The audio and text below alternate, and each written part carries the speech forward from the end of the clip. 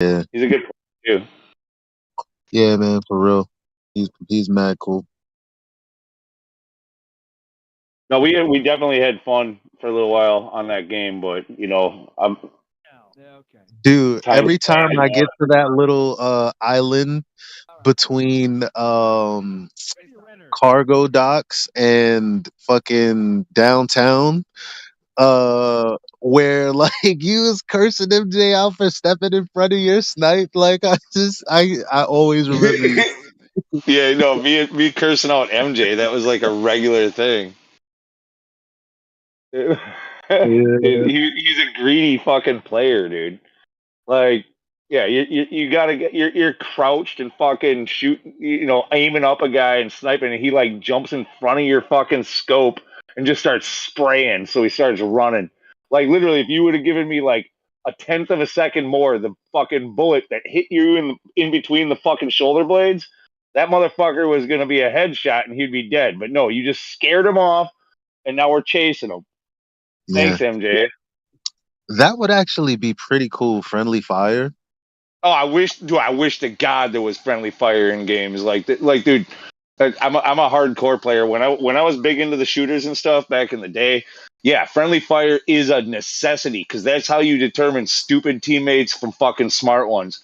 You don't fucking crowd each other's shots. You don't fucking compete against each other to get the kill. You fucking work as a team to fucking wipe out everybody else.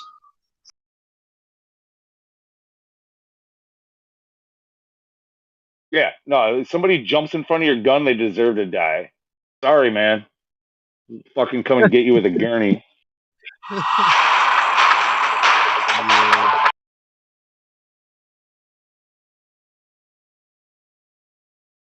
Like back in the day when I started playing like the shooters, like in like early 2000, like 2001, like SOCOM was my thing, and that was a hardcore game. Like you didn't have people on the enemy, you didn't have like enemies on the radar.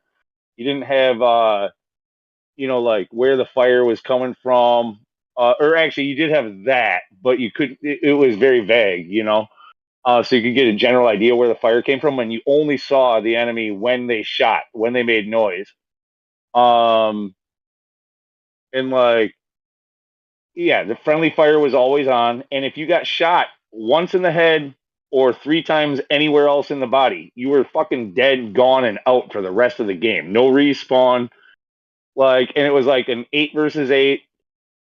Um, and you just went out there and made the best survive. Freaking, so you worked as a team and you took your time. You leapfrogged forward. You had people who were good at charging, people who were good at being like Overwatch, and snipers. That as your troops advanced, you would watch for them. You would tell them what was ahead of them, and then once they got to a position, they would hold it, and then you could move forward. And you would support each other and talk to each other in such a way, and it was like real fucking war almost, like not today's shit where you just go out there and like wear a cool skin and see how many kills you can get in a minute and like respawn fucking 5 times, um but yeah, dude, back in those, like, if somebody fucking jumped in front of your gun, it wasn't just like you bitched at them. It was like they got kicked from the fucking clan. Like, you're too dumb to play with us. You had rocket launchers, and rocket launchers have blowback. If you stood behind a guy with a rocket launcher, it would kill your teammate.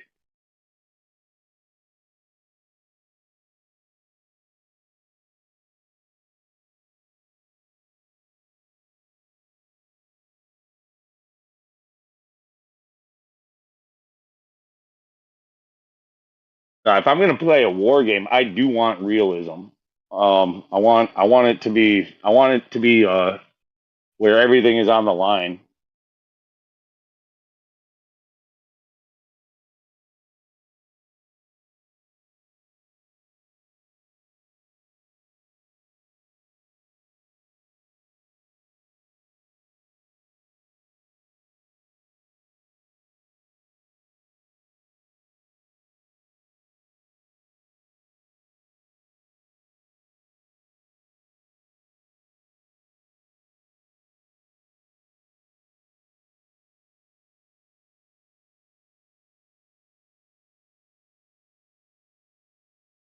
Tarkov, isn't that like a dinosaur game? like, like shooting dinosaurs or what? What? No, it's like post-apocalyptic Russia. Okay. And it's like if you get shot in the leg, you got to hobble around. You can't run anymore. If you get shot in the arm, you can't shoot straight. Yeah, no, I like that It's type of stuff. super Yeah, realistic. yeah, I like that stuff. It's called Escape from Tarkov. Just check it out. Okay, I assumed that there was some other game that was a dinosaur game that sounds kind of like Tark. Starts with a T anyway.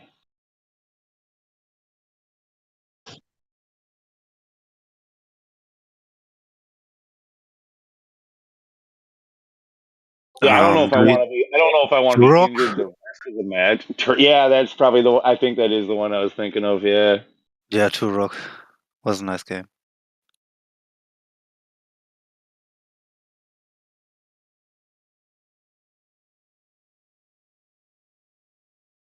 Yeah, I mean, I don't know. I've never played one where I mean, like in SOCOM, yeah, if you got shot in the leg or the arm, you didn't get like less stable. Like that might be cool to add to something like that.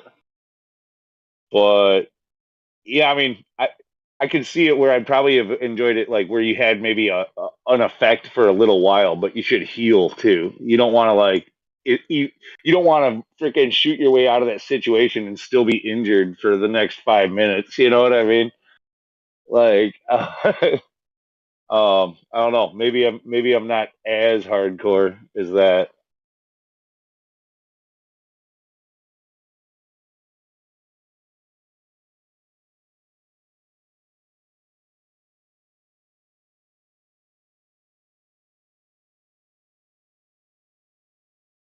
Yeah, no, you know what? Like, truthfully, yeah, like maybe I would get into it. And then, like Sydney said, that would be more like real war. Like if you get shot in the leg, if you get shot in both kneecaps, like you're not running anywhere. You know, like now you're just in a freaking crawling position, just creeping across the map in a like and bleeding out. That the thing is like I think like even if you got shot in the legs or the arms, the way that I look at it, instead of getting that detailed in a game, is you would just say like this person is uh he might as well be dead. Like he's not effective. He's not an effective soldier anymore. You know, like Yeah. if so like yeah, have the gurney pick him up and he can come back in next round. Yeah, no, you can definitely bleed out. You got to like find bandages and like painkillers and stuff like that to like make it through to the end. Yeah, okay. Yeah, So adding it's that like, stuff that's a neat that is neat. Like perhaps it could be done well. I haven't played it. yeah, it's like basically you spawn in, and with whatever you have, if you die, you lose everything on your body. So you basically spawn in with like an empty backpack and whatever gear you have, body armor, guns, whatever you want to set up, and you take it in, and you'll go into like maybe an abandoned mall or something, and you try to loot whatever you can, and then Yeah, I you got like to that. get to the escape spot and get out without dying. I do like the idea just because the aspect of like instead of just hey don't count me out man I'm still here I'm still alive like yeah well how long you know we're moving on without you that's the way it would really work probably in real war for the most part Yeah, you got to um be careful but because uh people. but if it really comes down to the line and you're down two it's the last two people and this guy got winged you know like hey let him see what he can do at a disadvantage because he's been winged. I like that. Yeah, that's cool. You got to watch out because there's people that'll like camp the extract zones. So you got to be real careful and like scout out the area first and just, or risk it and just go for it.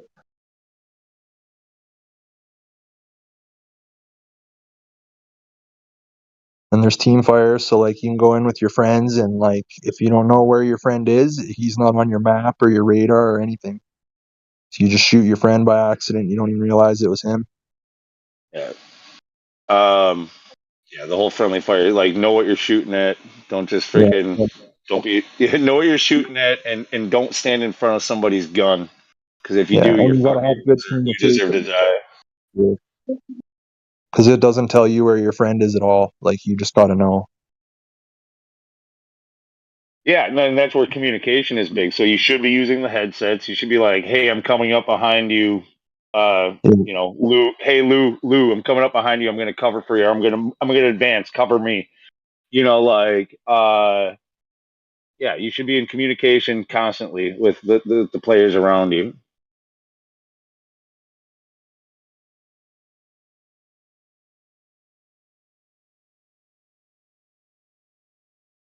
Yeah, you get yourself a sniper who's got a nice perch to overlook kind of the battlefield. He can kind of call out things for two separate. You run squads of two basically, or you take your squad and you break it up into, like, let's say you got 8 people. You go like 2 left, 2 right, and 4 down the middle, or even 2-2-2-2. Or you whatever. You put a guy that stays back that always is watching over and covering, and he's gonna direct, like, hey, you're good to go, you're good to advance. Now you guys move up, you take a position, you settle in, you freaking cover for the next squad that's gonna move up, and you cover for the next squad who's gonna move up. Like, that's how you tactically actually do these things. But like, nobody does that in games anymore. Call of Duty ruined all of that, honestly, because we had that going on with games before Call of Duty came along, and then said, let's make it a run and gun spray fest. Respawn first person and shit.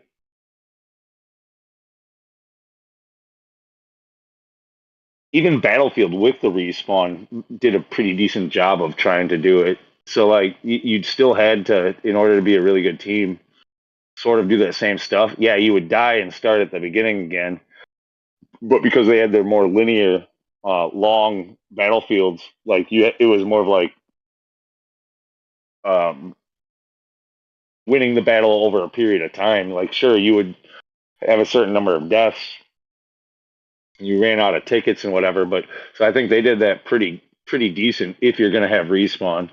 But I think, like, I think respawn is for pussies, personally. Go out there and pretend like it's your only fucking life.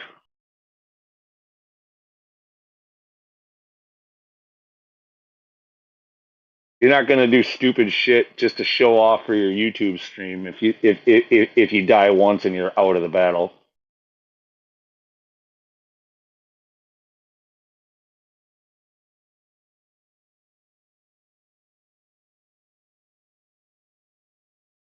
Probably enough about video games, though.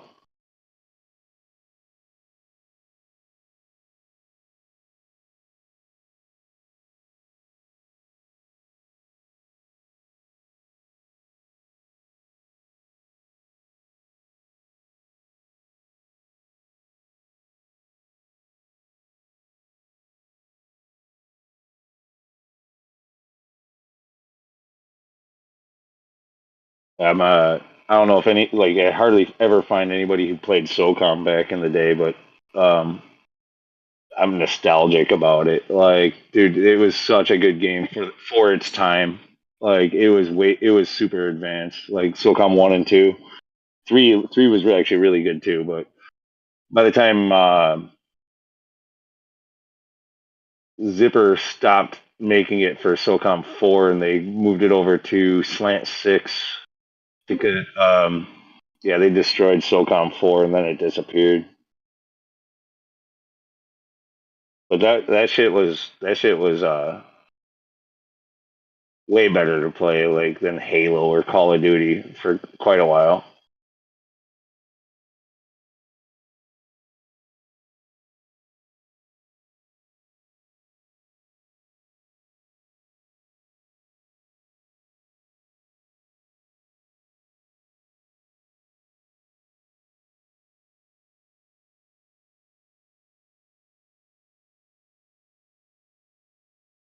Either they changed Raisin Bran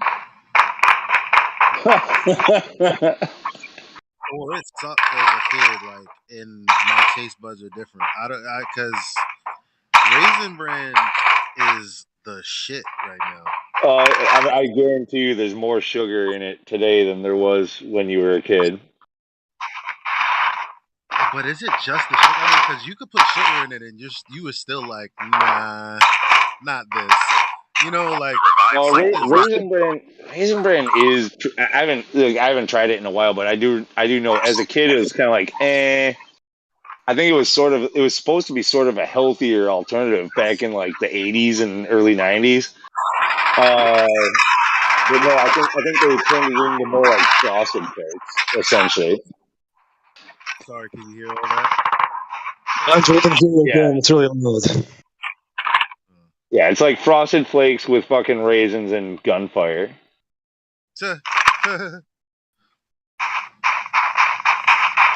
It's so good today. And then they got this maple sugar. It's just crispy and I don't know. I hope I'm not fooling myself with the heart healthy thing.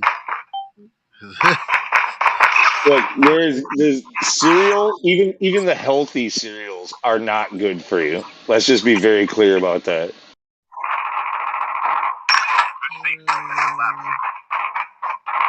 has vitamins and minerals on the box, it said. That is what the box says. Yes, yeah, we just trust what the box fucking says around here. Yeah. It says it's FDA approved and it fits the food pyramid. And the fucking does it also tell you that it like grows man tits and lowers sperm counts and fucking like destroys your fucking heart? Does it tell you that? Probably not. It says it's good for your heart. It's heart healthy. Yeah, it's got a fucking logo. Elijah, your microphone's making some like background noise. Yeah, you're getting a lot of gunfire sounds. Oh, sorry. No, cereal is bad for you in almost all instances.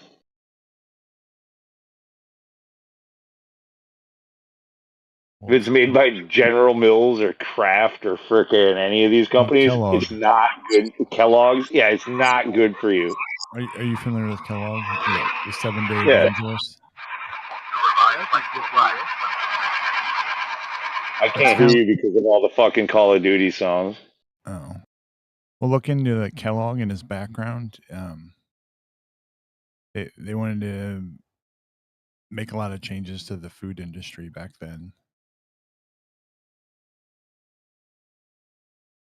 Truth is like people only like cereal because it's sugary and it tastes good. They just like it. It's not first off, you don't need breakfast. Like it's extra empty calories that you do not really need to get the day started. Like secondly, like if you were gonna have a breakfast, that's like the worst form of breakfast you could possibly fucking have. Lazy, cheap, easy, like and full of whatever those people you don't trust say that you should have. You know, they, make some eggs and bacon. Do that. Make some eggs and bacon if you gotta have breakfast. Don't be fucking filling a bowl of cereal to start your day. Yeah, milk's pretty terrible for you as well. What up, Lou? Hey, I just wanted to say, yeah, the thing about the friendly fire should definitely be in video games because I lost a friend in high school. I had 3 friends that went out duck hunting, and one of them stood up as another one was getting ready to shoot and stood up right in front of his gun. And In real fucking life, you had that happen to friends close to you. That's fucked up. yeah, in real life, and guess what? You don't come back from that shit. So yeah, that should definitely be in video games. There's no respawning. He didn't come back. He didn't even finish high school. So yeah. Yeah, teach people a fucking lesson when playing with guns. Like don't step in front of one. Don't ever. I mean, it was like don't ever point one at your friend just to be cool. Don't ever do that. Like whether it's loaded or unloaded. Like I had a friend who did that too. He's showing me his gun and he freaking pointed it at me, and I said, "Get your fucking gun out of! Do not ever point your fucking gun at me." And he's like, "It's not loaded, dude." Blah blah. I'm like, I don't know that, and I don't fucking care. Do not ever point a gun at me. Like if he wasn't my friend, I would, knowing that it wasn't loaded, I would have disarmed him and fucking beat the shit out of him. You ever point a gun at somebody, you deserve to be beaten. Yeah, a real gun should always be treated as if it's loaded. Always. Exactly. But yeah, it was a fucked up, horrible situation that happened to my buddy. But yeah, it was crazy because it was legitimately like an accident. Just stood up right in front of the dude's shotgun, and yeah. By And the the way, the dude, rule also is if you never point a gun at somebody unless you intend to kill them. And to the recipient of that, if you are looking up a barrel of a gun, that person is to be assumed that he intends to kill you. You now have full fucking right to destroy that person by any means necessary, because this is an instance of life and death. Doesn't matter if it's loaded, doesn't matter if it's your friend. Somebody points a gun towards you, you do everything you can to fucking take control of that situation. Lou, That is a can I? serious yeah, situation. Lou, this is why can law enforcement can I? they'll shoot you even if they attempt to grab for something, right? Like they don't even wait for you to point it. For Lou, sure. when I was in military, we didn't have the munition real one. We didn't have even that fake one. We had that empty Blanks. Yeah. But the main rule was, even we know that nobody had the munition. You need to have permission to get it. Even with that, that everybody has the empty weapons, nobody could point it on somebody. That was the rule. Nobody could point it to the weapon Yeah. somebody. If a gun is pointed at you, they intend to kill you, and it's your job to kill them first. That is the law of the land. That is the rule. That is how it works. Somebody points a gun at you, you're about to die. Now it's fight or flight. You have to either fight him to change that situation around, or you have to flee.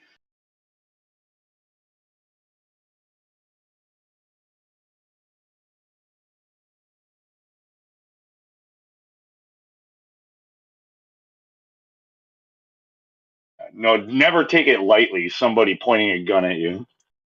I can't believe it. Like, like cops, they do this too. They don't. They point guns at people for very small things, like knowing that the person is not armed. Like, I don't know if they really realize like the situation that they're putting that person in. Like, that person is now threatened with death. Over a traffic stop or a minor drug violation or a freaking, like, or just because you got a scared cop for no reason at all. They just point the fucking gun. No, it's ridiculous that they do this. And it's surprising that more cops don't get shot because they do this on a regular basis.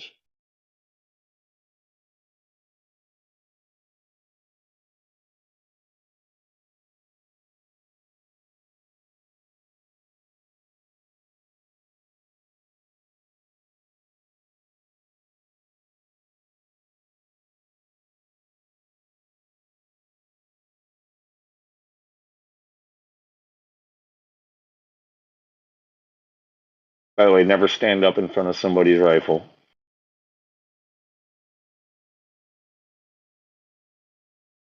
Or shotgun or anything. You don't come back from that. Yeah. Correct. War. That was sound before. War.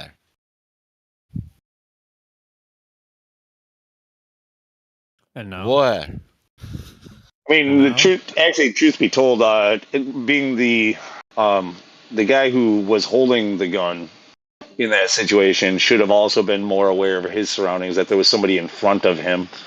You shouldn't have your finger on the trigger if you have anybody that you don't want to kill ahead of you, like downrange of you. No, they were in a duck blind. Stand up or okay. They were in a duck blind, and he was the guy who shot him. He was actually trailing, right? So he's he's leading the duck, and as he's swinging around, Gotcha. when the other guy He's stood up already in front of him. in action tracing, and this guy just happened to Yeah. pop up in front of it. Yep. I mean, it was a messed up situation. And after it happened, the dude who shot him took this dude who was not a small guy. He was on our high school football team, like one of the bigger guys on our high school football team. And he put him over his shoulder and literally ran for 3.5 miles back to a road to a car. And they were with the guy on his shoulder, like thinking he could save him. Like the dude was. I mean, You don't go out trying to shoot a duck and accidentally shoot your friend and take it lightly. You know, like no. It was crazy. No. Yeah, you could tell at the funeral that they just had him on like 1,000,000 pills to get him through that. Well, that's something you'll never live down. Like it'll always haunt you for the rest of your life, no matter how many pills and how many therapy sessions you have.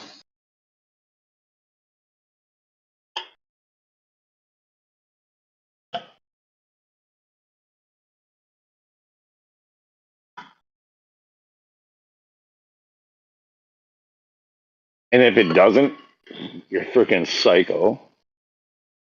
Oh, I'll get. Yeah, he was the dumb one.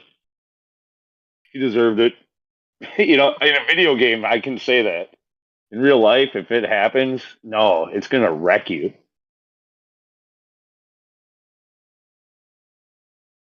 Oh yeah, dude was never the same.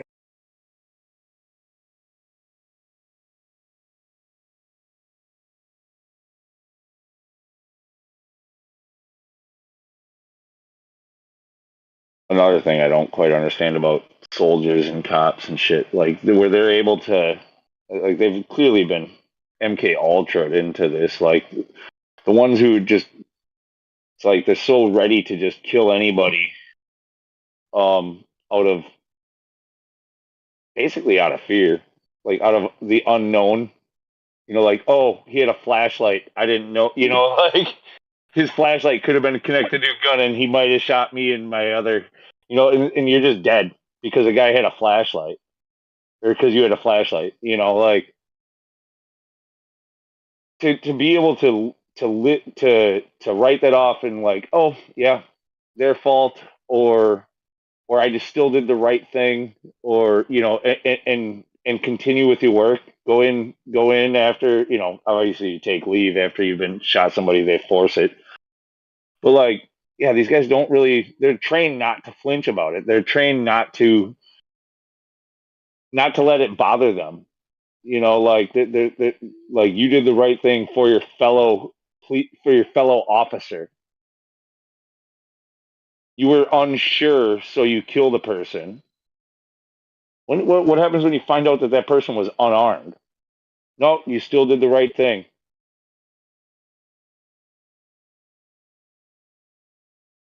Like you got to be broken mentally, like in order to literally just like continue on without that haunting you. It really should.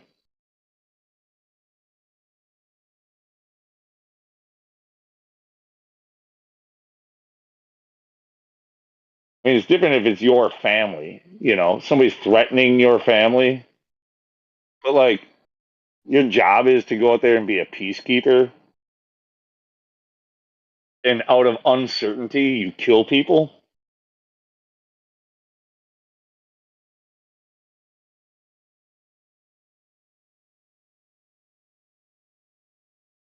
And they don't ever shoot once or twice or 3 times to disable a situation. It takes 2 or 3 or 4 cops to unload entire clips, reload, and do it again.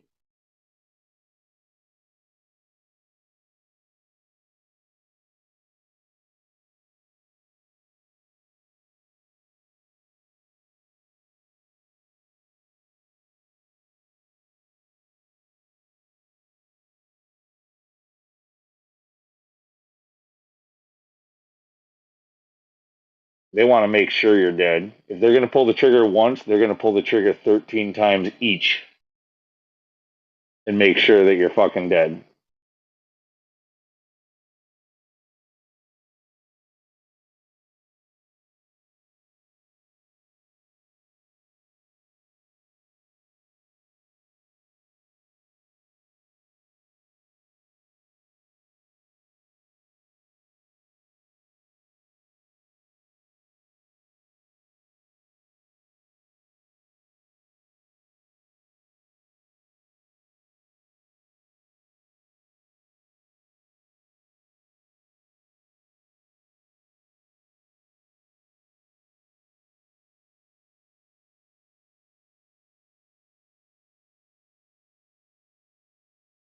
AJ, that might be a part of it also. Yeah, then they don't have to take the full blame.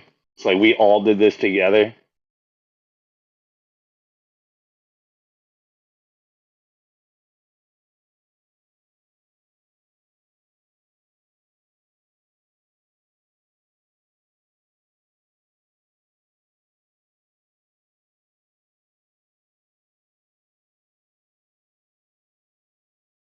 Like if you did it yourself, you might feel guilt, but as long as 2 or 3 other people fucking did the same thing at the same time, you feel justified.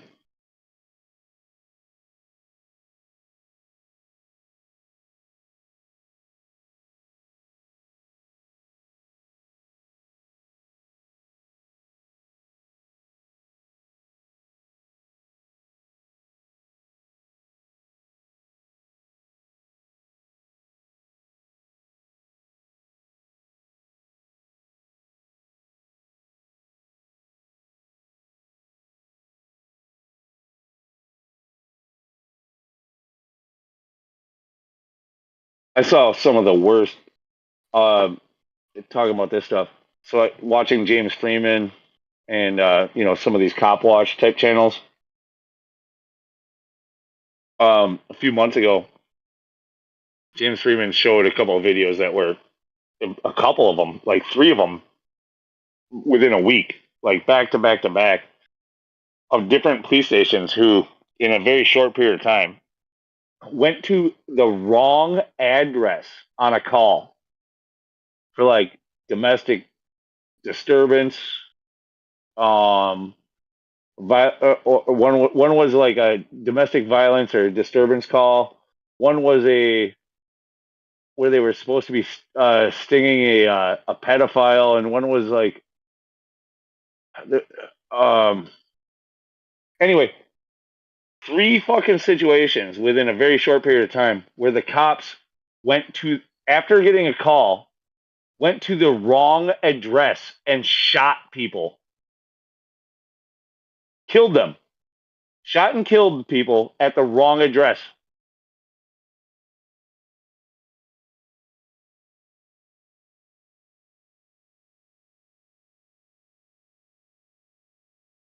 In one of the situations, it was because they couldn't count the floors. It was like a multi-story building, and the guy that they were looking for was on the 2nd story. They walked past his house up to the 3rd story. They didn't shoot anybody in that one.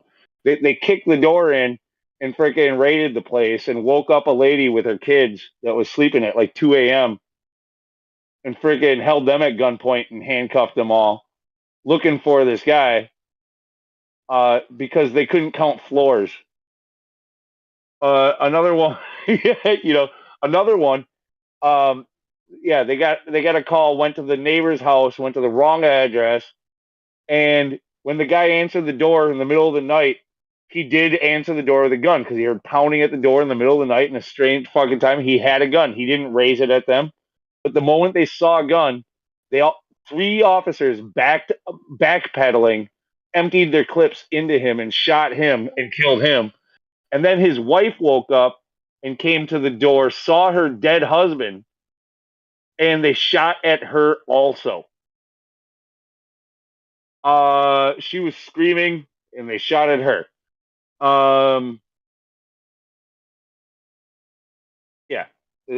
Absolute insanity.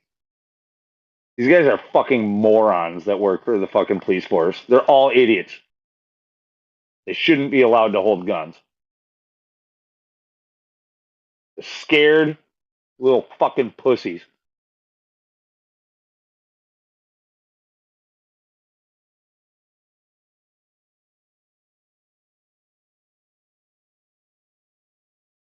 The one cop I play hockey with has by far the most penalty minutes of anybody on all 3 teams that I play for. Yeah, not surprising.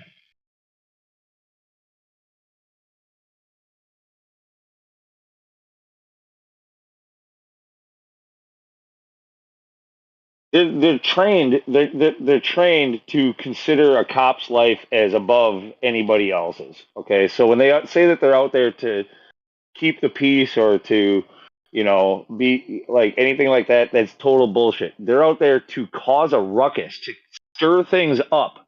And then when things get heated, they are a band of brothers who back each other up. They're bullies. They're a mafia. They're a fucking like they think they're above the law, and for the most part, they are.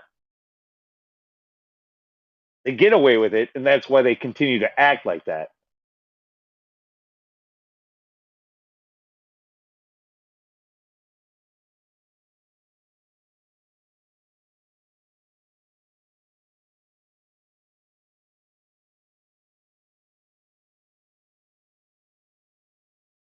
Yeah, they're trained over and over again that officer safety is the number one top priority.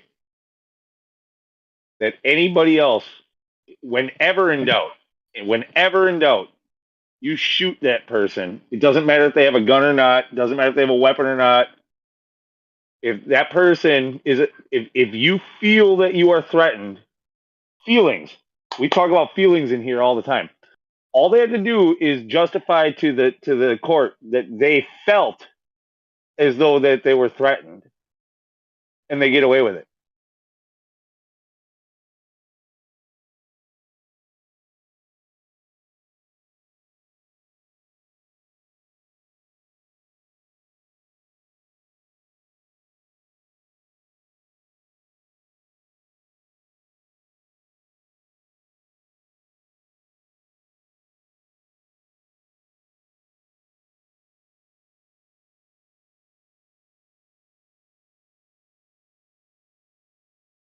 And because all of the freaking judges were once lawyers and have like the cops, the lawyers, and the judges they're all buddy with each other.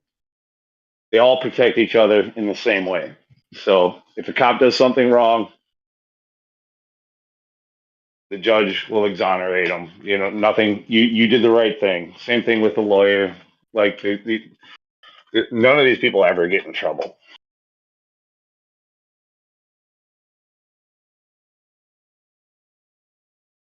The only time they get in trouble is when they go against the fucking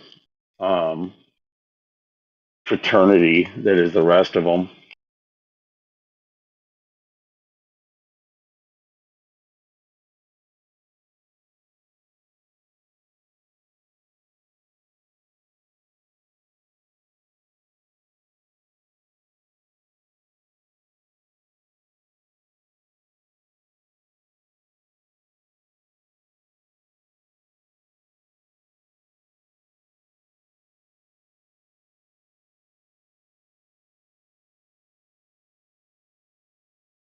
And again, I know how this also sounds. Is like I'm not anti-cop either. That's the thing.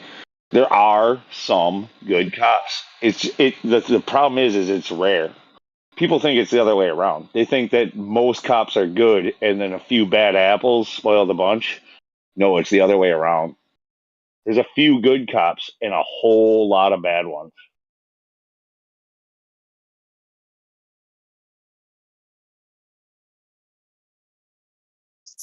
Yeah, my father-in-law is a cop, and the precinct he was with for well over 30 years. He never really got promoted too high because he was a good cop.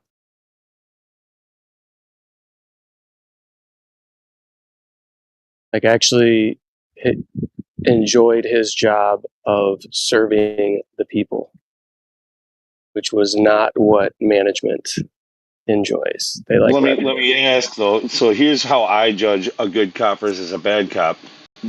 Was he the kind who would follow orders well, or was he the kind who would challenge his superiors and challenge the orders, like, and say no, that violates their constitutional rights. I will not do that. Was he the kind of cop who would say that? I don't know if it was necessarily as much about the constitutional rights, but he was the kind of person who would try to find every single way to give somebody the benefit of the doubt. Yeah, I mean, okay, but even still, like, the thing is like most cops, even if they're not the worst, most cops on a regular basis are in the business of violating people's personal rights. Yep. Oh, no. And their liberties. Right. So, and if like a good cop will recognize that and not do it. That's why they have discretion. There's not many good cops by that definition. Like most cops will follow the orders of their superiors, whether or not it violates your rights.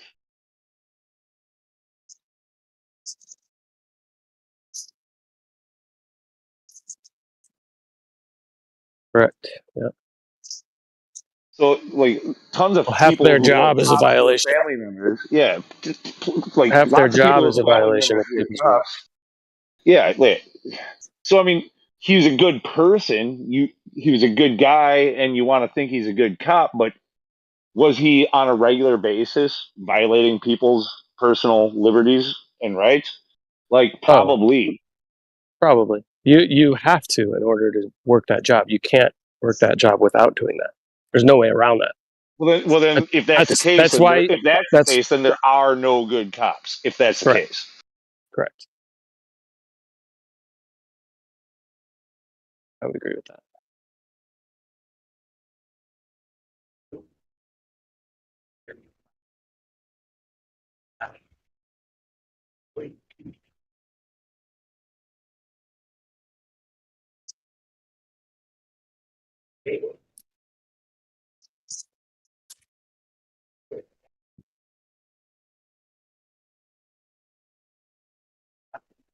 yeah, I mean, an actual good cop won't last very long, right? Like, if he says no, I'm not doing that, that violates their, right to this, and that violates their right to that. Like, he'll just be fired from that force, and maybe he'll get a job at another force, but it's going to be a repeating situation for the most part. Yeah, you typically can't operate in the capacity of a law enforcement officer without violating somebody's rights. Period. On a very regular basis. In fact, their job has to do a lot with entrapment. Like, they're supposed to violate your rights in order to try to entrap you to try to get a charge. Oh yeah. Which is like that's the kind of shit that my father-in-law wouldn't do. You know what I'm saying? Not saying that he was a quote unquote good cop, meaning he never violated anybody's rights, because you couldn't work that job if you didn't. Period. I mean, I've had a good couple of handfuls worth of run-ins with cops, and I've met cops that you could reason with. Yeah. He's one of those kind of guys. Yeah, but that same kind of it doesn't mean that they were reasonable to everybody either. Like right. I'm sure they So I get what you're saying there.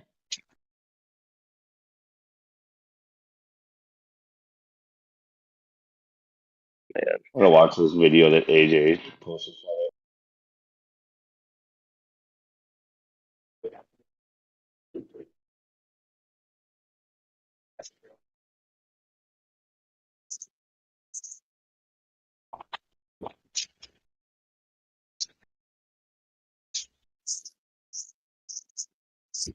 We were talking about MJ earlier. Has anybody heard from MJ in a while? Oh, I'm sorry. I was hearing the video. And what about MJ? Yeah, I was bitching about him fucking me up in Call of Duty by standing in front of my sniper rifle. Right. No, has anybody heard from him in a while? What happened to him?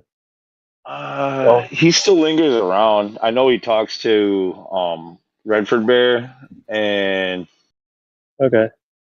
but yeah, no, he's way behind the scenes now. That's cool. Yeah, I still talk to Redford. He's cool shit. Yeah, she's the best. We actually did a gardening thing over in Geo's a couple weeks ago.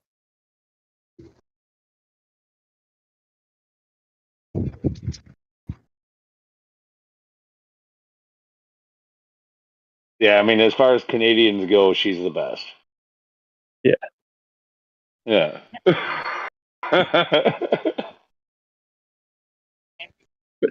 For a Canadian. For a Canadian, yeah. ก็จะpiù bronzata perché sembra solo ormai è nero. Dopo qui Sorry, davanti. I didn't quite pick up your mic. What was that? Are you the best too? He said Canadians suck. That's what he said. Oh, yeah. Well, they do for the most part. That's mostly true. That's not what he said. I was just joking. I didn't hear it either.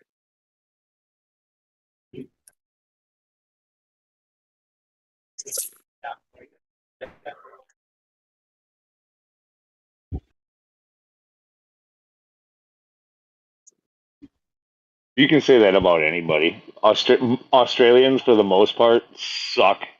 Total dick. Americans as well. Shut the fuck up, Lou.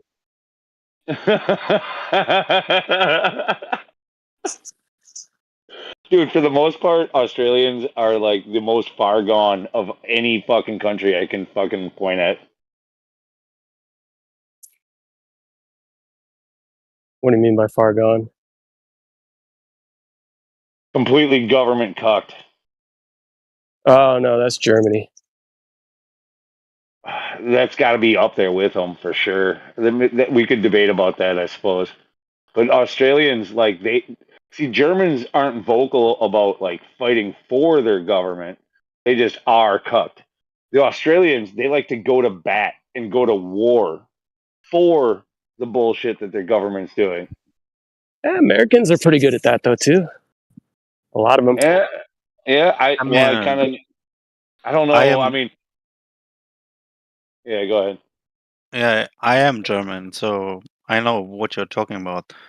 It's a preconditioning about the previous experiences we had in World War II, and therefore we are guilty of everything. And Hitler is, those things that are to remain unnamed, a violation of law and federal freaking charges. Yeah. yeah, basically that. Yeah, but you guys definitely just do anything the government tells you to do. There's no like resistance to it. It's like, well, the government says so. Yeah, but they mostly stay quiet though instead. Like they don't go and say like, no, the government is right and they're good and they're just. No, the Australians do that shit. They're like, no, our government is the best. In fact, it's the best in the world because, yeah, Americans do this too. But aside from America, like Australians, I guess, probably are that. And in fact, like America was more that in like the 70s, 80s, and 90s. We've become a lot less that way, I think, in recent years. Whereas Australia, like they're just like getting better and better and better at government cucking.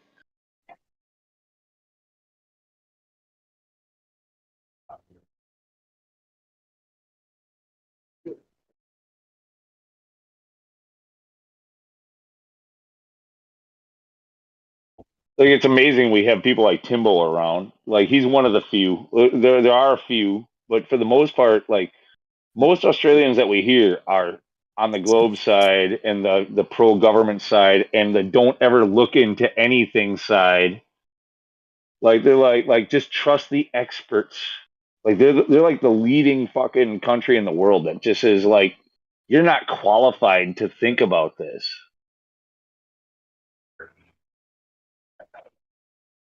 True. I mean, you're literally just espousing everything that Queen of the Trolls says.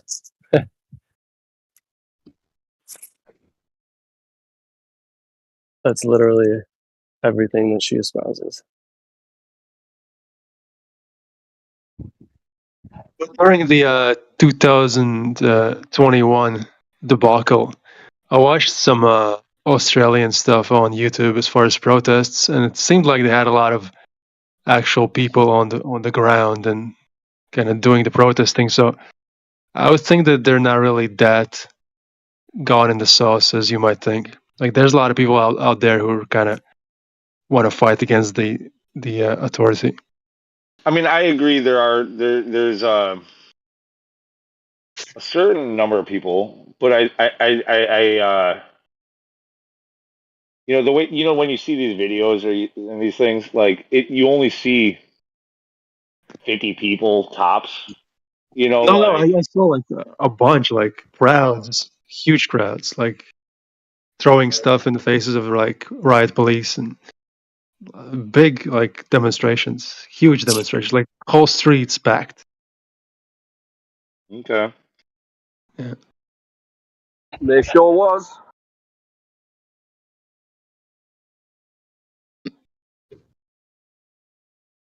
I mean, even still, it's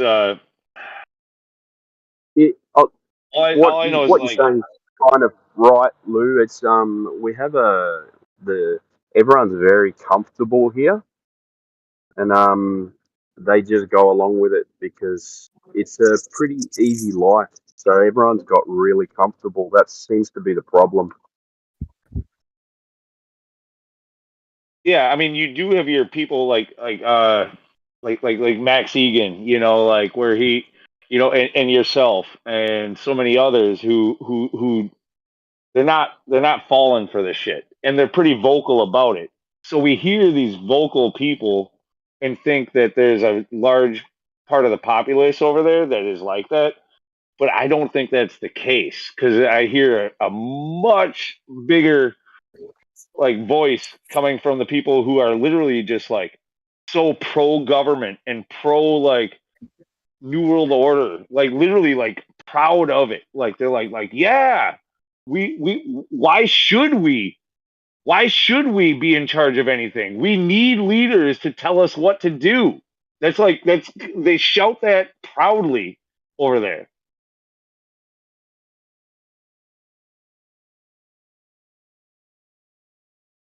It's really most places at this point in the world. Like you go anywhere, like resoundingly, you kind of hear that, and you're like walking on eggshells if you like judge the government. It's kind of weird. Yeah, you are not like you're not allowed to ever question them. Like it's not only like you're supposed to always be in concordance with them. But that's not even good enough. You're also supposed to like go out there and argue with anybody who might be in question of them. Like, no, you're a fucking volunteer soldier for them? Are you kidding me? Yeah, and they call them useful idiots. Of course, they've been recruited without realizing. Testing 1, 2, 3. Yes, Yep, we can hear we you. can hear you. Who's a useful idiot? Just all the Most people who most go along with Australians. different duties. Most Australians. Actually, it's people everywhere. There's a lot of useful idiots in every country. I think that's what we're saying. But we were kind of trying to determine which country had the most useful idiots, and I'm arguing for Australia. Somebody said Germany. I'm gonna go with Germany too, because I mean I haven't met a lot of smart Germans.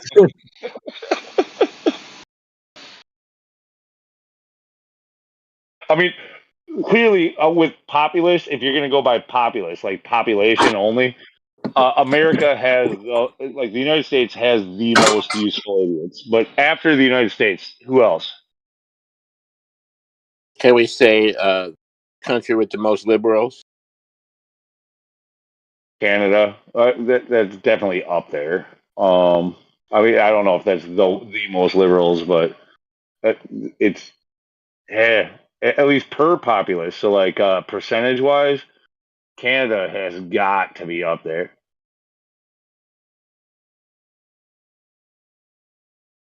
For me, it's not even the political party. It's like whoever buys into the whole charade of like the WWE of just cheering for one side or the other.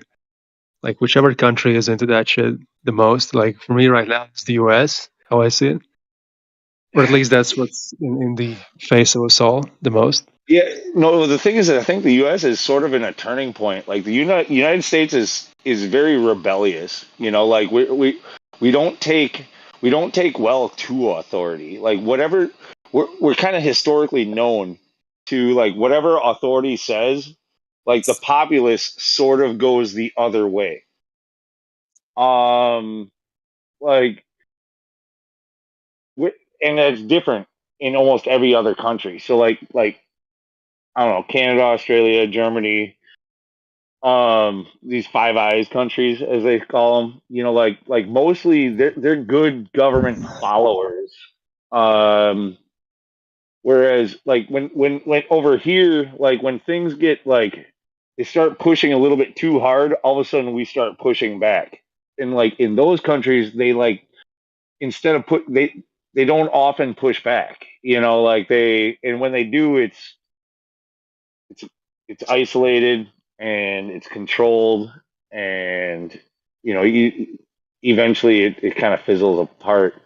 We're seeing that in the United States now though too, which is what's most disturbing, is like we've been the rebellious ones, and that rebelliousness is dwindling clearly.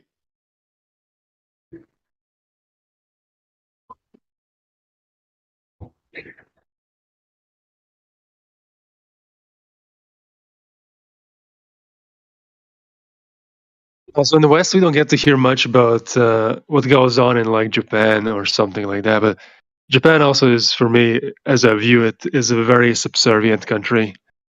They don't question things much. They just kind of go along with it.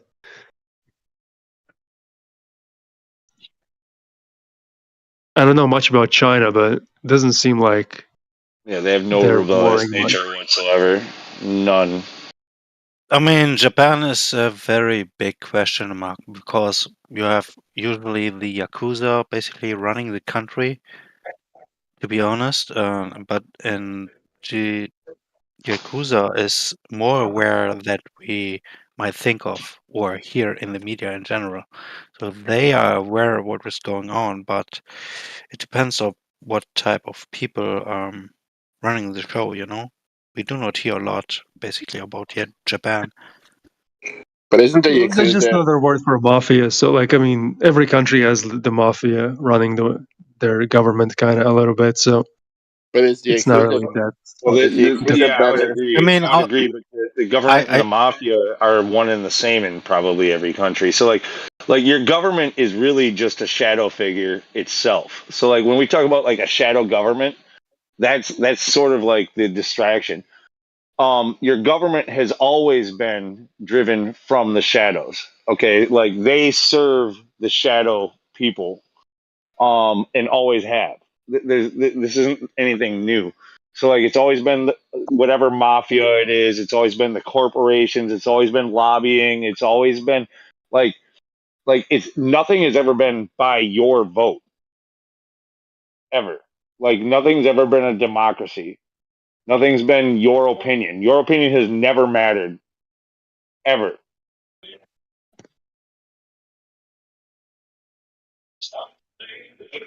Yeah, but the game is like we're gonna convince you that your opinion matters, and you're gonna argue on the behalf of us as if your opinion is actually influencing anything.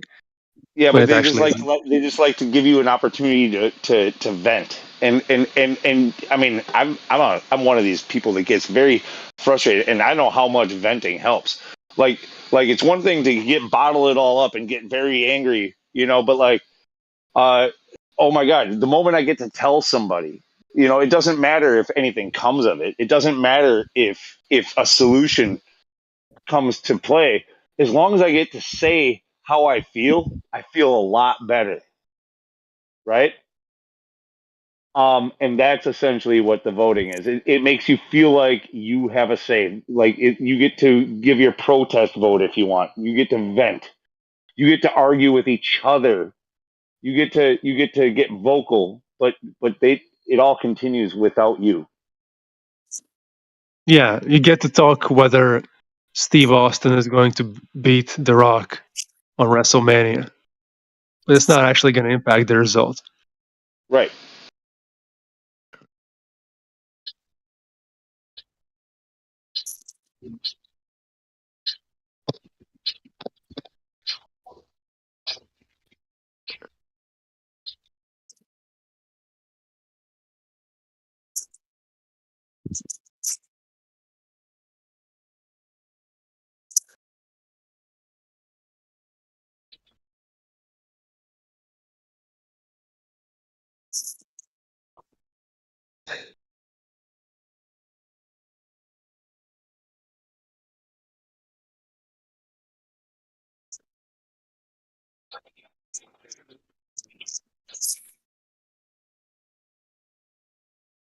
Didn't even hear the clock before you said it. Now I hear it.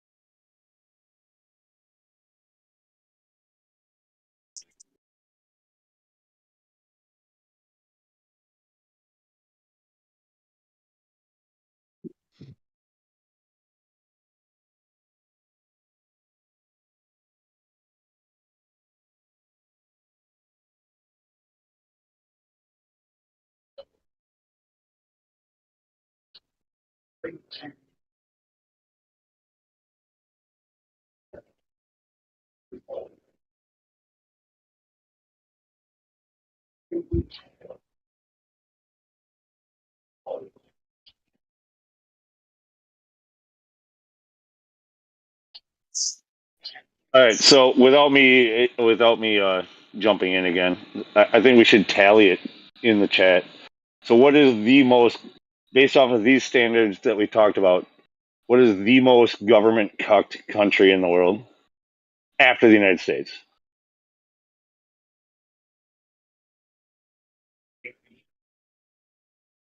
China. Government what? Maybe I need more qualifiers. Okay, so like not counting China either. So like, because that's like these communist countries where you don't really get a say, like where you have to. I don't know if that really counts. So like I out of mean, more like where let's even say America? like the Five Eyes countries. Out of the Five Eyes, that's America, Canada, the UK, Australia, and Germany. Sure. Well, so that I'm not sure, but yeah, like out of those. I also have France, I think. France is also up there. Yeah. Yeah, most European countries in general are pretty fucking cooked. Didn't the French just overthrow their government? Yeah, they've been doing a lot of fucking vocal protesting, like violent protesting, out on the streets, burning shit and stuff. Like we just don't get a lot of media on it. They've been freaking rampant on the streets. Yeah, they are doing stuff now because they have a lot of immigrants, and it's really kind of making things very difficult for them. A lot of Yeah, people are just I don't think Yeah, France would be. but I the don't stuff think we France see would out be of the top. France.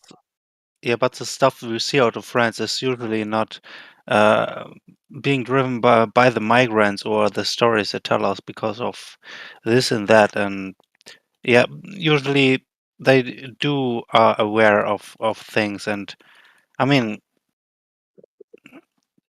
France is basically a revolutionary country, and they start revolutions at first, always, whoever it is,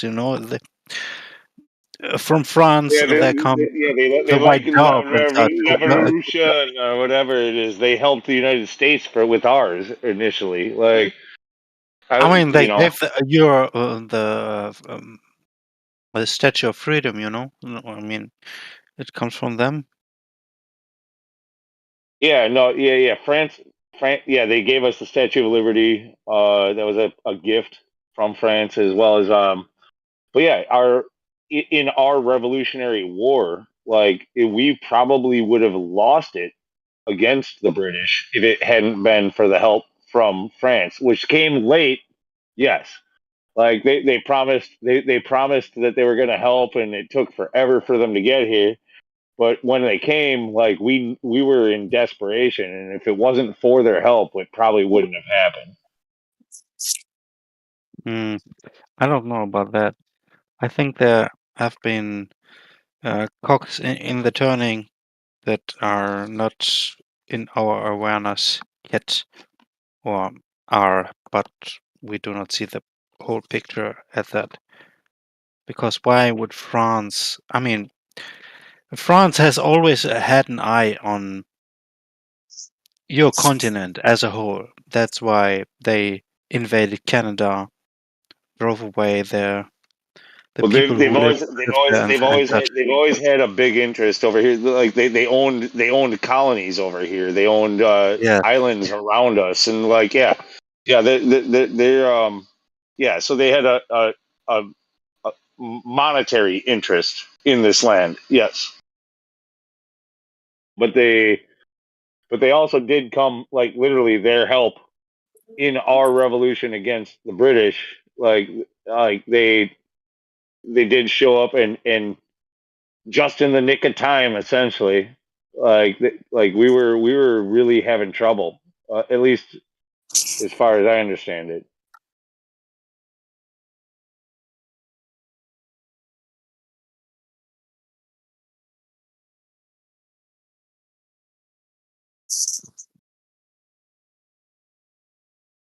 It's just kind of funny too how we, as the United States, like if you do understand that as a truth, which I'm not sure how truthful it is because it mostly comes from like the Patriot movie and history books. Like, and I don't trust either movies or books. yeah. I mean, for me personally, truth stems from the morals which we grew up or have learned from some source, which comes from my understanding for me personally, from the Bible. So whatever construct has been established in any country that reflects basically their morals or standards or whatever, or their laws they create around freedom as such, or whoever. Every land has different amounts of kinds of freedoms they are assigned to. Germany has 29, France has, I guess, 22.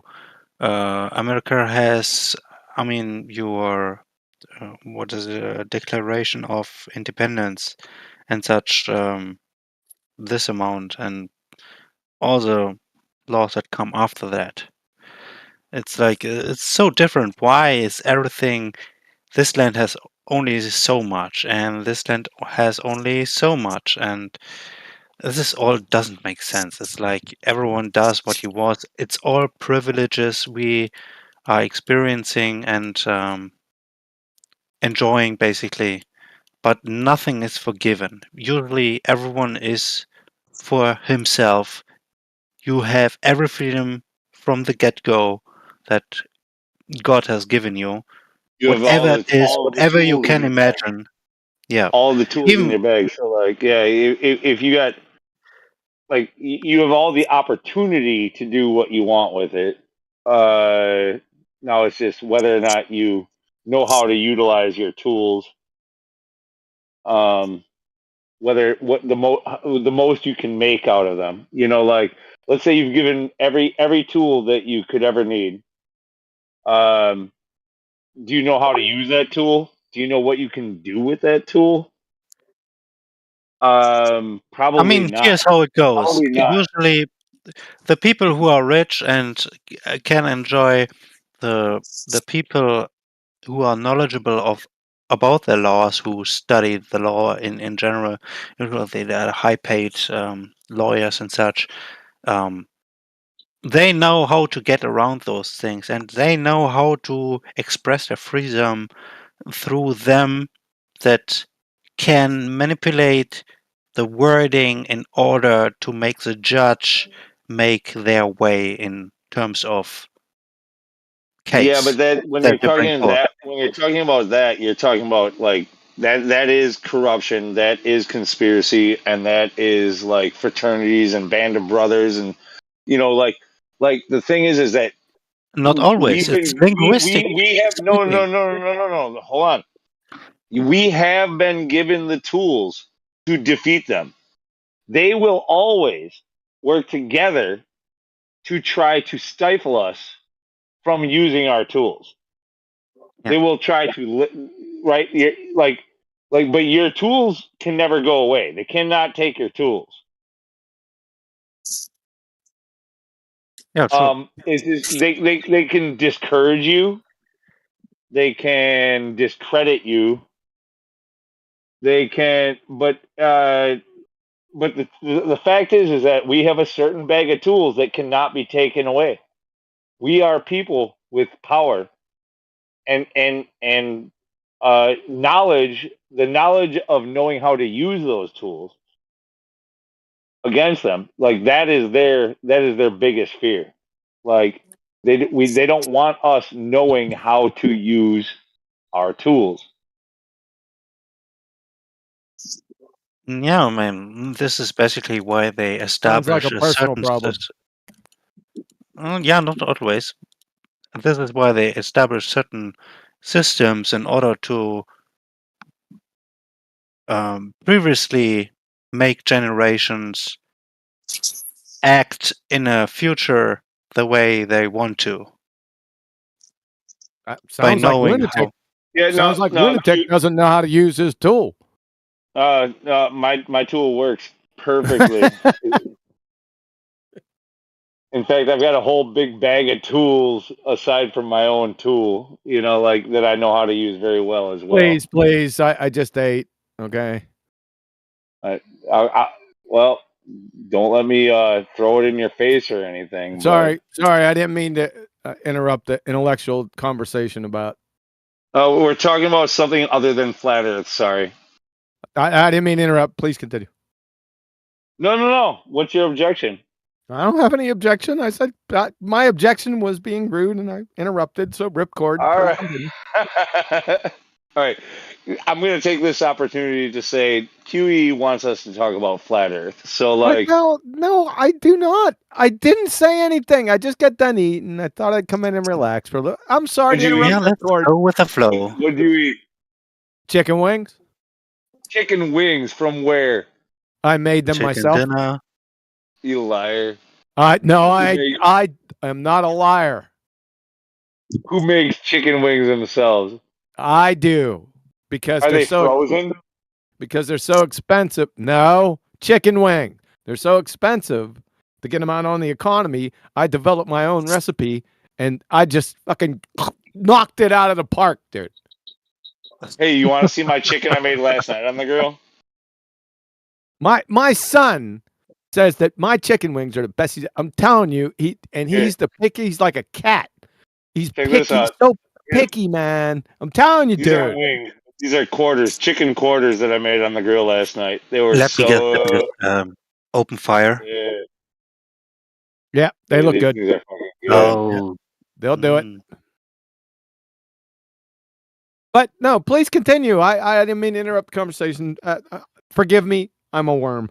No, you're gonna be a worm, so I'm gonna address this right now. Oh, it's very humble. I mean, you're not gonna just disappear into the background. No, you're gonna wait for an opportunity to fucking strike. So let's just get this done with. What? What? Me? You think I do anything like that? You. Yeah. Waiting to strike. Yeah, you're not fucking. I'm calling you out, and you're laughing your ass off because it's absolutely true. All right. Okay. What am I guilty of now? Fucking being an opportunist hunter.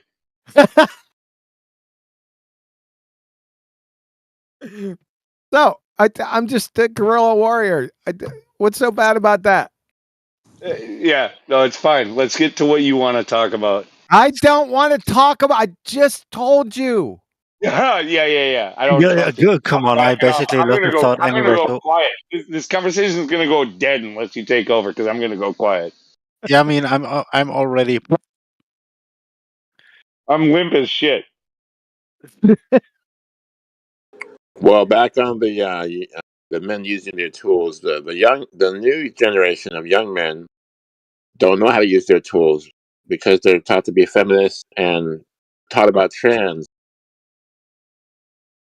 That sounds weirdly sexual. Young men don't know how to use their tools because they're taught to be too effeminate.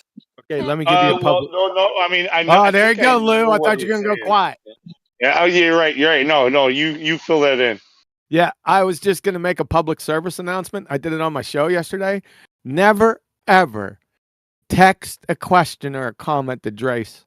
No, don't fucking do it. Unless you want to listen or read War and Peace. Don't fucking do it. That's my public service announcement for today. Well, if you like to read, then you can send me questions. You know, I announced on the show yesterday, Drace. I love you, man. I just wanted to let you know. It was funny as hell, man. I love that. I replayed it many times. Oh, shit. Where's Indio been? Get on in here. Yeah, I mean, I haven't heard of him month. Yeah, I missed that, man.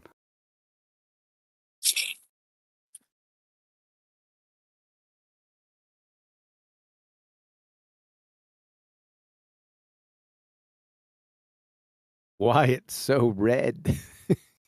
They put Kool-Aid on it.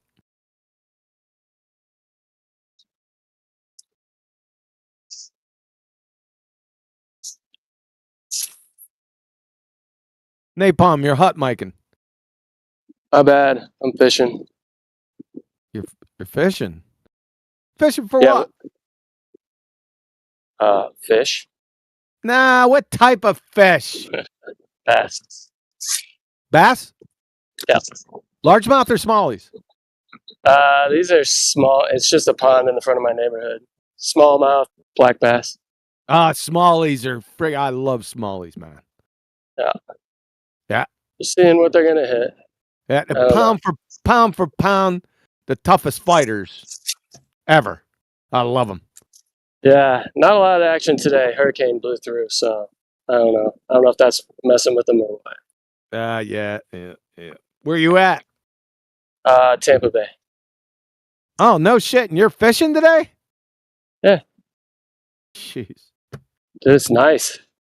Dude, after hurricanes come through, it's nice. Apparently, the category 4 wasn't really like what it was blown out to be. Never is, dude. Never It is. It hit north of you guys, though, right? Yeah, it went up towards the armpit.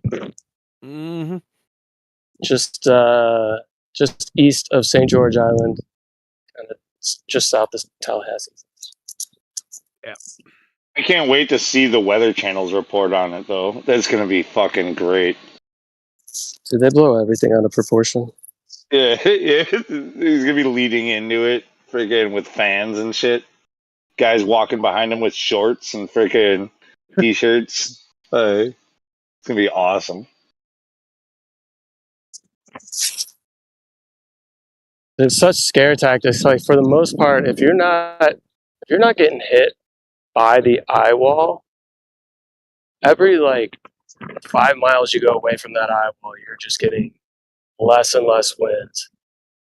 Like, the biggest threats you have if you're not getting hit, actually, the biggest threats you have from a hurricane, period, are flooding. Floods. Yeah. Yeah, I've watched this stuff for, now I'm old enough, like, to realize, like, it's basically just a really bad freaking rainstorm is really all it is. Like, I mean, Katrina, when it gets really intense and you get a lot of flooding, sure, especially in low-lying areas, but that's the case with any big storm anywhere in the country. It's just the fact that you're on the coast and these big storms come in and you have a lot of low-lying areas and a lot of population, so there's a lot of devastation. So like there's a lot of hysteria that can be made over it. But like, I mean, in the middle of the country, we could get a giant fucking storm that floods areas, and there's no news about it anywhere, like nationwide anyway. You know what I mean? Like, it's in your local area, and that's about it. If it bleeds, it leads, man. And hurricanes look big, bad, and vicious on the radar. So I just want to scare people. Don't get me wrong; they do damage. Like shit can get fucked up.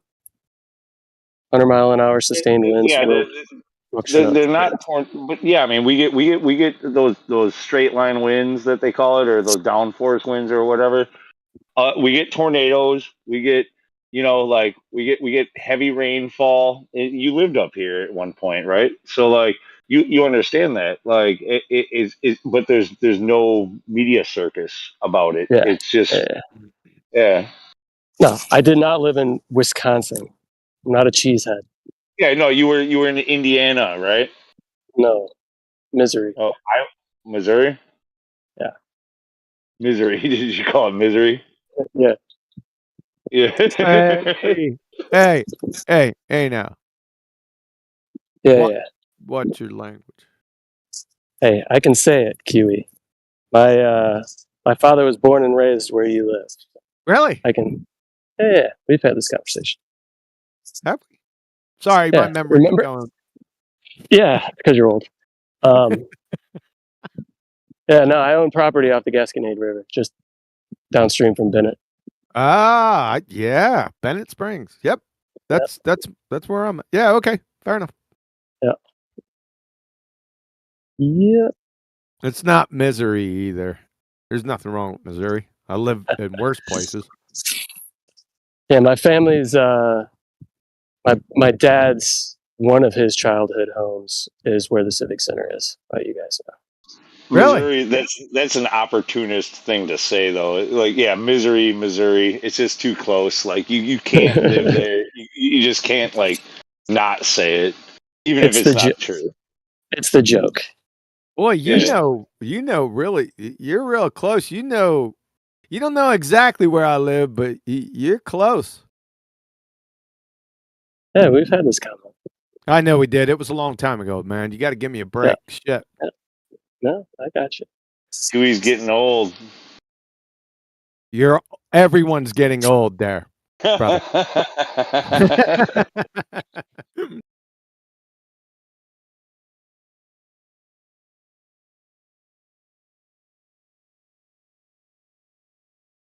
All right. So are we gonna have John tonight or QE? You looking to stir up a fight, or you want to just like chill? No, I just ate a whole mess of wings, man. I just want to come in and relax. You just want to chill. So it's John tonight. It's John. I wouldn't go that far. All right. Well, I mean, I know that at any moment John could become QE, but are you John right now? Something wrong with QE? No. Well, QE isn't authentic to himself. What'd you say? Yeah, I said it. You said what? I didn't hear you. Say it again. QE isn't authentic to himself. Isn't authentic? You are, as a person, are a lot more laid back than your online flat Earth persona. I don't know about that. I'm laid back when it's time to be laid back. So is that QE being laid back, or is that just John? No, there's no two people. He's one and the same. That inauthentic, that's some horse shit. You better take that shit back before I rip you up. You're not gonna rip me up, man. You're gonna freaking chuckle halfway through, just like I do with you. You figure out what a hypothesis is yet? Yeah, it's a fucking test. It's a freaking no, it's not. or a hypothesis. Yeah, no, the hypothesis is I'm gonna do it again. I'm just gonna say it. Yeah, it's essentially an educated guess, but that's in layman term. It's what is you're gonna guess what the cause of the effect is. So you have an idea of what you can manipulate in order to change a certain outcome in order to get there. And I'm just doing this in completely layman's terms. Yeah, I know what a hypothesis is. I always have. I just don't fucking recite it in the way that you want me to. What the hell are you talking about? The hypothesis is the cause of the effect. In like a few in 3 words, cause of effect. Wrong. What we have here is a dance between an alpha male and a beta male. Who's the alpha and who's the beta? Are you fucking kidding me? This has nothing to do with that. You can figure that out. What? Because wait, I'm a beta because he wants me to freaking recite it in his terms. No, I think we're both sounding very alpha. Honestly, like I'm secure in the way that I'm speaking, and he's secure in his. I'm not gonna take a backseat to you, fucking Kappa, fucking Delta, fucking Echelon, or whatever the fuck you are. It's not echelon, it's epsilon. The word you're looking for. Yeah. No, Alpha male, The alpha word you're males looking tell the truth over their friendships the word and you're looking for relationships. is the word you're looking for is sigma. What about that? Oh, yeah. How about last? I'll just call you last. I'll take epsilon. You still didn't get the damn hypothesis right. He was right the first time. It's a test. This is a test, Lou. You're being tested. Yeah, I know. No, it's not a. It's the hypothesis is not a test. No, I know it's not. I'm saying this is a test. The hypothesis is the guess towards the outcome of the actual test. So you set up an experiment where you have an independent and a dependent variable, and your hypothesis is what the outcome will be. Negative. That's incorrect. Usually an if-then statement, Lou. That's incorrect. Oh yeah. And if I do this, then that will happen. Independent, dependent variable. Yeah. No, like look, just because I'm not fucking saying it though in the form that you want me to do it, doesn't discredit me in any way, shape, or form. And the dude who was just last speaking, who was last, you can fucking just not chime in the next few minutes, okay? Yeah, well, if we're being hyper specific, can I go? Yeah, you're somewhere in between first and last. Yeah, you can go. Well, a hypothesis is a supposition as to what is the cause of a natural phenomena observed. Right. That's correct. Did you learn that from QE's webpage or no? Not his webpage, from his mouth. Yeah.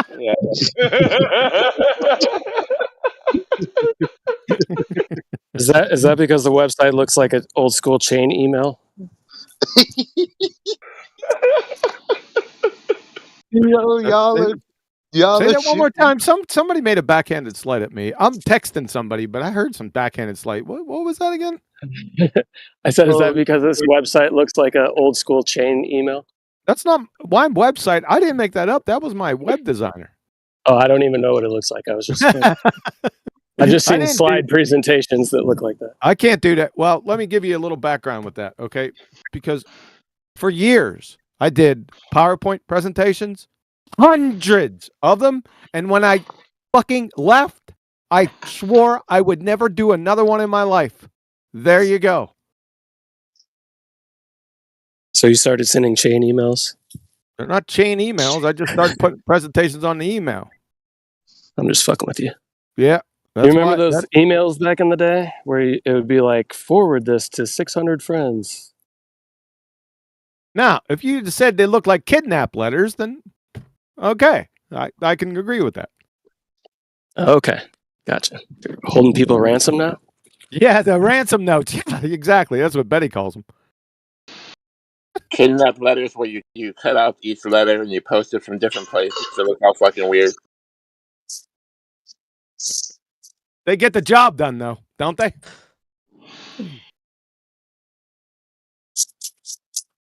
That's what I thought. All right, now you got my full attention. You listen, absolutely, QE. You do get the job done. You're a little bit crass, a little bit abrasive, but you get the job done. Absolutely. That depends on the attitude that's across the table. Well, yeah. No, and I can appreciate some crassness and abrasiveness. I'm that way myself. But I also can take offense to it as well. Like, I just like, I don't know. It it's if that's your thing and you're gonna do it all the time, like you're gonna be guaranteed. And I think this might be part of it. Like, you're gonna be guaranteed to have a lot of opponents, which gains a lot of attention. And I don't think it's authentic for anybody to be that way all the time. Authentic. I'm not that way all the time. No. Only when you're QE, not John. No, only when you're not fucking listening. Only when on the other side of the table. I didn't forget the fucking conversation. You drinking again? I had a few, yeah, but Yeah. no, like, listen. Wouldn't that we Listen. could never tell. I didn't forget the conversation, man. Not yet. So, I guess you forgot what I said. It depends on the attitude across the table. Duh. You don't. Listen. Sometimes you come in attack Oh, form, God. like sometimes you come in like you're in attack form and like it's for a recording. Other times you come in ready to chill, ready to freaking have a good time, and also just kind of go with the flow. Y'all Yeah, forget, Lou, people are man. different. But People y'all come in forget. with all sorts of. Sorry. No, go ahead, Trace. My bad. Yeah, You was first. people are different. People come in like Helio comes in here really drunk sometimes. Sometimes he doesn't. Like, there's things in your life, and you're at different states when you come in here. Helio comes in not drunk like once a year. Yeah, but I'm saying there's different levels. Like QE comes in here. He might be all fired up, but the guy is being super retarded. That's why he goes off. Right. And it's not a game. Like that's what we seldom remember is this is not a game. We were lied to as children in a weird fucking village kind of way. Our children are being lied to and we're still sending them to school. Like it's fucking crazy out here, man. It's like it's not a game. But when somebody comes in here acting like they don't understand things like that video that I showed like for a minute and like 30 seconds where it's like the guy is saying, here's the horizon. It is if you're this many feet off the ground and it's this distance away. And they're like, I don't get it. You're bullshitting, fam. Who has time for that?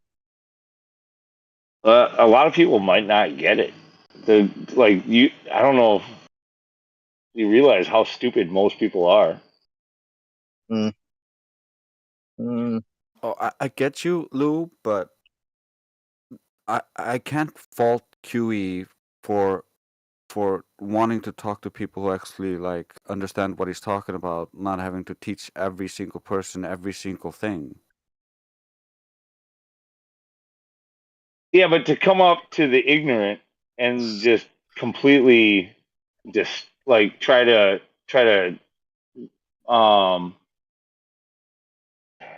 humiliate them. embarrass them. To try to there's a few words that could be used here, like embarrass them or I don't know. It's almost dehumanizing in some ways, like the way that he tries to eviscerate a person or Yeah. whatever else. Like it's like you got to understand that these people, like, it's almost like talking to a freaking a retard. Like a special needs person. Like, you don't go in there and talk to a freaking autist or like a severely autistic person or a severely Down syndrome person and be like, are you fucking retarded? You don't fucking you don't do that. I agree, but those people shouldn't also be talking to QE and trying to defend the globe. They need someone else to try to come in and be the soft landing, because QE is too high level for them. They're just not ready for that. You don't recruit the college professor to help you with the autistic 7-year-old. You get the support staff to do that. Right. It's all right, kids. It's time to go out to the park. You know, like nah, but I do for QE's Look, you said support out of staff. Support damn staff is where, motherfucker. I where know he you comes heard me in. speaking. You must be the one that needs the support staff. He's Support staff is autistic where and he comes Down syndrome together. Just fucking around. I don't mean it. Just kidding. Like, wow. We done I with was the like intervention? 7 words in. Oh, we're not done with the intervention. Okay, please continue. Yes, QE. For your brownie points with Jesus' sake, I hope you just walk away instead most times rather than do the mean thing. It Oh, depends. If we're not done with the intervention unless you're willing to recognize that you have a problem. guys, you guys, we need to just realize that he's giving us an opportunity to make them feel better. Because if we go like, oh, let's calm it down and take it over when he's done with them, then all of a sudden they feel like, oh, I'm being understood, I'm being listened to, even though QE's point is still salient and still there. Sorry, can I say something real quick? It's kind of like you need the dad to be the hard disciplinarian who says, stop being a dumbass and hits you on the back of the head, and then you get the mom to come in and comfort the kid so he doesn't feel bad about it and get delusion. Yeah. I see QE as a pussycat doll. He's just a little kitten. Yes, he is. No, yeah, he is. No, like a little bit. No, I wouldn't call him a pussycat, but no, like he's a sweetheart. That laughter at what I Just just a little said kitten. there, like that shows it though. Like he sees the joke in this. He sees what's funny. He- I'm a lot of things, but I don't lack a sense of humor. yeah. He's a peach. And a peach. And a pussycat. It's real simple. If You're a little kitten. if you're a pretender clown and you're on the other side of the table and you're trying to fraud or lie, it's your ass. I don't care who you are. He likes to destroy some crayon munchers. No, I don't. As long as Not they're anymore. as long as they're not pretender clowning, I don't have an issue, and you'll see that every Oh, your time. focus now. I get it. The pretender clowning. Your focus now is on flat earthers, right? Not. It has nothing to do with the globers. They're allowed to globe all they want. It's about flat earthers who are pretender clowning, right?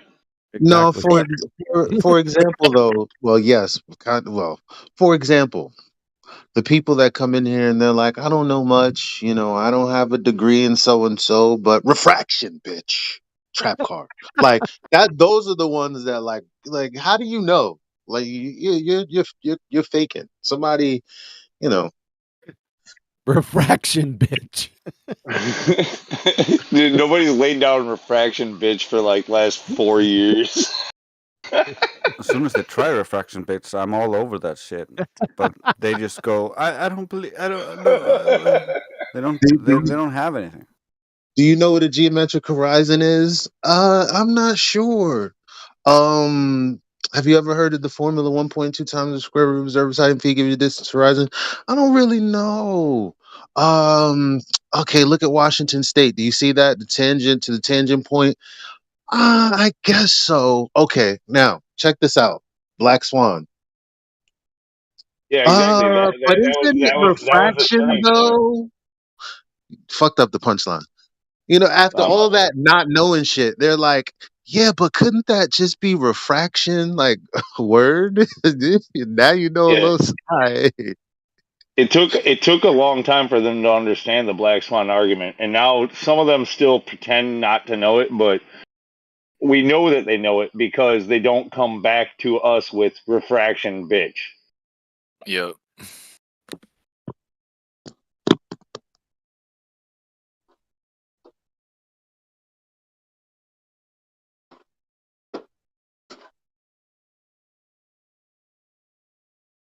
Okay, I think the intervention's done. Clear? No, Darn. QE hasn't he hasn't admitted he's got a problem. Why are we doing this here? I got a don't know what problem. the problem is, Lou. I'll admit it. I'll admit it. All right, what's your I problem? got severe allergic reaction to pretender clowns. That's my problem. Allergic to bullshit. I'll just let it slide. That's not it, though. No, see, QE probably, well, not probably. He knows a lot more than he even, can bring up in this subject. There's probably a lot of things that connect to this subject that would tip him off to what kind of a person is. And it's annoying. It's annoying to see it happen. And if he tried to articulate what it was, most people wouldn't understand what the fuck he's talking about, where he's coming from. But these people are demonic, man. Straight up and down, straight textbook, straight from old biblical times. Act just the same, and Well, that shit. I can agree with QE on the pretender clown thing. Like the demonic part, it doesn't come from one. It doesn't come from just one side. It both sides have demonic entities. You don't even know what I'm talking about, Lou. You have no idea. I agree with you, Elijah. I've for a long You've time seen probably Alexandra's video, so you know the context I'm talking about. I've Lou seen has no probably fucking idea. Xandra also. Yeah, Like, are you he's talking about her? talking about Devil May Cry and shit or something. I don't know. No, I'm saying like nobody over here is 100% pure and divine. Okay, go fuck yourself Okay, if you think they are. but nobody. Well, I know I never have. Never mind. Whatever. So, back in, when people were smarter, when they'd look to the wise elders, that's what QE is. Yeah, I want to comment on what Elijah was saying, because the way I see it is what people called demons back in the day is what we call narcissism or fallacious kind of thinking, because they're all the same. They're all using the same flawed logic. It's like they're all possessed. That I could see how people could be like, "Yep, they're demons." Yeah, you see, like Karma was saying, you see the same thing in different people, and it's natural to assume, yeah, it's the same thing.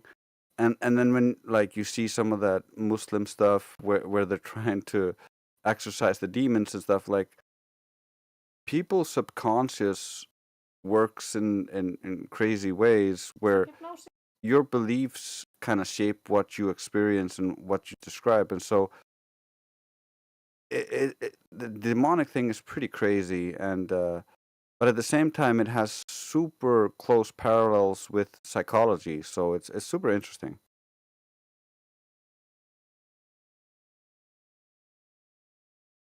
Like when I got into this subject, and I still got a long way to go. I just felt like, damn, I'm too dumb. It was a point where I realized, oh snap, God is real, and I was like, He must not be pleased with me, and I work as hard as I can, which still isn't hard enough to get above the for lack of better terms right now, the retard level. It's like people are running in that direction. Let me ask you: did you, when you say you got into this and thought you're too dumb, did you think before that you were very smart, but then you got into this community and you were like, "Holy shit, there's a lot of stuff I don't know." Is that what you're talking about being humbled, or? Well, because that's the way I felt. That's the way I felt at first. Like it's like, damn, there's a lot of You shit really here. want me to There's answer a lot of or what? people. Yeah, no. I'm just go ahead, answer. Yeah.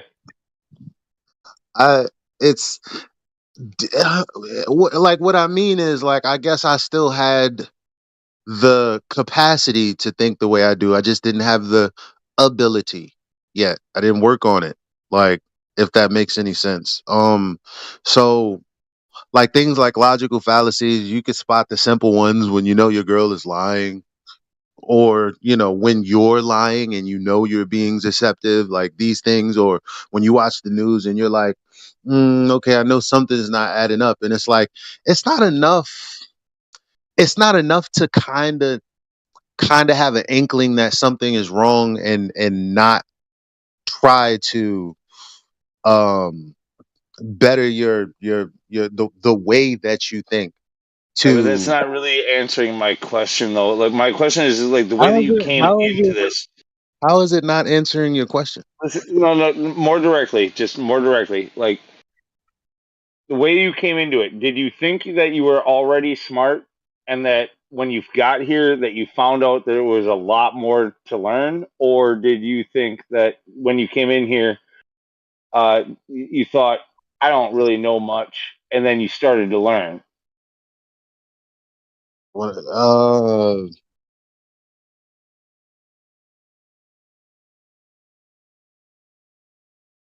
it wasn't that I thought there's much more to learn, because that's a thing that is gonna continue till the day I die. Like it's not like you could just learn like it's always gonna be more to it.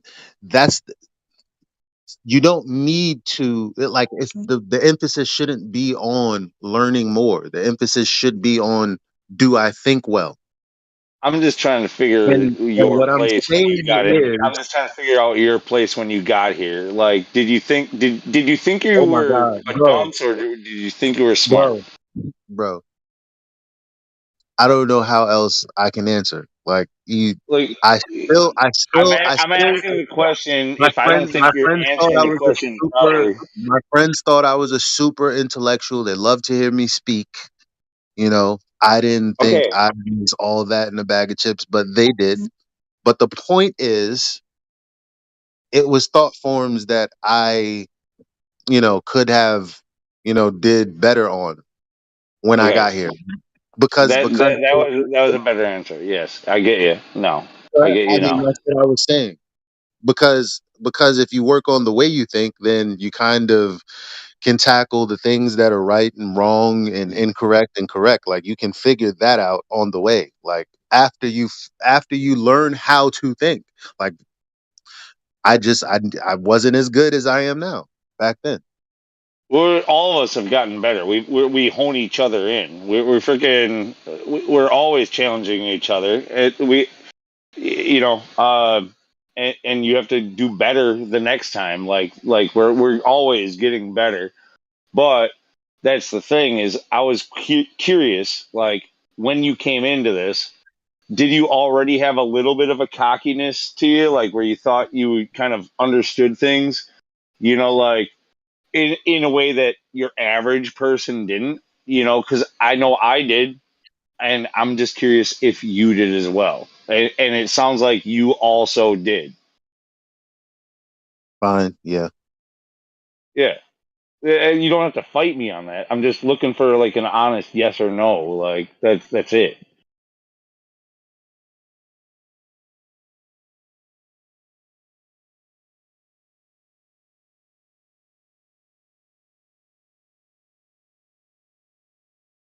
We are very cocky as flat earthers. You understand that, right? No, I'm not. Like, it's a big dick swinging fucking contest amongst us. Not me. Yeah, right. Oh, well, I don't agree to that. Yeah, no, you either. Are you kidding me? Yeah, you wanna Are say you? that I swing my dick around? Everybody is swinging their You wanna dick say? around this place. Yeah, you're painting with a broad brush, Lou. Everybody in here is swinging their dick around. Even that Yeah. chick that just spoke. Hey, Lou, just because you have dicks in your mind and in your mouth, that doesn't mean everybody does, okay? It has nothing to do with a homosexual fucking dude. Gemsy, this is why you are worthless. Like it has nothing to do with that. Get on point. What you mean? Do you How know big that is your words dick? have Do you, definitions? do you Word swing What the your fuck are dick we around here? talking meaning. Right? about? What is? Is this your version of swinging your dick right now? But is this your version of swinging your dick, Lou? Because I see what this is getting nothing to do with the server and flat Earth. I feel like this is completely irrelevant. and you're not gaining anything for There's a this. lot of cocky attitude around this place. What are you gaining Everybody from thinks- this? He always does this. We're No, always. What are you no. gaining from this? We were just As- humble and He about to wants get ready for, attention. you know.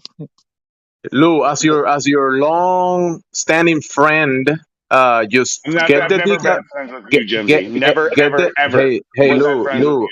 I'm in the middle of my sentence, okay, Lou, take it No, easy. you Listen. can't. No, you can't be fallacious li- in your sentence without me all interrupting right, you. all right, all right. So go ahead. As Go your ahead. I'll as tell your you when wannabe you friend, as your wannabe friend, right? Just get the dicks out of your mouth and out of your mind, because if you There's don't, no eventually dicks you're in gonna my have it mouth. in a different spot. Bro, you're saying dick, dick, and dick, and dick that, and dick that. I mean, eventually you're gonna put it in a different spot. So don't do it, okay? Oh, okay. Yeah, got it. Get it out. My Latin friend is the word dick comes out. He takes it the wrong way. I'm talking about people trying to think, throw their authority around and be one up each other and stuff like that. But you're talking about like actual penises. So like now, who's the person who is like too fixated, Jemsy? You're the one about swinging dicks, bigger dicks. Like, what's wrong with you, Lou? Come on, take it easy, bro. There's Yeah, it's people obviously I in the have a problem. background. Listen. Obviously, I have a problem. I'm just totally fascinated with penises. Could you send me a picture of yours? Yeah, get it out of your mind I'm still and your missing mouth. the relevance. You'll be fine. Can we just move on? We're not gaining anything here. Ask Lou if he wants to move on from Do we this. have any? I'm not going to ask him. We're just going to move on. So, is there anyone in here that's got like VC verified or something? Or do we want to just talk about something flat Earth related? Is there anyone in here that wants to ask any questions? Now is your time to speak.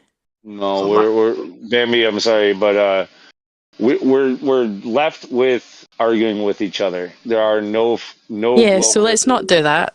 Let's at least discuss something that's related to the server and doesn't make us look like absolute clowns and arguing amongst ourselves. So, how flat's the Earth, Lou? Is it kind of slightly curved or is it flat? What is it? It's flat at all water levels. Cool. It undulates and rises in between. Amazing. I see that AJ's in here. I spoke to you yesterday. You don't have to talk if you don't want to, but have you been in the server a lot? You been listening in? He's been in here the whole time. Cool. And hopefully you're taking away something a little bit better than what just happened. I hope you had a chance to kind of look at the videos and the coin things that I showed you yesterday about things disappearing. Again, you don't have to talk if you don't want to. I'm not gonna make you talk.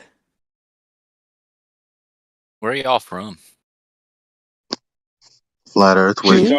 He's talking to you, Benny, because your sexy ass accent. Where am I from? Lou, with your loud, obnoxious voice right now. Jesus Christ.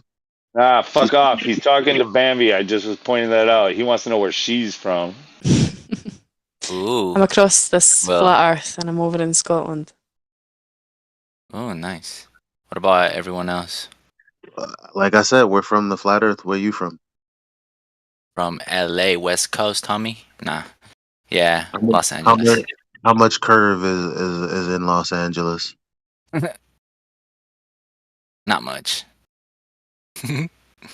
Plus the what was that called? The Black Swan? Yeah. It's like right next to me. So Yep, it's right I know up the it's street. flat. All Right right. up the street. Flat. Yeah. The original Black Swan is like right next to me. I want to go take some pics and video shoots out there one day. See what I capture. You should. I would What would- snap up that opportunity. What would it matter? Just to see different variations and stuff. Yeah, it's about all you'd see. I also think because- it's. I'm sorry, the Sorry, case go is already settled. You can go out there Yeah. and see unicorns shooting pixie dust out of their arses. It wouldn't matter now. I think it would be quite quite nice to go and do it yourself. Like, it's fair enough looking at the pictures. Like, obviously, I know it's true. I'm not saying that, but I think it would be cool to go and see and observe it for yourself. It was the same when I observed a I can't say this word. Selenelian Selenelian? eclipse. Yeah, it those are takes me a cool. minute. Like, when I saw my first, like, I've seen loads of pictures, and other people in here have put in pictures before, and I'm like, oh, that's cool. But seeing it yourself, just it really kind of solidifies it all that wee bit more. So I feel like if I was you, Yeah. I would go and see it yourself. Go do it. Yeah, for real. Also, shout out to Quantum, Eraser, and Elijah. I've What's been up? watching Yeah. you guys for a bit. For sure, dude. Well, thank you. Thank you very much. Appreciate that. I want to thank all my friends, my mom for having me, all my fans. I want to make sure you guys don't like think that you've gone unnoticed or anything. Like you Let's have to just not whip recognize it that back. We were people are- doing so good there. Yeah. Literally so good. This So guy- let's not bring it back to that. Let's sit back down in our seats, sit on guy's your a hands, potentially sit on the mute button. That might be helpful too. And let's just go back Yeah. to the nice conversation that we were having. Okay? Bambi, we miss So how long- you too. We miss you too. Degrading the conversation. Bitch, I didn't say that. No, I'm kidding. Like, I mean, I don't even have to. That's a cheap shot. That doesn't. It just stop degrading the conversation, man. Like, people are gonna eventually just leave. It's not nice to witness. We're never going to have anyone chime in and ask a question about Flat Earth if we're bickering at each other. So, was it Will Brax that was talking there? Was that the Flat Earther? Was talking? Yeah. So, how long have you been a Flat Earther? It's been quite a while. Since early 2017, I believe. Amazing. Yeah. It's been a You been in while. the server a while? Yeah, I've been in the server since I don't know, 2018 maybe. Cool. That's Tappa, great. tappa, It's tappa. nice to hear, it's nice to hear what different people have been. Elijah, you're tippy tapping on your phone. Sorry. No, you're good. It's very subtle. It took me a minute to hear what that was. What No, it's about nice you? to hear different people. I've been in the server since 2018, maybe 2017. I think Oh, really? 2017. Oh, wow. Yeah, back when it was the original server.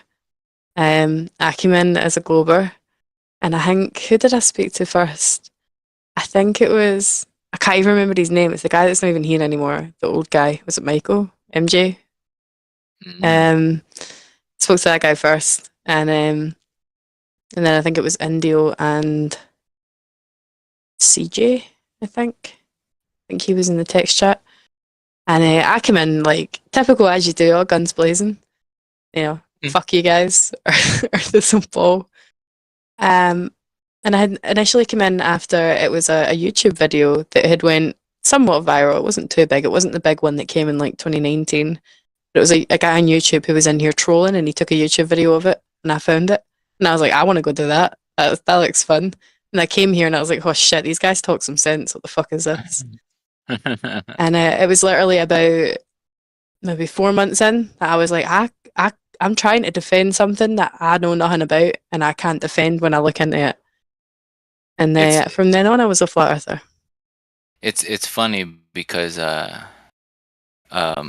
you know, people when they hear Flat Earth, they're like, they think, oh, this guy's retarded. This guy's a moron.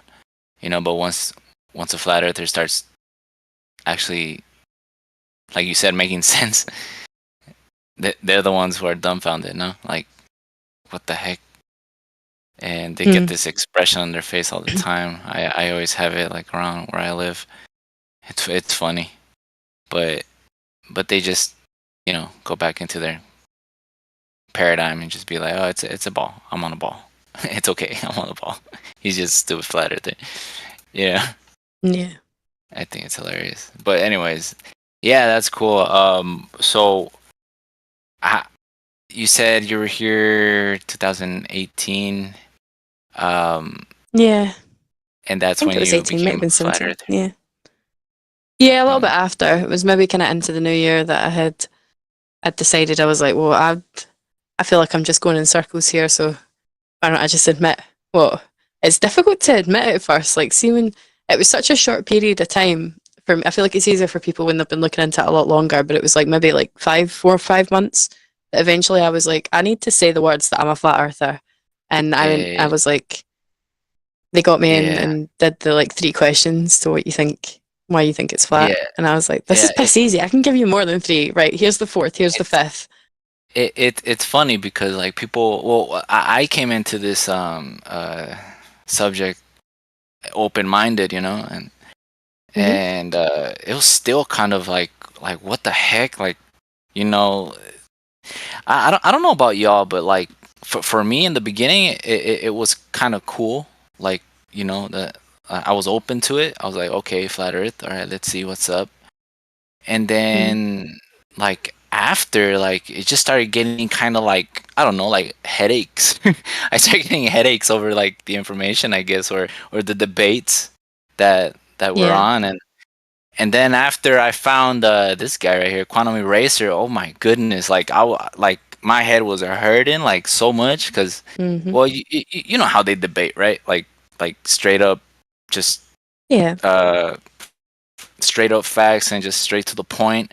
And I'm trying to follow along, and all the screaming and everything, I'm just like, oh damn, headache is coming back, you know. And Yeah. I'm not sure if everyone has that, but that was my experience, you know. But that didn't stop me like from like actually like knowing the argument, like getting to know the arguments and stuff. And plus like the more I read, like researched and stuff, like it just started making more sense to me that yeah, we're not moving. It's like a jigsaw. It just all falls into place. I think the biggest thing, and I repeat this to every single person, it's one of the first things that I say to people, is just stop. Like I'm not gonna say, but there was a guy in here yesterday who was getting bombarded with information. It was really overwhelming. And I tuned in and I was like, look, just stop thinking about that for a second. Just take a step back and just acknowledge your senses. What do you see, feel, you know, when you're standing at a beach kind of thing, and just take it slightly slower. There's different ways to connect to people, and there's different ways that people will accept what you're saying to them. Some people prefer the kind of harsh and the direct. The people that are more definitely 100%, it's a globe. Quantum Eraser is the man for that. He can take them. But I like it when it's somebody who is kind of just needs a minute to think about it. And I think it's important that you reach those people too. It's all fair and well berating and having a very ends up heated debate with people who say they know their facts. But there's a lot of people out there who might say they know their facts, but are saying that because it's embarrassing to say you don't. And yeah, I think it's really important to just slow when you first come into the server and just take a minute. Yeah, that's true. But those newbies though, they'll try to take over the conversation. And not only those, but like those that are already in this subject, like those that know the answer but don't want to agree with you. They try to, you know, like I guess use different wordings and persuasions and stuff. It's like, nah, you're just a clown. Yeah, but yeah, those are the people that I just don't want to waste time with, honestly. Yeah. They pop out some time to time.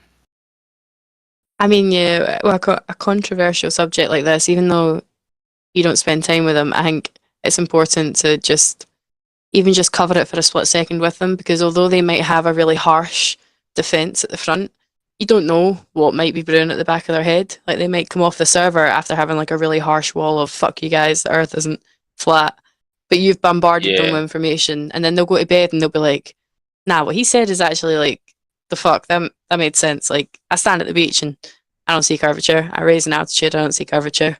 I kind of do see too far. I witness things moving above my head. How do I even know the Earth is spinning? All I have is pictures. All I have is people telling me." And that kind of can sit and play on people. And then you'll see that person come back into the server the next day.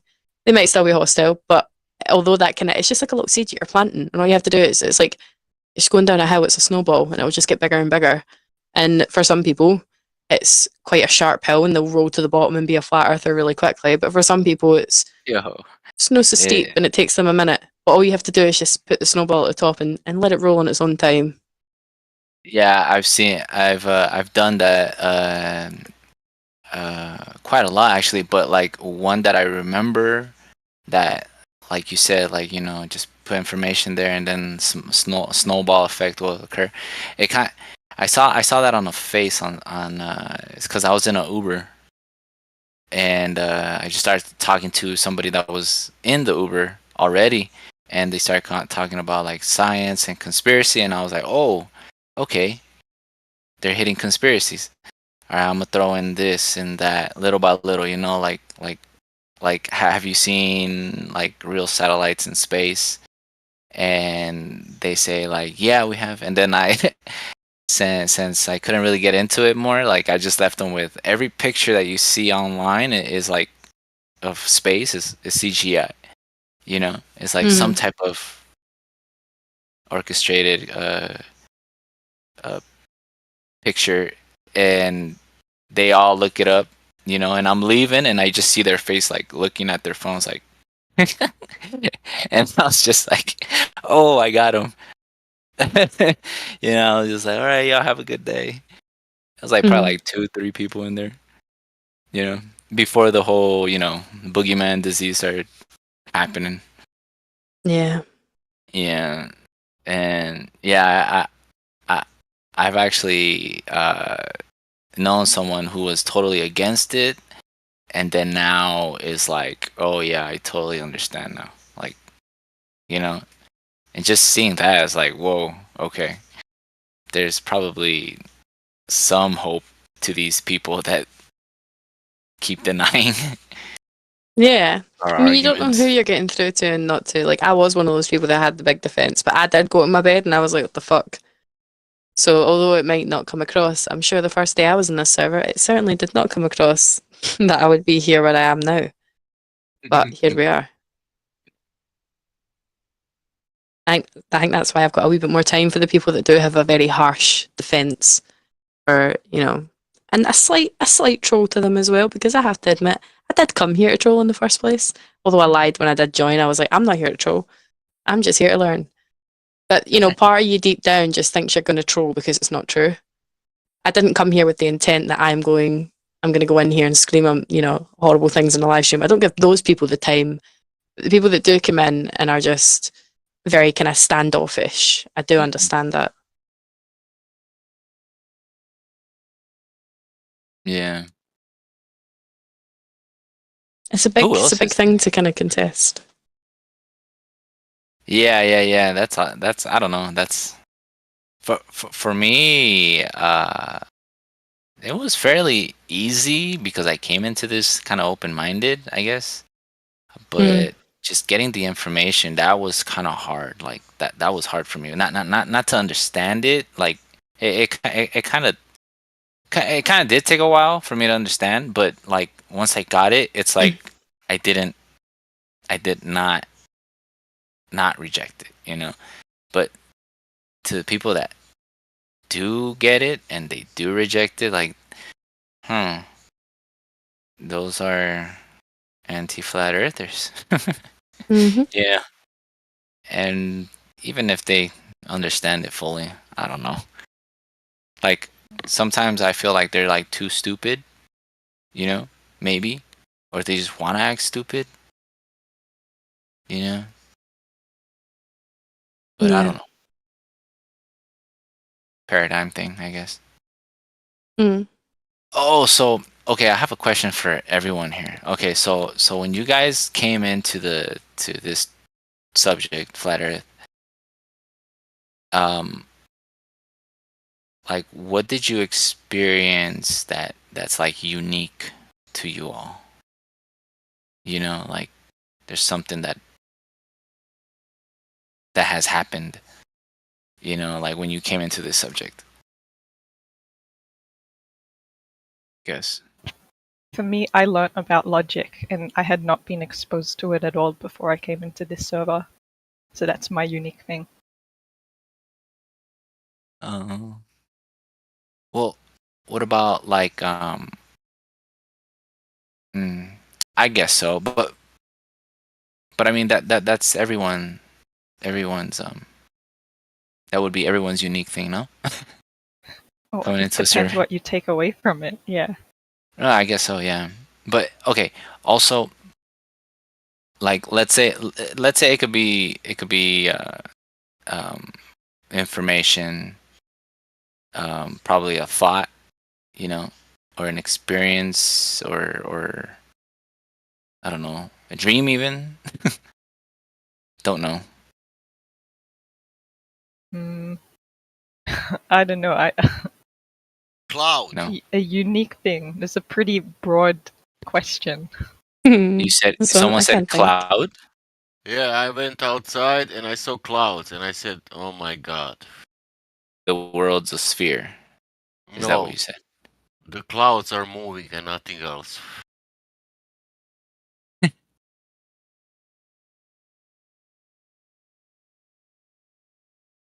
Oh, okay. I mean, I would have thought you would have figured that out before Flat Earth. Then I will know that there is no rotation before flat Earth. Then I will point it out that 20 years ago, but I didn't realize it. Like you didn't also. I guess so. That's cool. Clouds. Awesome. Yeah, I don't know how to answer that question. I can't think. You know, clouds, It's but not very- in one direction, in all different directions.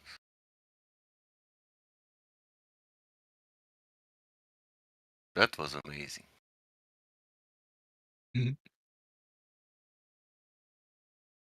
somehow that air is rotating. I realized in these 7 years. Oh right. So did you guys see that new India landing in moon? Yeah, I've heard about that. I saw Really? a really funny meme. You haven't seen Let me- seen the actual thing? Oh, I really briefly. I'm gonna send a meme because I find it hilarious. Okay. Okay, I'll just have it in the live. Oh voice text. yeah. No, my mom, she's not really into like flat Earth or anything, but even she came up to me and she's like, "Stacy, like, is this actually the actual thing? Like, this looks like a cartoon to me." And I'm like, okay, mom. At least you can admit that. Like right Yeah. under your that's funny. India becomes latest nation to land on moon. That's hilarious. Like I did a short on my channel. It's in Spanish, but I mean it's still hilarious. If y'all want to watch it. So I run a channel debating flat Earth globers and flat earthers, I guess, on YouTube, but just in Spanish, you know. And by all the information that I got, I mean, I'm kicking ass over there.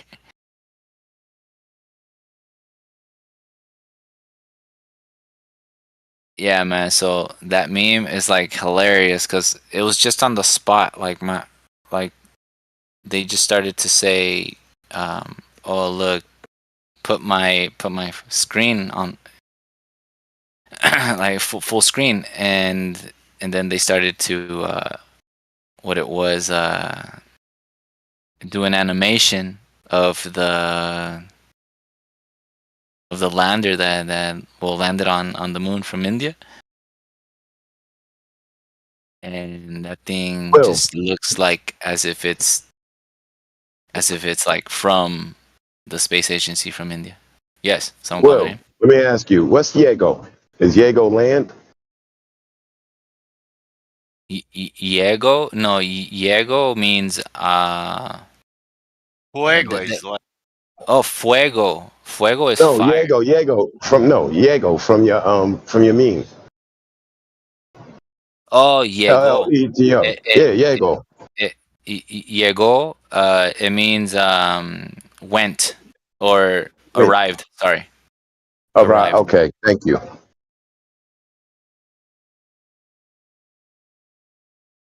Yeah. Do you want to tell you that what you asked the question? It's better than cloud.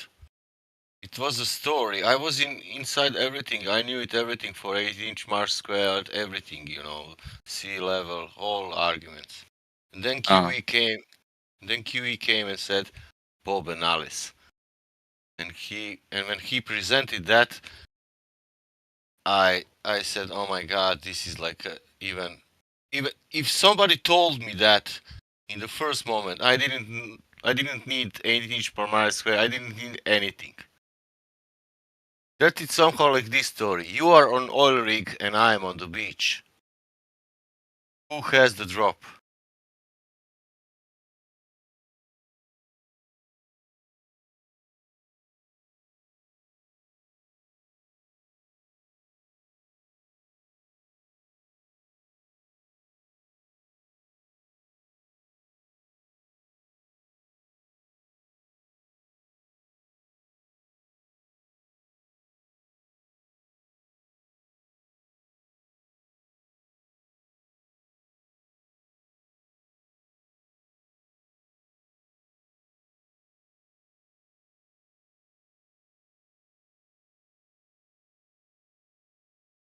There is no drop.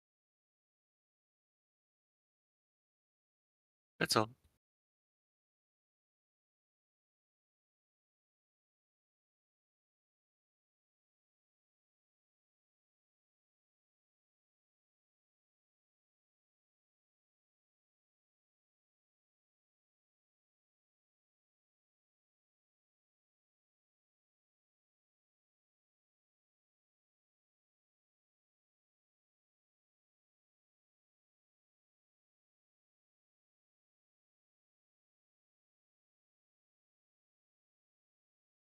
So I had the weirdest observation last night.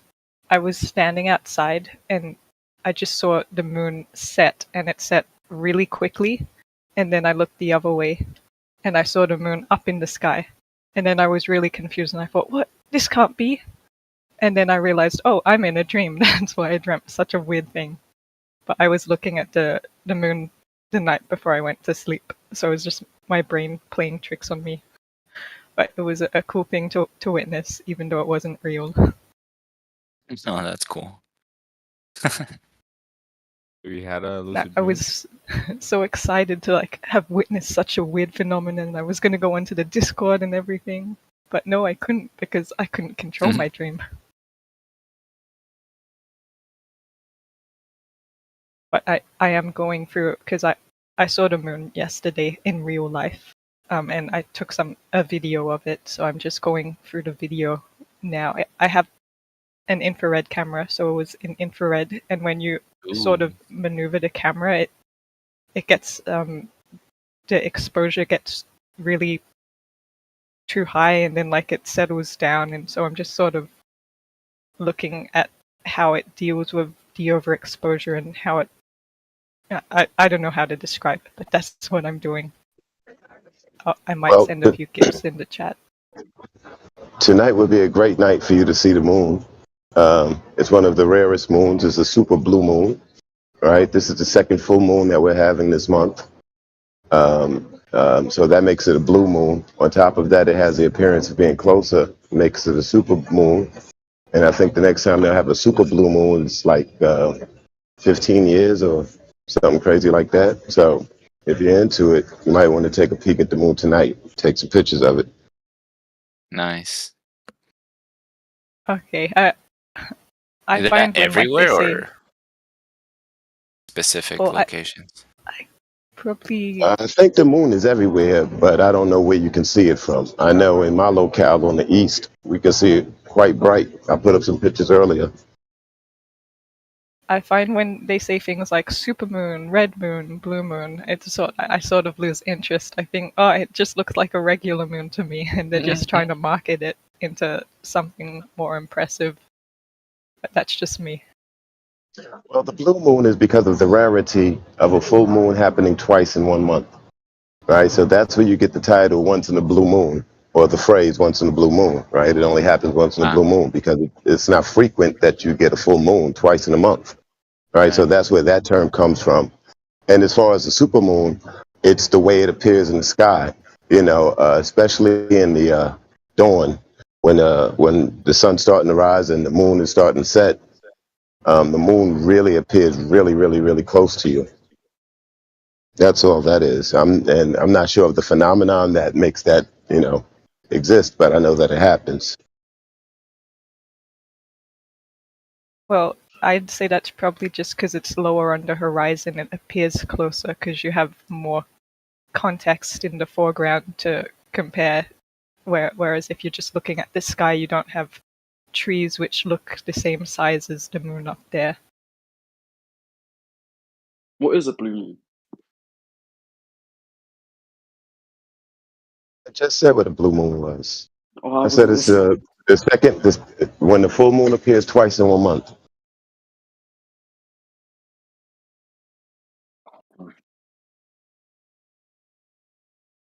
I can't And so see the my rarity moon. of a It's blue got moon is cloudy. defined by our calendar constructs. So it's more like rare for the calendars we've made rather than just a phenomena in itself. Yeah, it's like the red moon. It doesn't actually become red. It's because uh, they started hunting at that season, so it was blood have to be spilled. So they called it a blood moon.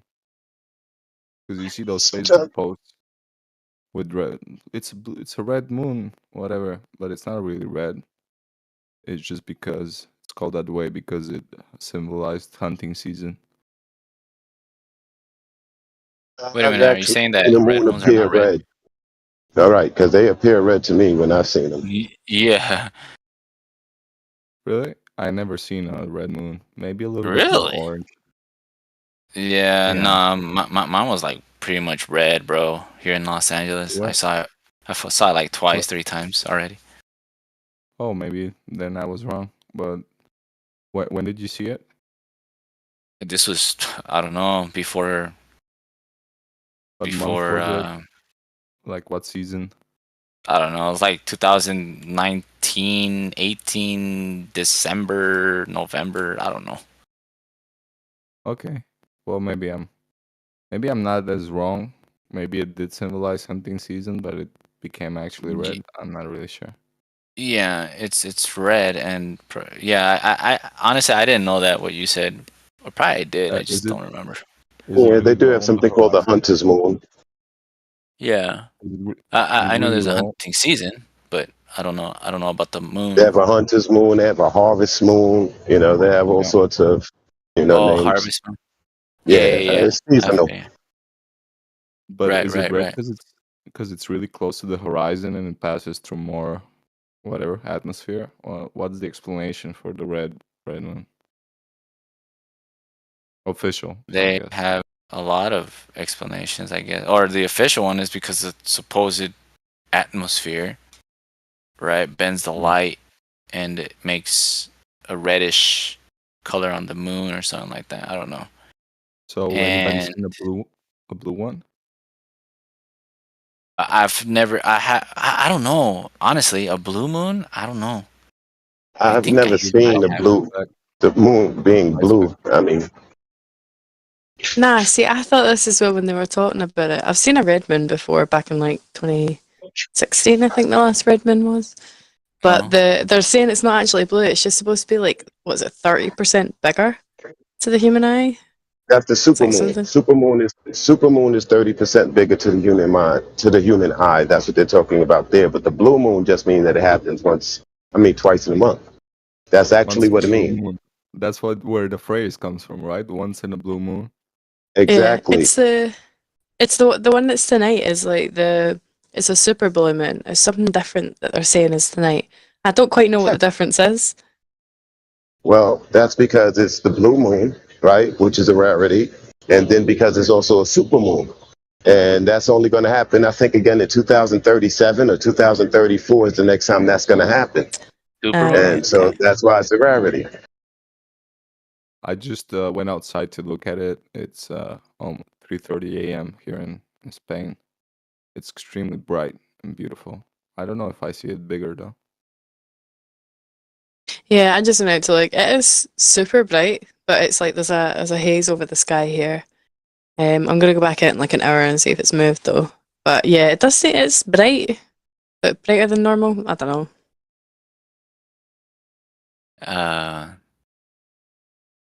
So how's the weather in Spain? Well, I live in Malaga, the Costa del Sol in Andalusia, so it's 320 sunny days a year. Wow. I've So, heard clear sky. I've heard the rain in Spain falls gently on the plain. Is that correct? No, it's mainly Yeah. mainly on the plane. Mainly, mainly. mainly on the. Oh, my bad. My bad. It falls on a plane though, so it's true. You guys were talking about Bendy Light just about 2 minutes ago. I came back from the store, and for all you beer drinkers, they have a special on Bendy Light. It's next to Bud Light on the shelf. You can get a 12-pack for $4.39 if you hurry. I just want you to know that.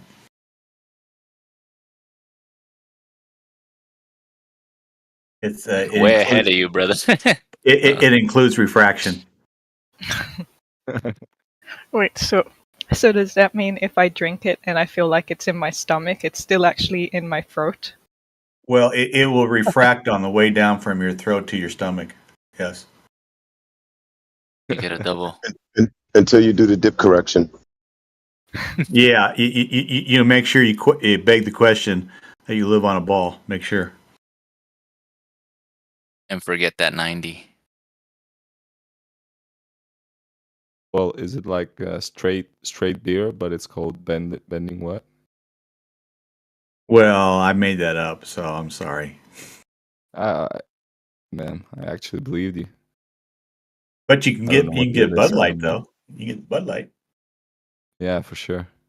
I will never drink a Bud Light, even if they have them here. Wow, last time I drank Bud Light was years ago, man. I'm talking about like 7, almost 8 years. I'm trying to quit alcohol, but I'm even if I can't buy it, I'm boycotting it spiritually from a distance.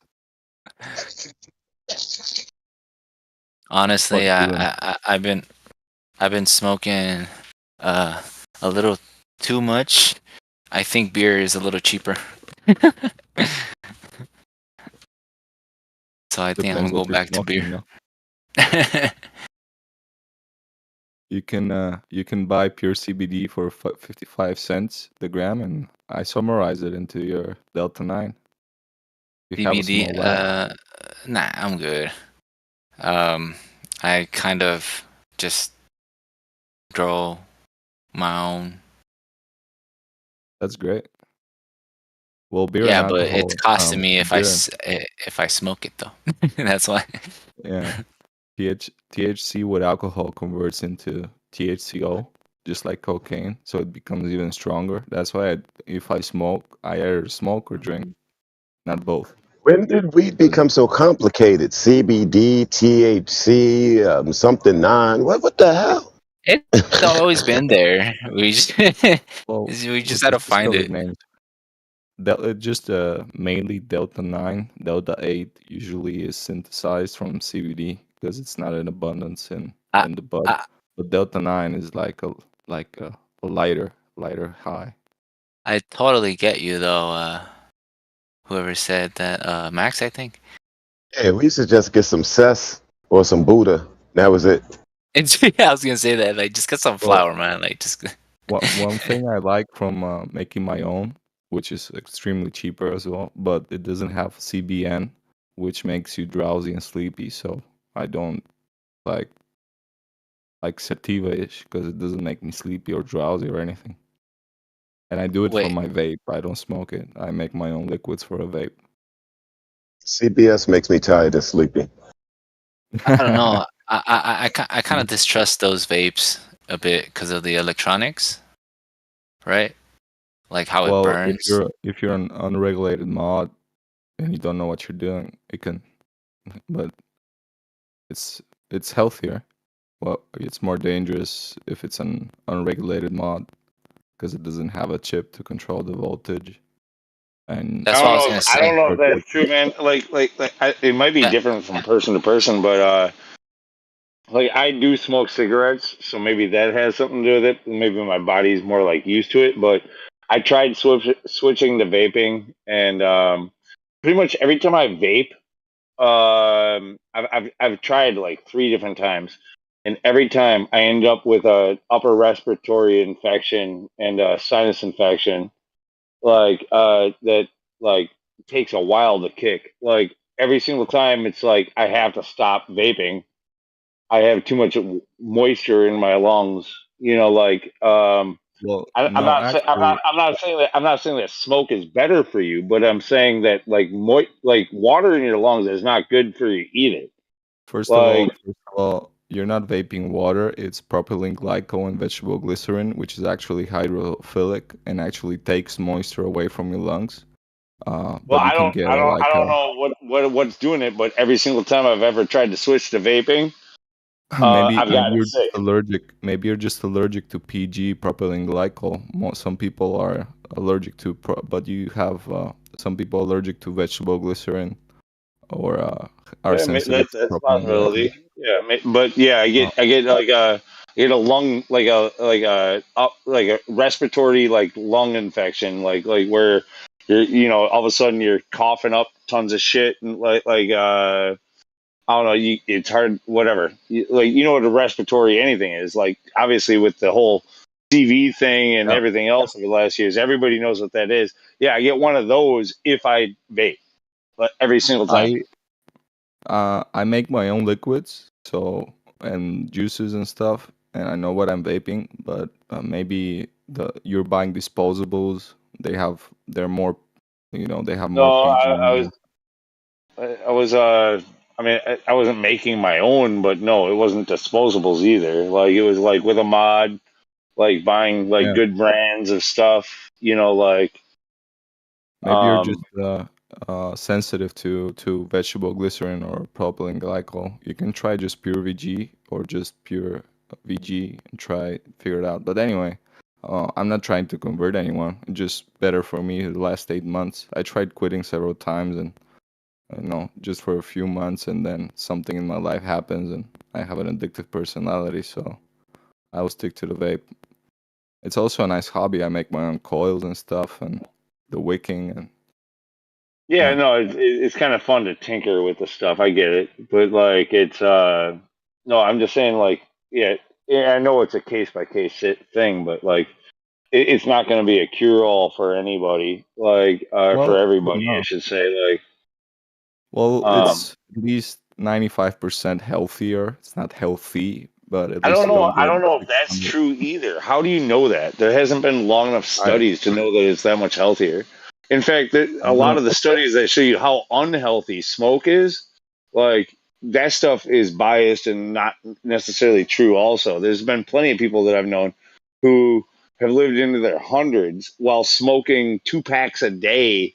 Forget, Oh, there's some people. There's like smoking doesn't automatically kill, and vaping isn't going to automatically be better. well, when you're combusting the tobacco and the chemicals they put in, it's more than 6,000 chemicals. Most of them, more than half, are cancerogenic. When you're vaping, the most controversial part is the flavorings. But but the study is short term, and how I feel about it is great. But hey, like I did a lot of research, so I don't want to talk about vaping too much. But it's good for me. It's No, six. you want to know the truth? The truth is that you shouldn't do either one. Oh yeah, but look, if you're an addict, the addictive personality like me, I just choose the hell the best of the worst. The worst of the best or whatever. It's also people react so differently to different things. I mean, we had a Yeah, case of genetics mold also. at work, and many people got sick, but people get varying degrees of sick, and some people barely felt anything. Because if you're very healthy, the negative things don't affect you as much.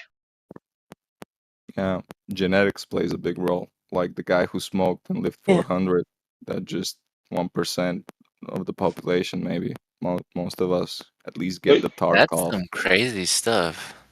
Yeah, no, look, that's the thing though, is like there's a lot they don't tell you about that. The number of people who do smoke who do live to old age. They don't ever give you a statistic about that, do they? There's certain people that can drink, smoke, do drugs, and live longer than some people that are, strict vegetarian or healthy and do cardio and shit. Sometimes people that want to be healthy do cardio and they have an undiagnosed heart condition and they die just trying to be healthy. So life is a little bit ironic sometimes. So about that, it's kind of funny how like another thing that can actually you could probably do a study that would say that somebody in their old age who has smoked most of their life, if they quit, they are more likely to die within X number of months. It's a shock to the body. Like your body is used to having this. Quitting now could actually do more harm. Kind of like a car that you've never changed your oil on. Well, Just run it till it dies, because the moment you change the oil, you're gonna fucking kill the thing. Like this guy that I'm most specifically talking about, this guy named Leon who worked at the gun club when I was a teenager. He was 101 years old. His wife died. He smoked literally 2 packs of cigarettes a day from the time he was 19 years old. He was 101 years old. And he was kicking it. He was rocking. He was fixing the machines. He was doing all the shit, and he knew all the old school stuff that nobody knew. His wife died, and then and he was very sad. But the only thing that kept him going was continuing to work. And then they told him basically that he was too old to keep working, and they fired him. They laid him off. They told him, like, you're done, Leon. He died later. Leon, you're done. He died. He Would we died be within. able to bring the topic back to flat Earth stuff rather than He died. smoking? He died less than 2 weeks later. Yeah, less than 2 weeks Always later after he was lose your fired from his purpose. job. He Yeah, no people longer have had a no reason to point. live. Yeah. Sad. Anyway, so how was the Earth radius measured? Tobacco, nicotine, Hasn't- tobacco. hasn't been. That's a good question. Yeah. At the Weed. moment, Is there I'm anyone new in here? New? Let me see. Alcohol. New. I know Crypt Keeper joined yesterday. I know you were just listening for the time being. I think you were a flat earther. Who's this person? We have a VC verified. I don't want to pronounce that wrong. Is it just FEG time? FEG time? Do you want to ask any questions, or do you want to at least give us a topic that we can discuss amongst ourselves, please? I'm begging you, please. Just say something. Bambi, why do you have the Xbox logo on the right of your name? Are you talking from an Xbox? Yeah, I'm talking from my Xbox because my headset can be plugged in and it's a better mic. Oh, cool. Yeah, I only found this out the other day. I'm playing a game, but I thought I can join Discord while I do this. I never seen that the first time. Yeah, it's cool, and I've got one of the new Samsungs, so a normal like mic attachment, like a headset, can't plug into it because it's not is it an aux? I can't plug it in, so I might as well just talk through my Xbox. It's only just come out the feature though. Hey, just a random moment, just a can I random quickly question. just- Go ahead. Okay. I'm just gonna say at the moment I'm trying to upload some videos from the film of the moon I took yesterday, and I'm gonna have to go really soon. So if you just see some videos of a pink moon, that's because the camera is in IR, so it looks pink. And yeah, that's what it will be eventually when it uploads. Amazing. Look forward to it. I like the Yeah, picture of the I one you checked your sent. channel for a second. It's nice that you have footage and you're looking at things and you have footage there.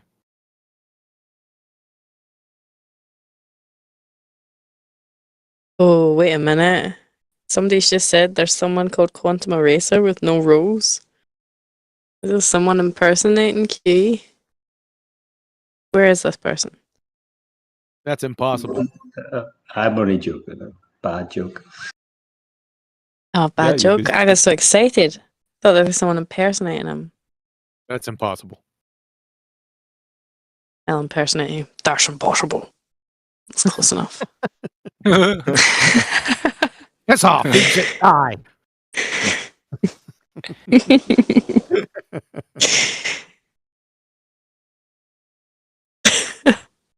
There could be only one, Bambi. Mm-hmm.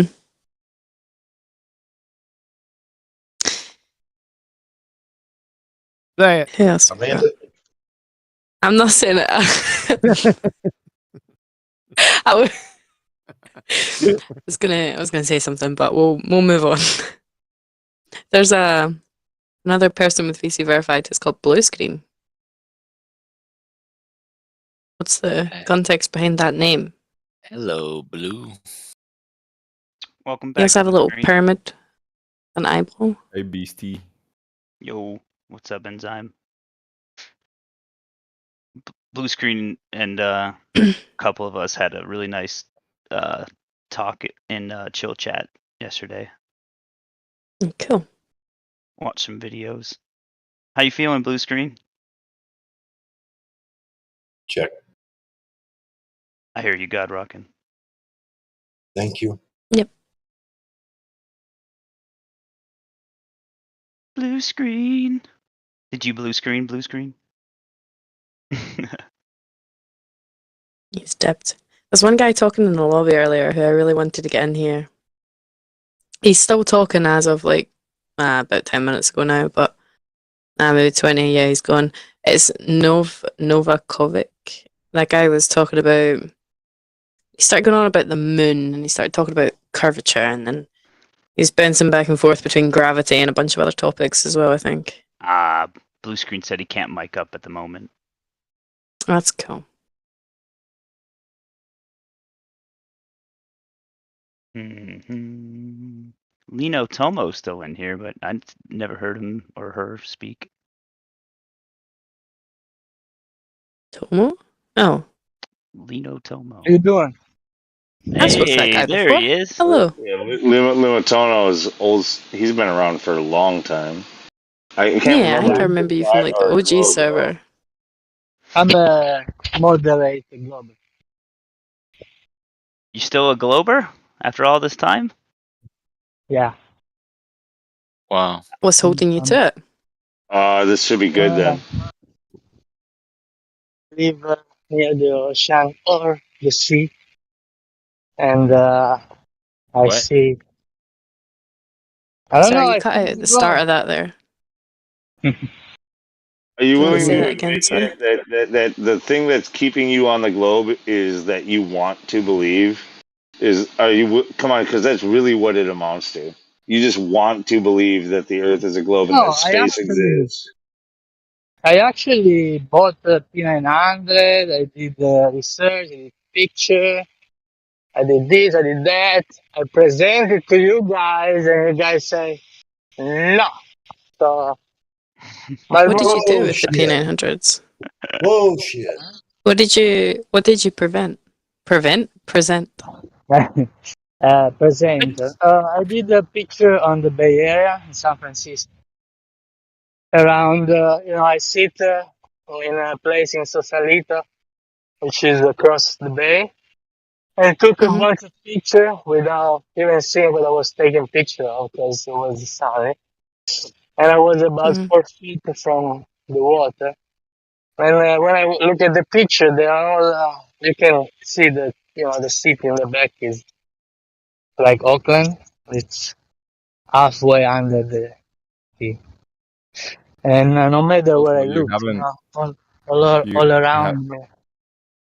you haven't really researched or learned about the law of perspective yet, right? Well, I was animator for like 20 years. I know perspective. So. Ah. Mm. Oh. Do you do like humidity and everything? Like you take all that into account as well? The humidity, the Bay Area is pretty much it's like the water is pretty cold and the air is pretty cold. So there was a little bit of that marine layer, you know. But right now I'm actually in Newport Beach in California, and I'm taking a chair and I'm going to look at sunset. I'm sorry. Oh, I'm nice. still not getting it. Why are you a glower? Because you live in San Francisco? No, I was wondering when Q was gonna fetch. most of the time. I can't hear him all that well. Like I live in Italy at the sea, at the beach, and then I live in California half of the I didn't year. ask you where you lived. I said, why are you a glober? Well, because I live at the beach. Because you live on the beach, you're a glober. That doesn't make any damn sense. Well, because live I on the beach. can see the horizon, you know, and Yeah, it's and flat. The geometric horizon? it goes all around me 360. Oh, brother. You see the geometric horizon? I see whatever I see, the horizon. Oh, that's some hefty evidence. How Flat, far? flat How horizon. different? How's the different? Like how far do you think? How How, far? how different is the geometric to the apparent? I It's have no probably idea what he's saying. The Oh my geometric God. horizon is apparent. This is just sheer laziness. Is what it Yeah, is. because you lived I in wanna on coastal regions and you can only see so far. That means that I the Earth can. is a globe. Wait a The minute. No, but geometric if you horizon. Hold on a second. The geometric horizon is apparent. sorry, I missed that. The geometric horizon is apparent. It is. It says apparent, but see, apparent in Italian means it appears. It's not appear to be. Appear because it's right there. So it's a different type of. But No, anyway, it I doesn't know mean what you're anything talking different. about. That's I exactly know. what it means here, too. Linatomo. I That's know. exactly what Yeah. it means here as well. It only appears to be that way, not necessarily being that way, but appearing to be that way. Yeah, but sometimes you can be appear and is actually there. Like I don't think that the geometric and the apparent are much different in like in What? position. You know what I'm saying? So there's two horizons, is what you're saying. You got the apparent. When do we No, ever no, see? no. No. Well, I'm just saying that is not that much. There is not much difference between one and the other. It's very like few. So there's two. No, I mean it depends from the said one and the condition. You said one and the Okay. other. How is that not two? Well, let me ask Okay. this: if it's only appearance, so it Yeah. appears as though it maybe it could appear as being a globe, but could it also hold on? Could it also appear as being flat in any of No. those coastal regions where you live? No, because if I look around, I can see the curve around me. You understand? Well, wait, yeah. hold on. Yeah. Hold on. Yeah, So thanks, you, Lou. Well, what you're let's- saying is you stand at the beach and you can see a curve. Yes, Is that what that's you what he's said? saying. Left to right. Yes. Yes. So show us. Are we seeing different things? Do you need glasses? Okay, let me. No, I don't.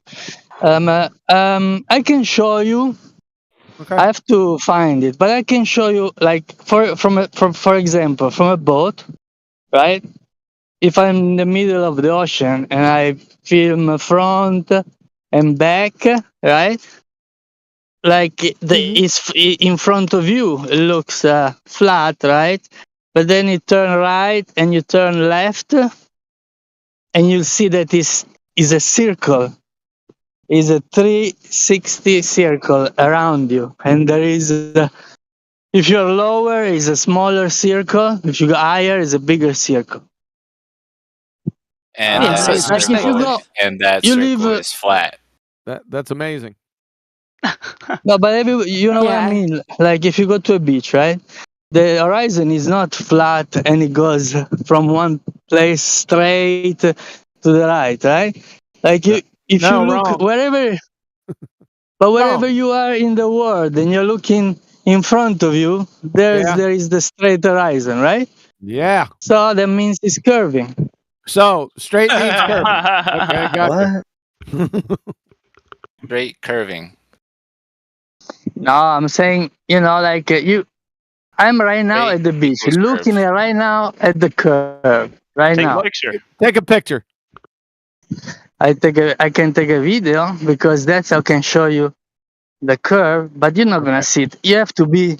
Please. Please show us. Hold on. But do you not see the Hold issue with the on. sentence that you just said, where you said there's a straight horizon, that means it's curving? Curved. Yeah, Yeah, that's the second time I've heard someone say that. What the hell? I mean, I explain. Hold on a second.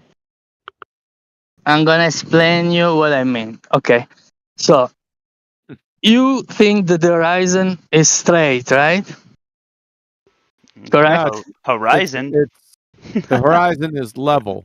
It's horizontal. Flat. It's horizontal, right? But you agree with me, QE, that if you're on a boat and you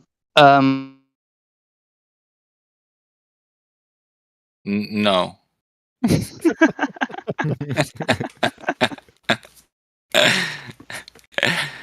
right? No, I think you cut out there, Lino Tomo. I can see Morocco on a clear day from my town, from my city, Malaga. Doesn't have. Can you hear me now? Yep. Yeah.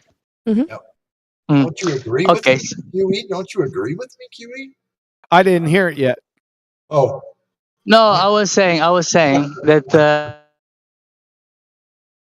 You're on a boat. What are you saying? Why does he cut out after saying What this is type? what I'm saying? What type of boat is it?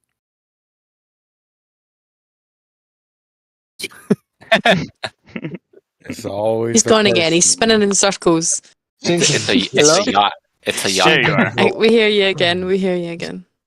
Okay, so I just want to know, like, you guys understand when I say that there is a circle around us? Have you No. had an eye transplant and they inserted a fisheye lens in your eyes or something? No, without the fisheye lens in my eyes. Like, let's. No. Well, okay, so just to satisfy him, left. He essentially what left. essentially what he's talking about is your perspective. You have a limit to your range of view, correct? It's still perpendicular. No, he said it was curving.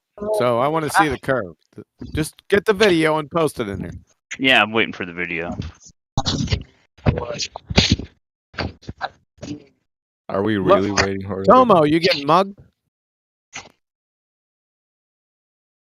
Well, he is in San Francisco. No, I'm just kidding. Nah. He's in Newport Beach. Yeah. He's getting mugged by a fucking fentanyl addicted trans woman. Jesus. Does he got flowers in his hair?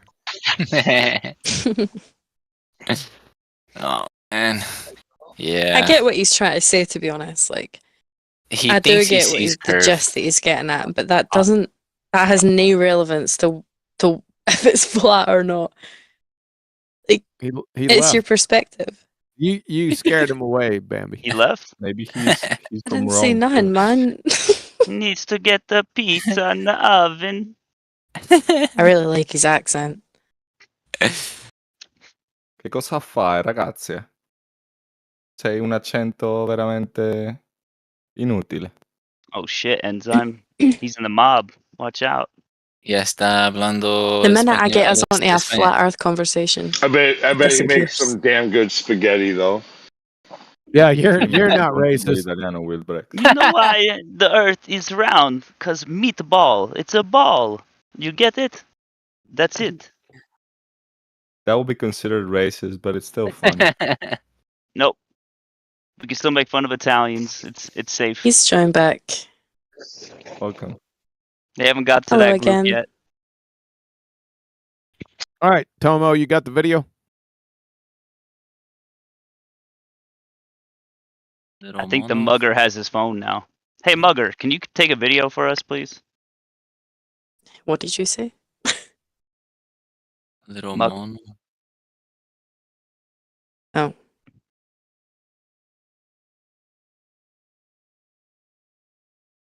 Tomo!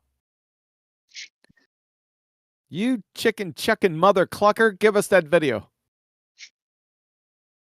Chicken chucking. Mother clucker.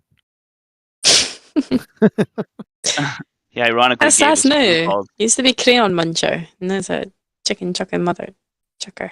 How Chicken about booger chucker? eating I've schmuck? lost it. I forgot it. Schmuck! Booger eat- That was it! I used to love that one too. The green schmuck. Oi, bay. Schmuck. What are you playing, Bambi? I'm playing. I was playing Texas Chainsaw Massacre, but now I'm playing Overwatch. Oh, you play Overwatch? That's what's up. Yeah. I haven't played in a while. This is my most played game. Day one of release. Is that Texas Chainsaw Massacre actually any good of a game, or is it just for freaking? Have you ever played Dead by Daylight? It's the exact same. Oh, You gross. fix generators, you run away, you get grabbed. Right, It's Friday the it's 13th literally or something. it's Dead by Daylight. You have to fix a generator and escape through a hatch. It's dumb. Understand. Yeah. But it's free to play on Xbox, so here we are. But it's so dumb, so it's not crossplay. So like old gen Xbox can't play with new gen Xbox. Although it's not a new gen or old gen exclusive, they still can't play together. It's dumb. You have the DAX and you're a gamer girl. Do you need a finger? Do you need a ring on that finger or a finger on that ring? You just ask me if I need a. Excuse you? Do you need a finger? Finger on that ring. Wow. You're implying that she's missing a finger. I don't think that's what he was implying, but I'm just going to leave it there. It sure sounded bad. I think Bambi's lost Wait. it. She's out of it. I'm going. I'm just Answer gonna the mute for a question, second. Bambi. She's What was focusing. the question? You need a finger. I'm muted. Finger on the ring She's Mercy Main right now. or ring on the finger. I'm not a mercy man. That's the most offensive thing you can say to me. Look, just DM her and see where it goes, man. Fucking just get out of here. It ain't gonna go anywhere, believe me. What are you I've already playing? got Tank? QE in my DMs. It's okay. Don't provide. I play where's- tank no, and DPS, and if I'm healer, where- it's Anna. Sorry, what are we Can- talking about? Yeah, Ooh, can I okay. ask again? Can we get this back to Flat Earth? Where's Tomo with the video? Little mono. I think he's having connection issues. Probably just doesn't have any answer issues. Well, he's on the beach. He's probably got bad signal.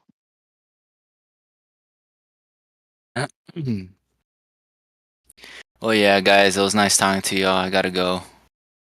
See y'all next time. Adios. Adios. Gotchas. He says 5 minutes, QE. It's just too bad Lino Tomo, whatever the fuck. He just like bailed mid conversation. Yeah, he's very obviously having vocal- connection very issues. vocal He in said his 5 voice. minutes. Yeah, he put in the text chat 5 minutes. mean, He's obviously I- having connection issues if he's by the beach. Okay, so the beach has a bad connection because of satellites, or what? I don't know, man. Probably there's a lot of people there using phones. You ever tried to use a phone at a concert? You can't do it. You can't log on to anything. Try to make a call, impossible. Try to get onto any sort of social media or anything. You can't do it. The flooding of the network. It's like your Yeah. broadband, your bandwidth is being limited, narrowed. You just have to change your CDN. Sounds like a personal problem. Yeah. Or Sounds your like an ape pen. issue. I'm a nerd. Damn, is there any Globers in here other than AJ? No, we get like one a day if we're lucky. Seriously. We've had 3 so far. Shut your face. We've had 3. So it's been a lucky day then. It doesn't mean I'm wrong. Lou, you're wrong for playing Clash of Titans. That's Ugh. simple as that. We have a Globe Skeptic now. Just kidding. Globe Skeptic. Come on I want down. to butcher his name. Is it Alaric 87? What are you skeptical about?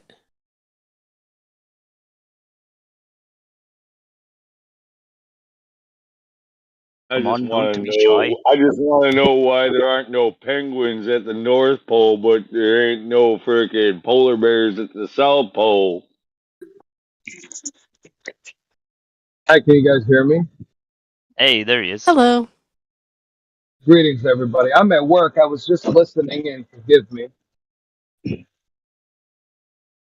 So what are you skeptic What about? you skeptical? Yeah, there you go. Skeptic. Oh, I'm not. Excuse me. I'm not. I think no. I believe there is. I thought I was the only Italian on this show. That guy's really from Italy. That's kind of interesting. Are you also a plumber? Yeah. Yeah, I'm Italian. No, a plumber. Oh, a plumber. No, that's my cousin Mario. That guy posted Yeah. the video. Indoor Can you or do that with- outdoor? Can you do that with Oh, an you posted Can you it. say that Huey. thing about your cousin with an He put the Italian video. accent? Like, no, that's my cousin. You know, like Shut up. yeah. Shut up. I don't have an accent. Tomo put the video in the chat. He put the Oh, he video of did? the curved. Yeah. Let's see. Oh, good. Okay. Is this a new video? I thought he said he was going to the beach, not on a boat. Looks Nah, level he as said, I shit think he to said he me. had this one. Oh, I can see the curve now. Yeah, right. You can? No. I'll go back and mute everybody. Just real quick, QE. I'm a huge fan. Fair enough. Look, You got so many you have fangirls, good QE. fans tonight, dude. That is fucking incredible. That is literally I'm not a fan as of flat as QE. it could be. Okay, back to the video. I'm looking at this thing. This looks flat as shit to me. Yeah, it's pretty flat actually. It's a nice clear video. Yes, thanks for that, Tomo. This is a panorama from the front of the boat to the back of the boat. See, Uh-huh. to get from one place to the other place, that's a circle. You know what I'm What? saying? What? No, I No. can't hear you. Get a new mic. It's Is that not just perfectly your straight. perspective? No, it's not the perspective. I don't Like it's know. how far you can possibly see. It's not the perspective. Like you look on one side. Like right now, I'm looking. It's curving, and everybody can see it if you are at the beach. Very easy. Are you drinking again? Huh? I feel like I could slow down this video and like edit a ruler onto it, and it would just keep going along with the ruler. If you put a ruler, you would see the curve. Yes, but there should be a pretty big ruler. Yeah, pretty long ruler. Linotomo, do you think on Earth, standing on the ground at any place, especially the beach, do you think you would be, according to your model and your experts, do you think that you would be expected to see curvature? Well, on a sphere there are like 3 type of curvature, right? On different axes. The curve that I'm seeing is not the one. Let's say it's a curve. What curve are you seeing? The one that let's say would see an ant on a ball, so it's like the one horizontal. So I agree with you that it is a horizontal, but it's a curve around it. Like if You're I look, contradicting yourself. That's a contradiction, sir. Yeah. but it is what it is. I It swear. is what it is. And it is a contradiction. No, I understand what you're saying, but it's you understand on a sphere. Like if you On a point sphere. a light on a sphere, if you point a light, you'll see a little circle, right? Point the light.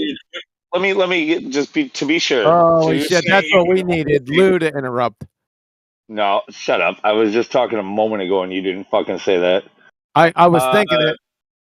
Yeah, no, instead you actually corroborated it. Listen, so you're saying you can only see Earth curvature in one direction, and that's is that the z-axis, like in going away Yeah, from you? yeah, Right? So, yeah. like, No, okay, depends. Like the z-axis is the one that goes in front of you. Then there is the y-axis, is the vertical. So I don't see curve on the vertical axis. I see it around me. So that would be, I guess, the z-axis. why would anybody on a flat Earth or a globe Earth see it on the vertical axis? No, you can do that. You have to be like super high and Okay, high. no, nobody would see that anytime, anywhere, no matter how high they were. No, the curve around you, you can see it. Like I swear, like you're like sitting on. Let's say you are on a big platform that is 360 degree around you, and that's one of the curve. What you're saying is like you're not going to see it. What is it? The left or right? The horizontal. On the horizontal is that the Y? I believe. Yeah. Yeah. So on the Y-axis, you're not going to see that because what? You have a limited frame of view. Is it what reason? No. The horizontal Actually, is X. No. Is X. X-axis. The that's vertical X. is the Y. Holy shit. Yeah. Maybe you should talk some is the more. X. The reality is that you're seeing the horizon at eye level, 360 degrees around you, but you're not seeing the ground gradually slope away from you in every direction, as if you were the apex point of a ball. That's not what you're seeing. Yes, it is what I see. It's basically the slope in all the directions. You're seeing the ground sloping, gradually sloping downward from every direction from the point where you're at, the apex point of the ball. Listen, I'm not going to get the. Listen, I'm getting old. Listen for a second. I'm getting old really quickly. I don't have time to waste. Now, do you have some evidence for a globetrot or not, Tomo? For what? For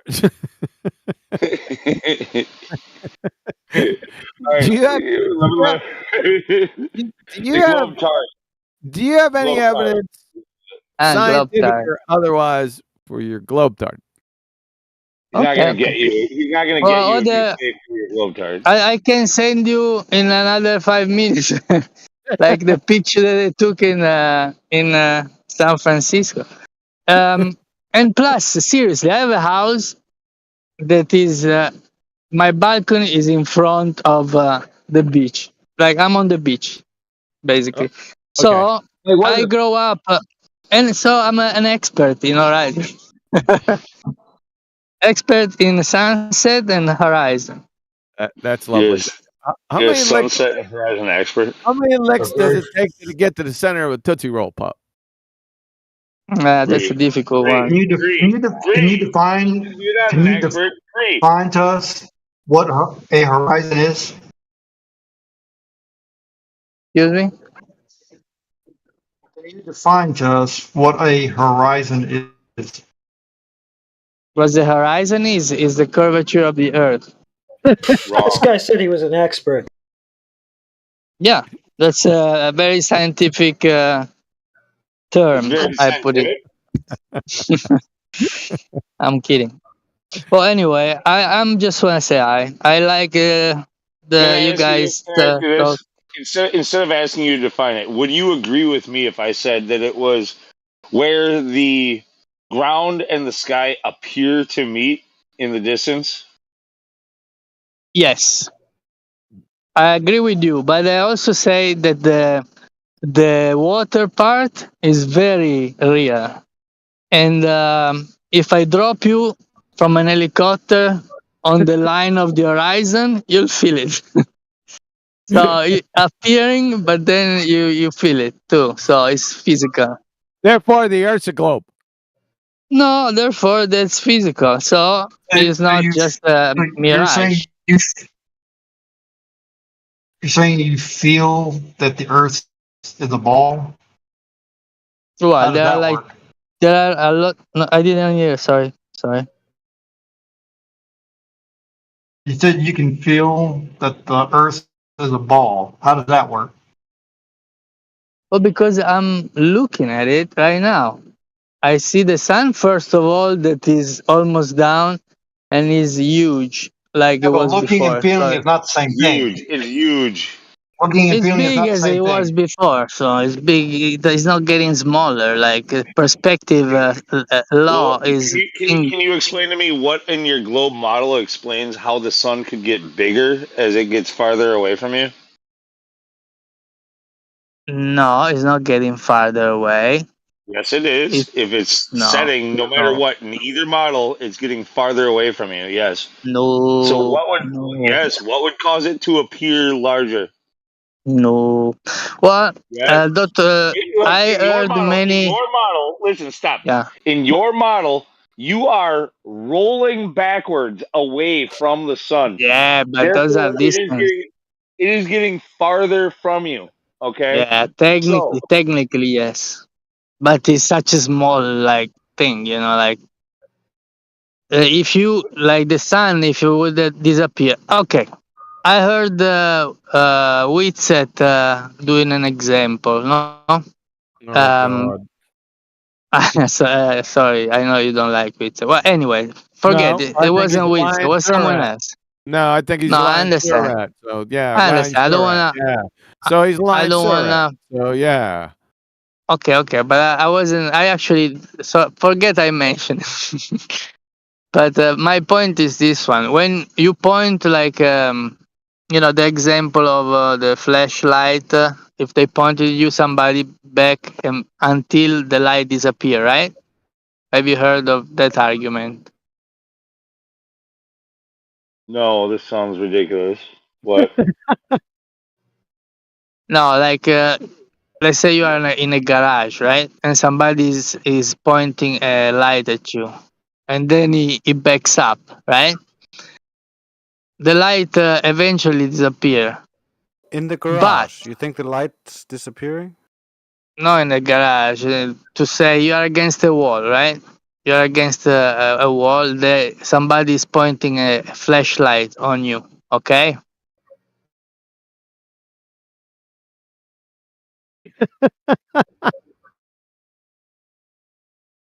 Well, look. Now I have to go This is not a because rebuttal to my question about the sun getting larger as it gets farther away. You tried to tell me it's not getting farther away, but that is true in both your model and any flat Earth idea ever presented.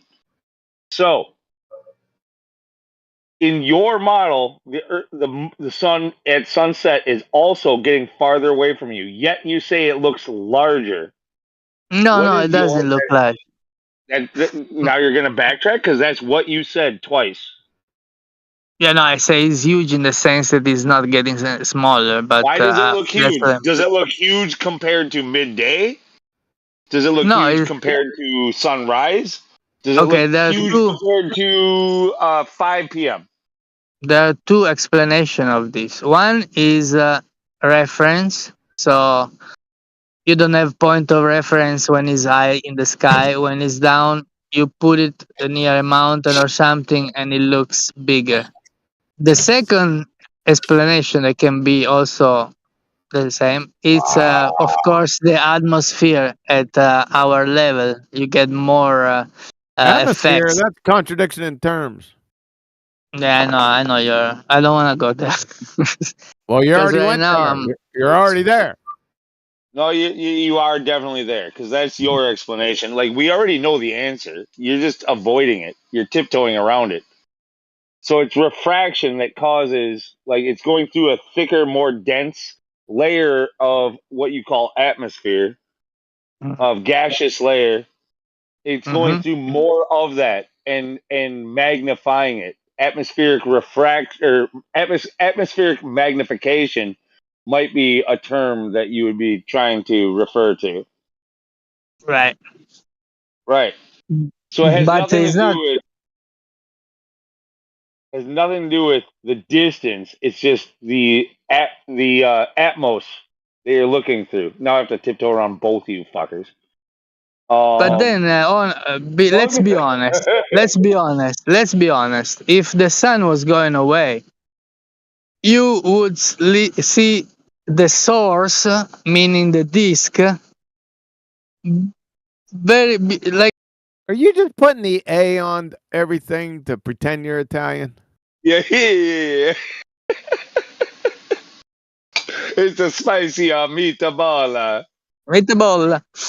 I'm Mario. But anyway. So, what I'm saying is, if the sun was going away, you would lose first the light that make you see, and then you lose the circle, because that's the source. The source is the last one that you see. So the sun's Even going over. So the sun goes over a geometric horizon. goes over, yes, geometric horizon. Right now, in this moment, unfortunately, there was a little bit of haze, so unfortunately, went behind show the me. haze. Okay, show me that though. Show me the geometric horizon. The geometric horizon. How can I show it to you? Well, I don't have it here. You must be able to see it if it blocks the sun. So let's just see that. Yeah, I'm gonna send you a bunch of images from all over the world of sun that gets cut in half. Okay. I never saw once a sun getting small in my life. Is that just going to be a picture of a horizon that you declare is geometric, or do we have some sort of verification that it's actually geometric? It's whatever you want it to be. By the way, have you never seen a video of that, or just never in your own personal? No, I history? saw this video. I saw the video, but that's a haze. I mean, come on, dude. We have to be honest with ourselves. Those videos, I've got one that I can show you. There's no haze whatsoever. In fact, these things, when they happen, when you do see it, it's in the most arid, dry areas. It's in the deserts and stuff where they do just kind of disappear into the distance. Okay, send it to me. I saw moon, like the moon is even better to look because it doesn't give you glare. And the moon, when it comes up, like if you look those time lapse of the moonrise, they're like you can see that is a thing coming up. It's not coming close. But hey, to each his own. Like I said, now I have to go. I don't know if you can still hear me. Probably not.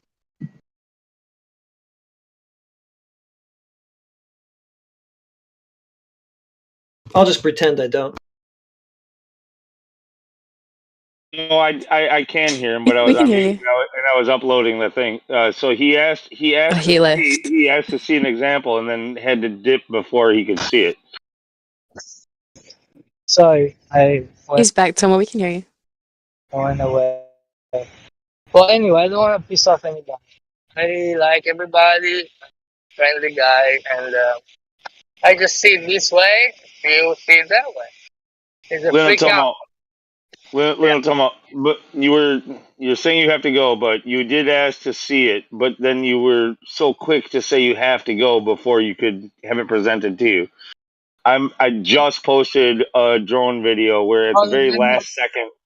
So here's one in the desert area where you can clearly see that I this see a thing tall is. lady. A very tall lady. Why am I seeing? This is a time lapse. This is a time lapse video from a drone. In the very last second after it disappears, he also rises in elevation to bring it back again. But it's very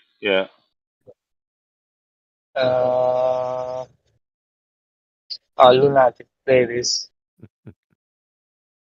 Lunatico. Yes, it's Like lunatic, lunatic. Yep, loon, whatever, Lou, however you want to say it.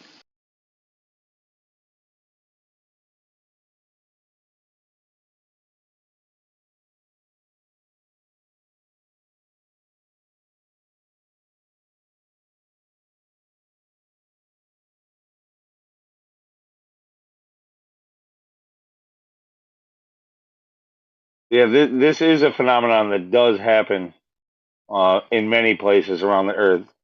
It just doesn't happen in places that are. It very rarely happens, I should say. It's not that it can't happen, but in places that are typically more humid, places that are close to the ocean, big bodies of water, you know.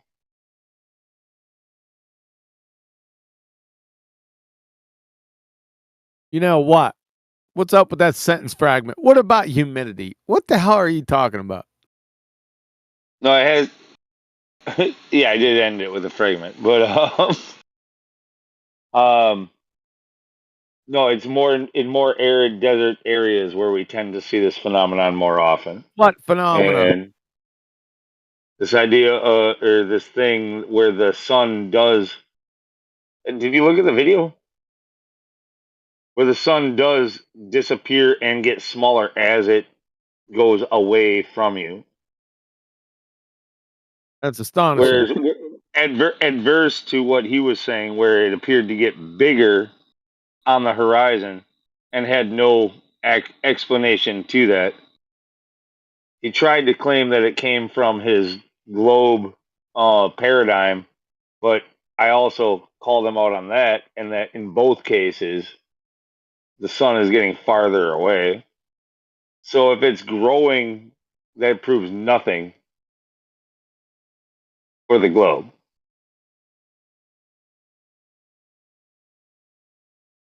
It only proves what we talk about how most often when we do see the sun setting, it's going through thicker layers of atmosphere and being magnified, essentially lensing. You know, it's being lensed to make it appear larger.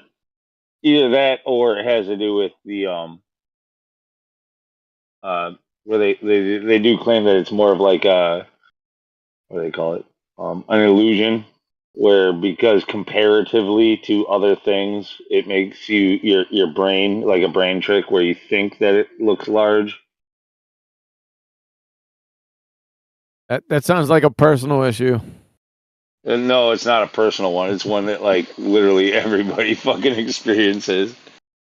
Really, when you've prove got something to compare it, yeah, when you've got something to compare it against, like trees and houses and stuff like that, as it gets low into the horizon, it appears larger than it actually is. Like it's a brain trick. It's an illusion. That's profound. But you're acting like this is the first you've ever heard of it. I'm trying to pretend I never heard it before. I got the first one just taken right now. Just repeating The my sunset words. just taken. Oh God.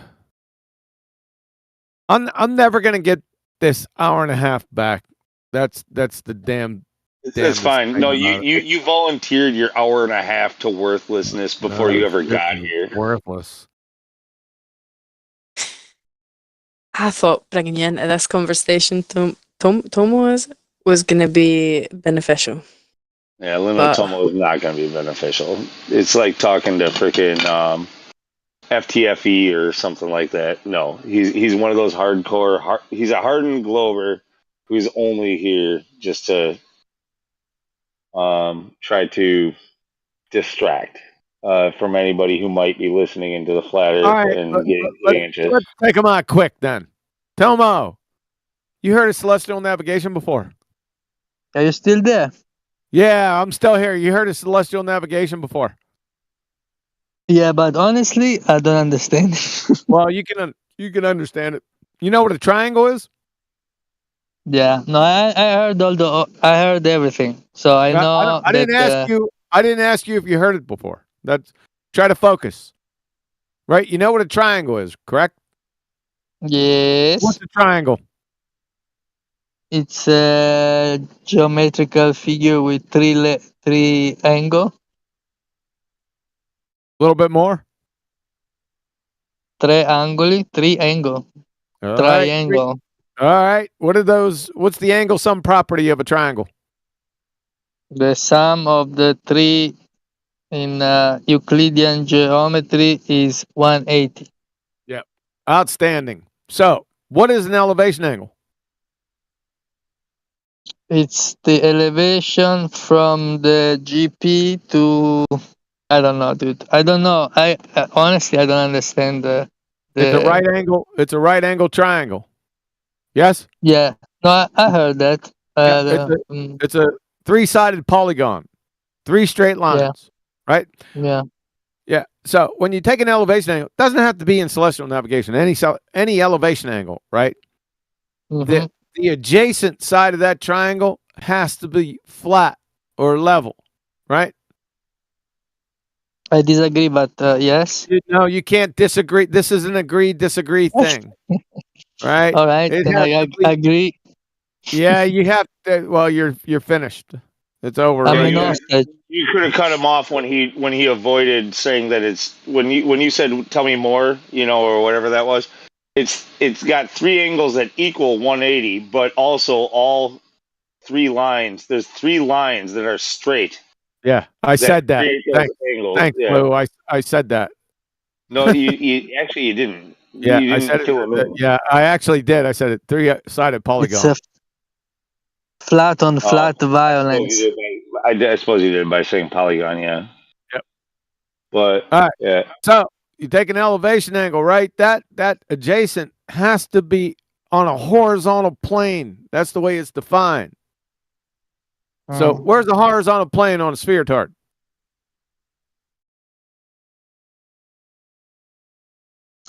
You can also do it by. No, not. You can Lamb. also do it. I'm not doing anything. Okay, I said elevation angle.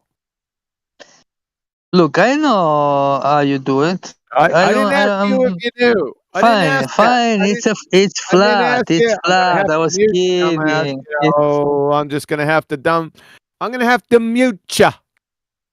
Okay. So I didn't ask all that. All I asked for the definition of an elevation angle. It's very simple. So go ahead and post that in the live stream. Or do you want me to post it?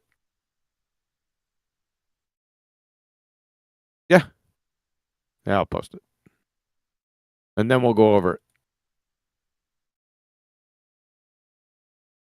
All right. Tomo, you with us? Yes, you have the mute button, so you're Yes, the I boss. do. Yeah, so I can You're so set you up. powerful. You're powerful, man. Yes, I am. That's funny though. So, elevation angle. Do you realize that a sextant that you take elevation angles with it? Yes or no? Yes. Yes. So You look at the star yeah, and see. it's a close-ended question. I even said yes or no. So you said yes. That's all I needed. Thank you. Okay. So Good. What did you win? All A right. little bag? Oh, Jesus. I'm going to have to mute you again. Okay. So, sextant takes elevation angle. So, what is an elevation angle? From radartutorial.eu. An elevation angle is the angle between the horizontal plane and the line of sight measured in the vertical plane. Now, if you need a second one, I've got about 50 of them, but I figured 2 would just do. From GCSE, angles of elevation. An angle of elevation is the angle from the lower object to the higher one, while an angle of depression is the angle from the higher object to the lower one. Both angles are measured with respect to the, you see this? Horizontal plane. See, they echo each other from above. The elevation angle is the angle between the horizontal plane. This one says between the horizontal plane. Yeah, you notice that? I asked you this before. Where is the horizontal plane on your sphere tart? It's wherever you want it to be, according to. That's not the right answer. There are no horizontal planes on a sphere tard. Therefore, the Earth isn't a sphere tard. Did you get that Your logic? argument, your argument are incredibly convincing. Now I am on a flat earth. Okay. Thank you. Yeah. Have a nice day. You too. Bye bye.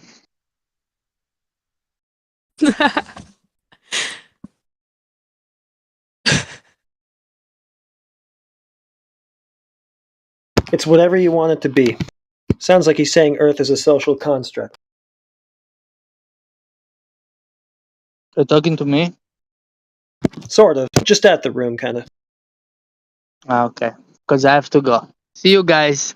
Okay, Love to bye-bye. chat with you. Bye bye. Bye bye.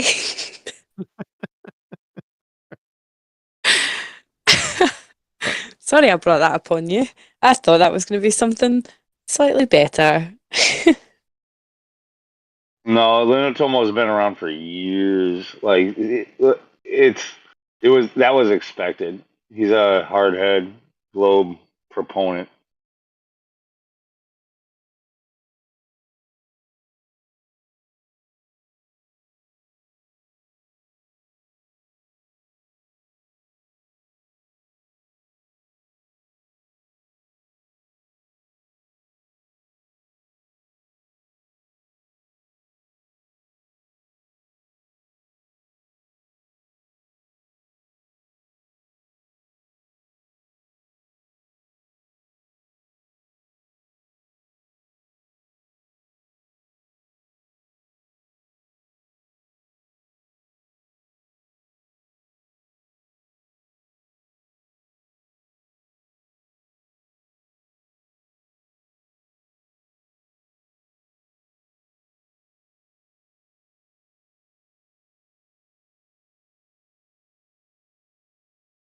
I can't use my Riz. I have to be whispering because everybody's asleep here. But Now we're just we're just waiting for your next feeble attempt to sweep Bambi off her feet because this is fucking hilarious. I'm having fun. Seems everybody's Trying having so fun. hard. No, I'm not. That's not trying hard. Is this not you trying? No, Oh. you have really low standards. I know she's not married, mean, you little that- adulterer. I was going to say, this wasn't asked.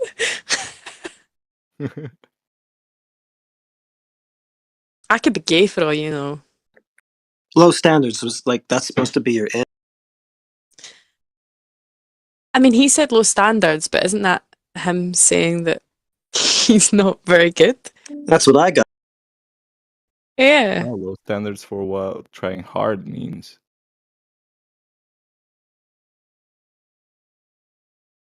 You say low standards. I'm like a cat with a ball of yarn right now, and you're the yarn. I'm just like batting you about. Well, maybe I like it.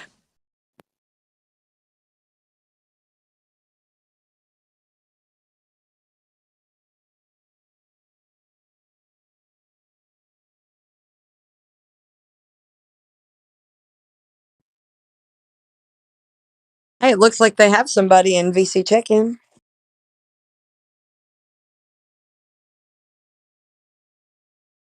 I can't compete with all these people in chat. Like I just No one's competing with you. Paranoid man. Ugh, you went down a notch. Giving you a hard time, man. Yeah, like I'm trying to. I think lighten my my issue is mood, my standards are too high for you. Perhaps. Perhaps we don't deserve each other at all.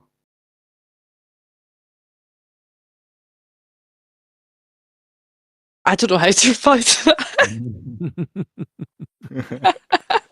Hey, Just, oh you my know, gosh. by having Bambi on the table. AI, I was getting ready to type a fucking message to you there, bud, and I was like, I'll wait. I'll see how where he's going with that sentence.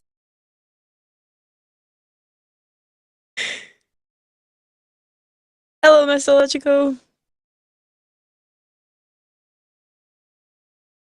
This place has not changed. Not for you, it seems.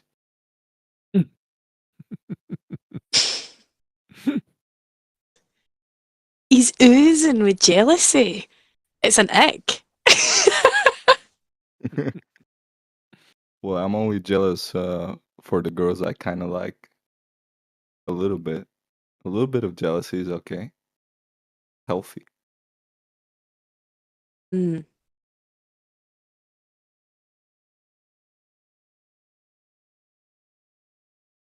It's very entertaining to see two flat earthers flirting. Two flirting flat earthers. I don't This think is what one-sided, sweetheart. I don't think what Bambi's doing is flirting. I It's don't. playing I your don't. music. Bambi It could be keeps bullying. flying. She's bullying me.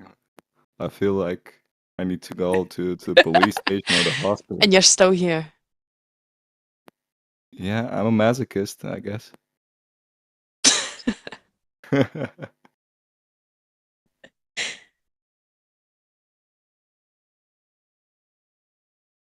Come on, what's your best line? I We've don't been have waiting all lines. night. Yeah, hit me with it. Look, man, I don't have lines. I just improvise. Lines are for pussies and insecure men. How do you think your improvising is going? Not really good, but you know, when you throw enough shit on the wall, some of it sticks sometimes. At Mm. least it's Sometimes the voice break.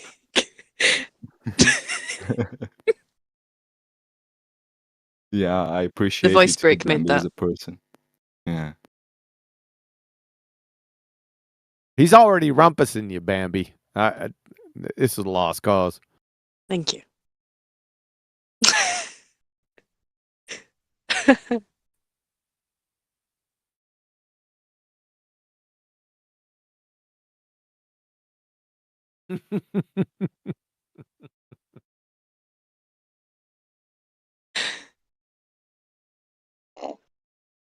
QE, you can't use your flat smacking abilities for cock blocking.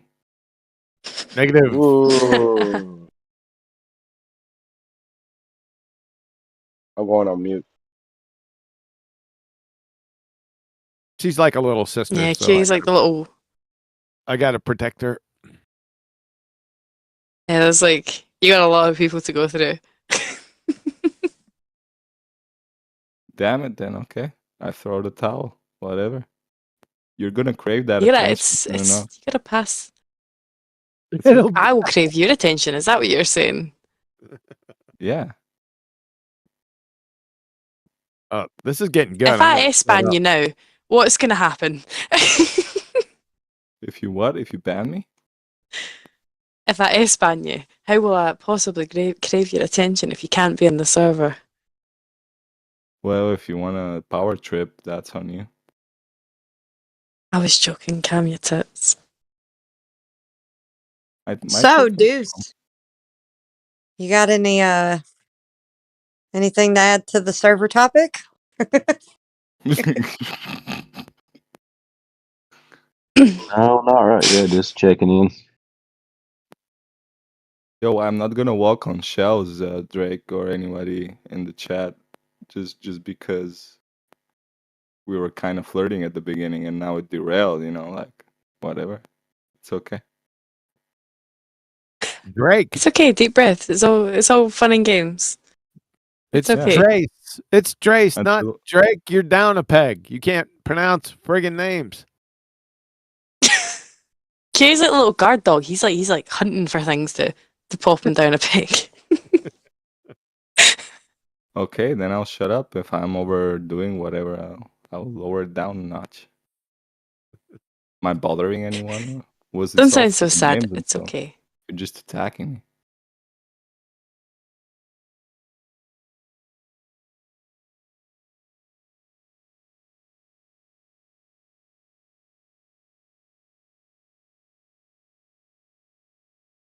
Just check the chat, man. We overthrew the chat with our topic. I think that's game enough. I Nobody think was that's more talking so about that it. it's probably something that shouldn't be in live stream voice text. It's a guilty pleasure for all the chat watching this mayhem go. It's a slow night. Did you see the Glover we just had? Yeah, he had a cute accent though. Oh, he did, didn't he? I just wanted him to say boopity bappity.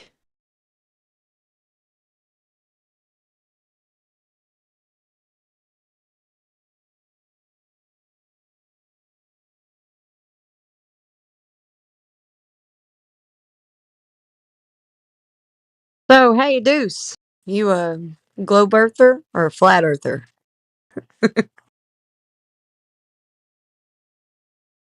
Flat. Y'all don't. I'll just check in time to time. I spoke with you before. I do believe. Is this Fancy Clown? Did I you believe. say you were a chicken? More like a possum. You mother clucker, you. You mother clucker. Deuce, what is up with your profile picture? Should describe my age. That's awful weird science. You remember when old Chet turned into a big piece of shit? Wait, what? It's off the movie Weird Science. Oh. Oh, goodness. So, That's quite the profile picture, that's for sure. I believe I was down in your area, somewhere close to you this weekend. Alabama? My neck of the woods? Alabama. Yep. All right.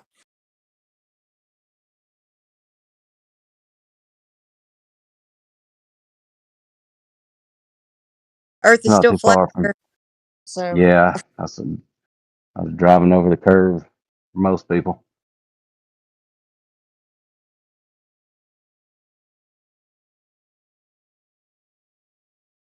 wait, did you say curve or curry? Yeah, I was the curve. I was driving over the curve. I was about to say, if you said curry, that's like really close. No.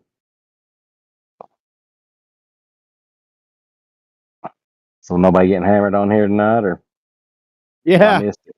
Yes. Enzyme 9. I thought you were gonna say no. Okay. Yeah, Lou. It was getting pretty wild last Friday evening. I was driving, listening, but I didn't get to hear much.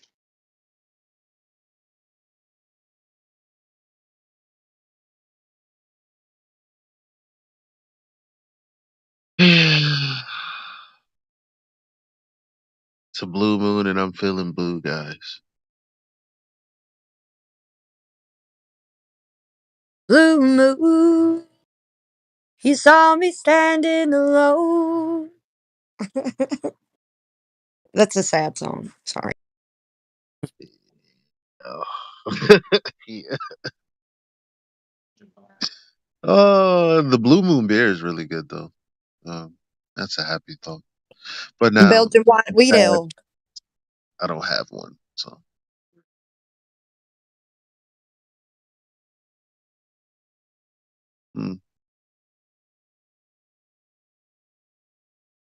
Apparently, there's a psycho up in Chicken. What about chicken? She's a mother clucker. Mother clucker. At least he's not a mother clucking schmuck. Oh, a psycho and check-in. See, you see what's going on in check-in with the I hate that one modern that whatever he is. I'm not even gonna say his name. I can't stand that dude. Like, there's a lot of dudes that are nondescript mods and other people with certain roles that I just don't. I guess I'm not supposed to say that on the live stream, so my bad. That's the dick swinging I guess Lou's talking about. But that right there, what's going on in check-in, is why motherfuckers aren't in here. Cause why the fuck is there like 20 people in the server talking to people in lobby when they should be bringing people who are even willing to speak in lobby into here? Isn't that what the whole point of lobby is? Yeah, the check-in is supposed to be super quick. You're only supposed to get them to agree to the terms of service rules and then get them down here. I think also sometimes you do get sidetracked. Like if there is someone up there that is potentially a psycho, then you don't really want them getting into the live stream. So most people will have like a little bat around with them up there and then boot them from the server. So I do see it to a point, but if it is someone who could potentially be in the live stream, because you're not going to send someone down if you know for a fact they're just going to scream something. Yeah. VC checking, and I know it's probably not the place to do it, but there's no other VC that you can just talk to someone in, is there? Without giving them perms or pulling them to another one. I don't think which so. Golds and Flat Earth. Yeah, so I do get why they do it, because if you are going to speak to someone for a period of time and you know they're not going to be safe in a live stream, then and they're not in Cog Death, then you've got to do it in a VC. Yeah. Oh, look, Jedi showed up. It's a party. Not in here, in there. Oh, I feel so left out. Oh, he left. Do Sniffing Fungus Muncher. I like that one. He probably Schmuck will went, always be my favorite. he probably went to go check it out and come back. Maybe. I don't see him in here. You got better things to do, Jedi? Is that what it is? Hmm?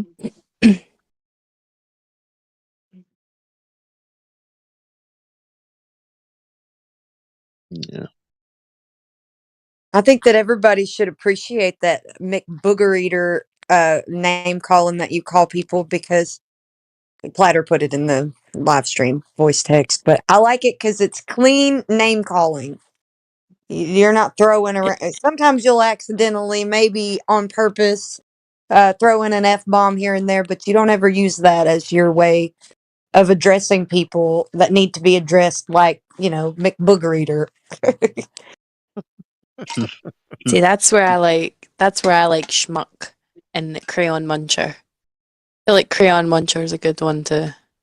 The funniest one is when I used to say Hillbilly Blue Balls, the redneck retard. And I said it so many times that Betty tried to find a video of his and she kept typing in Hillbilly Blue Balls. That was kind of sad. You gotta love Betty. Gosh, she's so precious. That's hilarious.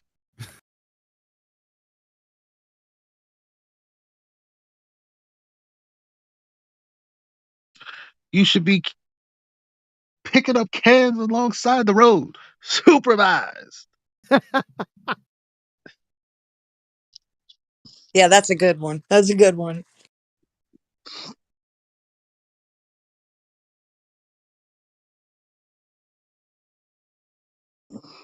Oh, what's up, Heretic? Who is it?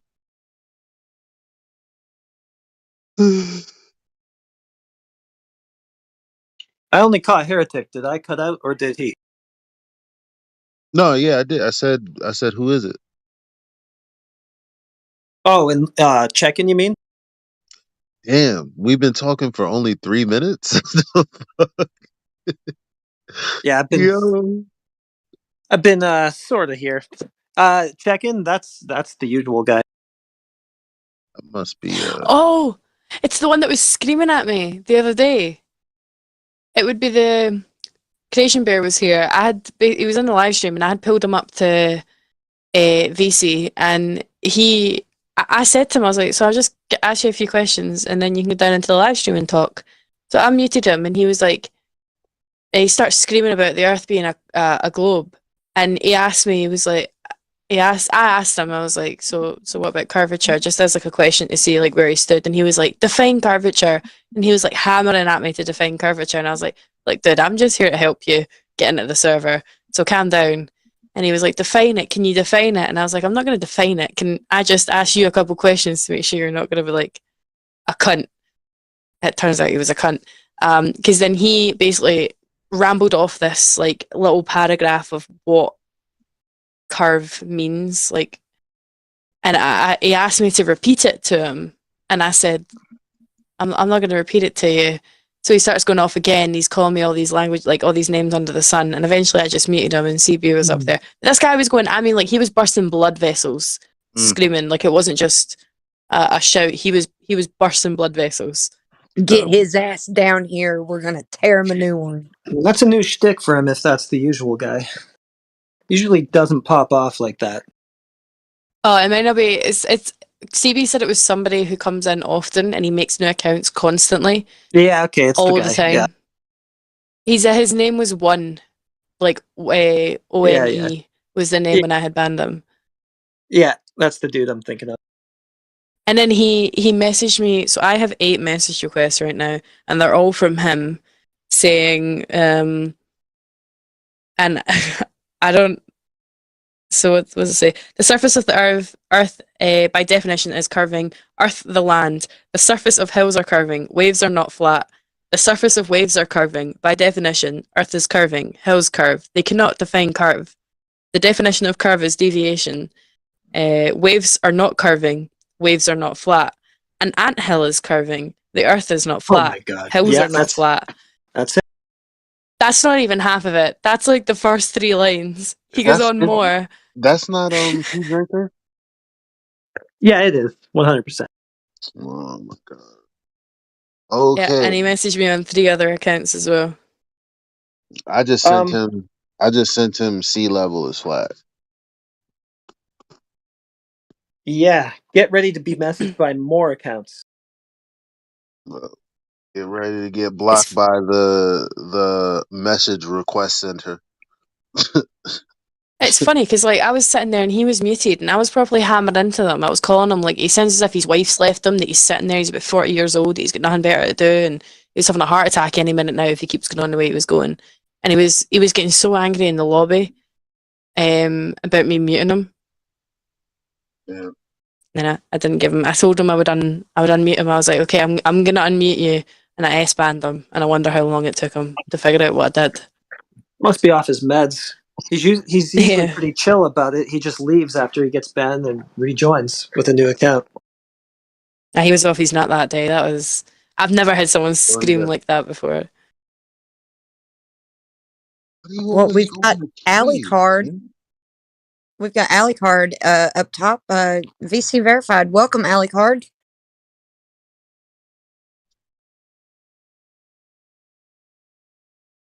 How did this dog acting like I treat him so bad? I say go in your bed and he goes in his cage.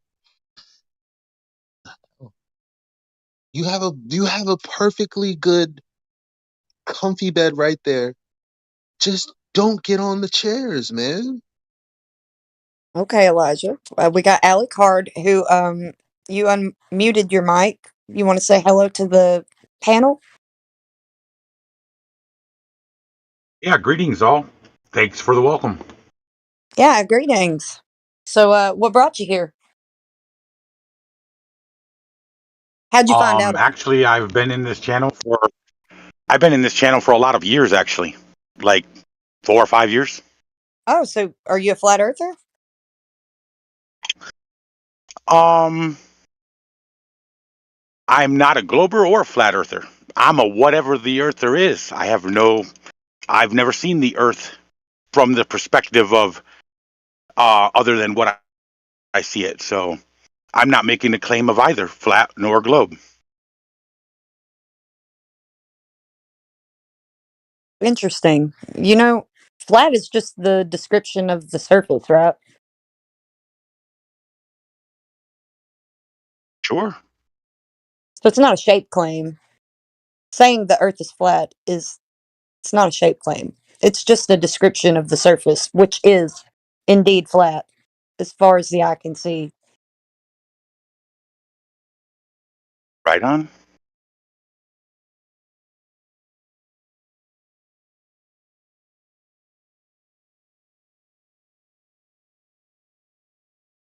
Well, alrighty. Well, Following question is how far does it go? Just trying to help you out, man. Not saying we have an answer to that, but that's your typical normal fucking response. Like, so where's the edge? Do we fall off? why would he? Is there a dome? All that. Those are your next questions. Why would he ask that if he's not even willing to say it's flat or? I doubt he's going to go that far.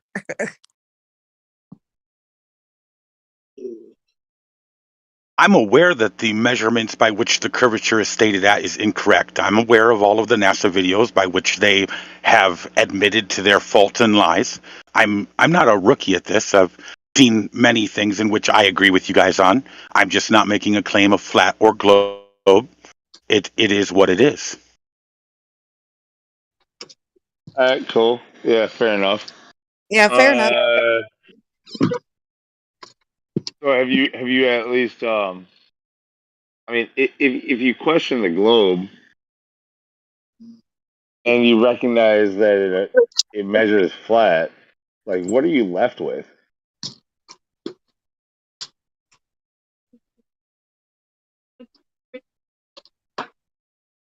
If you were directing that at me, I mean, I suppose that I would be left with a multitude of mysteries by which I do not understand things in their totality, and I must accept that.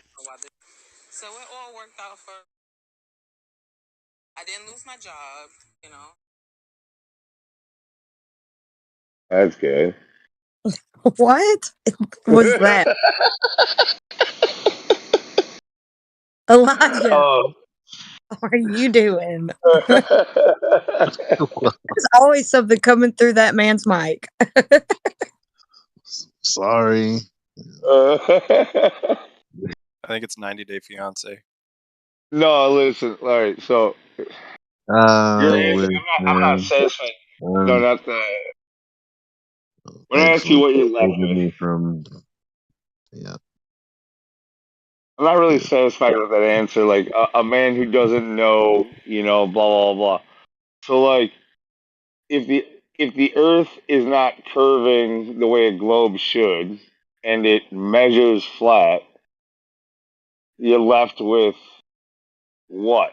Like, in your answer was a man who does not know what the fuck's going on. Essentially, that was kind of your answer. Like, so it sounds like you do know. You're just unwilling to say so or unwilling to commit.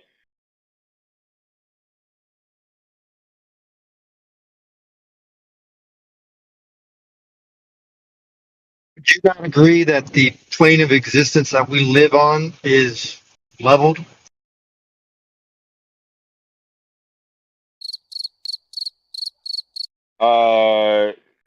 Say again.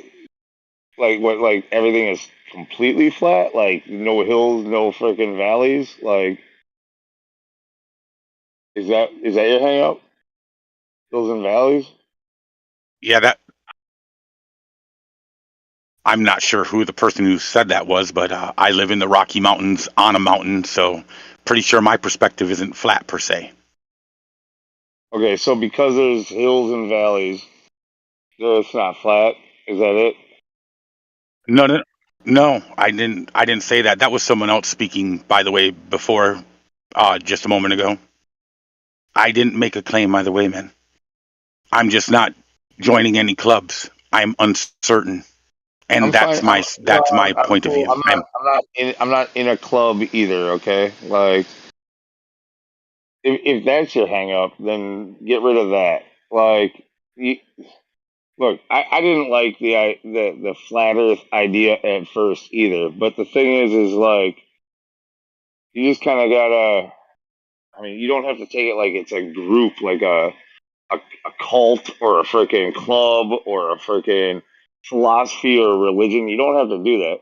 You just have to recognize that it's not a globe and that like water at its surface always finds its level and that is flat and that it's a baseline and that we can get our angles from that to find elevations to stars and for navigating like all this stuff. Like it only works if we work with a flat baseline. And if you understand that, then you're a flat earther.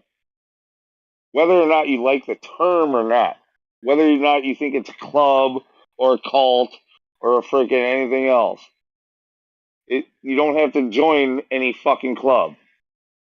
You just have to understand that we have a flat baseline in order to make the world work, in order for any aviation to happen, any freaking intercontinental ballistic missiles, any fucking, like, any observation that we make across water, like it has to be flat. In order to do a mirror flash low to the ground, it must be flat.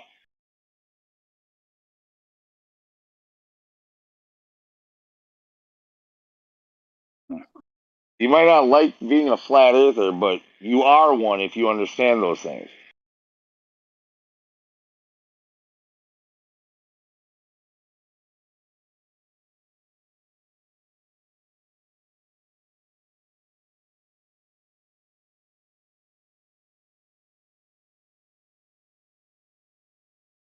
If you understand that two plumb lines are indeed parallel to each other, you're a flat earther.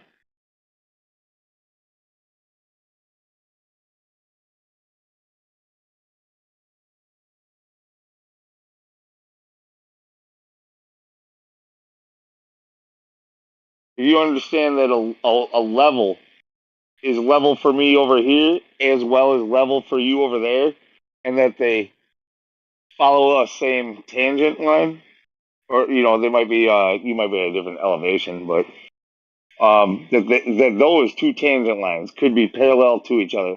You're a flat earther.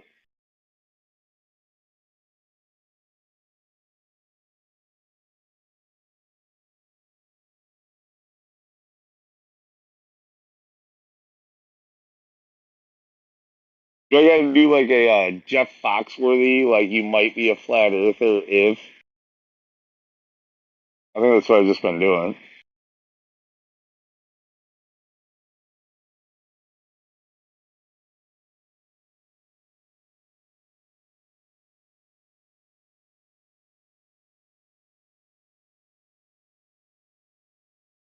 You still with me?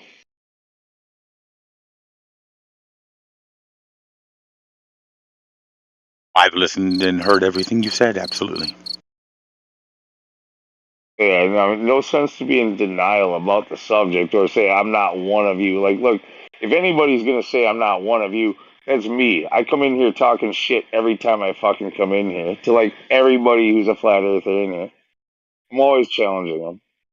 There'll be testimony to it. Like, if anybody's gonna say I'm not part of the club, like it's me. Like, I'm not in the club. There is no fucking club. Not for me. I'm still a flat earther.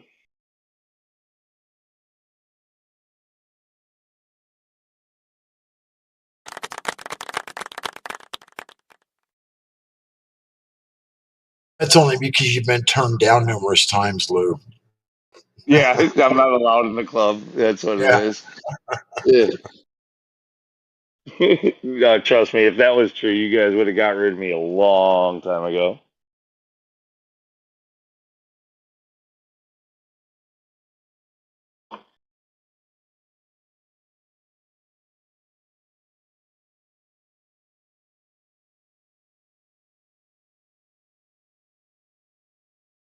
Hey, Alucard, what brings you into this server anyway? It's been a while since I've spoken to you over on, the other servers.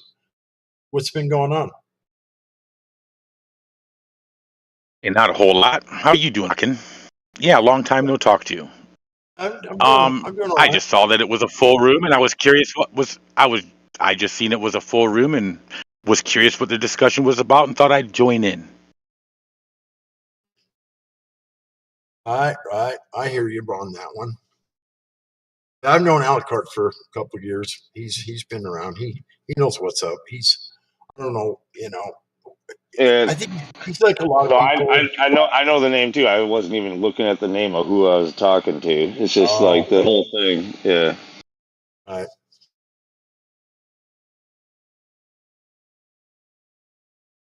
The joining a club thing. It ain't a club.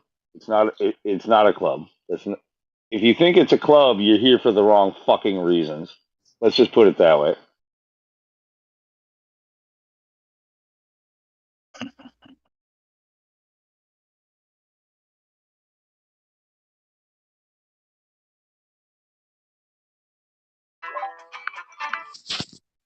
Oh, that was aggressive.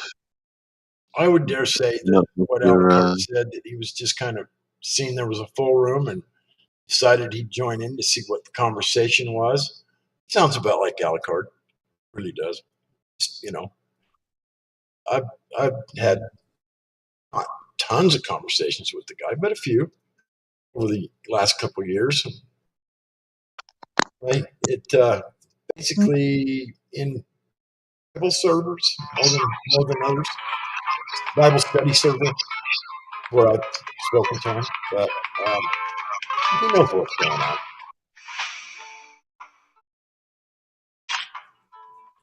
And there's quite a few people out there that feel like this flat Earth thing is almost like it's almost like a deception in itself, because no one really knows what the Earth looks like. It's almost like you're trying to objectify the Earth, and you can't do that. No one's ever seen it from a distance. No one knows what it looks like. I mean, you can say the surface is somewhat flat for sure because of water. And so there's just quite a few people out there that I guess maybe you guys aren't aware of that are basically stay away from the flat Earth term, basically because it's like you're trying to, they feel like, and I felt that way on certain occasions too, that people are trying to objectify the Earth. It's an object, and this is what it is. I just don't see how that's possible. Not yet. Nobody can objectify the Earth. For me, it's like we get all these flat earthers who don't want to be called a flat earther, and I just kind of put myself in that situation. Like maybe they're only online with this group, and so they haven't tested it. But like, do you get outspoken and talk to your friends and your family and your coworkers about this? Like, and when they go, "What are you, some kind of flat earther?" Do you go, "No, I'm not a flat earther"? You know, like. You go like, or do you just go, yeah, I'm a fucking flat earther, because that's really what it fucking is. Yeah, I'm a own it, own that shit, wear it as a fucking badge. Yeah, I'm a flat earther. The Earth measures flat. Like you're not gonna win anybody over by saying like, no, I'm just saying. Like I don't know what's what. Like, do you think you're gonna win them over by being wishy washy? Well, trust me, my family, all of my family knows what I think. I have voiced my opinion about the Earth to all of my younger brothers and sisters, which there's 5. I'm the oldest in the family. They all have families. They all know exactly where I stand on it. And most of them think I'm off my rocker a little bit, but they know that I'm not stupid because they know my background. They know my jobs. They know what I've done in life. And so they know I'm not some stupid, moron off the streets. It's, I'm a flat earther. No, they know who I am, and they respect me for who I am. And so it's kind of a different situation for me. They all know, but we don't really talk about it much because they're not, to be honest with you, they're not educated enough to have a real conversation about. No, that's not that's not really what I'm saying. I'm not saying like you go and like lay down a speech for your family that when they didn't ask for it. It's just when they start talking about something and you interject with something that doesn't fit their narrative, and they all of a sudden look at you and go, "What are you, some kind of flat earther or something?" Like, don't fucking backpedal and be like, "No, or I'm not a flat earther." I told them from the beginning that's what it was. I told them right from the gate that that's what it was about. 4 years ago, they all know exactly what I think, and they can call me whatever they want, but they know when they ask me, I say, flat earther, what's that? Yeah. See, I just probably just, for me, I'd just rather just say like, yeah. I mean, I might not be able to know for certain, but neither can you. I can't go to that third person perspective and tell you, or I can't go to space and look down on it. Like your theoretical space that can't exist. Like I can't prove to 100%, but I do know that all empirical evidence points towards a flat Earth, and I can show them that empirical evidence. You're right, Lou, but most of the people out there, including my family members that I've just spoken about, believe that we have been to this fantasy outer space world or land or area and have viewed the Earth from that distance and have proven that it is a ball spinning, floating through space. I mean, there's a lot of people that believe that, Lou. believe it fully. Oh, no, I know. Absolutely. I mean, of course they do. Like, even I think it's the same story for every one of us here. When like one of the first proofs that I was given back in the day was like it was like there are no real pictures of Earth from space, and I was like, none. And then I fucking like went on Google Images, and I'm like, holy shit, that's probably a cartoon. That one definitely is a cartoon. That one looks like it could be real, but it doesn't really look real. Fuck. I think he's right. There are no real pictures from fucking space. There was a guy here probably like a month ago, and he said, "Yeah, satellites take photographs of of space." And I was like, "Bro, show me a photograph of a satellite. Show it to me." He went to Google. Yeah, I'll find it. I'll find it for you. I'm gonna go get it right now. And then I told him, just make sure it's not a cartoon, okay? Does it look like a cartoon? Well, no, I'm gonna find the real one, the real photo. And then he was like, you know what? They all look like cartoons. Yeah. He admitted it. Exactly. As soon as you realize that, it's like, God damn it, fucking A, flat earthers are right on that one. Oh, I can't like even if it looks sort of real, I can't prove that it is real.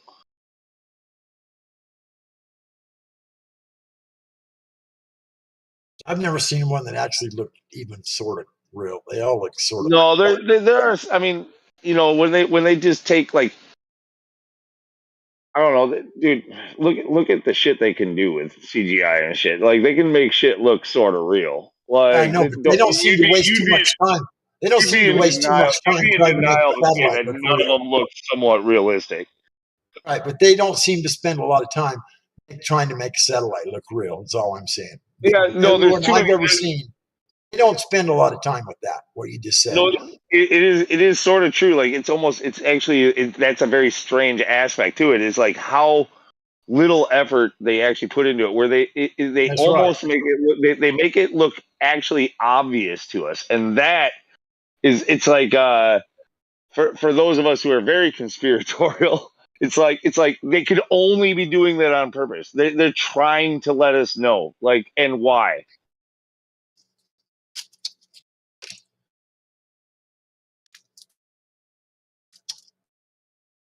I couldn't really answer that question. Why would they be trying to, clue us in on any of it for whatever reason? I mean, if they're doing that, they must have a reason. But what it is, who the hell knows?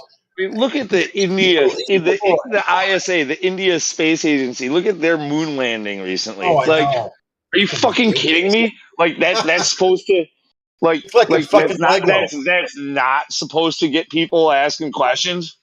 It looked No, like they're a not fucking kidding you, Lego Lou. with a, They're definitely like a not Lego kidding with you. a sparkler on the bottom of it. That's how bad it looked. Fuck. Stupid. And then the way the news touts the shit. The news touts it is like, oh, this great achievement that India did, and the discoveries that they're making, like searching for water and blah blah blah blah blah. Like, they're playing it like it's all completely like totally legit and real. But if you go and watch even just like 5 seconds of it, you go, what the fuck? Yeah, I know. But I wonder how many people actually do that. How many millions look at that and go, "Wow, look at that! Look how cool they're landing on the moon." I bet there's a lot more doing that than not. I don't know how that happens, but I'd imagine there's more people that believe that shit's real than people that don't. Well, at least now we know how that that. Now we know that at least we're gonna at least have 7-Elevens on the moon soon. There you go. Because we all want our 7-Eleven. You're right. Would you like a squishy? No, I just want a cup of coffee.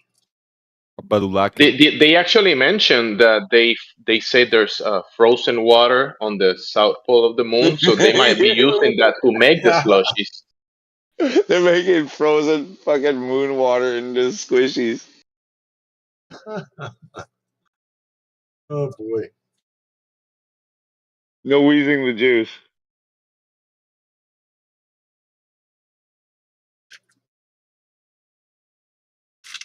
Yeah, that India fucking that moon landing from India. I seen part of that for the first time today, but I didn't even want to bother with it. And someone showed it to me today, and I'm just like, you got to be shitting me. Okay, the obvious answer here, and I think I overheard this listening to over in Earth Awakenings, but like there was I saw in the text people arguing about it, and I saw a comment like where somebody said nobody on Earth thought that was anything but CGI. So talking about the landing, the lunar lander that they have, because the question was about like, well, who took that picture?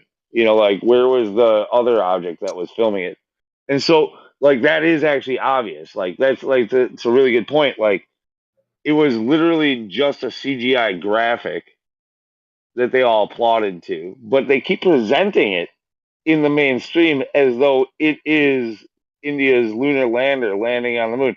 This fucking, you know, the Lego lander, as I fucking call it, like the Lego lander, freaking landed on the moon with like no shadowing or anything like that. Fucking like literally something out of an Atari or a Game Boy game. Lou, That thing landed on the moon, and most people believe that. Okay. Lou, everyone knows that we left that American back then when the American lunar lander left, and it was recorded by that guy on the surface of the moon, and he was waiting to record this one. Everybody knows that. Same guy sitting up there waiting. Right. Yeah, he's been waiting. He had enough time to make it to the South Pole of the moon. Right. No, but the What's the point difference? being is like clearly that was just a computer graphic that was What? showing them landing. Right? Like, yeah, what? Prove it. Prove it.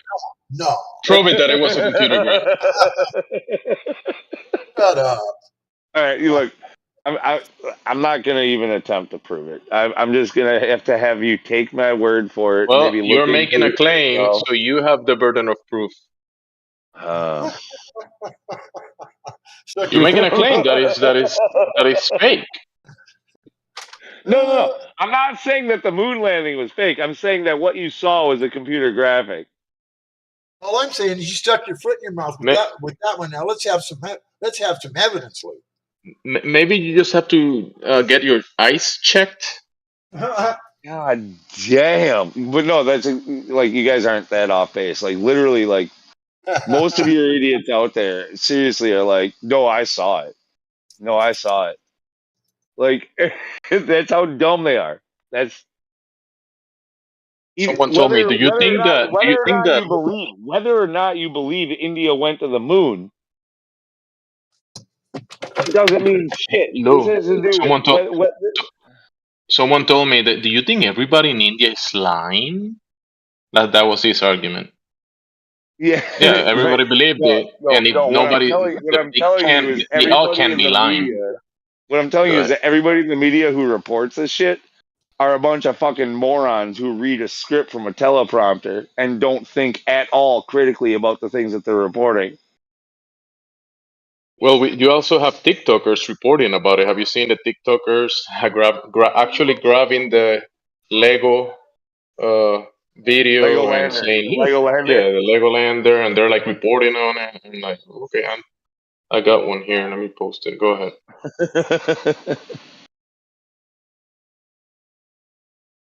Oh, right here, I found it. It's like, Hey, God Rockin'. Are you there? Just here. What's up? Yeah, I was gonna say tonight's a really good night to charge your crystals, because it's a blue moon. What's in a blue moon, huh? Yeah. 2 full moons this month, huh? Yeah, I was also gonna say something. If anybody knows anybody in Maui or anybody's listening from there, and they're not getting a good Wi-Fi signal, I'm gonna suggest that they try putting their device, like their phone or their laptop, under a Philips Hue LED light bulb, so they can receive a Li-Fi signal. That's Li-Fi. That's light fidelity signal, which is supposed to be 100 times faster than a regular Wi-Fi signal. You just have to have your device fully immersed in the light. So pass that information on. I'm gonna put my pyramid. I have a pyramid crystal, and I'll put it under the moon. I think Ildiko. Remember Ildiko? She's from that spot of the world. I've actually got a whole bunch of beer cans stacked in the shape of a pyramid, pointing at the moon right now, charging up. Ooh, the beer must taste good. Is it Bud Light? So the last full moon, last full moon was on the 1st of this month. Is that when it was? Yeah, yeah. And the second one is today. Mm-hmm. Right on. Yeah, that's definitely the definition of a blue moon. Once in a blue moon. Happens once every so often. I'm not quite sure how often it happens, but it's like what once or I don't know how many, once a year, twice a year, I don't know. No, it happens like probably like 6 times a year or some shit. It's like 6? nothing special. I don't know. It's not that special. Oh, it's not that special. Obviously not, but 2 full moons in a month. That's that's kind of cool. That's why they call it blue moon. Once in a blue moon. Happens once in a blue moon.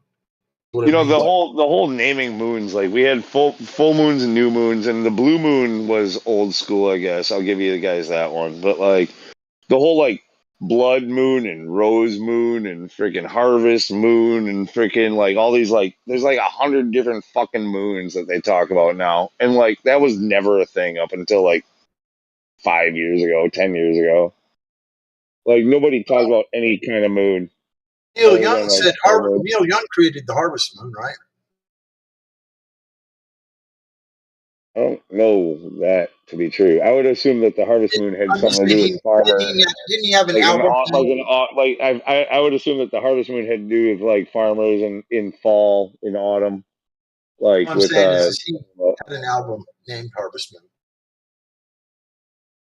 You believe? A long time ago. But no, like the whole blood moon thing, especially. That's one that like all of a sudden we've got like blood moons all the fucking time. It's like, oh, it's a blood moon, a blood moon. Like what the fuck? It just looks like every other fucking full moon. In fact, all of the full moons look just like every other full moon. The blue moon, the blood moon, the fucking harvest moon. Like they really don't look that much different. The thing about the blue moon is it's not actually blue. That's not what that means. Just like you said, it's the old school meaning once in a blue moon, which means every so often or whatever, however often it happens. It's not very often. Once in a blue moon. It's just another name for a full moon. It's just a full moon. That's all it is. A full moon. Exactly. It's just because it happened twice in 1 month. It's nothing to do with the color blue. You can find like a orange and blood colored moons all the time. Have you seen the conditions? You get all these forest fires going on, all this smoke in the air causes the moon to go red. I mean, it's it's long.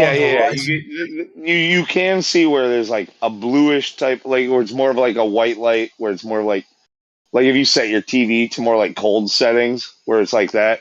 And then you get another one that's like more like if you set your TV to like blue light filter, and now it's more like reddish settings, And then you got like a couple in between, like they got like a rose moon that's like sort of pinkish. They got but like otherwise, I mean, I don't know. I don't think they have any significance. It's just like the way that it looks through the atmosphere, like. Go ahead and charge your crystals all you want. I think it's all freaking new agey bullshit, but anytime the moon is old age, it's old age technology. It's always due to atmospheric conditions. Always when it's orange or red or whatever, it's always due to atmospheric pollution, whatever. They used to use the different colors of the moon to determine which holidays there were, and which and like the blood moon is for like a woman's menstrual cycle. I'm not sure exactly how it works, but I know that's. Well, how come that one happens like 6 times a year? Well, I mean, women get their menstrual cycle in if they're healthy with the moon cycle. The two are synonymous with each other.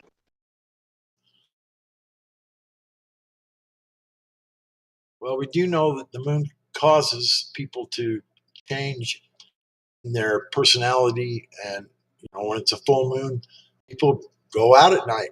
They're I witnessed it myself. Well, you A lot could of actually full moon attribute night, that people usually to just everywhere. like if the streets are more lit, people are more likely to want to be on them. Like if you can see better, you're more likely to be out. Well, I'm sure that's probably true as well. You guys hear what I said about the Li-Fi, right? Yeah. You know what that is, right? You put some sources to that, bro. I'm on the move. Sounds but like a lie to me. It's called Li-Fi. It's light fidelity, and you get an internet signal through your LED lights. Yeah, can you Yeah, post LED some lights have sources never for been a that, please? fucking red pill thing to talk about. Like to tell people to go buy Philips Hue smart light bulbs, like has I'm not never saying to been a buy fucking red anything. pill thing to do. I'm suggesting that they try it for their Wi-Fi signal if they don't have a Wi-Fi signal. Yeah, because you need more fucking tracking of all of your movements through Li-Fi. No, I don't think That's you're what those things understanding what do. I'm You saying. understand that, right? Those are spy devices, just like everything else that's considered smart. They're spy devices. Do you know what Li-Fi is? Light fidelity. What is that? So you get an internet signal through the source of LED light. It's more than just an internet signal. It's more like a sonar. Like they can see the things in your house by using it. Okay. Yeah, because they mostly use it for underwater technology right now to communicate underwater. With the dolphins. Dolphins. Oh. Or do you know what? Do you know what lidar is? Yeah. Yeah. It's It's kind of a like that laser as light. well. Laser light that penetrates the ground and gives you an image. Once it bounces back, they can see Yeah, under the jungle with it. whoever said that about light fidelity, could you please DM me your sources or post it? Because it sounds like bull. I mean, you could Google it, bro. Okay. Philips Hue bulbs. Philips Hue bulbs are what all truthers need in their life in order to No, I'm freaking not charge saying their. that. I'm not saying that. I'm simply saying, like, if you're in a situation where you don't have Wi-Fi, then I suggest trying Li-Fi. I'm How not about joking. just I'm serious. getting rid of internet? No, I get. How about just we should all probably get rid of internet, all of us. I mean, yeah, in a perfect world, but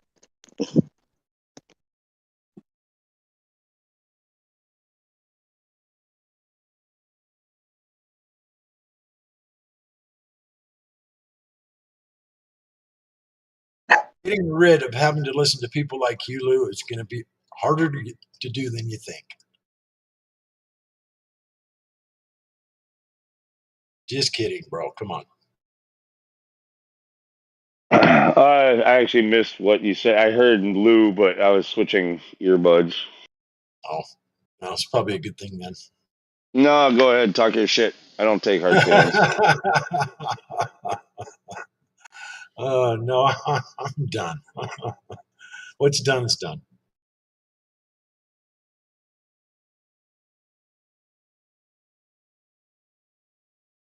I was just messing with you anyway, so. I talk enough shit to everybody else around where like it would be hypocritical for me to freaking get too butt hurt over anything somebody says to me. Oh yeah, of course. I wouldn't expect that you would. Absolutely not. It's right up your alley, that's for sure. Don't you fucking worry too much about what's up my alley.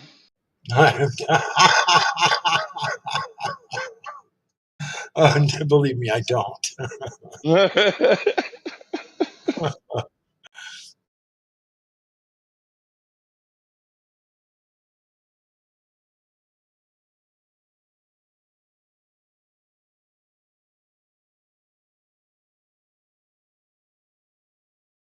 Don't you worry your pretty little head.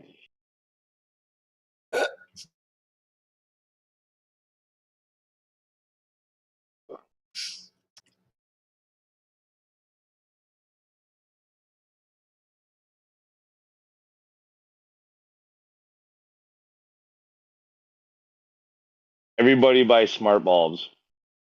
It's what's gonna get us more connected to the earth and Philips. crystals.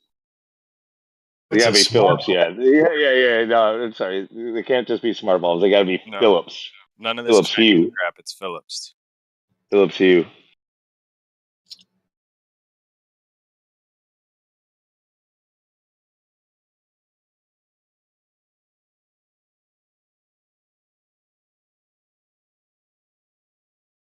That way you can get an app on your phone.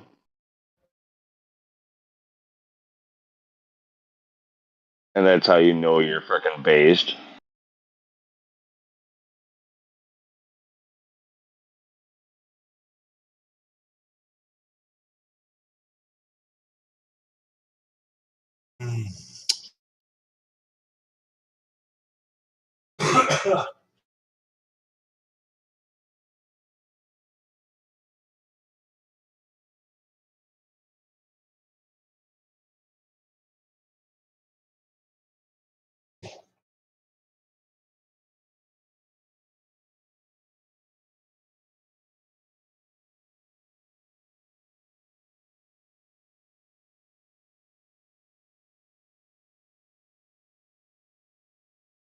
All right, yeah, Beasticles, if you buy a fucking light bulb while you're out on the move, even if it's a smart one, even if it's a Philips Hue, it's not gonna get your phone a fucking signal.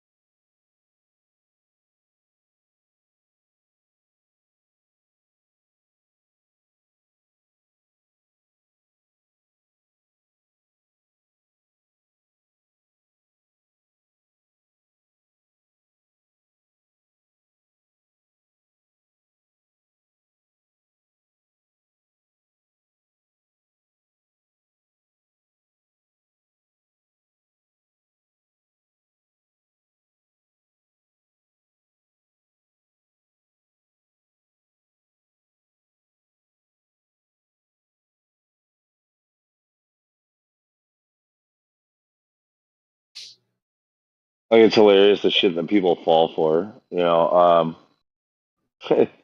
Everybody's got their 5G phones now. Anybody notice their phone like doing better with 5G connections compared to like the old connections or no? I swear to God, mine slowed down. Like connections are slower than they've ever been with 5G connections. You do a speed test, it'll tell you that you're like blazing through the roof, better than your Wi-Fi. But none of the apps you use go faster. None of the pictures you want to load faster. None of the videos you want to watch, load faster. You still get buffering. Has anybody seen an actual improvement with 5G versus 4G? Anybody?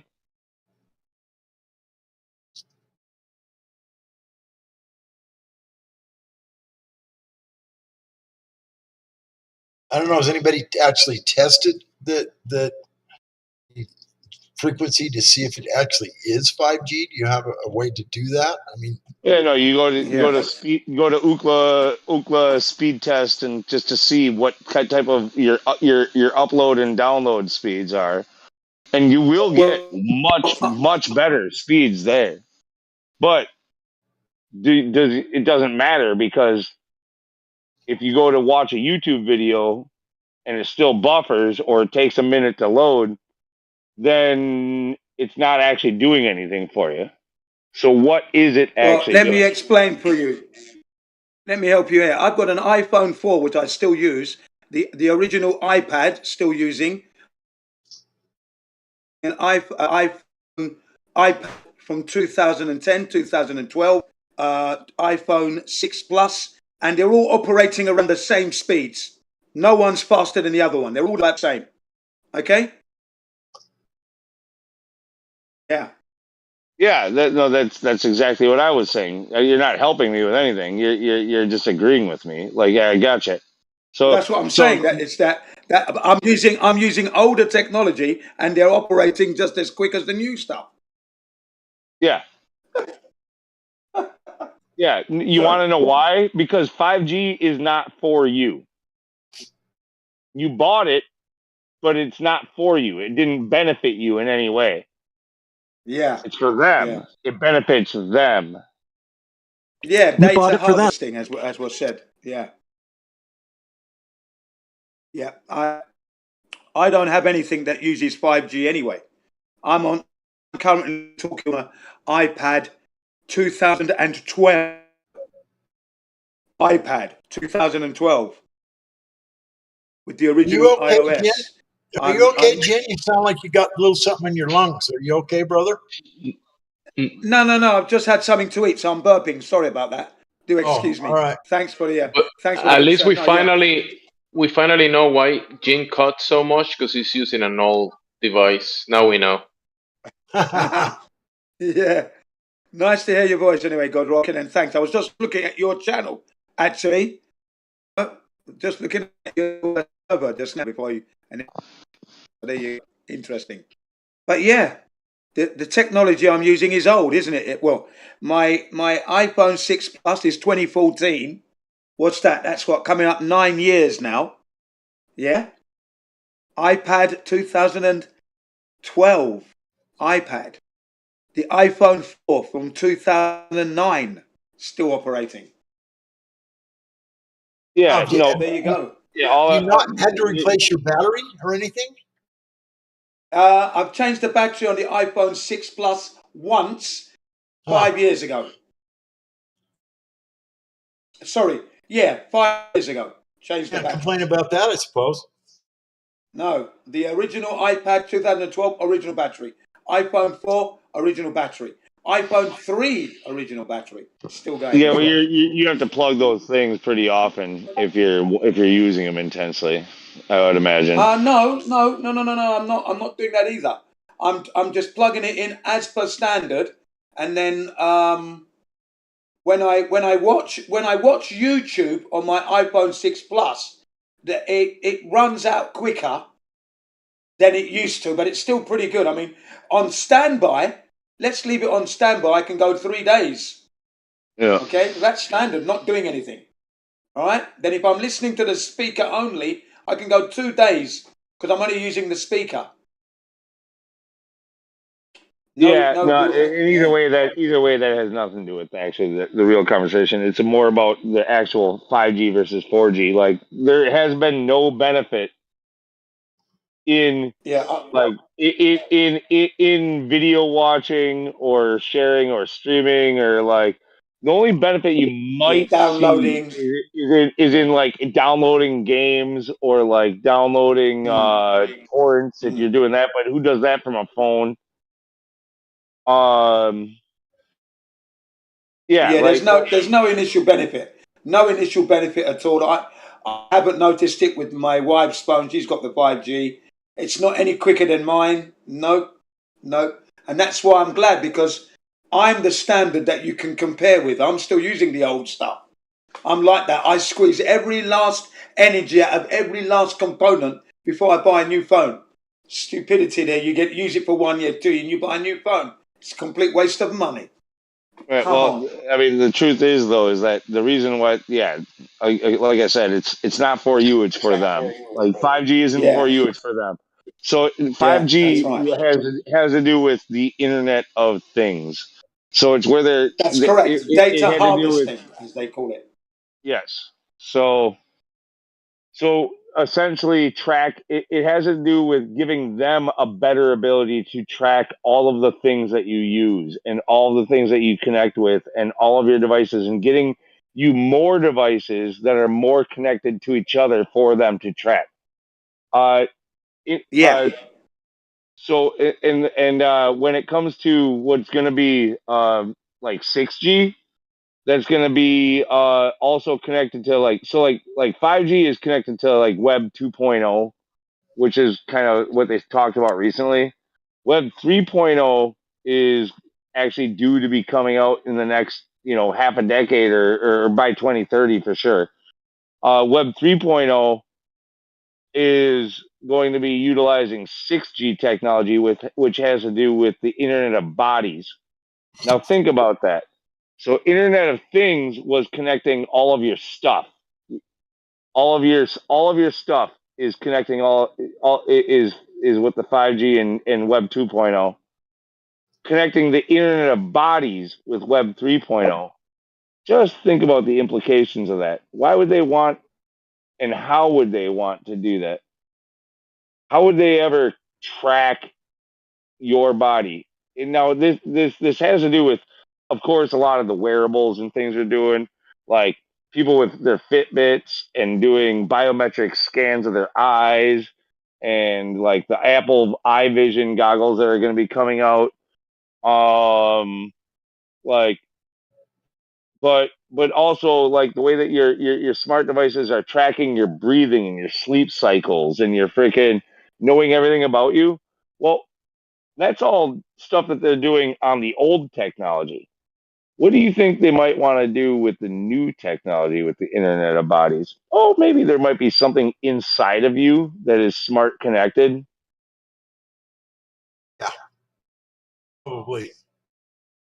Like you said, wearables, it could be using shirts, clothing, be laced with this sort of stuff that, can monitor your body, your heartbeat, your blood flow, whatever, your temperature, all that kind of stuff. I've definitely heard of clothing possibly having Oh some no, of but these.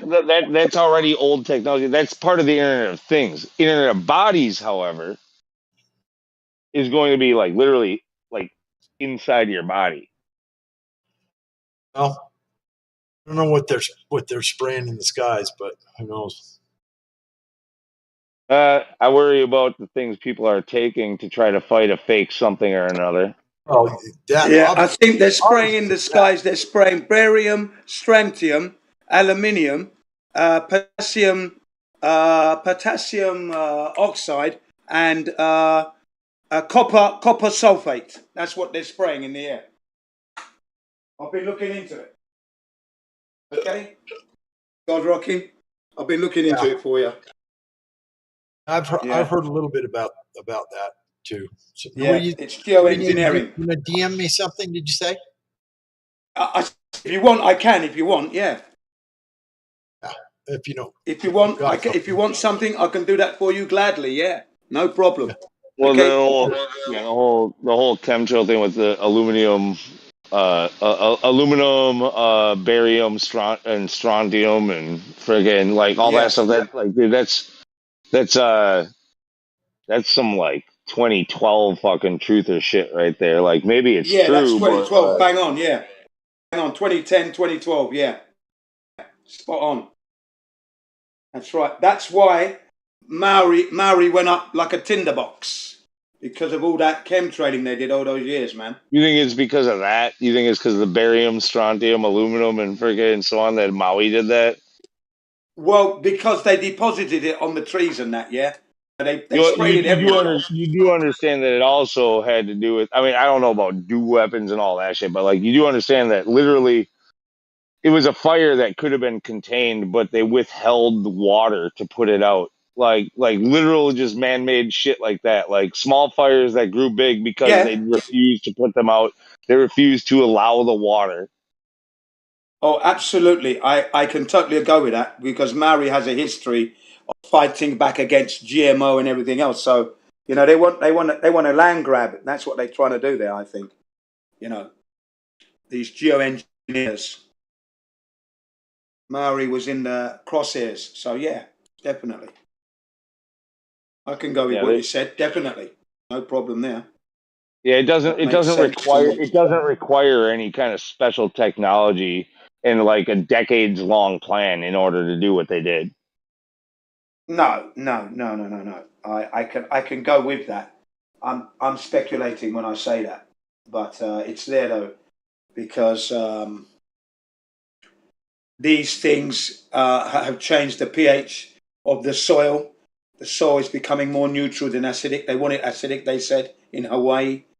And aluminium and what was it, strontium, copper oxide, when you put them together, they go up very quickly, combust like that, boom. Okay? We know that because they use that in thermite and nanothermite. Yeah, aluminium is there with sulfate, and it's it's accelerant. So aluminium is an accelerant. It could be that as well. That could have been part of it.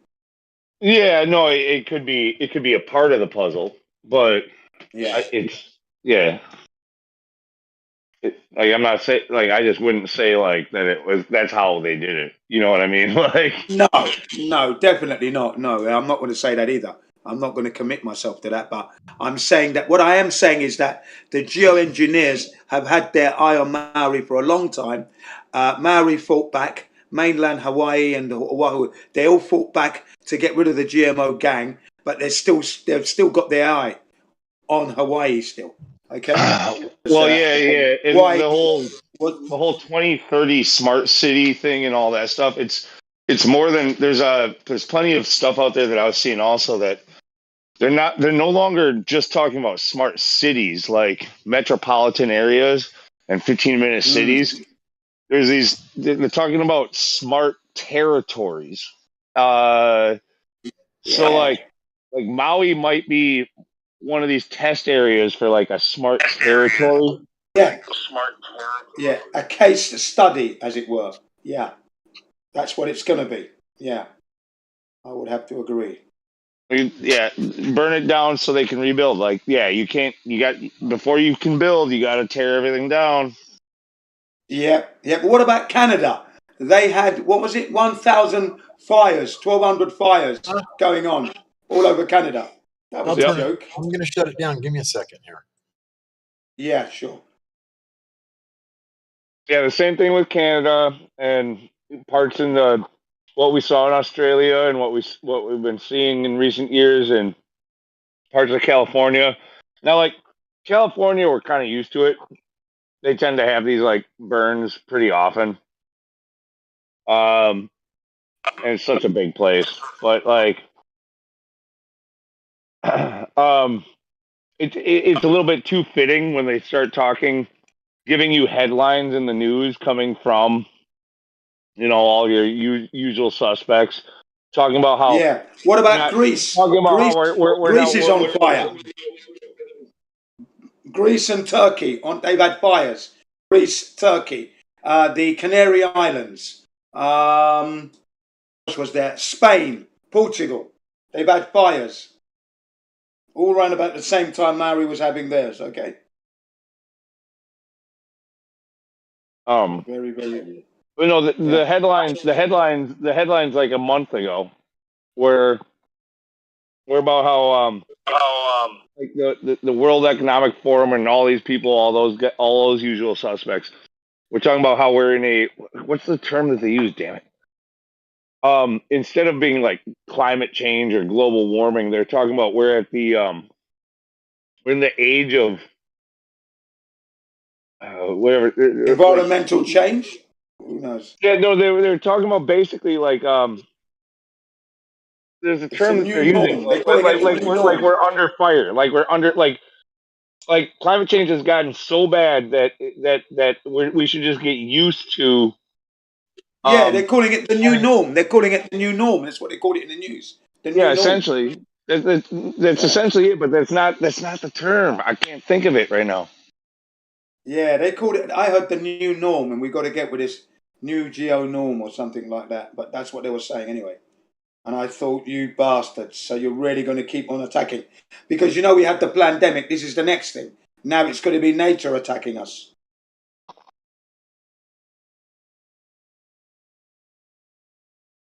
It was it was something kind of like an inferno age or something like that, but that's not it either. It's like Like Yeah. literally talking about an age of burning. Oh, Yeah. yeah, that's what they're Yeah. calling it the burning point or something like that. Something stupid like that. Yeah. Yeah. They're letting us know that they're going to be attacking us with fire now, and we've got to get used to it. That's what they said.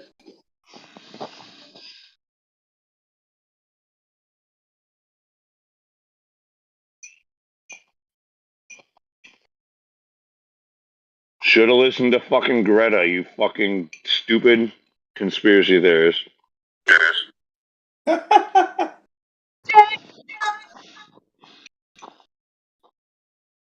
How dare you? How dare you?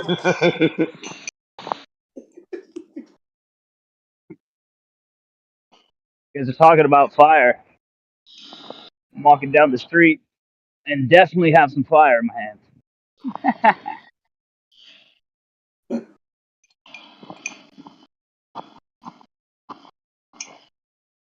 You're gonna create a little purple haze of your own, huh?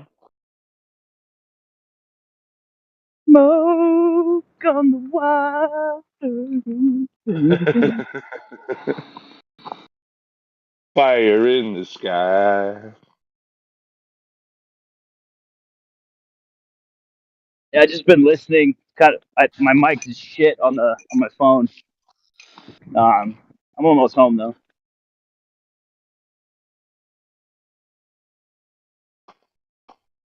No, it's just too convenient the way that before the shit ever happens, they always put it into the freaking journals and into the articles and then into the social media. You get people buzzing about it. And Predictive then, programming. oh. And then people see that and they're like, see, they were right. And they think of it as a reason to respect those people as being like smart and knowledgeable experts because they were able to predict that it fucking happened. That it would happen. They're unable to realize these articles were put out there because they knew what they were about to do, not what was about to happen.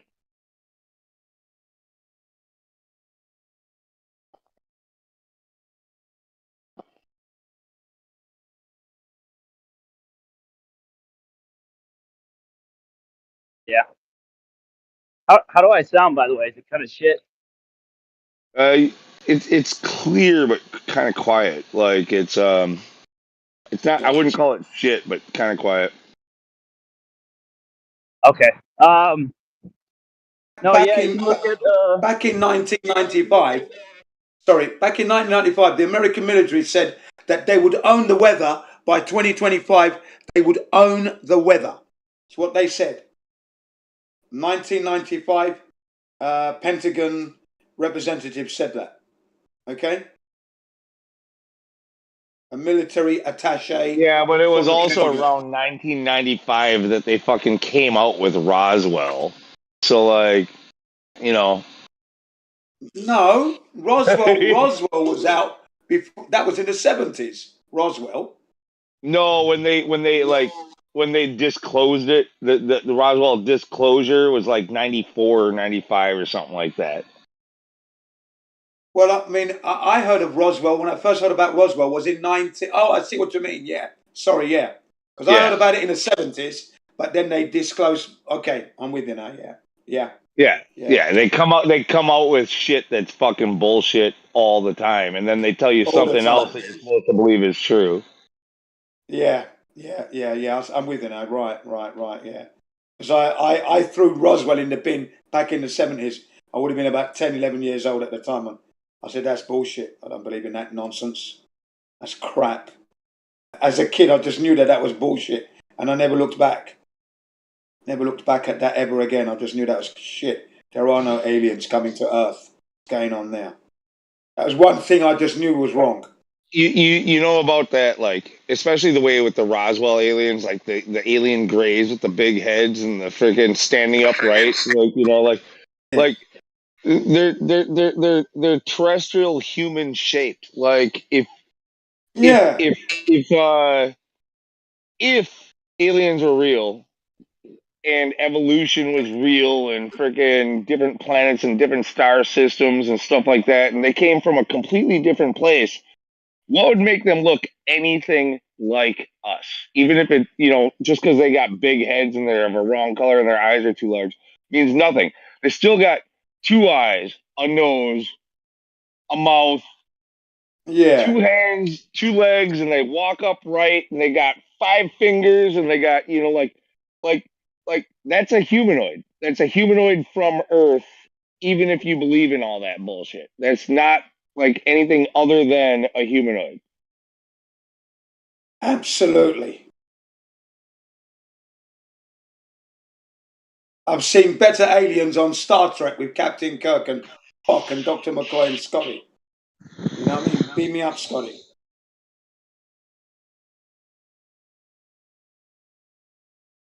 Yeah, I mean, like if their whole story was at all true, they should look nothing like us. I mean, or very, very different from us. They shouldn't have all the same traits as us. The same anatomy as us, essentially. Like, Yeah.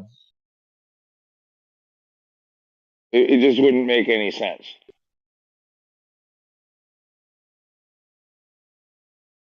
Yeah. I mean, They definitely. what if they came from a planet that was 10 times the size of ours and had 10 times the gravity? Like, would they be anywhere near our size? Could we see them? Would they be way too big or would they be way too small? Like, what if you know what I'm saying? Like, we probably wouldn't. Like, if their story was true, like the chances, if there was more than one intelligent life form, we would probably be able to cross each other's paths and never notice each other. That's right.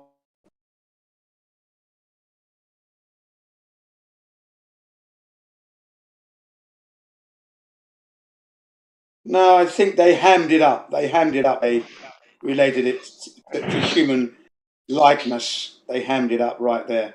But I was 10, around about 10, when I just said, nah, that's bullshit. I'm not believing in that nonsense. Forget that. That's crap. I've seen better aliens on fucking Star Trek. Fucking hell. And they were sexier too. I wanted to bang one of them. Yeah, Star Trek was pretty good, wasn't it? Imagination, good theme. It was pretty good. She was hot, except she had blue skin. I was like, damn, that blue skin. It's a little bit of a hang up, but I think I can get past that. Yeah.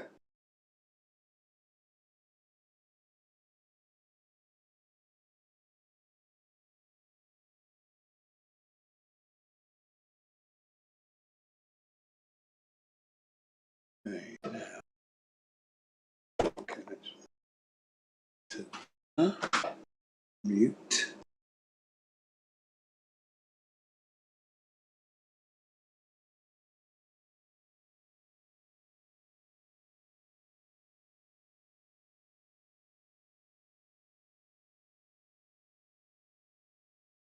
Yeah, like this idea that like Star Trek, that's kind of funny too. Like they're just everybody's got the same size chair as what we have. Like you know, you got people from all kinds of worlds, but they're all the same size. And Yeah, everything fits perfectly like a glove. Yeah, like the chair that we have is comfortable to us as well as them. Yeah, it can accommodate aliens as well as humans. Yeah. It doesn't make any sense. One size fits all. Yeah.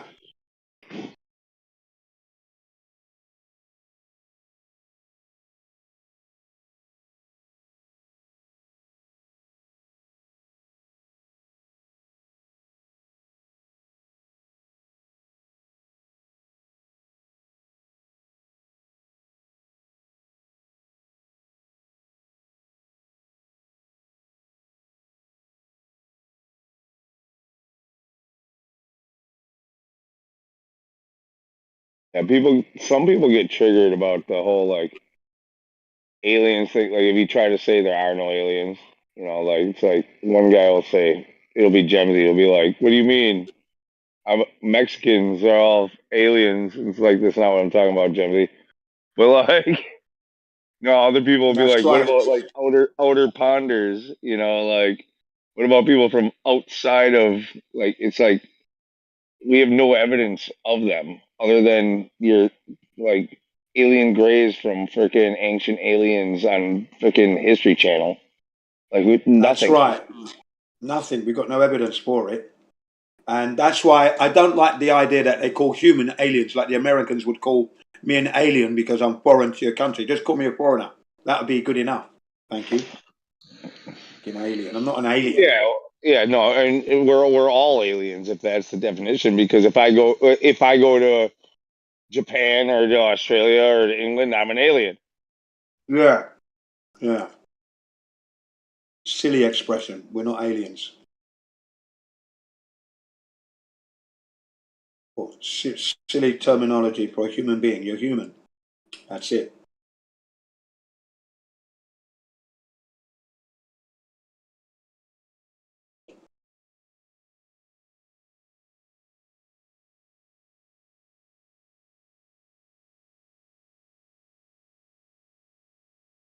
But people get even more triggered if I say ghosts aren't real. Mm. Especially Latinos. Latinos always get upset by that one. I don't know why. No ghost. I've never seen one. Never will. Yeah, I've never seen any evidence for a ghost myself. Never seen a ghost. Never seen any apparition. Never seen any like weird behavior like they claim, like the moving objects or anything like that. Nope. Objects being knocked off of shelves. Never seen any of that I couldn't explain by the wind or anything else. Poltergeists. Never seen any of that. Things moving in the room because the poltergeists are in the room. No, never had any of that stuff.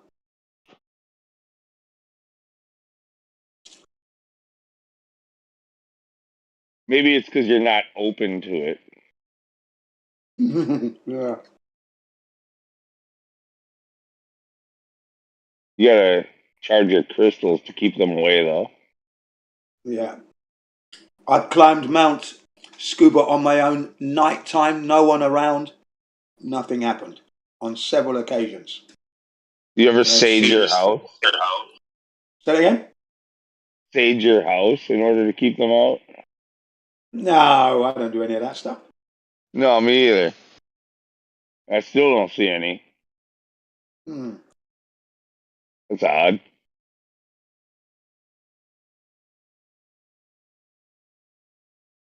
And then those who get abducted by aliens as well. That's rubbish. Being abducted. Tell me about your abduction. What did they probe you with? Yeah. And then you got the Bigfoot, Sasquatch, Yeti. Take your pick.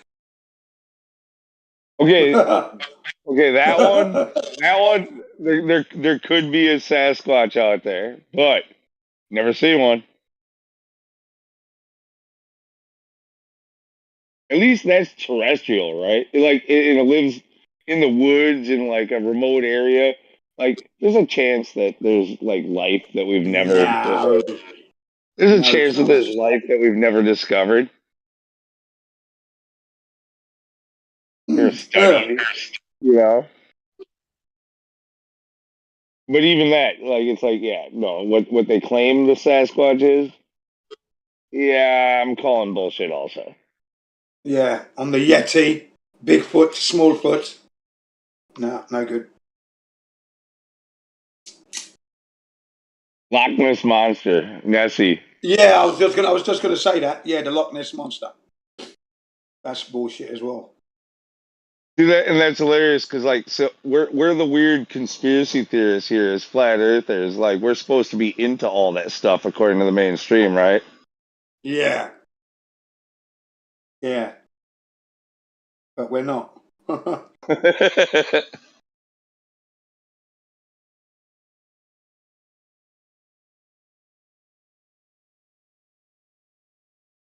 we're the realists, and we're the realists who are saying the Earth is flat and all that is bullshit. And they're like, That's no, right. all of that is real. I just can't prove it. You're full of shit when you say the Earth is flat.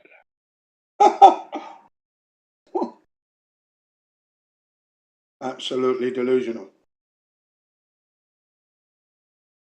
Like literally, go to a mainstream. Don't mention the flat Earth, and ask them about that stuff. Aliens, ghosts, Bigfoot, Loch Ness monster. And just see what they say about it, and you'll get, yeah, I seen a ghost. Yeah, I think aliens are real. Yeah, there's probably you might get a there's a probably on Bigfoot. You might get but those things, but they might not also. But like still, they're not gonna like toss it out as crazy. The moment you No. do, after doing that, say, by the way, you do know the Earth is flat, right? And they're gonna go, you're fucking nuts. They turn into the Hulk. You're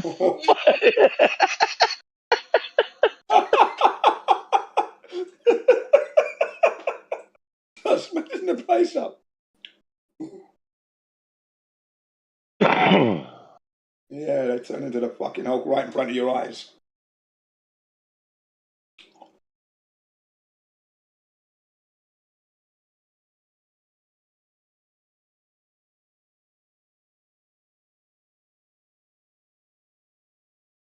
Wow. Well, I just had my brunch. Breakfast and lunch together, man. Yeah, nice. Wow.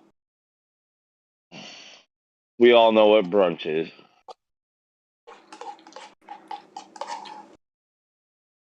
Really, what it is, it's an early lunch for and a late breakfast. And a late breakfast. An early lunch because nobody really eats breakfast. Give me a break.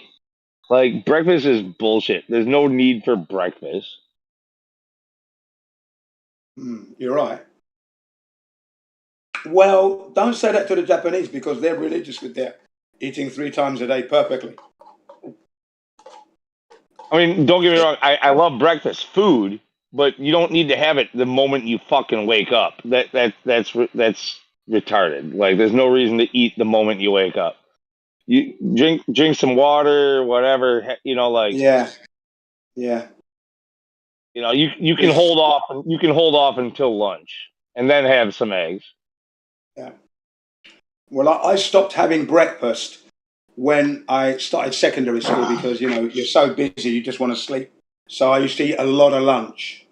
I used to have like seconds and third helpings because it was available. It was there. They don't waste anything. Anybody want any more? Yeah, I'll have some more. Well, I was there already like a shot. Complete full meal with custard and everything. Lovely. Sometimes I'd eat 4 helpings. 4. No, I love breakfast food. I love bacon and eggs and hash browns and freaking sausage. Sausages. It's all so delicious. Fried tomato, button mushrooms. Yeah. Marmalade on toast. Marmalade on toast, orange juice, then you wash it all down. Wicked. Yeah, I used to do all that. Yeah, no, but that's just as good to do for dinner too. Like make that a dinner. Of course. Of course. It's a lovely meal. Skip breakfast, have a small lunch, like just a sandwich or something, and then go ahead and make a big ass breakfast for dinner. Like that's where it's at. What they called it in Britain one time, the cholesterol collection. You know, that British breakfast, typical British breakfast at a cafe, they called it the cholesterol collection. Back in the 80s when I was growing up. Funny.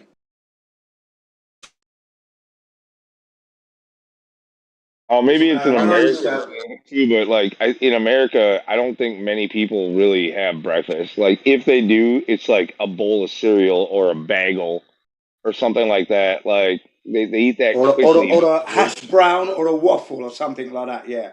No, yeah. They either grab it from McDonald's and do that, or if it's at home, like literally, you don't really have time to like cook in the morning. Most people don't have time to cook before they're out the door to work or school or whatever else. we start early. Like we don't afford ourselves that like luxury time of like making a good meal before you go out for the day. Yeah, you break the boiled egg with the spoon, top, and move the shell. Get your toast, you're dunking it in. Cup of tea, reading the newspaper, catching up with all the stock exchange and how much your money you're losing and that. Yeah. Yeah, that sounds all old school. Like, yeah, old school British shit, man. Yeah. I used to go to McDonald's to get the egg McMuffin minus the ham, and then I used to get those hot buttered buns as well. With the raisins in them. Beautiful they were. That was a beautiful breakfast. I don't know if we ever had. Occasionally, I I don't used know to if do we that. ever had that with the raisins and shit. I don't think we ever had that over here. That might have been just over there. Yeah, that was back in the 80s, though. I'm going back to the 80s. Even still, I don't know. Like like egg McMuffins and sausage McMuffins and shit. I don't Yeah, remember and the ever buttered having like. I don't. buns. They used to have these buttered buns. They I sliced them love in half. The butter's in there, hot and I wicked, love lovely, toasted, beautiful. I used to polish off three buttered buns and 3 egg McMuffins or orange juice. That was my breakfast occasionally at McDonald's back in yeah. the day. I I like my breads, but staying away from them. One of six Yeah, packs, not keep that's this. good. I Yeah. like I'd rather be able to eat more meat and not have to work out super hard than eat all the breads and rice I like and have to work out super hard. Yeah, Um, yeah. but Yeah. I mean, definitely like around 11, 12 o'clock, I'll make my own eggs and load it up with cheese, uh, different kinds of butter. peppers, and a little bit of sea salt, butter, of course. Oh man, it's so good. And I'll just eat just that. I don't need anything else to get my Hey, day any going. you guys ever? Any thought on ghee? Oop. GHEE, ghee, butter. It's like butter, but it's Yeah, like it's like rendered. lard. It's like lard. Yeah, I know what you're talking about. Yeah. Hmm. So it can be completely like it can do the same job as butter in all instances, but it's like rendered slightly different. So like they remove all the like lactate from it, so it's no longer a dairy product. Oh, that's Uh, good. Oh, that's good. and Hmm. Yeah. then Yeah. but and Sounds.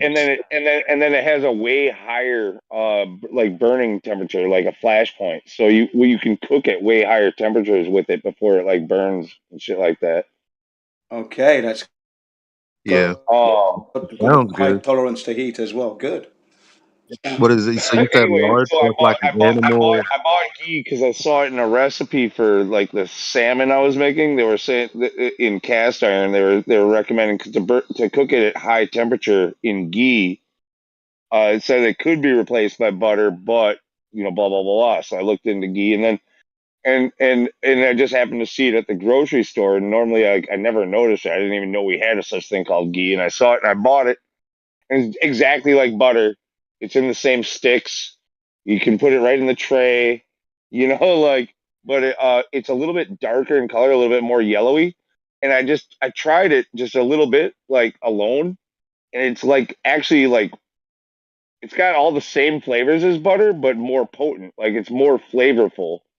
There's Uh, clarified butter. That's what it is. Gee. yeah, yeah, yeah. They take the It's dairy out of really it. good. It's really good actually. Like Yeah, it's I cook with it all the time. yeah. I would definitely suggest people try ghee. Um, yeah, I am not disappointed by it. I thought I might be, but I bought it, tried it, and I'm like, yeah, this is some good shit.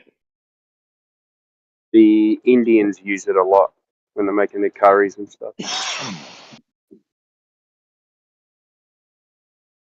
Yeah, so for people who are lactose intolerant, like no worries there. It's completely like good for that. Um, I think it's supposed to be like more yeah, vegan somehow fits into vegan diets and shit too, which I'm not a vegan, but yeah.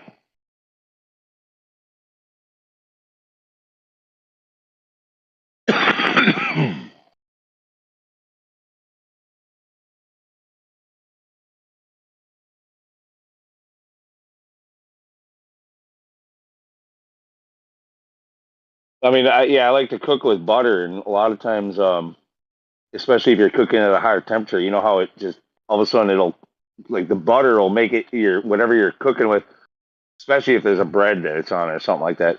It'll all of a sudden like look like it's burnt right away. You know, it's like damn it. It If just you mix, it might still taste good. It might still taste you good, but it just looks burnt. put a little bit of olive oil with the butter, and it won't burn. Yeah, okay. But but I was saying with the ghee, because it's got the higher flash point, like that won't happen either if you do that instead of butter.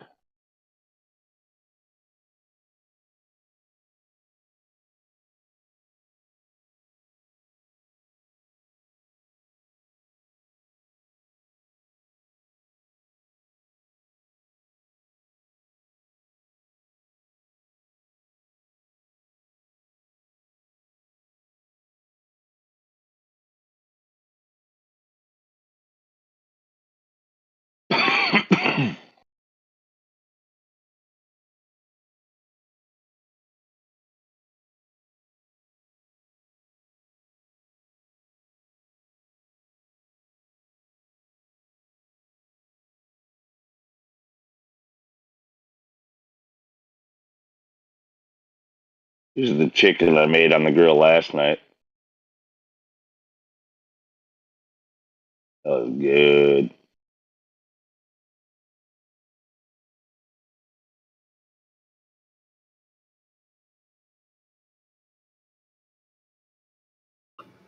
What do you season your chicken with? Normally I make my own. I ran out of my own seasoning and I didn't feel like making my own because it takes a little time to get the playing with the amounts of stuff and flavor. But I bought this stuff called chicken shit. Chicken shit. chicken shit's pretty good. So I did chicken shit and then I put it on the grill when I got it basically to temperature like to 160, which is cooked. But there's a dark meat, you can go a little higher because these were chicken quarters. Once I got to about 160, then I put some Frank's Red Hot and some Sweet Baby Ray's on it. Not too much. Put it on both sides and let that cook on there. You marinate it overnight? No, I didn't do that. Didn't need to, honestly. Like, yeah, that would add even more flavor. But with a rub, you don't need to marinate. Like, Right. even if you do, you only want to let it sit for a couple of hours. Right. Yeah, you can definitely over marinate for sure. That ruins it sometimes.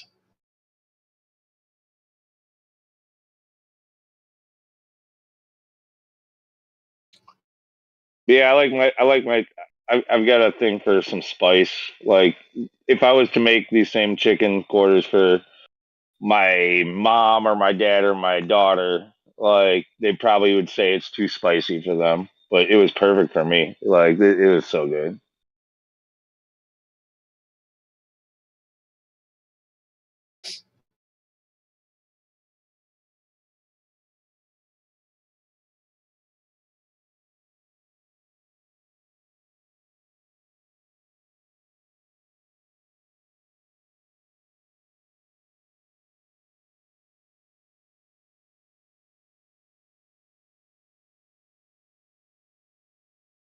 By the way, also chicken quarters, um, like a lot of protein for not a lot of pay. Like, dude, all four of those right there, that whole plate right there, that was like $5 and like 60 cents or something like that. It's like, dude, it's like the cheapest cut of chicken, and it's so good. It's kind of got a lot of bones and stuff in it, but you eat around them fuckers. It's good dark meat.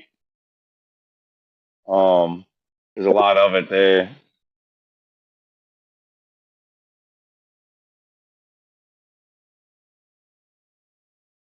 You can get a lot of protein cheap with chicken quarters.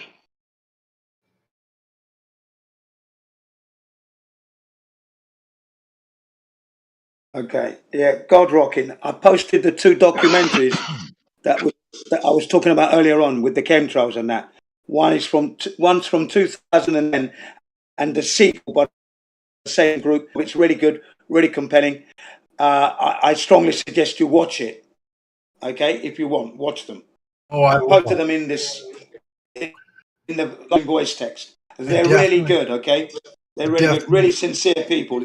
You'll connect because definitely will. Thank you. Yeah, you're brilliant. Yeah. The people themselves are really down to earth. There's no arrogance at all about them. They are concerned.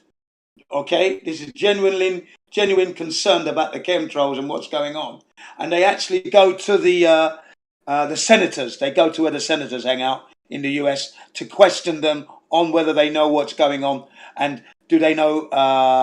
Do they have any data? Are you not aware? Well, here's a leaflet. Please look into it. Contact us. We've got questions. They go to the corridors of where the senators hang out. It's really good. The second one, the sequel, talks about how they use weather, geoengineering and weather manipulation, and they use it on a stock exchange where they make bets on the weather and they're making money from it. Do you understand? Yeah, that's crazy.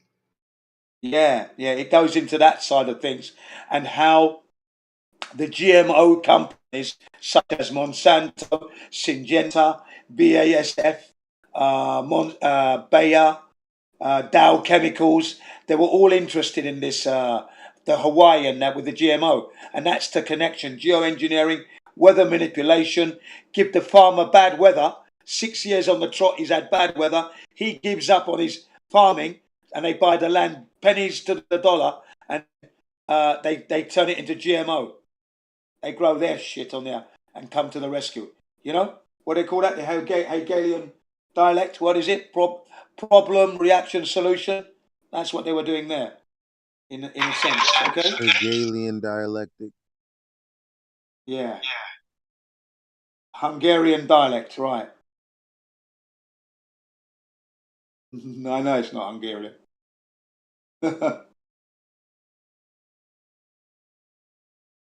Yeah, it's worth a watch. I watched them back in the day, 2010 and 2012, because I was going to Hawaii and I wanted to know what was going on, the layout of the land. Didn't want to offend the Hawaiians because I was aware of the military thing and that. So I went there, so I checked, and it was part of my research. It's pretty fucked. I mean, once you're aware of it, like the Hegelian, well, it comes from a guy like I think it's actually Hegel or something like that. Like was where it came from. But yeah, that once you're aware of it and you pay attention to the news and what happens, like literally everything is exactly that: problem, reaction, solution. Hey, we're dealing with that. We're dealing with that in Flat Earth right now. That's right. Good point.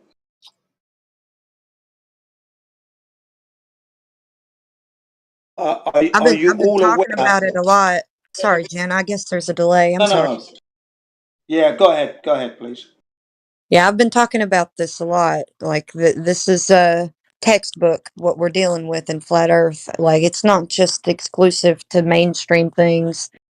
It's so easy to do it because we have just regular everyday folks that are, you only need social media now to engineer these things. So it's not like it's a big deal. You can tell how things are just through the social media. If you pay attention to just that framework of it, you can see where it's implementing into Flat Earth also. Yeah, I'd have to agree with you there. That's a good bit of observation because I've noticed it. So yeah, I'm glad to see that people are awake out here. I was going to say, are you aware that Hawaii is not actually the 50th state of the US? Did you know that? That it's not a state, really. In actuality, it is not a state. There isn't a legal or lawful document that actually exists in that regard. Okay, it's illegal occupation. and no Hawaiian, native Hawaiian, has signed to be annexed to the US. So it's illegal what's going on. And the United Nations is fully aware and has acknowledged that the Hawaiian Kingdom, still under its own government, is fighting against this illegal occupation for the United States. And it states that in the Geneva Convention that if you are occupying another country, the occupier needs to follow the law of the occupied country. That would be Hawaii. Well, that's why in Hawaii it's all still ruled by like native Hawaiians under their law. Like you have to have Hawaiian blood in order to, like I know there's loopholes and shit to this stuff, but for the most part, to be like a major landowner and to have an office in government and stuff, you have to have like native blood. Like they got all kinds of stuff going on there with that in Hawaii. That's right. That's right. You got that right there. And then the native Hawaiians are asking for their land back because hotels and things that are going on there, they don't belong to the native Hawaiians. They don't have any right to be that. You're not allowed to occupy. Sorry, you're not allowed to introduce American law into Hawaii, and you're not allowed to build buildings on the land that's not yours. That's exactly what's going on, you see.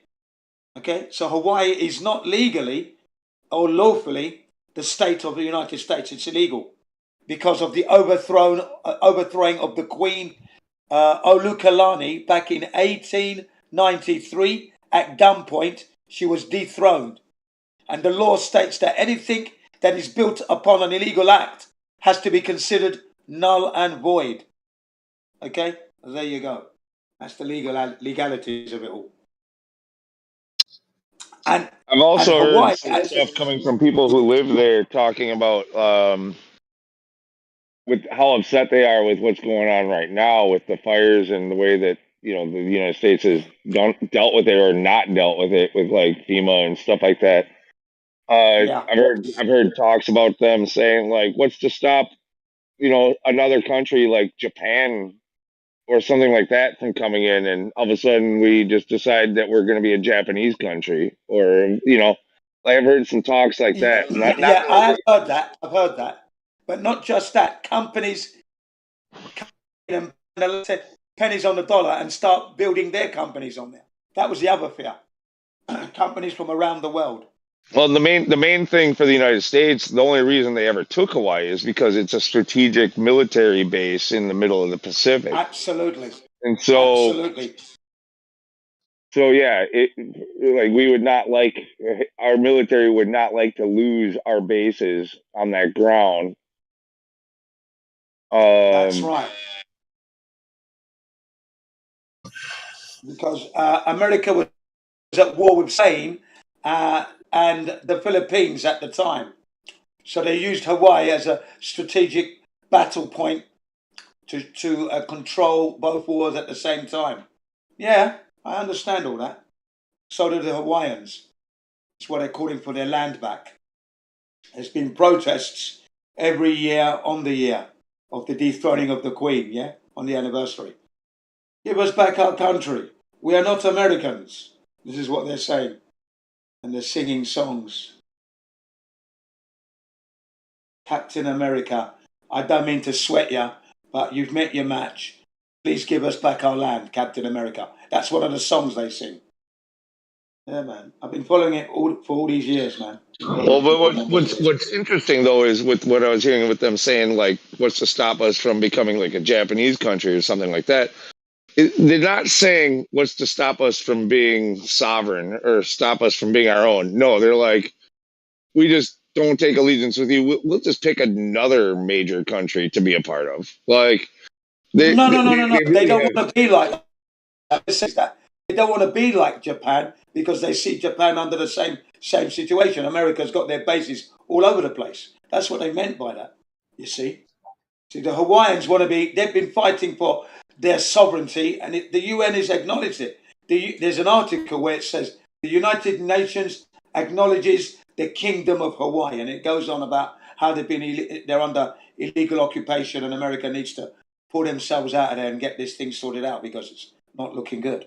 Really. You know, they're breaking the treaty. I mean, they signed a treaty with Hawaii years ago, before the overthrow. They were business partners, and suddenly this is what's happened to them. Terrible. Absolutely terrible. And the reason I'm aware of all this was because I went to Hawaii for the first time in 2010 with my family, and I didn't want to offend the Hawaiians at all. So I wanted to make sure that I tread lightly there, you know, and so I did my research properly to make sure.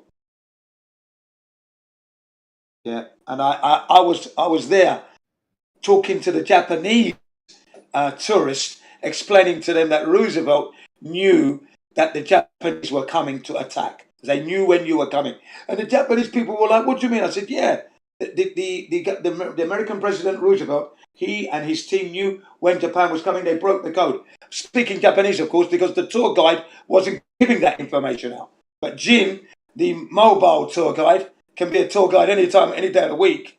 Flat Earth, any subject, vaccines, you name it. Yeah, I just told them straight. Here we go. Yeah, this is the truth. Here's the look. Here's the link. And this is the book you need to do. Here's the video. You know, Mr. Robert B. Stennett, Day of Deceit. That's the book. Here's the video. Here's his interviews. Yeah, take the links. Learn about your enemy properly. Yeah, learn how what happened. Learn how your government let you down as well. Remember. Well, isn't Japan our ally? Well, yeah, supposedly, yeah. A very good ally. God, Rocket.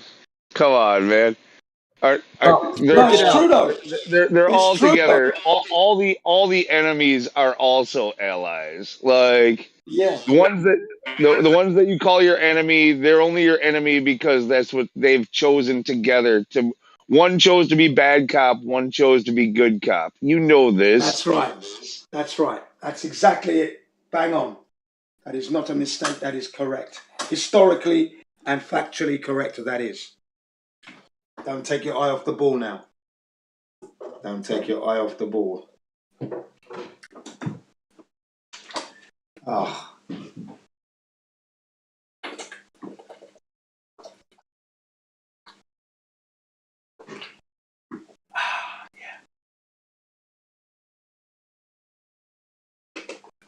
Water.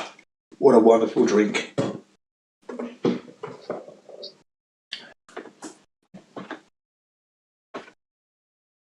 But yeah, you know, they're all frenemies. Frenemies, Antarctic treaties. Frenemies. But yeah, Hawaii, beautiful place. Really is a lovely place. Good place to be living. If you can get all that clean water and your food okay and that, no problem. It's lovely there. The weather's just wonderful. People are nice. Yeah, the beaches are good. Yeah, I thoroughly enjoyed it. I've been there 5 times in my life. 5 times I've been to Hawaii. I went there once on my birthday. I left here, that was in 2012. I left here November the 18th, had a birthday in Japan, and then when you go to Hawaii, you go back 19 hours. So I had my birthday again. 2 birthdays in the same year. That was brilliant. Yeah, man. I got a birthday cake on the plane because I was saying happy birthday to me again. I'm having 2 birthdays here, yeah. Because we're going back in time, aren't we? Yeah, well, that's it. It's my birthday again then. I said, really? I said, yeah, okay. They went and got me a cake. Birthday cake, yeah. That was China Airlines. I've actually got an uncle who owns a resort on the Big Island. Kona, Kauai, or something like that is the resort. Oh, right, yeah, lovely place. Yeah, he owns that.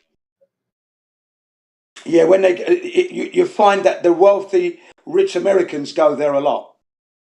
You see? If they don't want all the hustle and bustle of Waikiki and all that, that's where they go, where the money is. You see? I've never been to the Big Island. I've only been to Oahu, Waikiki. all the time that I've been there.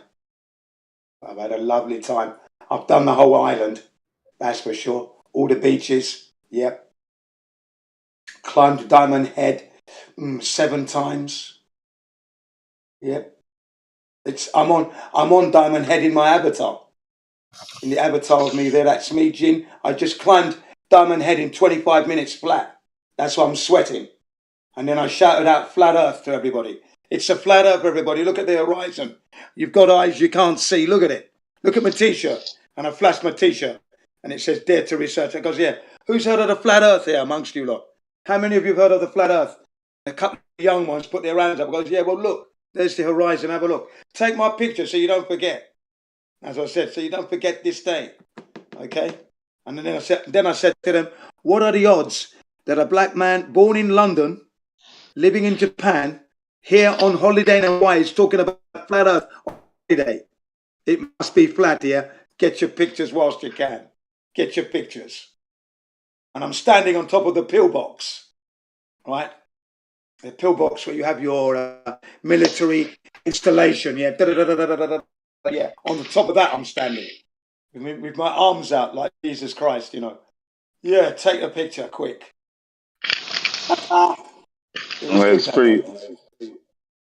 pretty crazy with my uncle owning the place for all this time too. He's always like told me, he's like, yeah, you just get a ticket out here and I got you after that. Like you just like it got my stay covered, anything, food, everything, because he's got a freaking resort. Like I've never gone. All I gotta do is buy a fucking. You should have gone. You should have gone. Missed opportunity. Missed opportunity. I'm surprised you haven't gone yet.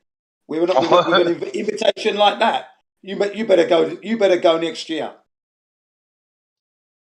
Or go this year. He does like he's like I guess really popular on the island too. Like he's known by like almost everybody. Like and he's a super active. He does like scuba tours for people and shit like that. Yeah. But that wouldn't surprise me. That wouldn't surprise me because I'm sure if I was there and I had a business, I'd be super famous. As a flat earther on top of that, I always made an impact in Hawaii wherever I've gone. Impact. What island is that where they have North Shore for the surfing? Oh, that's Oahu, where I've been. Yeah. Okay. Yeah. I've been to that beach. I've been there. You have? Yeah. You've been to North Shore? Yeah. I never did the surfing. I was doing bodyboarding. I didn't have a surfboard. Those are huge waves, bro. You got to be experienced surf at that place. Let me tell you. That's right. Yeah, but it's okay for your bodyboarding. It's great fun when you're bodyboarding. I had my kids with me as well, you see. So, yeah, that was in 2012. Yeah. Brilliant. They had a competition there. They were doing the competition there because I got that on camera as well. Yeah. It was happening because I went in November, and November is when they have that competition. The longboard competition, or whatever they call it. Yeah, it's bloody good, man. Absolutely marvelous. Packed out. Pickup trucks, SUVs, and then and you know with the surfboarding, it's very colourful, isn't it? It's a colourful event. The clothing, the wear, the gear, very, very good. Absolutely marvellous. Then you've got the barbecues going on and the beef and eating your food and the drink and the beer. It was brilliant, man. My children had a great time. I had a great time. There was one woman who was with her partner and he was chasing her and she tripped up on the ground and twisted her ankle, right? And now she's angry at him, you know, she's slagging him up and everyone, no, look, I can't even walk. And I said, do you know what, hang on a second, I've got Tiger Balm to just take down that swelling if you want. Yeah? Okay, just hang on a second. So I ran to the car, came back, and Charlie goes, look, it's not this Tiger Balm hasn't even been opened yet. So you're going to be the first to use it, okay? Here you go. Open up the seal, crack open the box, open up the top. And then I caked it. Well, I gave it to the boyfriend to do, right? So that he could actually do it. But he wasn't doing it properly. I said, nah, you're not doing it right. Hang on, you're going to waste this. Give me this. Do you mind? Okay. And then I did my own massage therapy and helped her to become a little bit more comfortable with her ankle and that. Yeah. I said, do you want it? You can have it. No. We'll get some at the shop. Okay, no problem. There you go. You massaged his woman right in front of him, didn't you? Yeah, man. You're like, yeah, I'm gonna do this. Oh. You massaged his woman. Yeah. I am that man. Yeah. I was the only one with the beach tent. Orange and yellow, you could see them a mile away. There we are. So the kids could get changed and relax if it got too hot in there. Yeah, man. Really organised. They were surprised. Were you in the army? I said, yeah, British Army, not American. Not with this accent, mate. But years ago, I said, not now. Not now. Look at the kids. Look at them. Hanging off the fucking wallets. Look. But it was a fantastic day at the North Shore. Brilliant, nice food, nice experience. Yeah. Like I said, I've been to Hawaii with the family 5 times. And each time was just fantastic. Beach every day. Window shopping at night. I don't get up to go window shopping. No, you do that in Japan. You go to Hawaii, it's beach. Gotta hit the ocean. Gotta get that water, that beach, the sand. Yeah. That's what I want to do all day long. Yeah. I'm looking at in the text when we were talking about Hawaii and Japan and colonies and Free here, he said Japan is our colony. I assume he means the United States. It's a little controversial, I suppose, but I think I see what he's saying. Like yeah. Yeah. You see, Robert Kennedy Jr. has stated that if he became a president, not that he is going to be, but if he were to win it, he would be removing all of America's 800 bases across the flat earth. Can you imagine that? 800 bases. Guess how many bases China's got? 1. They got 1 base. Don't know where the fuck it is. But America has 800. He said that Robert Kennedy Jr. said he wanted to. No. That's not true. China has a ton of bases. They've only got 1. They've only got 1. They got more than one. They got multiple places around, but all of their bases are around their homeland. Like, so yeah, that's what I mean. They're not around the world. They've only got 1. It's on home ground. But America has 800, and Robert F. Kennedy Jr. stated that he wanted to promote America's economic might, not military might. Well, either way, Robert Kennedy, he's not like gonna fix anything either. By the way, he's another one of these. He's sort of like a Bernie or what Ron Paul or whatever. This third party type ticket that speaks some partial truths, but is really just part of the same game as always. Like, well, I'll partially agree with you. Yeah, in that he's not running as an independent. He's sticking with the Democratic Party. Well, for now.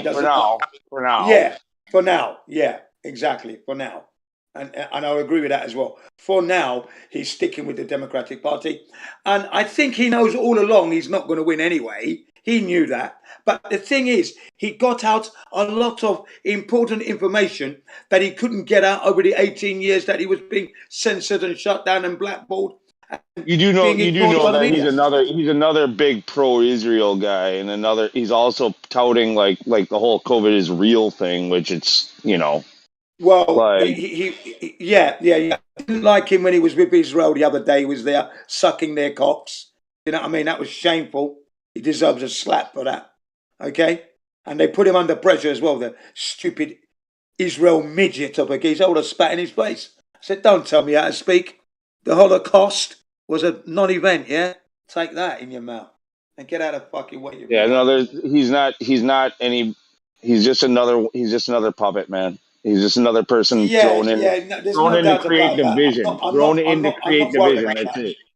Yeah, I'm not under any delusions that he's definitely a puppet, no doubt about it. But he has highlighted some news that should have had you lot Americans under revolution by now. Because he spilled a lot of beans.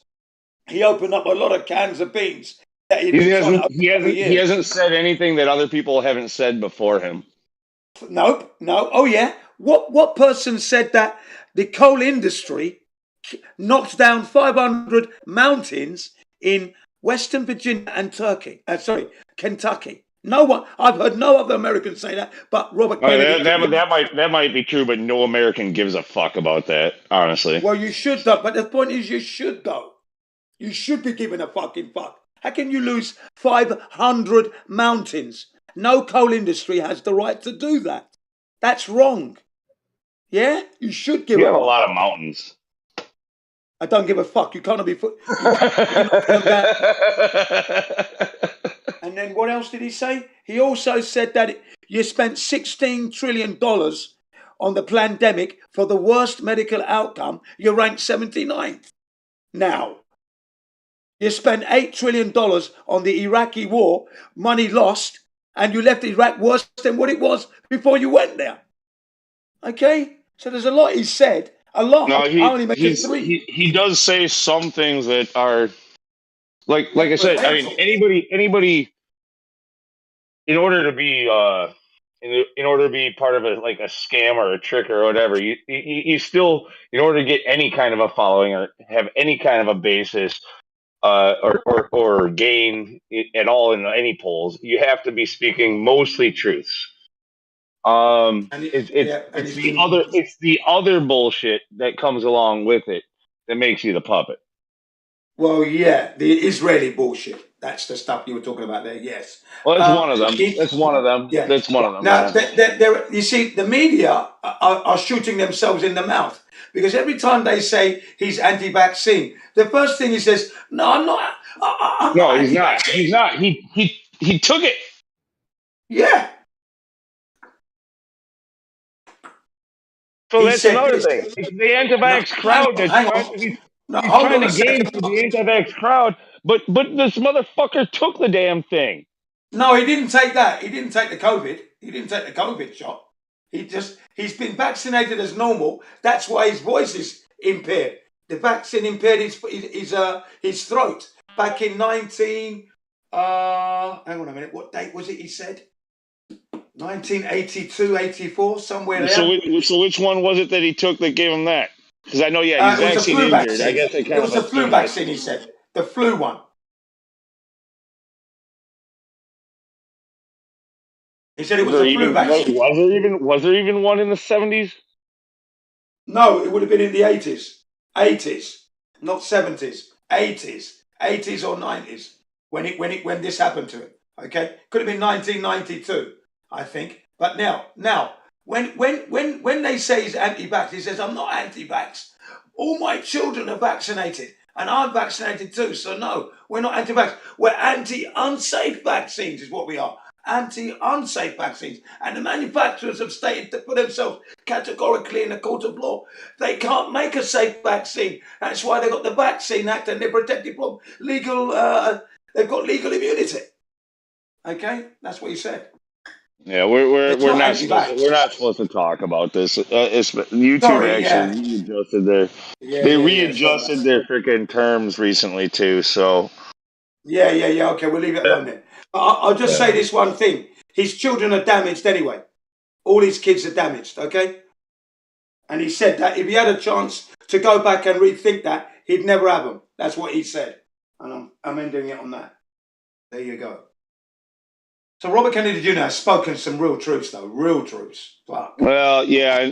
You watch. You should have seen him on the Jimmy Dore show. Actually, Eli, you pointed me out to Jimmy Dore. I do like that guy. He's liberal, but an old school liberal. He's actually far more right than most rightists, than most Republicans and conservatives are these days. But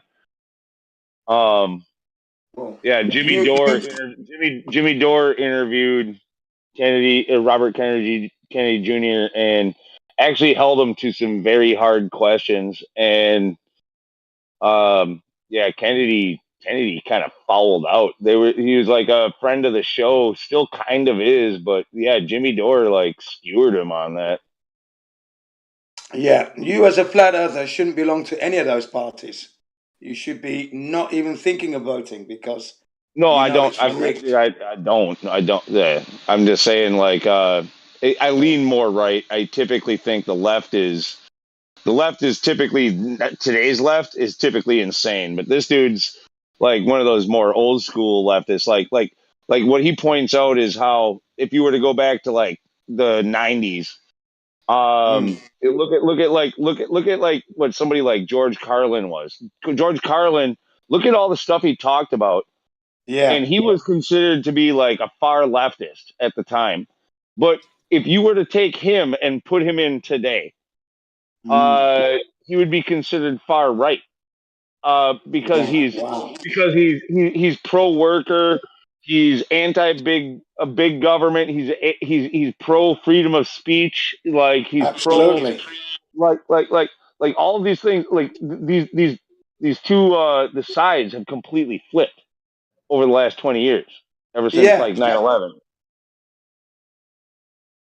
They're the same with both sides of the coin, aren't they? That's Like what the it is. Democrats were always anti-war, and now they're pro-war in freaking Ukraine, and the Republicans are the ones who are saying, you know, why spend our money on this? You know, like that would have been a liberal argument point 20 Yeah, years ago. and you know that Russia and Ukraine are signatories to the Antarctic Treaty as well. You know. Let's not forget that, ladies and gentlemen, that they've signed the Antarctic Treaty together. So they're bosom buddies. So how is it that they're fighting now? This is just another poxy war. It's a lie. Fake war. People are dying. People are dying because they're ignorant fools. That's why they're dying. They're not looking into It's it. a big money. It's a money laundering fucking scheme. Is essentially what it Yeah, is. yeah. I'd never be a soldier today if you paid me $1 million a day. Because I don't want to be part of that tool where we're killing innocent people and they're massing billions. Yeah. Well, not only is it money laundering, but Ukraine happens to be where America has like a whole bunch of biolabs and shit like that they don't want really. Yeah. Again, America. Fauci funded American biolabs in Ukraine. Yeah, there you go. That scumbag name's come up again. Look, Fauci. If anybody needs stringing up by the balls, it's him. Literally by his balls. Well, yeah, there's so many, but yeah, and even these puppets, Fauci, Gates, Schwab, whatever, all these fuckers. The fact that we know their name is how dude. Yeah, let's skewer them, but they're not the problem. There's people above them that are actually far worse. No, the problem is the 99% cowards. That's the problem. We know the trouble are under, but they're cowards. They're running. I'll tell you who else was it. I'll tell you what a joke is. They're trying to tell us that Giuliani's poor. They're trying to tell us that Giuliani, you know, ex-mayor of New York during the 9/11, he's a poor man today. Really? Bloody ridiculous. Yeah, a poor man with the Secret Service escort everywhere he goes. Yeah. Yeah, they're trying to make out that he's got no money now. He's done all his funds. What bullshit? What do you do with it? Spend it on cocaine with Hunter Biden, or fucking, you know, or did he donate it to charity for fucking the well-being of people? Like, which one is it? Yeah, yeah. How do you lose all that kind of money? Yeah, it's true, isn't it? You know, they really think we're stupid. Man. Anyway, well, and we are when we don't fight back. Obviously, revolution, people, revolution. Got to happen. It's got to happen. They're ushering a new era of imprisonment with this technological prison they're bringing in, that they brought in. Huh. Yeah, it's already here. It's just becoming more heavily established. Like, Yeah, they're building it up pretty quick. I mean, we bought into the techno prison when we bought smartphones. Yeah, absolutely.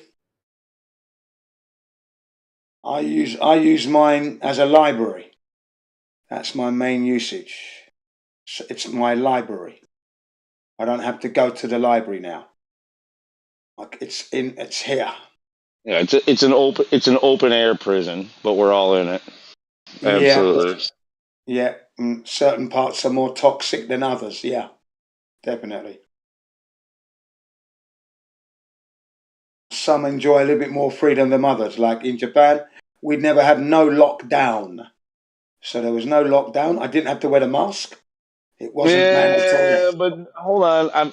Maybe I could be wrong here, but a lot of the countries that where they say that they didn't have lockdowns and stuff like that, they didn't need to because their people are already so pacified and they just follow government orders anyway. They didn't need to have a fucking leash around their neck tightened, so to speak.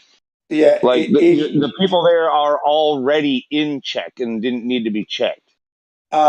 Basically, here in Japan, the Prime Minister Abe said that he didn't have the laws in place to enforce a lockdown, but we're asking for your cooperation. That's how he termed it. Okay, and everybody said, okay, well they'll go along with it. Well, there you go. They all said, okay, we'll just cooperate anyway. Yeah, we're not that's going what to make the any Japanese laws. people do. Yeah, that's what the Japanese people do. Yeah, they cooperate and yeah. Well, there's no need to lock people down who already freaking agree with you. Yeah. And then this is what happened. Basically, they put a curfew on businesses, but then that didn't last long because people were just losing money hand over fist, and the government's subsidies was just nowhere near enough. So they all went back to opening their businesses and that. And the government couldn't say anything. So that was cool. The same thing happened in a couple of Scandinavian countries. One in particular, I forget if it was Norway or what. Fucking like one of those Scandinavian countries. Same thing. Like they freaking maybe it was Switzerland or something. That's not quite Scandinavian, but no, there was a country up there that it must have been Sweden actually, because I think it was Scandinavian. Yeah, it could have been Sweden. Sweden, Norway, or Finland. It was one of them anyway. Yeah, I think it was Sweden. But like, yeah, they didn't do anything either. They had no like new laws or anything. But they're already such a fucking technocratic state that there was no need. These people just automatically just follow along. That was Sweden, and they were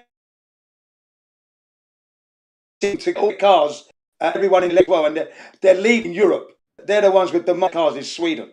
Okay. Yeah. So you're right. It was Sweden. Yeah. Yeah. No. So the government didn't have to put down a lockdown, and that's good. It meant that we were free to go and do. No, it didn't mean that you're free. It means that you were already fucking bought and sold down the river long ago. I'm not part of that being bought down the river, sold down. That's not me. I'm not part of that at all. I didn't wear no mask. I don't comply. I do what I want to do. Okay, regardless of what they've got to say. There is nowhere that I would go on this earth that I'm going to be complying with their stupid rules, even if it was in Britain, America, or Australia. Because I know I'm ready to fight, and I'll be dressing in my boots, knee pads, elbow pads, body armor, and helmet. And I'm only going to go to the shop, to the 7-Eleven and get a drink. All right? But I'm ready to have a row. That's the way I'd be operating. So believe you me. I'm not talking about one individual person. I'm talking about like the general populace of these countries. Yeah, they're pacified already. Yeah, not me, because I was the one who wasn't wearing the mask in the shops. 99% of them are.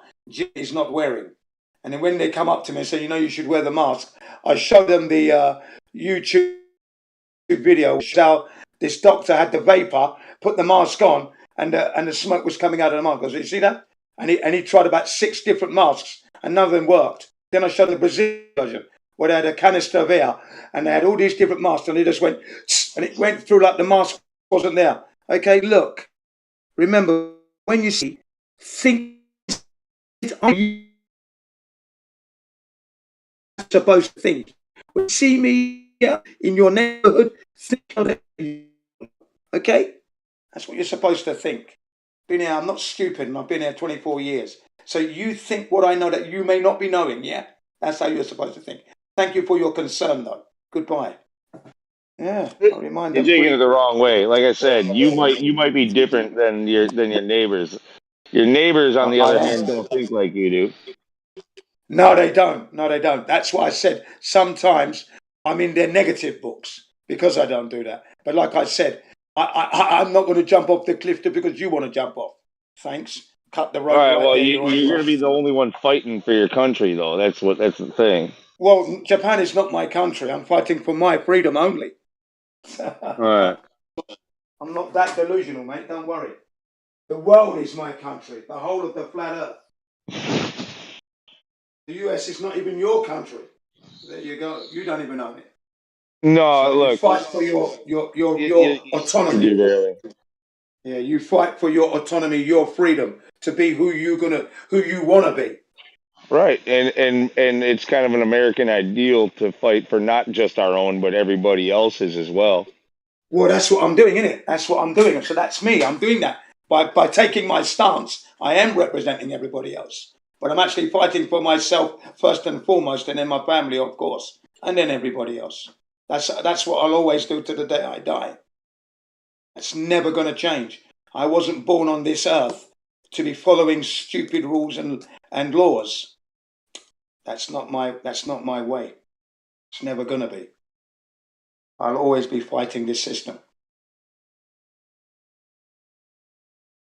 and maintaining my health my way. I won't be running to the doctor for anything if I can help it.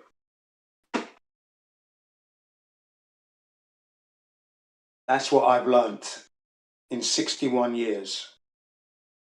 Over the 61 years, yeah. Learned it a long time ago, though. Childhood days, military days, yeah. Picked up a lot of common sense. I know what I'm doing in that sense. So when I fight the system, I said to my children, we may be going on holiday, Daddy might be fighting with the police. It's because they're doing something wrong, of course, that's why. Because I'm not going there to fight them. Okay, so just be ready. Say that to my wife as well. Because I'm not one of those guys that just rolls over.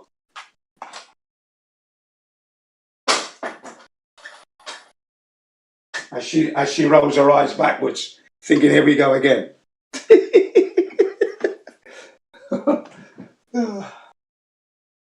But that's how it is. We've got to understand that, we have to be free. We're not to be rolling over for people who are lesser than us, but they're stealing our money and they're telling you how to live with the little money you have. Honestly. Yeah.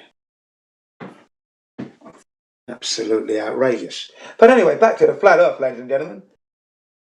Everything we spoke of just now was all happening on the flat earth, on this beautiful flat earth. All of that was a theoretical, fictitious scenario.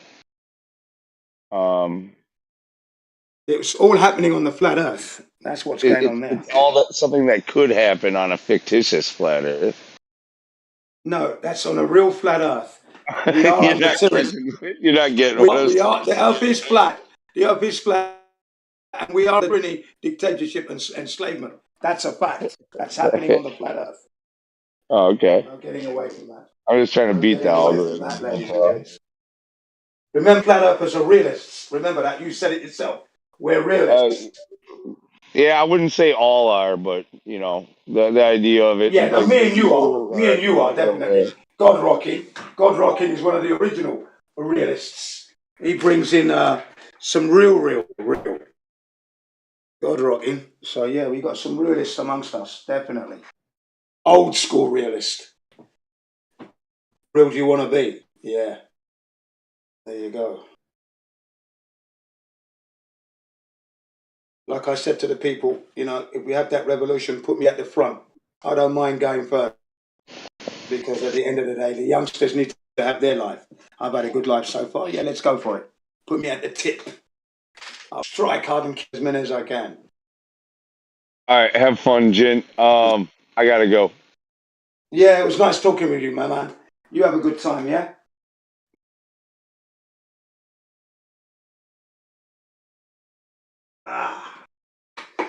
Anybody there? Have a good night or day, whatever it is for you. Yeah, I'm going to have a good day and then a good night. Yeah, thanks. Same to you, sir. So, yeah. Isn't it funny how these heliocentrists want to hold you to impossible standards? Yeah? You're explaining to them how this globe doesn't exist. And they're asking you, how do you know? Have you done this? Have you done that?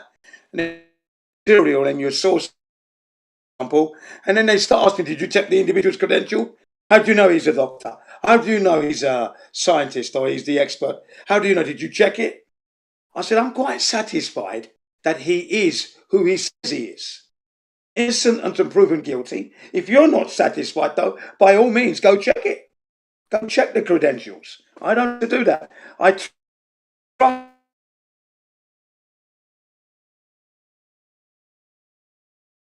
don't think standards, mate. The way you're talking, you've got to check everybody before you look at the video. You get a video, and let me make sure they are the people that they are. Idiots. That kind of impossible standards. You can't know anything. You're not allowed to know anything. You can't know anything. Yeah. Impossible standards, ladies and gentlemen. Impossible. Yes. Let me see where I am. I'm here, yes. Mic check. Okay, that's good. Looks like we've got a low numbers to this. Oh, no, there's more of us. Hey, good. So, yeah, have you noticed that, though? How the heliocentrists like to hold us to impossible standards or ridiculous standards. You can't confirm anything. You can't know anything. You can. Where we can't confirm, we state it categorically. We can't confirm it. Like all flats solely in the night sky. We don't know what they are. We don't know anything about them. For sure. We are not able to confirm anything from two lenses and a tube looking through. We can't confirm anything with that. Yeah? As to their makeup, their structure, the material, we don't know what it is. So when they're telling you Jupiter's a gas giant, how can that be when here on Earth, when we experiment with gas in vacuums, they're omnidirectional? And we know that gases do not form spheres. So how can they tell us that Jupiter is a gas giant, for example? Something's wrong there. And we haven't been there. We can't send any electronic equipment to go check and come back. And even then we'd still need to go there ourselves and analyze it for ourselves in person to make sure. You see, and we can't do that. That's a good point. Yeah. That's a good point. What tells Jupiter's gas to stop where it does? Don't go any further. That's your boundary. Yeah, and form that beautiful sphere. Yeah. Yeah. Joke. Of colour, right? Yeah. I saw How a would short they the other know? day. The guy was asking Brian Cox, so if Jupiter's just gas, could you fly a rocket like straight through it? And he laughed and said, "Oh no! Once you get a fair way in, the pressure would just crush the spaceship." And of course, we don't know what's at the center of Jupiter. We can only speculate. It could be a solid core. Yeah. We can't know what it is. That's the thing, because we can't go there. We can strongly make that statement. How can we know what it is when we cannot go there and we cannot send anything there? So we cannot know that, Brian Cox. You cannot know that. You've lied. Objection, Your Honor. The man is putting up a falsehood here. He's stating something that is not possible for us to know, Your Honor. Objection sustained. £2,000 fine. Next time you'll be thrown out of the court, Brian. Do you know what I mean, though? He's definitely lied. How could he know that? How could he know that and say that with such, a surety? Oh, the pressure would blow it up. Fucking lying idiot. You know what I mean? I'll blow up your Rolls Royce if you ain't careful. Cheeky cunt.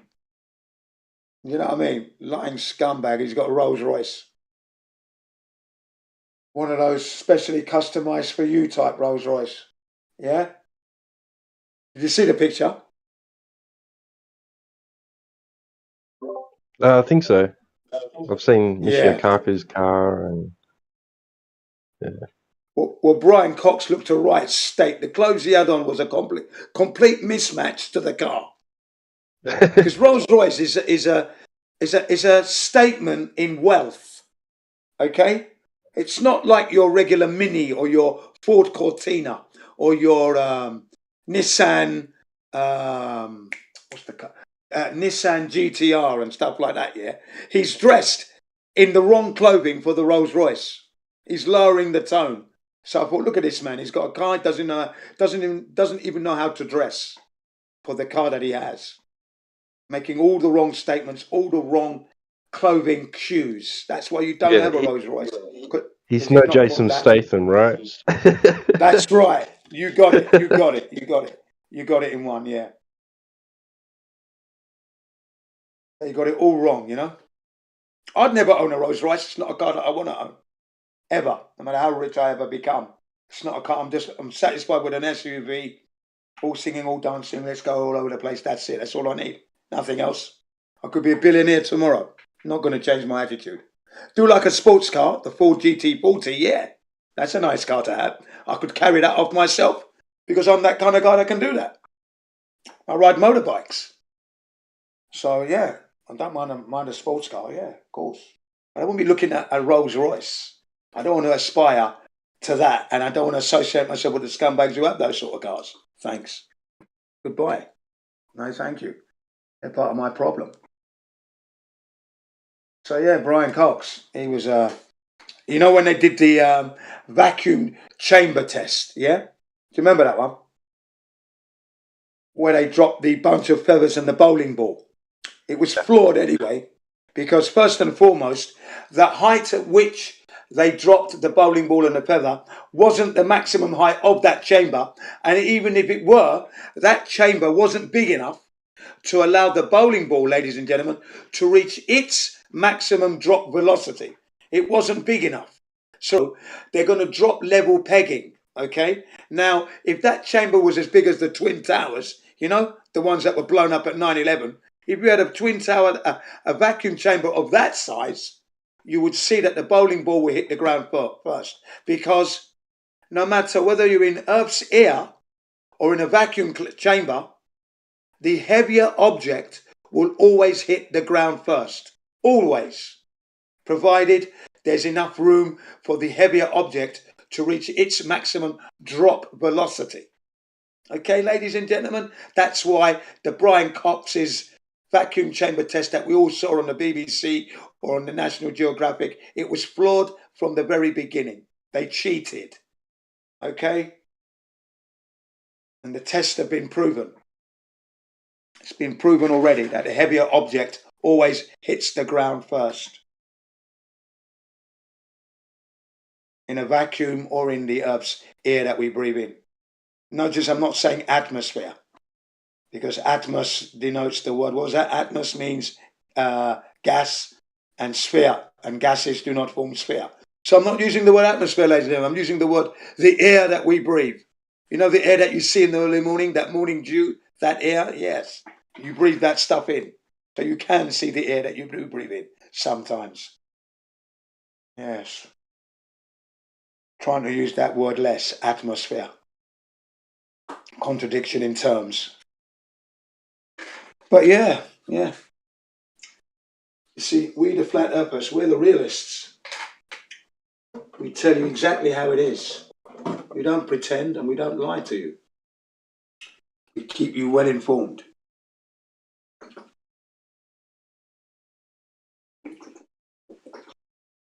So yeah. We can't confirm anything, so those astronomers, cosmologists, theoretical physicists and that, they all talk theory. And when something has been told to you as theoretical, then it's not the truth. So you're not to go around thinking that they've told you the truth. No, it's a theory which you can dismiss, or if you want to believe it, that's up to you, but know full well you're buying into a theory, not the truth. Okay? Yes. So there's no way they could confirm anything of those stars. So when they tell you that the star is 23 trillion or 22 trillion or that's wrong. 22 or 26 light years away, that's not true. How could we measure that? How could we from here on Earth determine the distance to those stars to be 23 light years or 26 light years away? 1 light year being 6 trillion miles. 6 trillion times 23 or 6 trillion times 26, and that's the distance, and we know that distance. How could we know that? We don't know that. They definitely don't know that. When I look at the stars, then they're not a million miles away. Definitely not. They're definitely not a million. Much, much closer. But they give us these numbers to bamboozle us, to making us thinking that they're all powerful, all knowing, and they've got the equipment and everything, but they haven't got anything. Always ask to look inside the equipment, analyze and inspect and scrutinize every single component. Learn the name and the job it's supposed to do. That's how you expose them. Open it up. Let me see what you say it can do. Open up. Open the damn thing up. Let me look inside. That's how we do it, we flat earthers. Scrutinize it properly. Spectroscopy, or what do they call it? Let me see the machine do the job. Yeah? Have you got this lens here? You got these components, yeah? Yeah, let me open one of these components up. Oh yeah, okay, let's now operate the damn thing. Let's see what goes on. That's how you do it, lady. You gotta get into it. Into the nooks and crannies. And then that way you expose them. When they start getting sheepish, well, I don't want to open it. Well, you don't want to open it? Goodbye then, I don't believe you. There you go. You're lying. That's how you should always be operating. Always on the skeptical side. Err on the skeptical. Don't ready believe what they tell you. You have the right to question everything they tell you. Exercise that right. Ask those questions.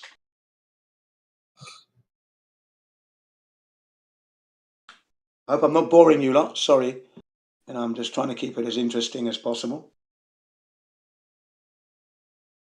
It's funny how people just buy things from space and that's it. Yeah, it's true what they tell us. Well, it's not true.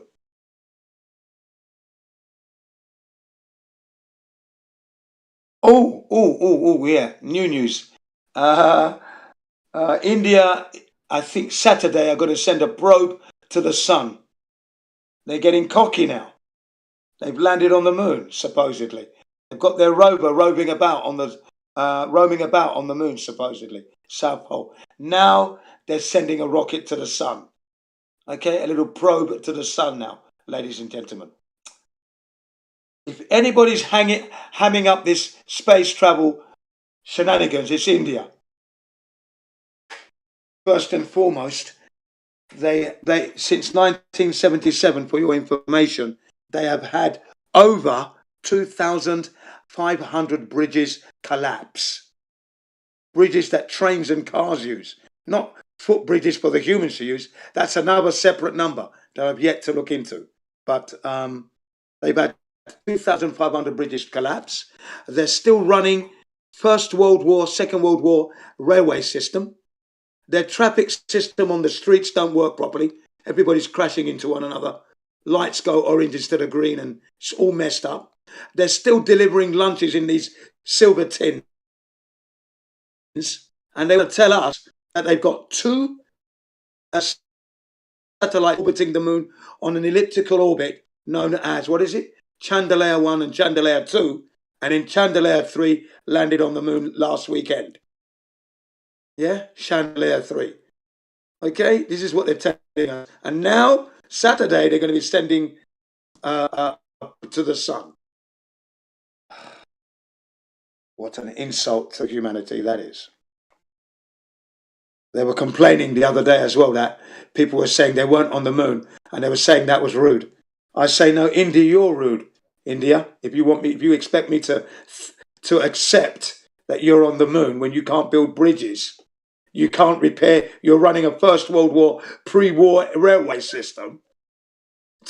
Shut up, India. Get out of here. You're being bloody rude. Jen, are you still that's in the called- trenches throwing grenades at the Glovers over there at Pandas? Yeah, I was there earlier. Good man. Yes. Oh yes, I was there earlier. I bring you news. I'm victorious. Of course. Yeah. Tell them about the dark matter getting debunked with a certainty of 5 sigma. Yeah, I tell them about the dark matter and don't matter about it because we can't go up there to check it, ladies and gentlemen. Dark matter. That black hole is the NASA budget, ladies and gentlemen. Where that's what is it, $23 billion or $26 billion has disappeared recently. That black hole, yeah. But anyway, you know them. They try and mute me every time, don't they? Yeah, I can't be bothered with being talked over and muted and obfuscated. I just can't do it anymore. Oh yeah, I'm in there. As soon as they mute me, it's like I'm like a fireman's hose. As soon as you open it, the noise is just coming straight at them. He was talking all the time. We muted him. That's right. I keep practicing. When you mute me, I practice. There you go. So when you unleash the mic, you get hit in the jaw. Can you imagine if I was in the same room as you? What would it be like then, eh? Would you be able to mute me then? No, I don't think so. Know your fucking enemy properly, yeah. You better believe I'm still talking. I'm running some kind of mad psychology on them. You know, yeah, I'm driving them mad. Ken Panda, not so long ago, said, I'm tired of this. Because he had to keep muting me every other second. I said, well, stop muting. If you're getting tired, stop muting because you've got to be fit to debate me. It's not going to be an easy debate at all. It can't be. So you better... I train for this. I actually wake up early in the morning to train so I can come in here and destroy you mugs. That's why I do it. Huh? Let me give you some advice. What you need to do is attain the excellence and integrity of a blade of grass. Yeah. Have you ever had a close-up look at how elegant a blade of grass looks like? You need to acquire that excellence and that integrity. Once you've acquired that, you then need to acquire the purity of water, as Bruce Lee said, because a cup's usefulness is dependent on its emptiness. Okay? So you're going to need to acquire and be like water. Water can flow and flow beautifully, or it can pick you mugs up and crush you on your rocks of disillusionment. Yeah? Be like water. That's what I say to them, you know? Yeah. I'm a different breed of flat earther. Yeah? The nightmare they don't want is what I give them. Yeah, you fucking better believe it, people. Not believe it, you better know it. No, we don't do beliefs here. You better know that that's what I do. My reputation has preceded me. Yes, I am still killing them in that server. And other servers, by the way. Mass media, was it medicinal mass media? They get hammered. The Asylum, destroyed. Earth Awakening, those Globers get hammered. And anyone who comes in 24/7 will receive the truth, of course, in the nice possible way. But if you want to get, they're going to get sticky and rude about it, they'll get it. Full, both barrels. Yeah, I'm glad you're still around, Jen. I've known you all the way since back there at like Flat Earth Dudes, I think. Way back. Remember the Hank. We used to do it on the Hangouts. Hank. Were you on the Hangouts with me? Oh, we were still on the Hangouts, man. That's yeah, that's right. It was on the Hangouts. Yeah, me and you were on the Hangouts, Hank. Do you remember? Yeah. I used to call you Hank. What was it? The King on the Hill, wasn't it? Yeah. That was your logo. Yeah, that's why I'm never going to call you Larry. You're always going to be Hank. And you're not a Larry to me. That's right. You're Hank. That's right.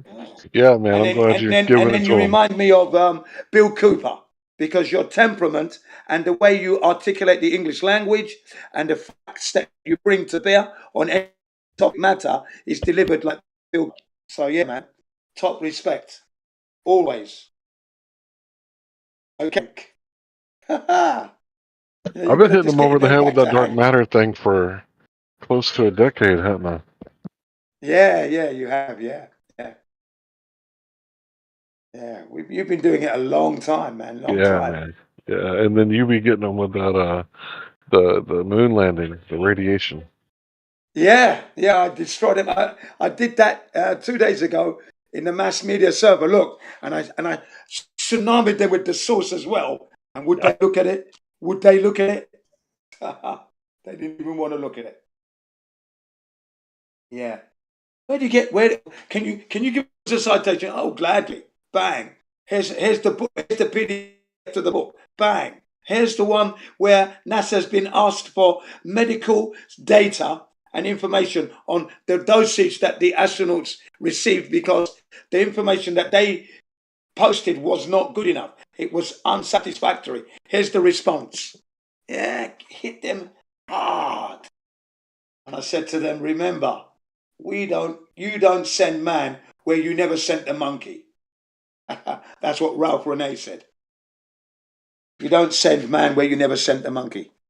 Yeah, man.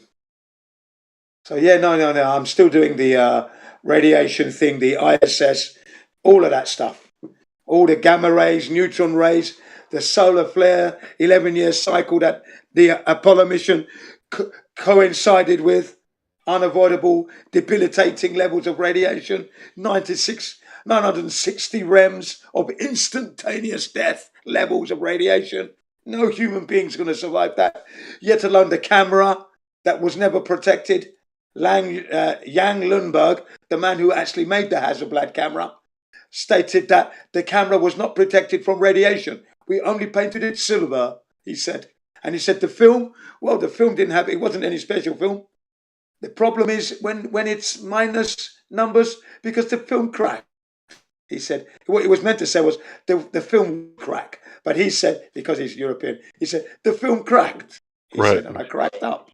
Right. Yeah. You know, it's really important. Yours and my arguments are so carefully tailored because they believe that they have people who are standing on the shoulders of giants, right?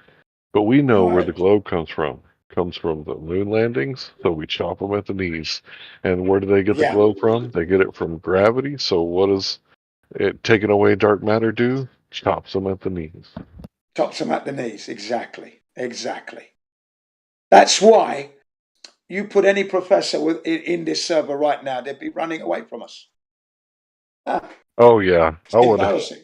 Yeah, as long as I can speak without being spoken over and actually get my point across long enough for me to go on mute and let them respond, yeah, it's over.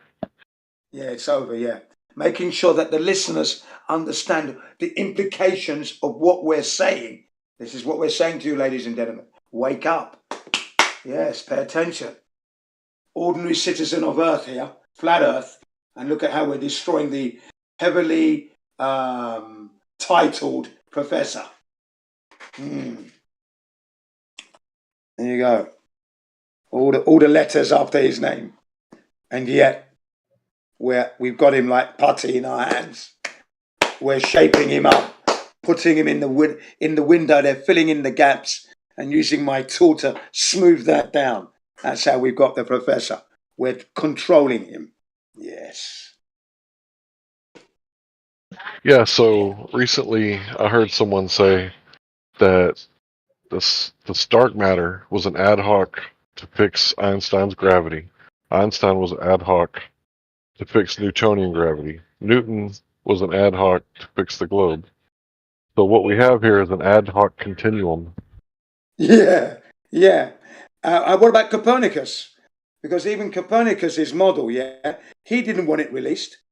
He didn't release it. They released it after he died. The same with the gravity thing. Sir Isaac Newton, remember, he didn't want his name, he didn't want to be associated with the mass attracting mass. But as soon as he dies, they credit it to him and he's associated with it now. Silly, isn't it? Yeah, poor Newton. And then you got the bending and warping of space-time fabric. That was never proven. And Einstein said that his constant was incorrect, but what do everybody say? No, that's the one thing Einstein was wrong about. The constant was correct. But whatever you do, don't look up the cosmological constant problem. Yeah, there you go. You see? So they lie all the time. Even when the individuals in concern tell the truth, when they die, it's all twisted. Terrible. This is what we're living under. That's why we must remain who we are till the day we die. This information will come out. It's not going to be kept quiet. I will be talking about it for the rest of my life. That's a fact. I want to talk about it for the rest of my life. That's why the words dementia or Alzheimer's is not going to be associated with my name. I've got too much going on in the room for Alzheimer's to get in. And as soon as I erase something that I don't need in my brain, something else is coming in. Some information is coming to fill that gap up. So I've got gazillion gigabytes, so there's no chance for Alzheimer or dementia. Do you know what I mean? Yeah. Yeah, you're going to be sharp as a tack well into your 90s, I think. And the way that you maintain your body with physical activity and your mind with, these arguments and research and thoughts, yeah, you're going to be healthy into your 90s. Probably still active, not just on the motorcycle, but other things that I don't want to mention on live stream. Yeah. I'm hoping to do that. That's my aim, and that's why I keep doing what I do each day in the mornings. People in the morning are saying, "Man, did you not ride a cycle a little while ago?" Yeah. Now I'm jogging. Wow, you got some stamina. I said, well, I'm trying to make sure that I remain fit and healthy, of course. Keep active. How old are you, sir? I'm 70. Well, I'm only 61, so you're doing good. I'm going to be like you, hopefully. And the first thing he said to me, this Japanese guy, this was last week, he goes, the Japanese waste a lot. I said, yeah. And he doesn't know me from Adam, but the first thing he said was, the Japanese waste a lot. I said, yes, the Japanese, they do. Yeah. I'm talking to you, iPhone 6 Plus from 2014, and I'm using the iPad from 2012 right now on Discord. There you go. Yeah. Can you believe that? Yeah. Yeah, I believe it. I believe it because you're the type of person to put a new battery in that sucker and keep on using it. Yeah. I haven't put a new battery in it yet. I'm squeezing every last ounce of juice out of the thing. Every last ounce of juice out of every component before I buy a new one. As if I'm going to spend $1,000. Well overpriced. If anything's priced, are those smartphones that are well overpriced now. They've gone out of control. $1,500 for a smart device now. Come on. What's going on? Come on. Well, people buy it at those prices, That's what causes it. Yeah. You see, what it is that the individual doesn't understand the value for money, doesn't understand the componentry that goes to make the thing work, and then look at pricing properly, and then compare the price to other products out there in the marketplace. But yet you're buying it at $1,500. And Steve Jobs, his main concern was that the thing shouldn't spiral out of control with the cost. That's why he capped it at, what was it, $300 for the new one. And then the old would be going out like $250 or whatever. So he had a price cap on it. Okay, he didn't want it to go out of control. But as soon as he died, that bum bandit dirt box technician, what's his name? Steve Cook took over, and the prices have just gone up exponentially ever since Steve Jobs passed away. It's gone up. Two things that concern Steve Jobs: price, and battery life. So whenever he introduced a new model, the battery life was extended, he said. So, yeah, brilliant. Because that was a joke with my iPhone 4 from 2009. I was so surprised how quickly the battery would die. You know, especially as I'm doing a lot of YouTube and then I'm listening to music and then I'm doing going out on my run and that, and the battery would be dead. I thought, wow, that's not good. Wow, that's what's going on there. And then he said it. He apologized for it, and said he's going to be improving on that. And every time he brought out a new smartphone or a new iPad, but it was a smartphone really, he extended the battery life and kept the price capped at $300. Yeah, because he knew that it could spiral out of control and then you could lose market, because that's just a stupid thing. How can it be we're at 1,000 plus now? 1,000 plus. Wow. Stupid. My son bought one. He got the iPhone 10 black when it should have been the 9. Do you remember? It was the iPhone X, yeah? There should have been the iPhone 9, but they didn't release the line. They released the X before the 9. Well, he got that one. It's finished now already. Gone. Broken. Done. Dusted. I'm still operating the one iPhone 6 Plus and the iPhone 4. Huh. And the iPad 2012.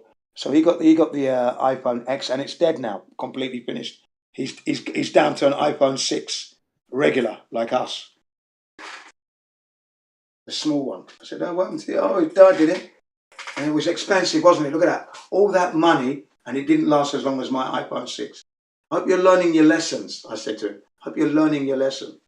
Just because something is priced good doesn't mean it's the best. You remember Tonka trucks when we were children?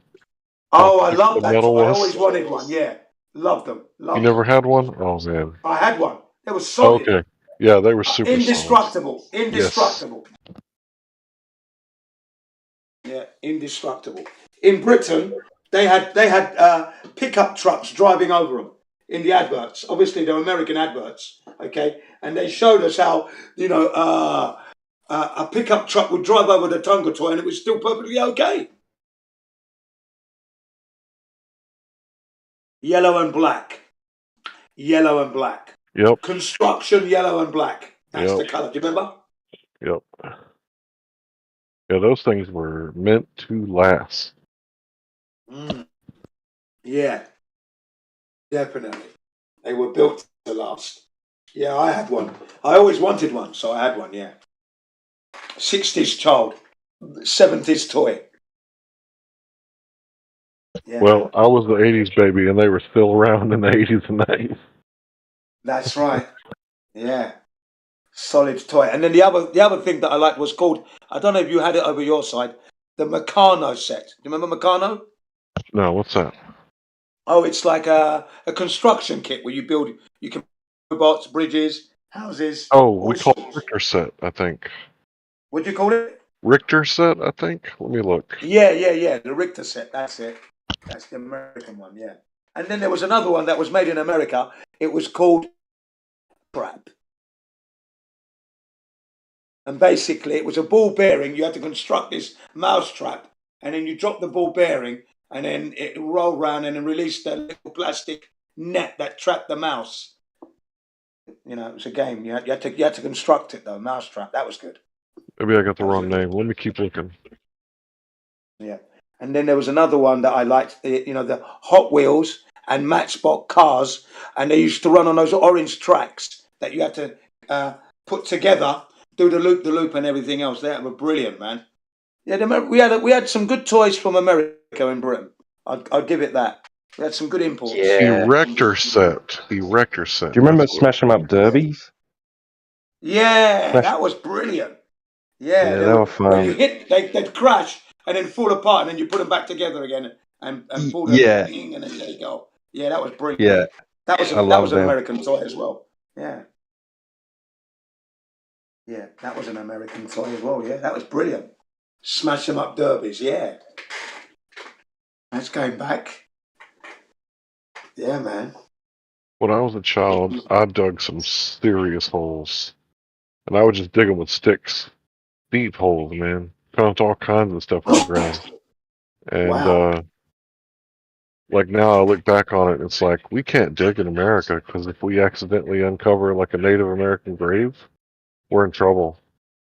So there's no digging here. But every time I've ever dug, you find all kinds of stuff there. Wow. Yeah. No, I wasn't one for digging. Nah, not really. Climbing over things and that, yeah, and but most of my teenage years was taken up in the Army Cadets anyway, so I was quite lucky. Yeah, there was a lot of digging there. Yes. I had a big bag of fossils when I was a child. Really? Big bag, a Oh big bag yeah, of what? fossils, Fossils. Oh, fossils. seashells, fossils, Yeah. bones, Yeah. glass, all kinds of stuff. Brilliant. Hmm. So you was a collector, weren't you? That's what you were, a collector. I was at the time, yeah. I had all kinds of stuff that I dug out of the ground. Yeah. That's quite normal and healthy. So shows that you were living life pretty good if you were able to do that. You know? Yeah, I spent a lot of time playing in the woods. Got kind of beat up and scratched up out there, but yeah, it was a pretty normal life for a child in the 90s because we were the last feral generation. Yeah. Yeah. That We would had be right. slate fossils near my home, in my hometown, up in the mountains. And I used to get told, "Oh, this place was underwater for millions of years," and I used to try and imagine water just like being everywhere and covering everything. Yeah, I can imagine. Yeah. I joined the Army Cadets purely because of my friend Andrew Mills, whose father was in the military, so that's where he got the bug from, obviously, from his dad. So at the weekend, you don't see him, So he'd come back Monday morning and we'd be talking. He'd be telling about all the stuff he'd be doing, in the cadets and that. And in one day, as he was talking, I thought, boy, I wish I was in the cadets. He goes, do what? And as soon as I said that, because he was a corporal, okay? He was Corporal Mills, 2 stripes, okay? And he says, what, do you want to join? I said, yeah. He goes, okay. The next day he gave me a yellow, I never forgot the colour, yellow application form, which I gave to my dad, signed it, filled it in, and then by the next week, Jim was in the Army Cadets. I thought, yes. Yes. I was so glad. You know what I mean? Because the stories he was telling me, I thought, fucking hell, this guy's he's living the life.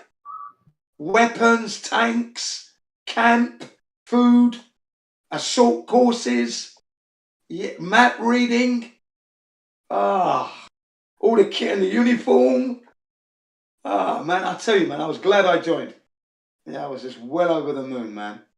And then I end up beating him at drill because he was the best at drill and I took him and done him. I was the best at drill. When it came to putting your kit on and coming out to dress in your uniform, I was the best at dress. So when it came to represent the company in competitions, it was me they would pick to go and represent the company. That was an honour. They honoured me with that because I was good at putting up boots and getting the kit properly done. I learnt all the tricks. I was saying to my sergeant, I can't get my creases to stay in my battle dress. He goes, you know what you want to do, Jim? Get a bar of soap and put it behind the crease on the inside, and then it will when you iron your trousers, it will stick. Thank you very much. See? So I learned, didn't I? I learned, man. Because I said to him, I can't get the crease to stay sharp. It would, it would end up rounding off. So I got a bar of soap, turned the trousers inside out, and rubbed it all the way down the crease line, front and the front where the knee is and the back of the knee, all the way down, the full length, and then steam ironed those trousers, and those creases stayed in. Yeah, and at the back as well, box pleat at the back. Yeah, I had to do all of that, man. I had to do it for my brother as well, because my brother joined a couple of years after me. He wanted to join. He was old enough then. I said, yeah, come on in. You can join as well, man. Took him in. Yeah. I remember one time we went to camp. It was a 2-week camp. All we had was £5 between us, me and my brother, to last for 2 weeks. Right? And this is where you've got kids, my colleagues, they've got like £20 for this week, and their mum's going to come and visit them the second week and give them another £20. So they had like £40. How did I survive? I survived that camp by pulling up boots, because my reputation for pulling up boots and making them shiny would spread all over camp. And people wanted their boots to look as shiny as mine. Like I said, I was the best at it. Spit and polish and that. You know, it would take, you know, a pair of boots, 2 hours. 2 hours, an hour each. That's how long it took to do the boots. Not 5 minutes, 2 hours. Okay? So I was pulling up boots every other bloody night. But at the end of camp, I had the most money, me and my brother. We had the most money at the end of camp. I never forgot that lesson. I just never forgot that lesson. I thought, wow, that's a powerful lesson there, man, because when you've got the money in your pocket and everybody's no one's buying Coke, no one's buying the chocolate Mars bars and Twixes and snacks. Everyone's sitting there, no money, but me and my brother, we were buying up the place, sitting down, enjoying and tucking in. Everybody else was quiet. I thought that was fucking brilliant. At the end of camp, on the way home. Okay? No one had any money left, but I did. The man who pulled up all the boots. Shit. That was a lesson I learned there. I never forgot it. Even my brother was so proud because he was able to go off and buy. Usually we didn't have any money to buy anything. You see? Oh! He was poor like me, bro. Yeah, yeah. But on camp, coming back on the bus, on the truck, on the 4-tonners, yeah, man. And anybody want any Coke and that? No one moved but me and my brother. Yeah, get one for my brother and that. Yeah, can we have a couple of Mars bars and a Twix and a toffee crisp? Lovely. Sit down and demolish all that lot. Burping and wrapper. Oh yeah, this is really good. You know, rubbing it in. The long faces. Yeah, I can still see that. The long faces, and I look back and see it smiling. I said, you know, the guy with the pulled up boots, you got it. But I thoroughly enjoyed the Army Cadet Force life. It was absolutely marvellous. Met a lot of good people. I learnt a lot.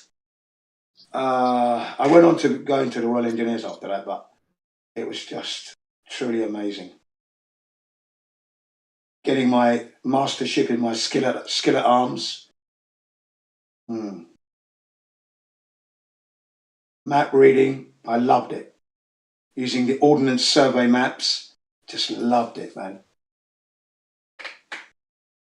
Marching and that, it was all good. Long hikes, and the first section to get to this point gets a free ride on the truck to the next one. Let's go for it, boys, yeah. No, you're going the wrong way. No, you can't go that way. Look, this is where we are now. You go there. No, this is the way, I'm telling you. They went my way, we win, we get the free ride. Hey, told you, let me do the map reading, yeah? Otherwise, we're going to be getting lost with you lot. It's fantastic. Yeah. I'll never forget it.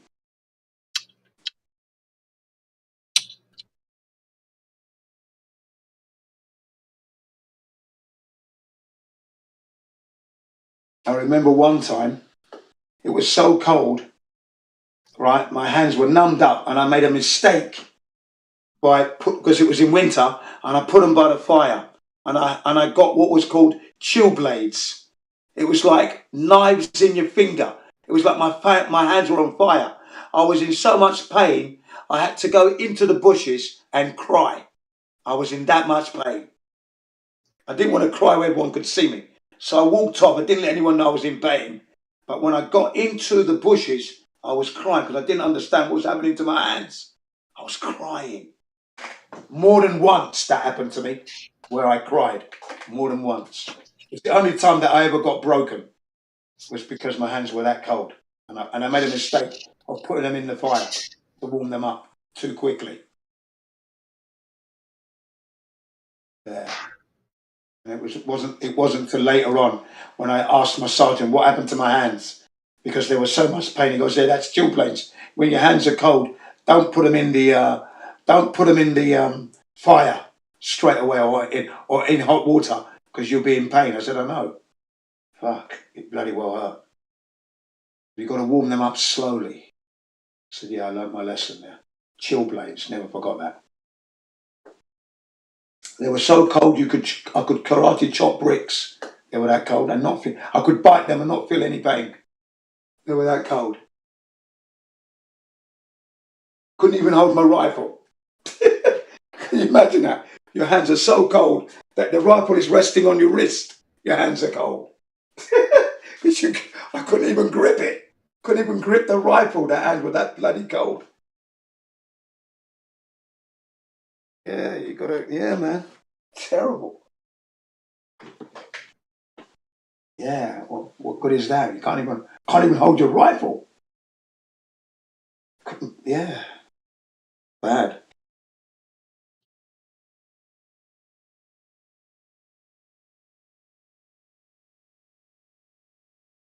But yeah, those were good times. Those were good times, even though I was crying.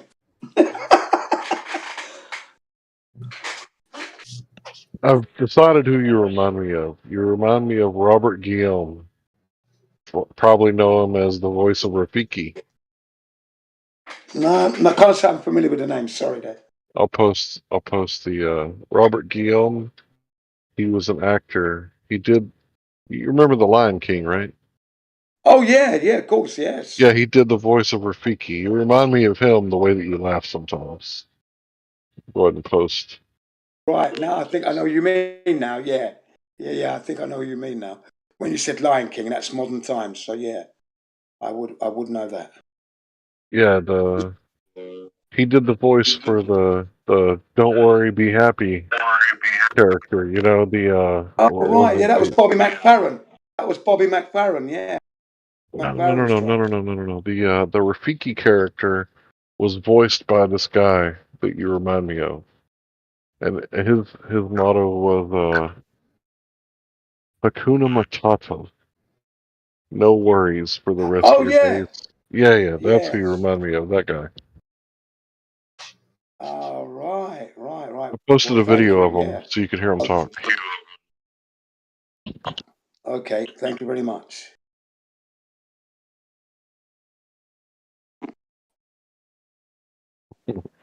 Is that really what they showed from India?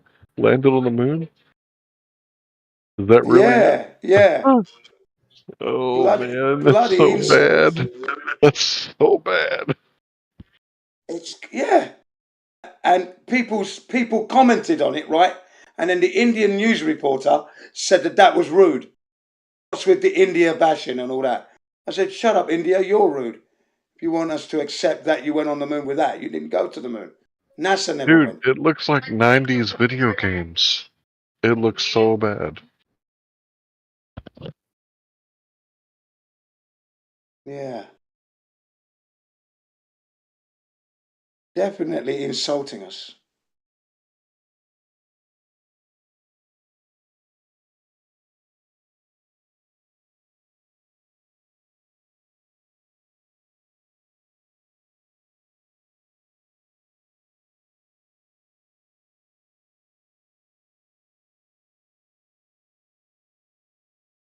Come on. Yes, India. Huh. What jokers? India. Are you talking jokers? Like Glober jokers? Hello there. Hey, this is Flat Earth Dude, man. See Hank. We've got Hank in the house. We got Flat Earth Dude, Jin CBR1. This is our hangouts. Regular hangouts. This is old school, baby. This is OG shit, man. OG. Yeah. OG shit, man. Hear your voice. I haven't seen you for a while. Where you been, man? Where you been here, man, every night, every morning for you. But, how's it going in Japan, man? You still teaching?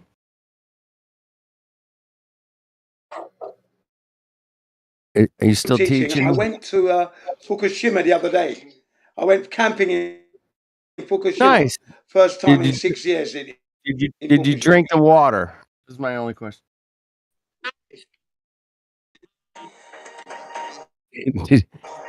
Did you go swimming in the ocean? No, I didn't drink the water. No, we brought our own water. Yeah, we What brought our do own you water mean? back there. What do you mean you didn't go swimming in the? It's a beautiful beach there in Fukushima, man. It's gorgeous. I think they have a nice surf break there, man. Catch some waves, maybe. I don't know. Yeah, well, it was more jet skis, really. That's what they were going on with. But you know what? The thing about it is, what the people are they're very nervous about how they look on the world stage. By the way, that's what I picked up from the people. Yeah. Well, the Japanese people are very proud, and they don't want to look bad, and that's not good for them. Yeah, yeah. So I picked that up. They were really concerned that what the government was about to do was not good. They knew it wasn't good. And they are very concerned indeed, you know, you could tell, because they hadn't seen many foreigners come to the campsite for a while. Okay? Right. Yeah. So, and they were very talkative. Very talkative. Very concerned about Yeah. the nuclear waste over there in Yeah. Fukushima, right? Yeah, yeah. Yeah. China stopped importing seafood. Korea also doing the same. So they've lost their major markets at the moment. And the Japanese fishermen and women are absolutely livid, hopping mad. Yeah. Well, they're doing it on purpose. You know that, Jen. This is all done on purpose. Of course. Hey, God Rockin', you got a funky microphone, man. Mute yourself or something. God Rockin'. God Rockin'. Keep on God rocking. Rockin'. Could you mute up? Keep on rocking. Keep on rocking. Dude, you sound like shit, man. I didn't say a fucking word. I know, but mute. You got some noise coming through your phone or something. There you go. Love you, brother. I love you, man. All right. Yeah, cool. we love you, We're God good. Rocking.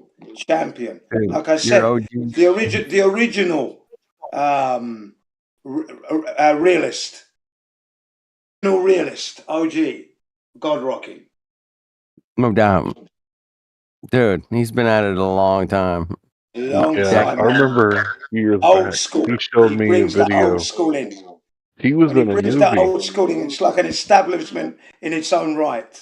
Hold on, Larry. You remember him being a newbie?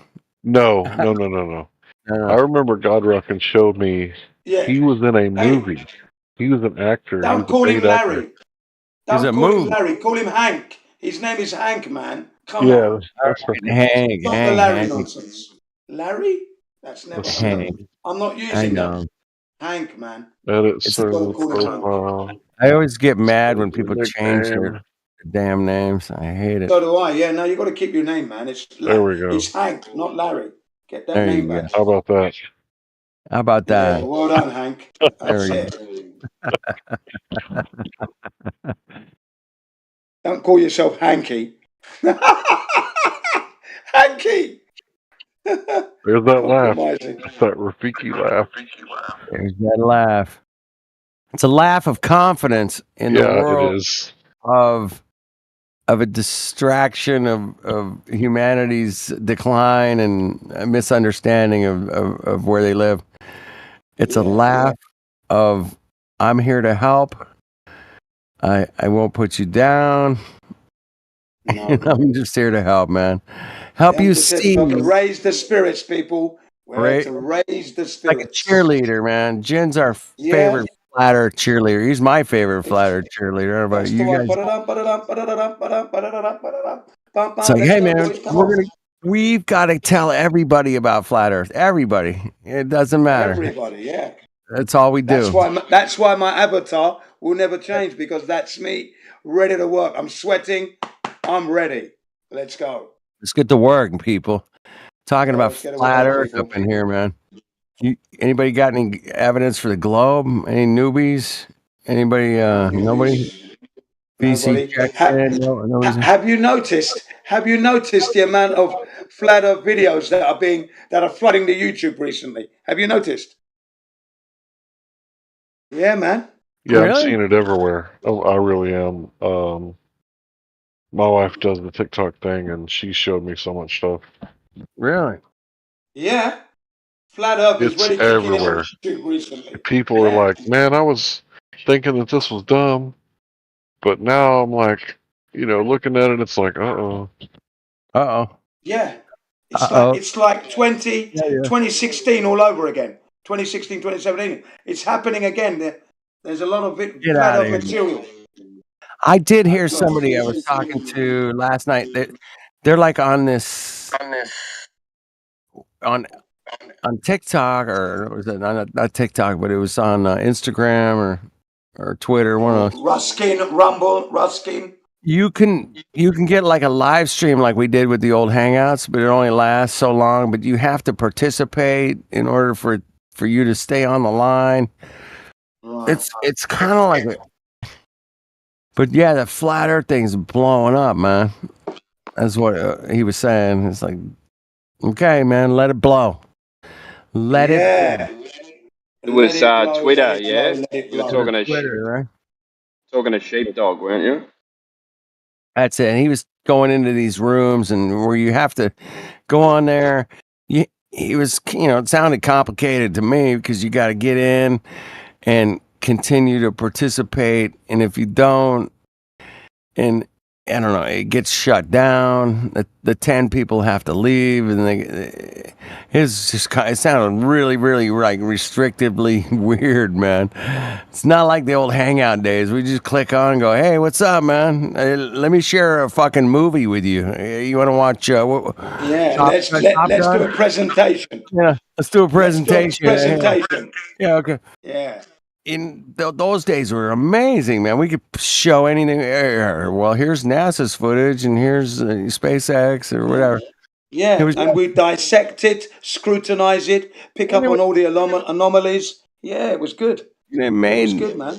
Made us really work hard at just dissecting the scientific evidence for different things, and we would just dissect the shit out of it for hours. And we could do it all sharing screens and videos and links. And yeah, it was crazy, man. It was brilliant, man. It was all free, man. It was all free. And there was no censorship back then in the early days. Just play whatever you want, man. But now, man, if you play like 10 seconds of a song, your stream's shut down. Sorry. Yeah, you're getting a strike. Mm-hmm. Yeah, they strike you down, don't they? Well, they just censor you, man. And the lady went before Congress and told everybody they were going to censor the shit out of flat earthers. Yeah. The question was, what are you doing about flat Earth?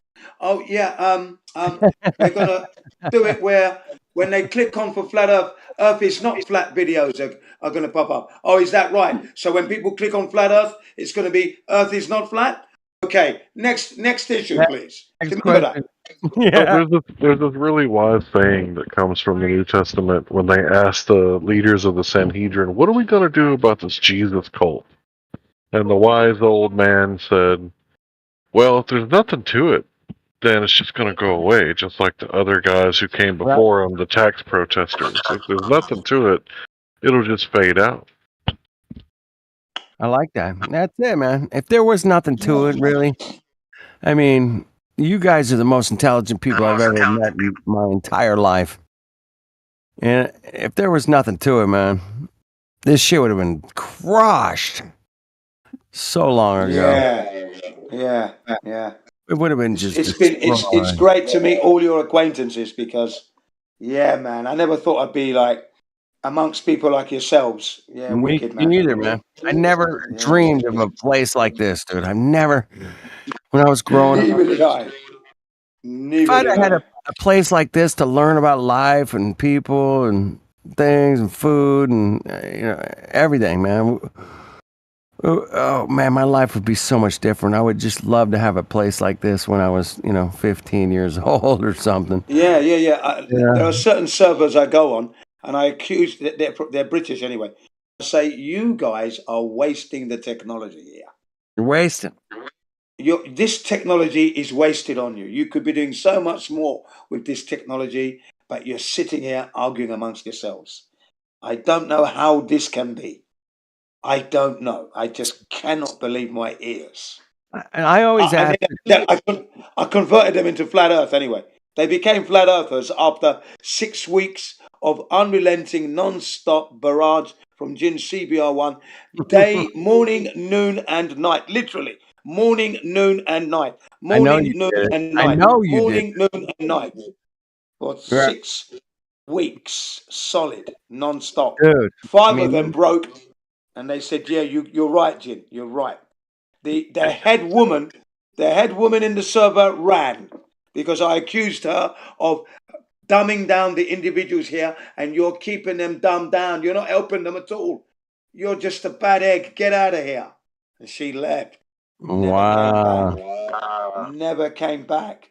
I And then love people that. started to pay attention because they tried to abuse me and said I was this and that, but they don't know where I've come from. I said, "You think you can abuse me? You don't even know what you've abused it now." There we go. No, man.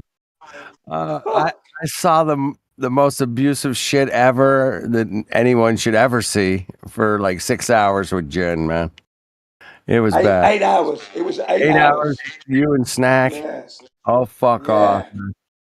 Snack, I mean, I don't like drama, but man, I can't believe both you guys went that long just and completely insulting each other for 8 hours, man. I mean, Yeah, But he was on the I've heard Snack receiving turn end. it on before. Oh, he was on the receiving end. Yeah. He was on the receiving end of those 8 hours. No He didn't have a doubt. chance to speak. Yeah, even Snack got his ass kicked that day, man. But it was just epic, man. Anyway, thanks for that. Good memories. I want to say, You're welcome, man. You're welcome, man. I gotta say hi You know, to I'm a team player. I'm a team player. I gotta say hi to Stormfire. I ain't Hello, seen, Stormfire. I ain't seen Stay cool. Stormfire here in a minute. I gotta say hi. Hello, Stormfire. Plum Bob's in here and Plagman, man. What's up? Anyway, we were just reminiscing. Hey, Stormfire. Wicked. Having flashbacks of that song Wildfire. What's up, guys? Checking in, hanging out. Thanks for dropping in, man. Stormfire, are you there, man? I can't hear you, bro. No, I got nothing. No, he said, "How you doing?" and everything else. He registered.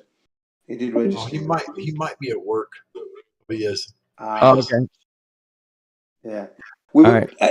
He's back. He's back. Yeah, flat up, dude. We were talking about how the heliocentrists, you know, those globers, like to hold us to impossible and ridiculous standards. You know. Mm-hmm. You know how if you watch a documentary and it's reputable, you know, and you see the credentials, they ask you, did you check those credentials? Why would you need to check?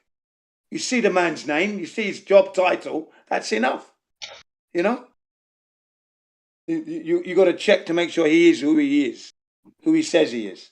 I said, no, I don't have to do that. Hey, Jen, let me ask you this question, Jen.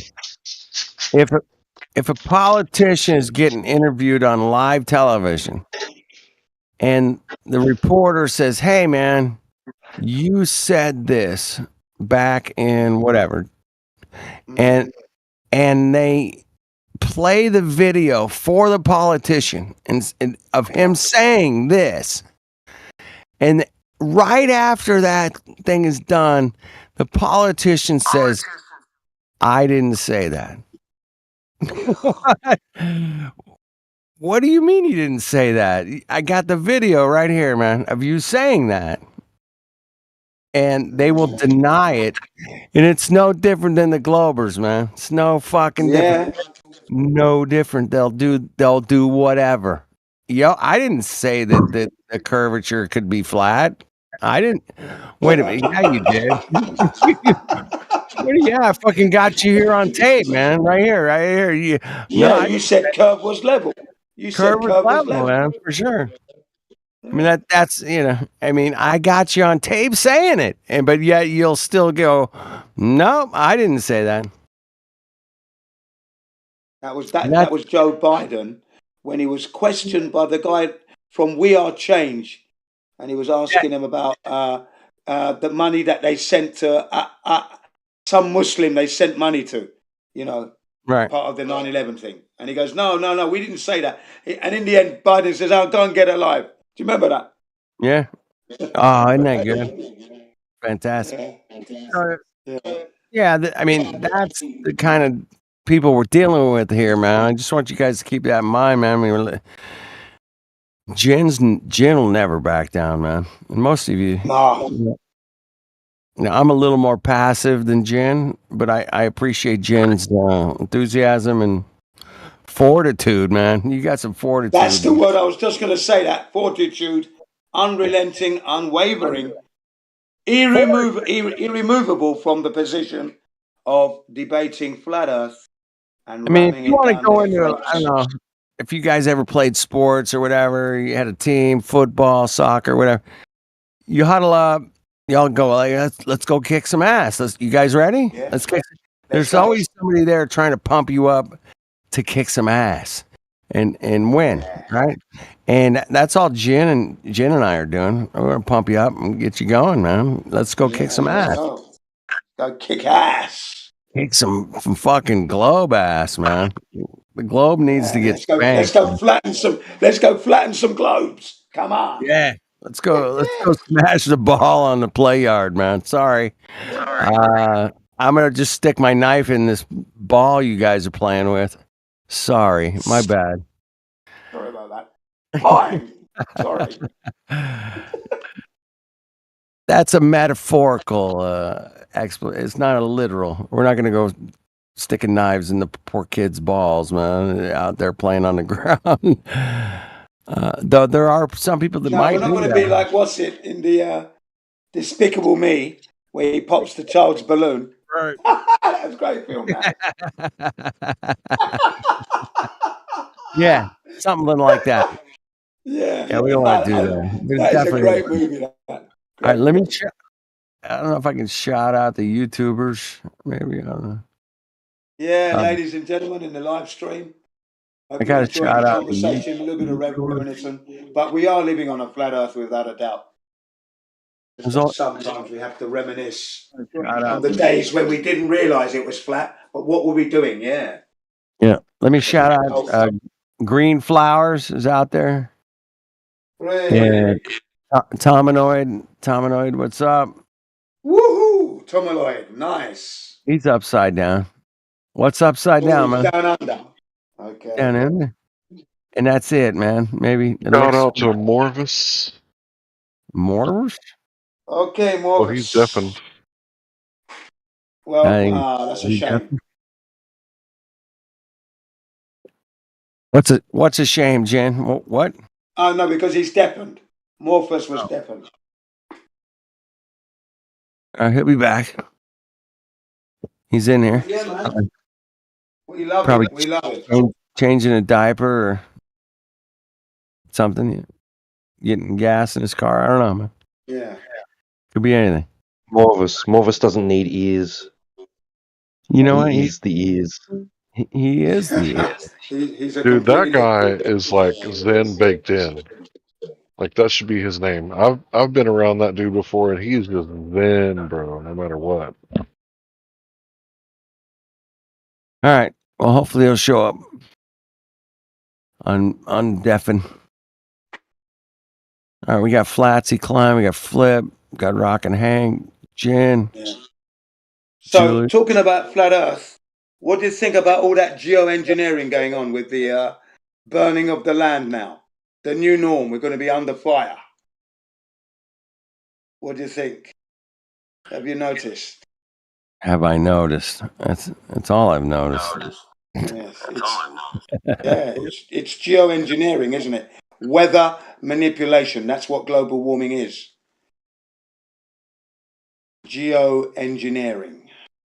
Yep, they've been doing it for a long time, man. It's not super secret or something. All they need is emergency to give themselves emergency powers. And if you got the button on the fire alarm. Hey, I got emergency powers here. I want you guys to shut up. Hank, continue. The Republic will die with applause, standing ovation, just like in Boom. Star Wars. Boom. There it is, man. Take it or leave it. It's right there. Looking weird, man. Looking pretty weird out there. Talking about bringing back all kinds of crazy, cool, fun things to put on your face. I love that. That's great. Walking around looking out of place like a duck-billed platypus, like, what are you doing here? Like, I don't know. I'm just in my car. I got my face mask on and my face shield, driving by myself. With the windows rolled up? Yeah, wouldn't want any fresh air getting in there, would we? No. That could not potentially impede your driving skills. Could it? Or airflow. What about, well, that could be some lawsuits there, man. People driving with, they used to give tickets for if you were like wearing headphones while you were driving. I don't know if you guys ever, yeah. You weren't supposed to wear headphones while you're driving. Jen's like, I would have been screwed, man. Yeah, because I put headphones on all the time, man. But I had the little ones that you put in your ear, not the big things. I don't know about headphones. I think in Australia you're not even supposed to look at like a nav cam or anything like that. You're not supposed. If you are caught with a cup in your hand, you know, and it's going to your mouth, they can pull you over and fine you for that. No cigarettes. What are you driving? What? Nothing. No cigarettes. No cigarettes. That's it, dude. You guys need to start rebelling ASAP, man. Fuck this. This is over. It's done. You might as well kiss it goodbye. Fuck this. I'm pissed. I'm coming to Australia to help you guys demonstrate against that bullshit, man. No. Get out of here. The coffee I can handle, but no cigarettes. No, that's the last straw. Are you fucking, dude? I don't know if you guys like driving as much as I do. I've been driving millions of miles, but I love the open road and a cigarette, dude. Ah, are you kidding me? And a cup of coffee. I got all three going, man. Driving, coffee, cigarette. Yes, I'm there. I'll do it for free. There's nothing like the open road, man. The desert, the mountains, whatever. I love it. All right. Beaches. Yeah. I was paranoid. I crossed the line, across the border the other day into Queensland, and like I had this smoke I'd lit at a stop, and like then driven off and across the border into another state, and they're pretty tight with their laws in that state, and I was like worried that one of the other cars on the road was going to see me with a cigarette in my hand and call the cops on me. Call you in. I'm calling you in, man. That guy's smoking a cigarette in his car in front of me. Call 911. What? It wouldn't surprise me. Yeah, it wouldn't surprise me. It wouldn't surprise me either at this point. I don't think it's going to surprise any of us, actually. I know Jen's freaked out, but he'll be all right. Jen, he'll handle it. He's a pro. The signs are everywhere. Nonsense. The signs are everywhere. Oh, man. Anyway, it's very interesting times we're living in, people. Or robot. Yeah, we're going to have to set all of our differences aside, and we're going to have to, like, stand on some foundational principles, or it's going to be divided we fall. Like, if we don't, like, as the whole world come together and realize that this place isn't what they told us it is, these people aren't the people that they told us they were. Like, these are our brothers and sisters, and we all need to love one another and have compassion and forgiveness and charity and all the fruits of the Spirit for one another, or we're going to suffer terribly if they just allow us to divide and conquer and tear ourselves down, because they can't tear us down. Only we can tear ourselves down. That's the only way we can be defeated.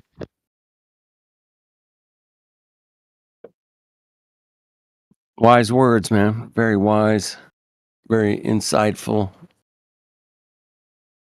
If I was the evil doers of the world, I would get everybody to divide. Yes. And the division is key, man. It's fucking key to everything. And as long as the people are divided, man, they can do whatever they want. It's so easy for them on that aspect. But I think they might have overplayed their hand just a little bit. And if they come back now with this new thing and 2.0, then I think that's gonna be the real super litmus test, man. Really, it's gonna be the next level litmus test. Yeah, they're gonna really. There's a third of people out there that are, yeah. There's a third of people out there that are left, a third of people out there that are right. Then there's a third of us, right? Remember that. There's a third of us. We are 1/3 of what's going on out in the world. We are the 1/3 that says, nah, we don't trust what you're giving us, man. The numbers, they don't add up. We've double checked them. Man, this globe thing, man, it's a little crazy, bro. I can see like 26 miles across the fucking bridge. Where's the curve? Oh shit. Refraction. That's it. We got refraction. That's why the curve's not there. Oh well, I've got a picture of the curve here soundly. And I took a picture of this bridge and it was like curving, but I know the water below was totally flat, but that's cool. Oh, it wasn't a picture. It was a bunch of pictures stacked together, compressed.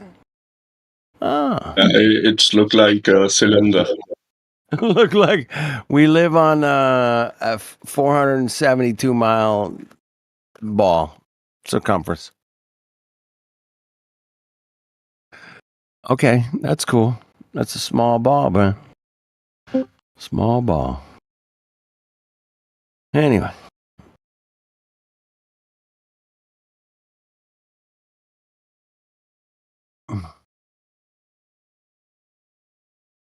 So yeah, the powers that are throwing a bunch of shit against the wall and see what sticks are starting to, throw all kinds of shit on the wall and see what sticks. We are in an information age that's beyond anybody's that's ever lived before, ever. And we are fed so much information right now that it's impossible to absorb it, digest it, learn about it, research it, talk about it intelligently. It's incredibly hard to say that. I know for a fact there's a dome above us. I mean, no, I don't know what the fuck's above us, but I know it ain't some crazy shoot in outer space spinning fucking globular water ball. What? I'm smart enough to know that, for fuck's sake. And that's a good start, man. It's a really good start. You start with that one. And then we can move into, the physics of water and physics of gas. We can check these things out, man, all day, every day. Nobody's going to... If you want to check out the physics of water on your, living room, kitchen table, whatever, boom, there it is. Check it out. Get a fish tank. Get a tube. Get a bottle. Whatever. Physics of water, man, is very consistent. It's one of those consistent things. It's consistent. It's reliable. We use it to find horizontality, which in the construction industry, water, spirit level. Spirit level. I mean, it just goes, it's so easy to check out water, man. I mean, if you go to the ocean, you go to a lake that's really big, you can see a really, really long way, and you shouldn't on a globe. Nope, you definitely should not. When I had the little rubber ducky and the little plastic ball, put it underwater and it hit you on the head. Remember? Yeah. Who's building a house? Are you building a house? No. What are you doing? I'm just cracking an egg. Sorry. Are you cooking? Yeah, I'm just making something little. Yeah. For you or for the family or everybody or no? No, for me. Okay. Excellent. I love eggs, man. You guys like eggs? I love eggs. Damn. I love eggs. I'm about to have Yeah. 4 of them right now. 4 eggs right now. Yeah, eggs are great, man. What a cool food that is. Thank you, chickens. Thank you, guys. Shout out to the chickens. How you doing, chickens? Wee-hee. Wee-hee. Hey, Plagman, are you still with us, Plagman? Yeah, man, I'm here. How you doing, man? Do you know Jin from Japan? Jin CBR1? Have you guys met? No, this the first time I'm listening in. I'm liking everything though. Jin he lives in Japan. He speaks Japanese. Hi, Nihongo shabarimasu. So desu. And he teaches. Jin sensei desu. He teaches. I just said, yeah, it's nice to meet you. My name's Jin. Yes, I do speak Japanese. Nice to meet you. Nice to meet you too, Jin. How long you been in Japan? 20 years. 24 years. 24? Are we up to that? Oh, fuck. Don't tell me that. Shit. I met you when he was like 19 years. I'll never forget it. Yeah. 24 years now. I've known you at least 5 years, man. At least. Yeah. Yeah, we can go back more than 5 years because we've got to go back to the Hangouts. Yep. 2017? Yep. Yeah, 2017, man. We were really kicking up a storm. And you were having those wild parties on the beach outside your house. Do you remember that? And we were live. Yeah, I did a lot of live streams for Flat Earth. I did the Flat Earth Hollywood. You and I did Flat Earth Hollywood together. That was brilliant. That was. That was fun. Flat top. At Flat Top. It was a gas. Anyway. Dan the Waterman. White Coats introducing Flat Earth to the passerbyers at night. It was brilliant. Live stream. Yeah, the earth is flat, man. You know? Down on the seat discussing Flat Earth. Yeah, I brought people from the street onto the panel. That's how I was like, I didn't have to VC verify anybody, man. I just put the headphones, said, here, talk to these guys. That's it. And it was great, man. It was really fun. And then you did that scene where you were dancing with Dan the Waterman and that, and you were making out, doing the Flat Earth with your arms out. Doing the Flat Earth. Fantastic. I made up the Flat Earth. In the middle of the street, guys. In the middle of the street, doing the Flat Earth dance. In the middle of the street. That was fucking brilliant, man. Well, I could have been drinking. Might have been, but I was having but it was fun. good, man. It was It was good. fun. It was fun. It was all positive. It wasn't, in the way of like overreaction or anything. It was perfectly in sync with what was going on, man. All right, Plagman. I gotta ask our friend Plagman a question on the panel here, real quick, man. I just watched. I'm just going to go to the kitchen. Plagman, I just watched like an HBO show with the Jets, and they had like behind the scenes of the Jets preseason game with the Giants last week, and I did notice there was a lot of guys that got hurt, and they just throw you into an X-ray machine. You know, is that just like protocol? They just obviously you were there, man. You played. You've seen guys get hurt, and they just throw you in the. They got to check it out. I get it, man. There's no other choice. Give you an X-ray. But guys wanted to continue playing while they didn't give a fuck about no X-ray. And that's how it used to be back in the old days, right? When, Jack Youngblood was playing with a broken arm. He didn't give a fuck. I don't need no X-ray. I just want to fucking play. That's an attitude, man, you have to have in the NFL. Am I wrong about that, or? That's right. No, you're right. I'm right. It's different, bro. It's different. So a lot of things changed since I've been out of the league. Yeah. It's definitely changed in the last, 5, 7 years.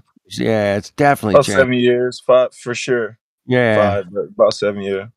Yeah, 7 years, somewhere in there. Could be 8, but it's definitely changed especially with the head injury stuff, right? I mean, if you got a head injury, they just throw you in the tent and then, Yeah, check. concussion protocols, like, they ask you. You didn't have that when you played, right? Or did you? I had a dinger, a few I dingers, mean, but nothing major where it cost me any game time or anything like that. They don't throw you in the tent back when you were playing, man. They just the trainer would come up and go, "How you feeling?" And you're like, "I'm all right." Yeah, a little dizzy. Depending on the severity, and possibly since it's a little bit political of the player, they don't want to, the fans look and see who got hurt, and whatever player may be, he may be, one of those, big time players, right? And you don't want to send the crowd in an uproar if he may pass out. I mean, anything could happen. So to protect themselves, I believe I may be seeing a few guys going into the tent, but then again, I don't know what happened. Right, but you had a tent. You had a tent when you played. We had tents. Yeah, we had tents. All right, Yeah, for sure. Yeah. Kind of where I was going with that, because that was a new thing within the last 10 years or something, right? The tent. Yeah, I mean, as far as I can remember, yeah, me too, man. I played football, but I watch a lot of football, and it's like, okay, that guy just got his fucking bell rung, and now he's in the tent, and I get it, man. There's a protocol now. There was not always a protocol in professional football, man, or college or high school, whatever. They didn't have protocols. When I played, dude, if you got your shit wrong, man, shake it off is what they would say. You gotta shake it off, bro. And that was it. Look at them guys at rugby league, though. I mean, they don't wear any protection, do they? And they're mashing their head. Oh yeah, there you go. So I mean, there must be some injuries there. I mean, I've seen some heads smashed together there, mate. They don't wear anything, do they? I think they only wear like a tooth guard. That's it. Yeah, mouthpiece.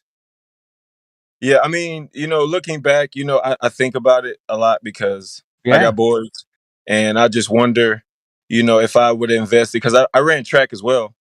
Right. And me too. I played basketball, but I just focused primarily on football and track. But once I got to college, right, one of my coaches, he talked me out. I regret it, but he talked me out of running track, and I just focused on football. But with football, you got concussions, and we players, we get hurt the most. ACLs, biggest, and like just MCL, playing, MCL, the knee, shoulders, everything. Dislocated everything. Yeah, and then like you said, you don't want to stop playing because you love to play, but it doesn't love you back like that, and that's the reality of it. Nah, fuck yeah, no. I don't love you back like that, man. I mean, somebody put it to me this way recently. It was like, dude, take yourself, put all your pads on, and just run into a brick wall, and do that like 42 times in a day, right? And you're like, by the next day, man, you're not going to be able to walk. I promise you, right? It's brutal. It's so brutal, man. I mean, it's brutal. Like it's you come in. brutal, I man. came in as a rookie, Yeah. and I'm playing players that 8, 9, 10-year veterans. Right. Like been in the Exactly. game, and I'm like, You're a I'm like, rookie. damn, like this is for real business here. This is So real yeah, business big time. happening here, man. Yeah, you can't deny real business when it hits you right in the face on every down, right? It's like, oh shit, this guy's fast and he's big and he's strong and you're just doing everything you can to put your might up against his, right? And that's brutal. Yeah, I mean, you're strong too. In my prime. Yeah, I was exactly. super You're big too, strong, man. super Yeah, yeah. fast. I could do all of it, but there's another level too. There is another level. There's only so many Lawrence Taylors in the league. And there's, oh shit, that guy's like different level, speed, strength, size. Like, oh my goodness. Yeah. Yeah, I remember playing against Grady James and Vince Wilfork, and these guys are just monsters, man. Like, you can't deny it. You can't deny it, bro. It's like it's can't just deny like it. the flat water, man. You can't deny flat water, Jen. You know that. And you just can't deny it. It's the same thing. You can't deny the strength and speed of certain athletes, and you're just like, oh my goodness. Yeah. I love that. But you're talking about athletes. I'm looking at like Gordon Ryan. He's like one of the greatest submission artists of all time. Yeah. If you really into like wrestling and submission, jiu-jitsu and rolling, like this dude is just phenomenal to watch. But I know you guys are talking about something else. Forgive me for interrupting, but no, that's a good point, because I have boys, and that's one thing that if they want to play football, this is a requirement. If they want to play football, they have to wrestle, and I didn't wrestle.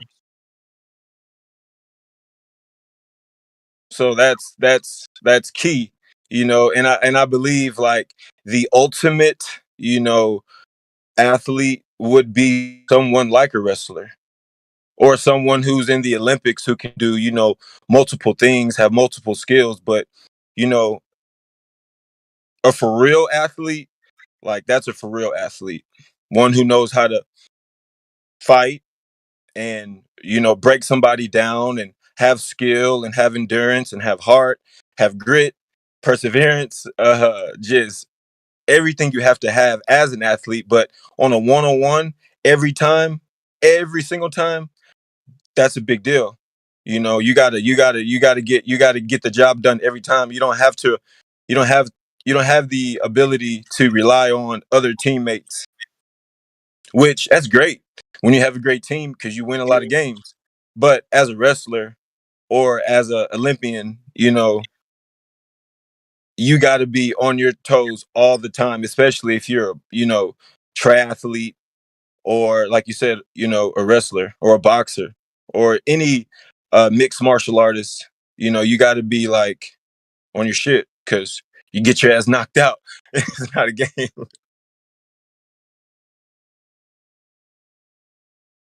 MMA? Oh, interesting. Yeah, I wish I would have done some. I would have liked to have done some wrestling when I was young and up and coming. I played football in high school, and I hip tossed people when I tackled them. They just did not know how to handle it. But I would basically wrap them up, one over, one under, and toss them over my leg, and they would just go for a ride, dude. It's called leverage. It's called leverage, man.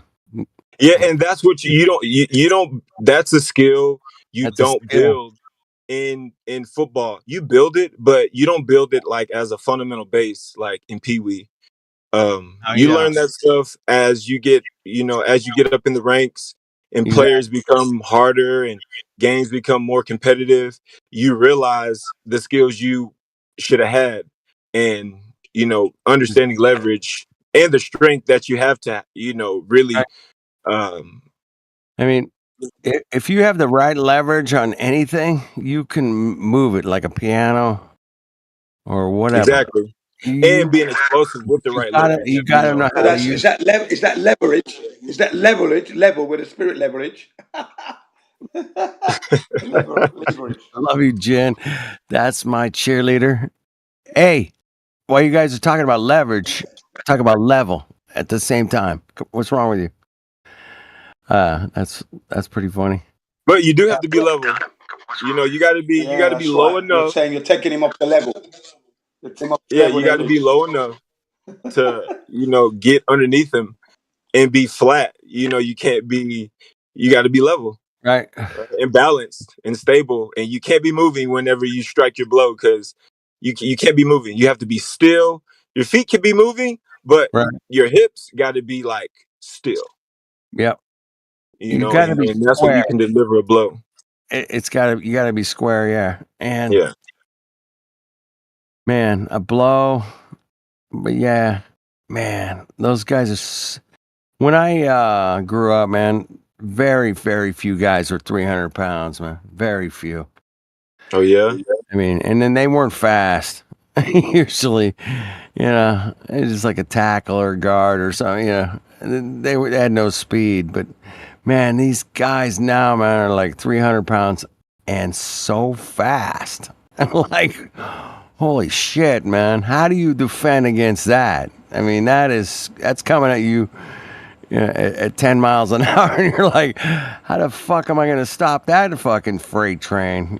That's amazing, man. That's, Yeah, power. I tell some of my friends. No, go ahead. No, power against power, man. I mean, but leverage is all about the leverage, man.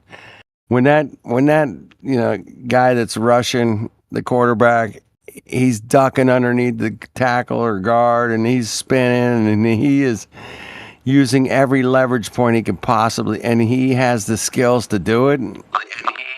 Man, those guys. You got to be a jiu-jitsu specialist to get the jiu-jitsu. Jiu-jitsu. That's what you're applying with that leverage. Jiu-jitsu. And again, some things you can teach. You can't teach speed and strength, man. Sorry, but the rest of it, man, you have to kind of.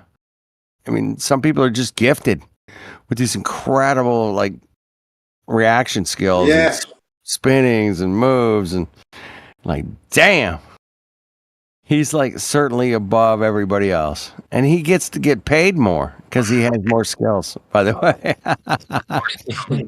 ain't that a bitch? That's the way it is, man. Welcome to the show, man. You don't know you're part of the show, but welcome to the show. Yeah, like I tell some of my boys, who have sons and want to train and stuff like that, and I tell them basically, what I see, I think is what's happening in sports is like, like you said, like those big guys, right? You got a big guy, like say like DK Metcalf, and he is super big, right? Right. And he was obviously watching sports as a young man, and he was going to be this big regardless, but him choosing to play receiver while growing into this I mean, he's a really big receiver. I think he's like about 230, 6'3", and he can run a 4.3. Like, that's a big dude. And you have players like this who watch players that they like on television and go work out just to see just what they do, and they turn into a bigger player with the same skill because they were watching this other player right in front of them.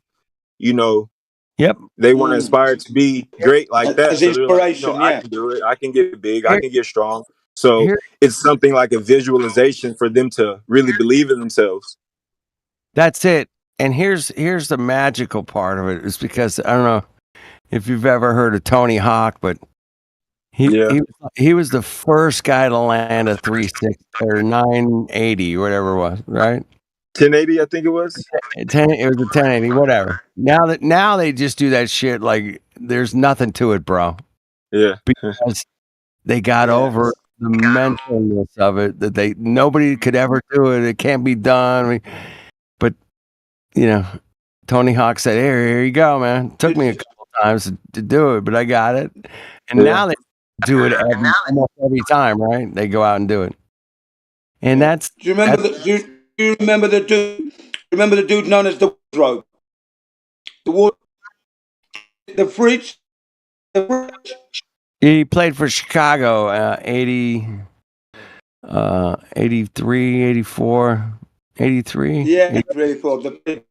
The Fridge. He was the only guy. He was the only guy in the 88 National Football League that weighed 300 pounds. He's the only guy. And now there's probably the Fridge, man. Like 150, 200 guys that are at least 300 pounds. The Fridge. I called him the Wardrobe. Close those doors. He was the only one, man. He weighed 300 pounds. He was a defensive lineman. And he was massive. He was massive. They would give him the ball at the goal line, and he would just like plow his way through. See, that's not fair, man. But he's the only guy in the field that weighs 300 pounds. I mean, that's the way it was back in 84 or 5 or 8. That's the way. There was no other guys that were. But now, man, the whole fucking front line, every one of those guys weighs at least 300 pounds, if not 320. And they're fast moving. And 315. 315. That's like a bare minimum. You're not even allowed to play. You can't play. You don't weigh 315 pounds. That's a sad position to take, man, because if you got guys out there that's like 280, like just ripping ass, it just who knows, man. Everybody's different. Everybody's got great skill sets. Whatever it is. The worst thing is when they hyperextend their knees. Have you seen that? Where the knee goes right back and then they're on the ground in agony. That's a torn AC, everything. And it's a torn everything. We call that. Yeah. Hyperextensions are the torn everything kind of bitch. Yeah, man. I'm sure Plagman's seen a couple of hyperextensions in his day. Yeah, and some ACLs. And the ACLs that I've seen, they've been non-contact. Like right. Not they even just plant like your foot. yeah, They just plant your foot, right? yeah. When you plant your foot with 180 pounds or whatever, 200 pounds, that's a lot of pressure on the knee, man. Damn. Yeah, but most of the time it can be prevented with, usually it's like an imbalance between the front and back leg, or the athlete, maybe he's not as stable as he should be. His calves may not be as strong. Right. A whole bunch of different factors, but yeah, man, those things are season ending, possibly career ending. Career ending. $20,000, $20,000 like for a really, really good doctor. And some young athletes, schools can afford, if schools don't have a funding, they can afford the procedure. So then it relies on the parents, and then that's a bigger deal. And on the high school level, they start at 10,000, 7,000. So it's bad, when it can't be all, it's an inherent risk regardless when you play sports, with exercise too, not just sports, but with the ACL, if you do certain drills and exercises, you can reduce the possibility of, at least reduce it. You can't guarantee it because you're always at a risk because the way you play, but at least you can reduce the risk by doing certain exercises. And athletes, they're not doing these exercises. And I see it on TV and I'm just like, oh, that could have been prevented if, but it's a lot of show. It's a lot of for fun. It's a lot of for dance. It's a lot of political. So, like we said earlier, it's changed a lot, and Oh yeah. I don't really see players really investing in themselves, holistically, like mental and body. I see more like body and see me do this versus like, okay, what are my weaknesses? How can I be a game changer, Hey, and really invest in myself. Blackman, so we got this quarterback out here at USC, man. His name's Caleb Williams. Maybe you heard of him. Maybe not. Anyway, he's gonna make $10 million this year. He's gonna make. You broke up. You $10 million. He's a senior at the College of USC. Yeah. He won the Heisman Trophy last year. Yeah, he's got so many goddamn endorsements that he's gonna make like $10 million this year, dude. What do you think of that as a college quarterback? What goes through your head thinking that? I mean, it blew my head off. I don't even fucking play the game. What young man, knows what to do with $10 million? Right. But you can't. That's what I'm saying. It's like he does seem like a really incredibly smart guy that it kind of has his head on his shoulder, and he's this Heisman Trophy winner, and he's got a chance to win 2 Heisman trophies in a row. He does that. He's that good, and he's gonna make like $10 million this year. And I was like, but years ago, man, you couldn't even have like a job when you were in college, right? You couldn't have like a waiter job or dishwasher, nothing. Yeah, nothing. And I always thought, man, that's kind of weird, man. Why? If I was a college athlete, like, dude, man, I want to go make some money because I can be a bartender or whatever, And no, they didn't let you even do that. They didn't want you having anything to do with money. But now the college, if you're a superstar in college, man, you can make shitloads of money, man. And it's so weird. It's just entertainment. Yeah, I get it, man. I know what it is. It's entertainment, it's television time, it's commercials. Yeah. I mean, there's millions of people watching SC football, dude. Trust me. I mean, there's a lot of them. Especially if they're playing like Notre Dame or something. Like, oh, fuck, man, here's a game, But I can't believe, I always thought they should give the players like maybe like $1,000 a month to kind of blow on whatever, records or CDs or whatever back, And I just thought, they should have some pissing around money if they're going to play at a collegiate level, D1. These guys should get at least something, because all these colleges are bringing in like 40, 50, $100 million, $200 million, and like, holy shit, man, they should at least kick down the players some kind of like pissing around cash or something, man. I always thought that would be cool, that way they wouldn't have to go steal grandma's fucking purse or whatever they did, and try to make it out to a party that was, No, if they had like $1,500 a month, $1,000, back in my day, yeah, it would have made a huge difference, man, in people's attitudes. Because if the school says you can't have a job because you're a scholarship playing football, that sucks, dude. That puts a lot of pressure on your mom and dad and throw you down a lot of money. That's a lot of pressure. No, you're right on, man. It's very. Look, I had support. My stepfather, he stepped in and played a major role, but he came through clutch like plenty times, and yeah, he came through. But I'm sure it was stressful on him to try to come through, That ain't easy. I'm thinking about putting my niece through college here. I'm like, oh shit. She's an incredible student, athlete, and she's just like, she might get a scholarship, but we got to apply for all these scholarships. So we're like looking into it. And so hopefully I can, I don't know.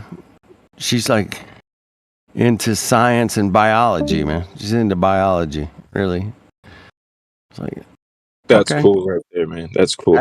That's real science there, man. Yeah, that's real science right there. Biology don't lie. Now, other sciences in the medical industry might lie. I don't know. I've heard rumors, but I could be wrong. Keep that in mind, right, Jen? I could be wrong. Hank, help me out. Actually, I wanted to talk about injuries because you were talking about ACL tears. In high school, I tore my quadricep. I took a knee to the groin. I was reaching out for a pass, and as I reached up, this other guy reached up at the same time, and his knee kind of uppercut me right in the groin. And I'm not talking about the balls, the groin muscle, right? Yeah. And when his knee hit it, it was like it pinched my muscle and like ripped it. And like a torn quadricep, in my opinion, is arguably as devastating as an ACL tear. Because before that, I could put all the weights on the machine and do the leg extensions like it was nothing. After that, I couldn't even straighten my leg out. Oh, shit. Like I could barely move it like an inch from you know how you sit on the chair or the table that's too tall and your legs dangle? I could barely move it an inch forward. Couldn't even extend my leg. Wow. So every step I took, like I was bending my knee backwards. Like I should have been on crutches, and so tough, too tough for my own good. I didn't realize that I was like doing long-term damage to my knee just walking around on it. And those players that are playing those sports, they are literally gambling with their lives, because if they got scholarships and they get injured, like the colleges just throw them away. They just disregard them. So it is so interesting when you're doing that sports, especially combat sports, because like you're basically like gambling with your body not to break it, because your body is so fragile, and sometimes you're so freaking tough that you don't even realize how fragile you are.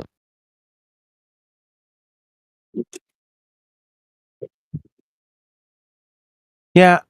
Yeah, playing football, those injuries, and then you have to deal with the psychological part of the injury.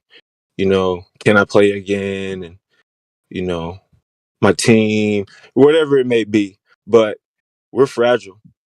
And well, it's a lonely experience doing recovery from an injury, right? I mean, you're by yourself basically, and that's psychologically it's you and the brutal, man. injury, and you got to bring it back. You got to work it. You work your way back slowly. Got to work your way back. Yeah, I've been there many times myself. I'm 61 now, and I'm still exercising. I'm out there, 15 miles every other day, jogging and cycling, 2-hour workouts, circuit training, and I'm 61. So I know about not getting injuries and that, yeah? And I did 6 years of karate, and I used that in my sport. It helped to protect me from injury. Karate. Yeah? Yeah. Brilliant. And I play football, yeah? Not American football, soccer. Yeah. Soccer. People used to say my legs were like steel. They used to try and kick me. Yeah. And I used to jump up, miss that, and then land on them and say, well, next time, look what you're doing, yeah? Give me the ball, let's go. Yeah, go, yeah! Take a rumble, tumble, and when you are in karate, you learn how to fall and break your fall. So all that comes into play, You've got to have eyes at the back of your head as well. Dude, my football coach in junior high, man, he made me take the gymnastics class. He goes, you got to learn how to tumble. Yeah, that's so important. And it was so helpful, man. It was so helpful because I learned how to, run and jump and roll and not wreck yourself, And now, imagine riding motorbikes up to 180 miles an hour, right? You got to be prepared for anything that could go wrong. your chassis could break, your chain could snap, you could have a puncture, right? You understand what I'm saying? Suddenly your front end could lock, and you've got to be ready to fall the right way in that situation. Right. Yeah. Yeah, man. Yeah, Same man. thing, man. Yeah. Eye hand mental awareness of your gravity, center of gravity. Your center of balance. Center Yeah, of balance. There you go. your level, Your level, your balance. That's when it Yeah, really center comes of in balance. We handy. don't use the gravity word here. Yeah. It comes in real handy at that point. It does. It certainly does. And I've survived many a crash because of that awareness, that extra sixth sense. How to roll, go with it, or even making life or death decisions. Split seconds, milliseconds you're deciding. Or this crash is happening quick, but you've read it so quick it's like you're a fly. Everything is moving in slow motion, even though it's moving at breakneck speeds, but you've read it all and you come out the other end. Wicked. Yeah, they call that was a dead man. proprioception. What do you call it? Procreal perception? Proprioception. Proprioception. So that's like after you have like a really bad accident, you have to learn and walk and talk again. Like when babies have to learn to use their body. Well, there's like a whole lot of muscle memory involved in this stuff, and scientists have, found in the past few decades there's a lot of neurons like in our muscles, so we actually have like muscle memory. Like neuromuscular memory, like mind and body. Hey, if you're a golfer, exactly what I go through. I read a book about that, man. The Art of Golf or something like that. It was, talking about the mental part of the game. Yeah.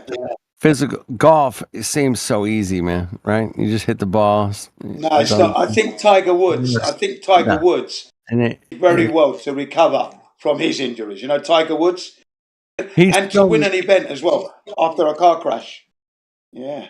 Yeah, that was propaganda, in my opinion. Even with my normie friend, he was like, "Dude, man, it's kind of weird that he won the Masters."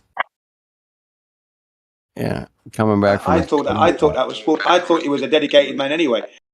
Dedicated to golf, he was very good. I mean, we can't knock all those wins before his cheating on his wife and all the other shenanigans that came afterwards. He was a good golf player. Come on. No doubt about it, man. The dude was the absolute terror of golf, man. Fuck that. Then when that shit blew up, man. Fucking, it was everywhere, man. Tiger Woods, for like 8 years, man. He was the most famous. He was the Muhammad Ali of. Well, he didn't speak his mind like Muhammad Ali did, though. Muhammad Ali did speak his mind. Yeah, he was fantastic. Cassius Clay. Cassius Clay, Muhammad Ali, but Tiger Woods was gracious, polite, precise, correct, well-mannered. He's a total asshole, dickhead, fucking cuck, bitch. That guy, the first commercial that came out, Jen, was a Nike commercial. They paid him $62 million. And he came out with a Nike commercial. His first commercial was like basically doing the racist thing. How do you like me? I think it was something like that. You talking about Ali? I'm talking about Tiger Woods. Tiger Woods. Tiger Woods. See any of that. Okay, it came out. My wife noticed it straight away, man. God bless her. She's amazing. She's like, dude, that guy's putting out a racist commercial, his very first one. I'm like, what? See, I knew about Tiger Woods for years ago. He won the amateurs. He won all this crazy stuff. He lived in the same town as me, so I was following him. And I was like, damn, this kid's good, man. This kid's really good. And then his first commercial as a pro is a Nike commercial basically about racism. And it was, How was it about racism? well, he said in the commercial, goes, "How do you like me now?" Or how do you like me now? Or something like that. That's just how Nike is. They have those catchphrases. I don't know if that's I racist. get it. They got the catchphrases, but it was a racial catchphrase, man. It was because he's black and he's gonna, you know. Anyway, it was fascinating. It was fascinating. You being a black man, Jen. I mean, you don't remember it. I know. Me being a No, yeah, I don't remember. I never saw that advert. I never saw that ad. yeah. Anyway, It probably wasn't aired in Britain. That's probably not.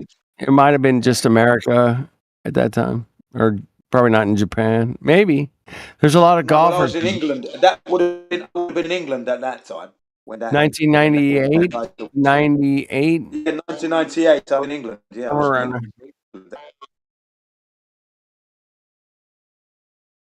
Anyway, enough about golf. But he was a good player. Though. He was a great player. Though. Come on, dude, that guy could golf after like his injuries. nobody The else. triumph after injury is what I'm talking about. Triumph after injury and coming back. Eventually, a title. I thought that was pretty good. Hey, you know what? golf- Anytime, Yeah, everybody loves an underdog comeback story, man. Come on, everybody loves Yeah, it. of course Did you they do, guys? of course they do. Did you hear the joke that Robin Williams said about the golfer you guys were? What was it? Tiger Woods. He said a black athleticism with Buddhist concentration. You know, because he's Blasian, right? Right. He said even a German geneticist couldn't have come up with that combination. Robin Williams, man. Oh yeah. Robin Williams is a bloody idiot. I love him. That he would say that. You know what though? Don't you think It's his death hilarious. was a bit strange? The way Oh, he yeah. died was a bit strange, don't you think? Oh, it's very strange. I think he committed suicide in the closet. What? What's up with that? That's weird. Yeah, I don't know. it's weird. Could be. Larry, let me know, man, when I'm getting off the. Hank. His name is Hank. Stop No, that, but Larry. I had to say Larry to Stop get the his fucking attention. Larry, man. Stop that shit. Hank is his name. I Originally. know Hank Hale as good as anyone, Come but on, Hank. Get that name sorted out, man. Larry, what's going on there? Larry Holmes, the boxer. hey, Larry, Hank, let me ask you. You and Jen, did you ever talk to Jen when you were still on the fence? I don't know. Yeah, we spoke on the Hangouts. Yeah, On the Hangouts, yeah. Going back, I just Yeah, I wondered. think so because I was on the fence for a very long time. Yeah, you were, man. You were as on the fence as anybody. I always tell the story. I'm like, dude, I know this guy, man, Hank, and he was on the fence for years. Yeah. Years. I'm going to remove the fence and whack it over your head. I'm going to put you in the fence. You're not going to be on it. Believe you me. You're going to be wearing that fence. But Hank was never hostile ever, not once. No, He'd be like, no. But let me ask you guys this: what about the trick by his position? rotations, or what about the gas pressure, or what about? Yeah, he would calmly ask a question. Exactly. That calmfulness, and you still not on board. Tell me how you can compose yourself after all that. Come on. You've got to remove the fence. Yeah, that's when I started. You're not having that fence anymore. Get out of there. I was on the fence because of the Southern Star Trail thing. Yep. And it was the model trouble that got debunked. Had nothing to do with what was outside. So we were working on a model, and I say we, not me, but other people were working on a model in like 2015, and it's kind of the standard snow globe. And in the debates, I'm actually debating people, and everything else I could wrap my head around, but the fence thing. And I learned this from QE. QE taught me this. So basically, it's the affirming the consequent form a logical fallacy. So Hank is full because he ate a whole pizza. The next day, Hank ate a whole pizza, so he's full. The next day, he's full. Well, he must have eaten a whole pizza. Right. So that's if P then Q, right? Nope. So It's called yeah, an illogical fallacy. Is that the term? right. Illogical. So if the Yeah. world is a globe, then you would have two poles. The world has two poles, therefore the Earth is a globe, and that's a fallacy. That's not logical It at is a all. fallacy. So it took me Right. until I ran into QE, and he said, "Oh, you're a Berean," and I was like, "A Berean? What's that?" And I had to look it up in the Bible.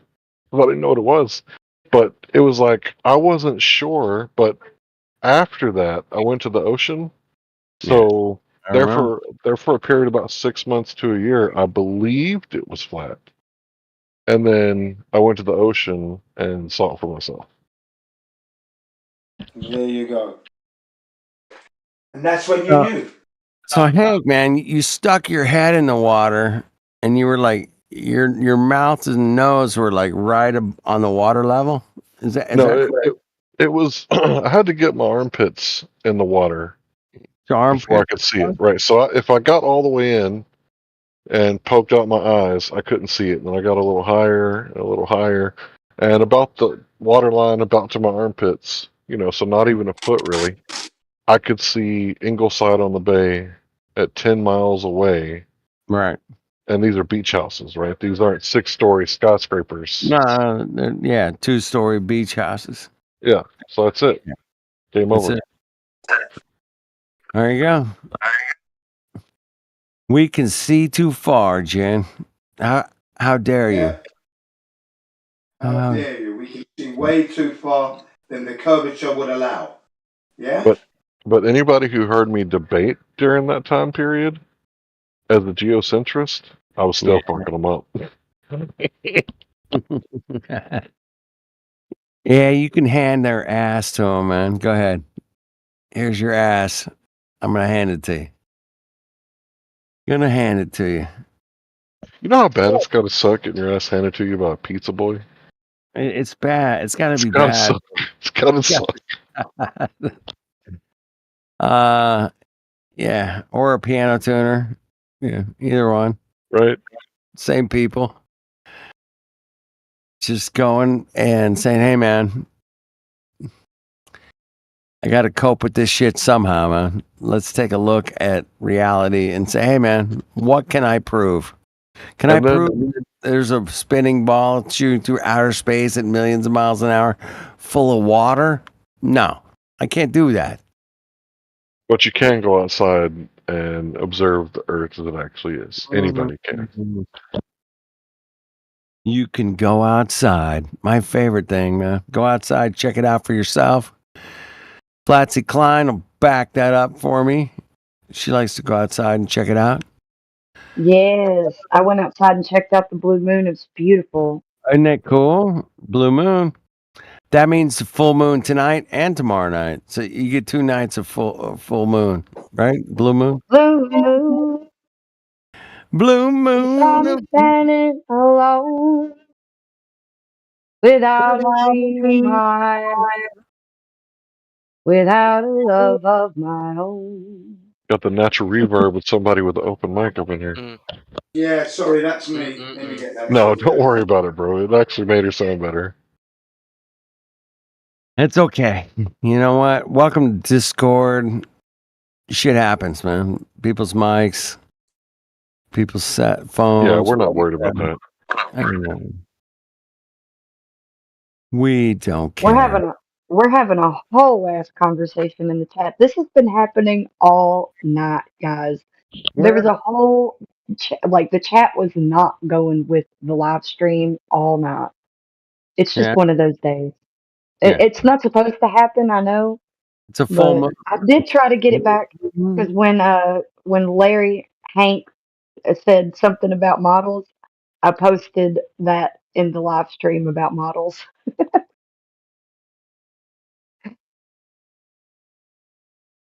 Yeah, the thing about models is make fun of you and say that you don't have a model. But if you look at what we've been talking about the dark matter being debunked with a certainty of 5 sigma, their mainstream model for cosmology, the Lambda CDM model, they don't have a model either. They just don't know it yet. It might take a while to figure it out, but they're retooling Newtonian mechanics because Einstein isn't working either. Sorry, Well, think guys. about this. But think about this. They have to model their terrestrial refraction because they can't observe it and react with or interact with it and prove it. So they have to model it. And then these people, we know that it's bullshit, but these Globers and these anti-flat earthers especially will use refraction because of terrestrial refraction being so malleable to inflate the globe, to do whatever they need to describe away or explain away and give excuses to why you see way further than you should on a ball. And not only that, but you see so far that it still looks flat. Still. It's funny. Yeah, and there is another thing. It's like reflection does not explain why we see things flat. Because okay, reflection can make you things apart on a globe, but we always see a flat horizon. It does not match the refraction things. Model builder, Exactly. you're exactly If right. they're going to claim that something can be refracted over the curvature, then Yeah, it still it, needs to look like it's it's a globe, a ball with yeah, curvature. yeah, it's mathematically possible, but we don't see this effect because we are not on a globe. But mathematically, you can have some sort of reflection on a globe that lead to see like a mirage or so on. But you should see the curvature. You should see some distortion of this refraction because it's a globe Yeah. in the model. So it's mathematically correct, but it does not match what we see. Right, exactly. It doesn't translate to reality, is what you're trying to say. Exactly. Exactly. Yeah. Yeah, thanks. So I wanted to go in for a minute over the refraction. Like, it's not refraction. What it is it's a goalpost. Exactly. Thank They're you. changing the goalpost. So they were saying it's 8 inches per mile squared. And now when we say that, they say, oh, that's wrong. Well, that's what you guys were saying, right? So now that's different. Well, that means you changed the goalpost. So they've changed the goalpost and said we can't find the 8 inches per mile squared. So it must be, I don't know, rabbit out of the hat refraction. Exactly. And refraction has to do with two media by definition, by the way that it's defined is with two media. So they've hijacked refraction right in front of our eyes, guys. They did this. And they're using it because of the density gradient. Yeah, and in the mind of people, we are on a ball, so it must be reflection that do that. It's honestly, you just have to have the eyes to see and the ears to hear. It really is. It comes down to that because you can either trust that the way that you perceive the world is correct, and you can even compare it with other people that see it the same way, or you let someone else tell you that the way that you see the world is incorrect, and that just because you seem, you see the ground rising up, it's actually curving down. When you see the horizon, it's actually a curve horizon.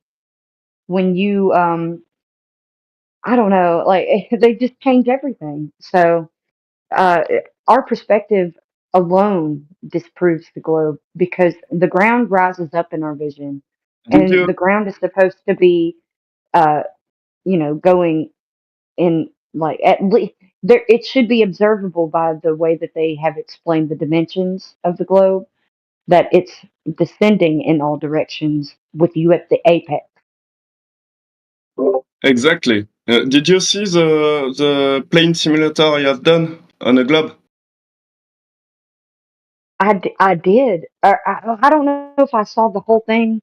I've seen some of your things, like especially your picture that you have as your profile picture. I've seen the whole thing. Yeah, Yeah, it was one thing, but it's to join what you are telling, like the curve horizon. It's exactly that because on every peak that Globers defend, like high altitude peak with a little drop, horizon drop, there is never curve. Never. But we should see side on the side of the screen like lower horizon than in the middle if we are on a ball. They yeah. always the peak is leaking this curve, so it's Yeah, especially when we rise in elevation, we yeah. should see it more defined, that it's I mean, curving away from us in every direction. I And this mean, is where they get the 8 inches per mile squared. Is it's a parabolic equation of derived from the radius that we use the 1.225 times the square root of observers' height and feet. It's just the parabolic equation. So it's estimated. It's only rounded up. So it's like 7.9 something, rounded up to 8 inches per mile squared. So it's still accurate up to 1,000 miles. The parabolic formula is still accurate for the radius that they give us. yeah, it's hijack thing. So I have dropped a screenshot of my plane simulator on Globe. You can see at 10 kilometers high, there is a huge curve that we should see in real life. We don't see that. So it's nobody has done that. I have done it. So 30K feet. Yeah, man, thank you. That is such awesome information that you were able to gather. You said that you gathered like millions of Yeah, files right before they stopped you. yeah, exactly. I have done some filtering recently. I can show you some of the results. As you see, I have done a little gathering on 4.5. Every data is in the peak if you want to check. Because if I tell them, you will not understand. I am too. I don't have the accent to do that. So there is like 5 million fly pass. I have just filtered those who do long source flight pass. There is only 12 different flight pass. So it's just it's 84 flight pass found in a total of 5 millions. So there you go. Okay, so you're saying that the flight paths that are shown right here, there's only 84 out of almost 5 million? Exactly. Oh my gosh. I guarantee you these are the cherry picked ones from the Globers. And there is some useful data and useful data I get. It's only like 100 plane that do that South Pass flight. On the peak there is an error. It's not 12 plane, it's 12, like how to call it, 12 different Airline. flight paths. Airline. Yeah. And on these 12 different flight paths, there is only 12 maximum in the same time. It never happen, but it can be only 12 because it's call sign. They call it call sign. Only one plane at a time can have a call sign, but multiple plane can have the same call sign at a moment of the day. I don't know if it's So that. so it's like a deviation path that like these 12 airlines will take selectively. Yeah, Um yeah. okay. I think it's a good way to tell that. Yeah. And Yeah, I'm smelling what you're stepping in. I'm understanding. yeah, and it's hard to explain because even in my native language, it's not easy to to explain. So, so No problems. I'm very good at understanding for some reason. I don't know why, but maybe it's because I've heard you talk a few times, and I really concentrated on how you talk and what you're saying. It's getting easier to understand you when you talk. yeah. Okay. Cool. So it's nice for me. So what I can show you is also on the every plane that go under the 1660 parallel. This famous forbidden parallel. There is it's the same things. There is only like same number. I found the same number of plane that do only flight in the south, crossing the 16 parallel. There is some plane in Antarctica. Sorry for the pronunciation. There is some plane on Antarctica, but not too much. And it's always like Cessna or some plane.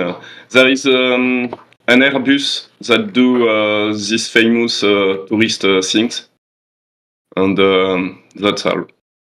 Yeah, there's not a lot of people that actually go to Antarctica. They have like just their what is it called? The runway that they have in Antarctica is straight up ice, and they pave out the ice and set up lights down the Yeah, runway for the airplanes.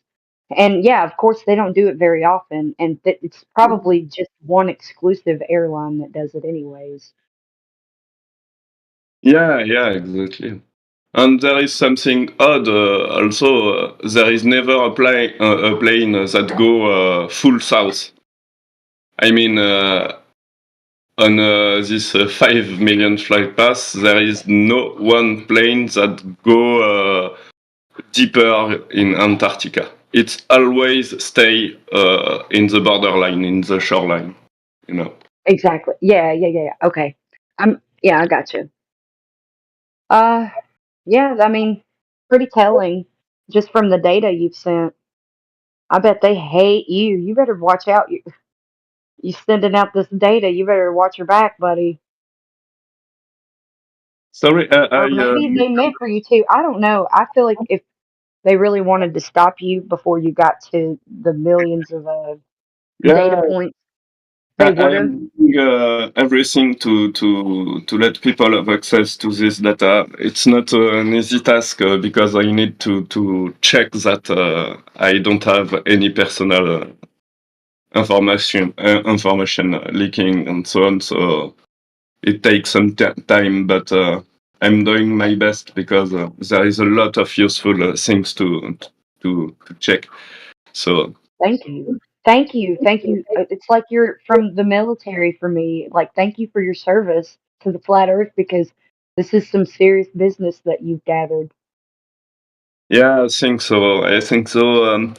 It's like I feel like it's a duty for me to do that because I was like a globe defender for so long, and I never go on Discord like I said someday literally earlier. I never go on a fight with Flat Earth.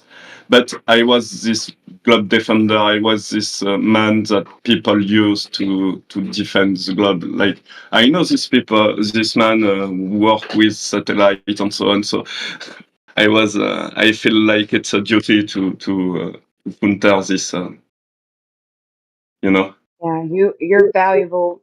I mean, invaluable. I mean, they're like this is stuff that I don't I don't think that the people that you've shown this to really understand. Maybe they do, but they should understand the things that you have, and this should be showcased like underneath.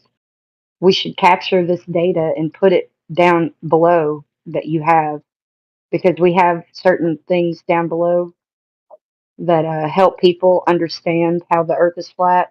Like there's Yeah. a bunch of things like when it comes to let's say Antarctica, uh, they even have long distance observations, Yeah, but refraction, stars, star trails, all these things, gyroscopes.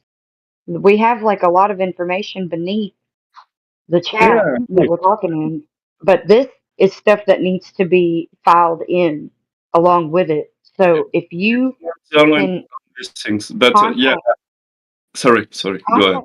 no, I was going to say maybe contact one of the lead mods or one of the admin. Indio is a lot of the times he's in the lobby. If you'll go to Indio in the lobby when you see him, he's in the lobby in the debate text a lot. Just tag him and be like, I have a lot of information to add to the Yeah, server. yeah. I'm already in contact with some admins or some Oh, moderators. okay, good. Don't worry, I have already done some presentation. There is some people that is how to tell. Just I am not the good person to do a presentation, because of my accent and so on. So other people are gathering my information and they will do a presentation. We will do this presentation together, but it will be another person that do that do the video because of that. Well, just I would be very vigilant. Not vigilant. I would be like making this like a seriously like a prominent thing in your so that it can get logged. You know what I mean? Like this stuff needs to be logged somewhere. And I think that a lot of the admin here have ways to log it without it being like probably you even know how you've logged it probably so that it can't be erased. So I would get with them so that they can have it logged on this server and like individually so that if we have to create another server for us to like convene on because if this one gets nuked, they have all of this stuff backed up, so they're going to be able to move it to something else. You know what I'm Yeah, saying? Like so that it's accessible to everyone. yeah. I agree. Need to. As it's not the only thing. There is a lot of recent discovery by Flat Earth that is a huge game changer in my opinion. But just No, yeah, sorry. go. I was gonna say I know when I talk I don't sound like I'm very I sound like a hillbilly. I sound like a hillbilly because I am. I'm kind of a hillbilly. I'm from Alabama in the U.S. But I don't know.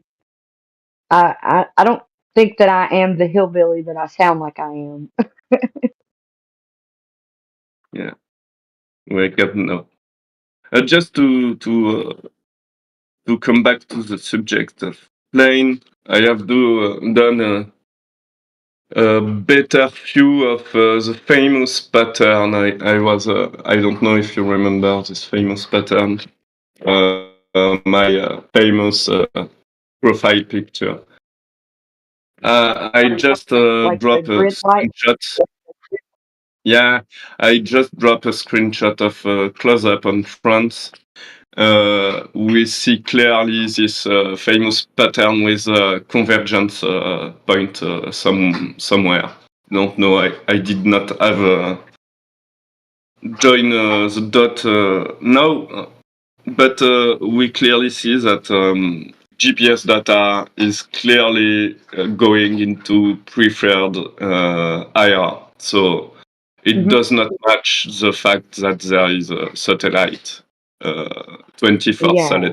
GPS satellite. So Yeah, exactly. My husband actually worked on these large, very tall towers, and he did it for a while. Now he's a millwright, so he doesn't do it anymore. But when he did, like like I even still now I press him more on information. But even back then, I was always so happy to learn more about him because we were kind of newly in the relationship and I was learning more about him and he had been doing it for a while.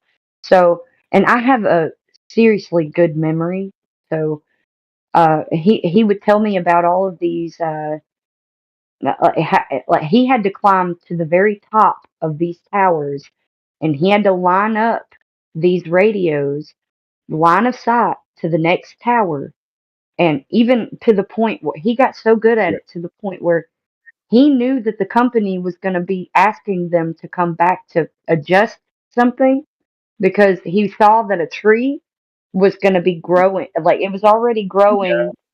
yeah, okay. It was already to a line of sight. Like you could tell that it was going to be a problem, but they told him to come down, that it was going to be fine. Apparently, that tree, I don't know how it grew so fast, but it did.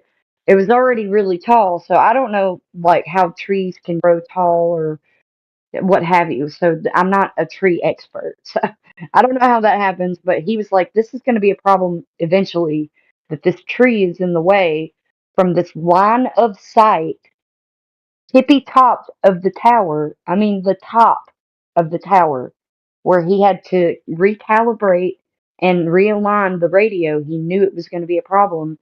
I just, this was something that I remember from back when I was a Glober, okay?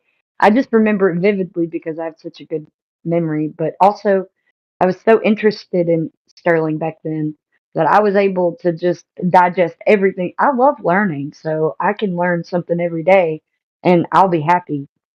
But anyways, he was telling me about it and I was like, well, they should like promote you because you're able to predict these things that are going to happen and I mean, you're clearly valuable if you can say it, that it's a problem beforehand and they can fix it while you're already there and they can, cut the tree down or they can trim it from the top.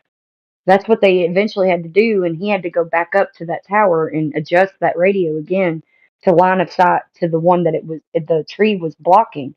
So that's how I know that these towers that they have are line of sight. So if there's a pattern with any kind of signal, if there's some sort of pattern that it's actually easier to follow, it's because of the way that the towers are set up, and they're probably set up in a grid-like system. And it would make a lot of sense that it would be like grid-like the way that it seems to intersect on the bigger spectrum. So I would at least consider that. yeah, exactly. There is a question that pop up in my mind. You tell me that you have seen some picture of those tower and so on. No, so you may be familiar with it, no? Yes, actually, every time that he wasn't my husband back then, we were just we weren't dating, we were just together, like all of a sudden. But he would send me pictures of when he would climb up to the tops of these towers so that I could see the view that he was Yeah, getting while he was up there. At least a little it was. like a picture of it, even though I couldn't dare understand the view he was getting from those towers. Like it was so cool that he would send me a bunch of pictures from his view, and nowhere in my mind did I think that, oh, that doesn't like match up with the globe back then. I Yeah, didn't think about that. it was So the same of my question because, like, when I see every tower around me, every single time the main antenna is always set up like parallel to the ground, like perfectly parallel. You said line of sight. It's an important word because it's a direct line of sight, like a straight line. And yes, it is a straight line of sight, and also some of these towers do wobble in the wind. So you kind of have to, when you don't have good reception and stuff like that. yeah, It's probably due to how tall these towers are with the line yeah, of sight yeah, that they have with the next tower. I know. A lot of the times, like wind. I mean, he's told me that he's climbed up to the tops of these towers to work on those radios, and like he can feel the towers shaking in the wind. Like so, they're like they have these huge wires that like jut from the tops of the towers to keep them stable. But of course, they're still subjected to the wind. So it's kind of crazy for real. He has to be very careful, or he had to be very careful. Like he doesn't Yeah, do that anymore. even the Eiffel Tower can wobble due to the wind. So, you know. Yeah, yeah. I mean, so I would. I don't know. There's there's so much to it. Like it's still they have to line it up, line of sight. I think there's still some room for error there I because can of the wobbling. I can back up. But it's still like pointed to the next tower. I can back up a little because I used to work with radio. I'm not an expert on radio, but yeah, when we are doing some distance test, the line of sight is like you have some at certain point, depending of your environment, you have like just one precise point where you get the communication, because you may have some your environment may have some mirroring of a wave that can cut your path, and yeah, tree is like a wall for some frequency. Yeah, that completely lines up with everything that I can understand about what he did. So yeah, I understand what you're saying. Absolutely. I mean, even in these cities, where they have the tall buildings and stuff, they use those tall buildings as towers for these satellites. So when you're in a building with, or when you're in a city with tall buildings, like being they're not obstructing any kind of line of sight because they're using these tall buildings as these antennas or the towers that it is. You don't have to climb up a tower, you have to climb up a building and then climb up a tower, you know what I mean? Yeah, exactly. Yeah. So that I mean it's so funny that we're talking about this because I think this is pertinent to the way that maybe if there's any kind of a signal operating system in airlines where they have to keep themselves in contact with some sort of signal that's ground based, they would need to follow certain paths that would be already set up in the infrastructure of the towers on the ground, which need to be, uh, I don't know, line of sight to each other and also kind of grid-like. So that would probably explain a lot of your grid-like patterns, Yeah, actually. and it may explain what we are seeing over the water too, because over the water we have no how to tell. Like I said on my earlier presentation, over water we have repeat GPS data, and we have some diamond pattern that is drawing. I am dropping a screenshot right now. And it may be exactly what you are seeing now over water, and due to the more bad coverage over the water, it's more obvious, you know. But it's join what you are telling, and it may be an explanation. Yeah. Well, yeah, especially on the land, I bet the patterns are more defined. And over the oceans, they have to use buoys for these line of sight connections. So maybe the over the ocean is a little different than over land.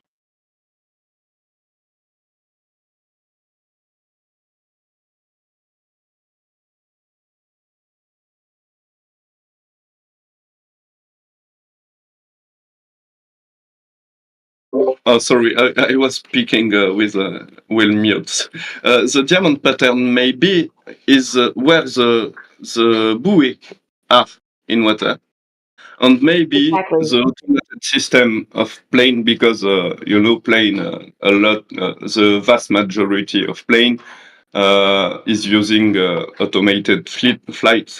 So maybe the automated flight will lock into this buoy in order to be sure Exactly. to have good reading, and it Yeah, may exactly. explain why we have some plane. I cannot share my screen and so on, but we have some plane that is not doing a straight line between buoy, but like just switching latitude, up down on the selecting a buoy.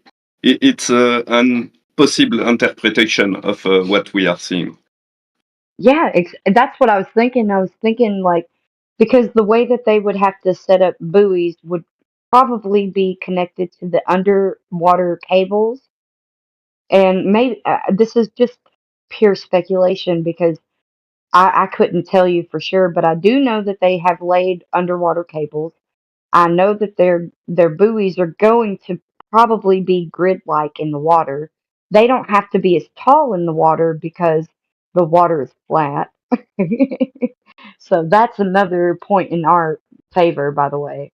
Yeah, they don't have towers out of the water.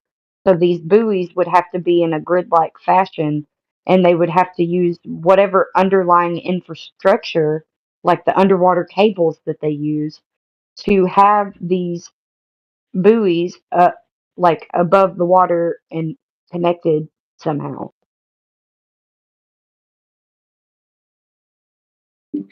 Yeah, I joined you on this one. And you can see here is a screenshot of every fly pass just dropped on the map. And we can clearly see those diamond pattern drawing out of land. And it's it's important here. It's always out of land that its diamond pattern is drawing like that. So we see out of the United States, over the United States, it's perfectly like I have nice GPS data, and as soon as we go over water, I will do a close up. Yeah, this is great. I mean, this is amazing, dude. This is amazing. I don't, I mean, I feel like I kind of understand how amazing it is, but I can't even begin to fully comprehend how great this is.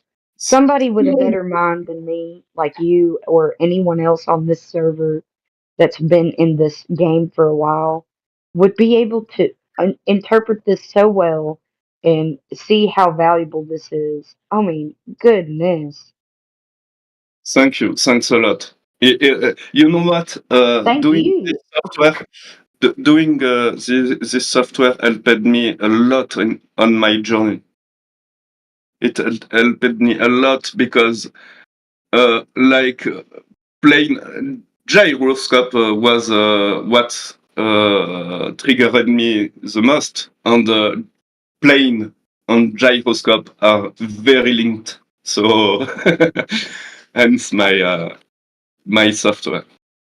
Yes, and that's so good that you're so well like informed and adjusted to like gyroscopes too, because we have a lot of people that like to use well remedial globe earthers that'll use that kind of thing in their favor against flat earth, and it's just funny because actually it's in our favor and not. Yeah, it's pro flat Earth. It totally pro flat Earth. So you know, I am doing 2 screenshots, one over water and one over land.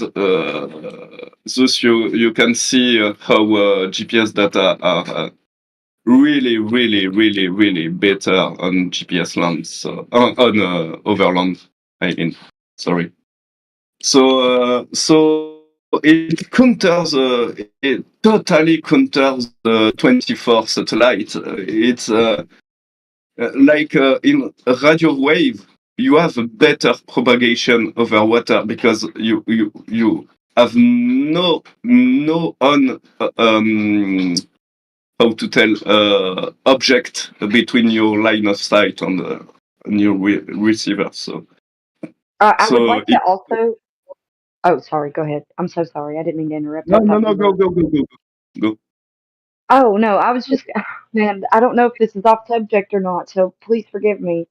But also, just to add into your mind about over water, water is also the seas, the oceans are like especially big bodies of water, even lakes, whatever you want to go with, but especially the oceans. They're very um, good absorbers of uh, like Yeah, magnetic it's energy true. and stuff like Yeah, that. So yeah, it's true.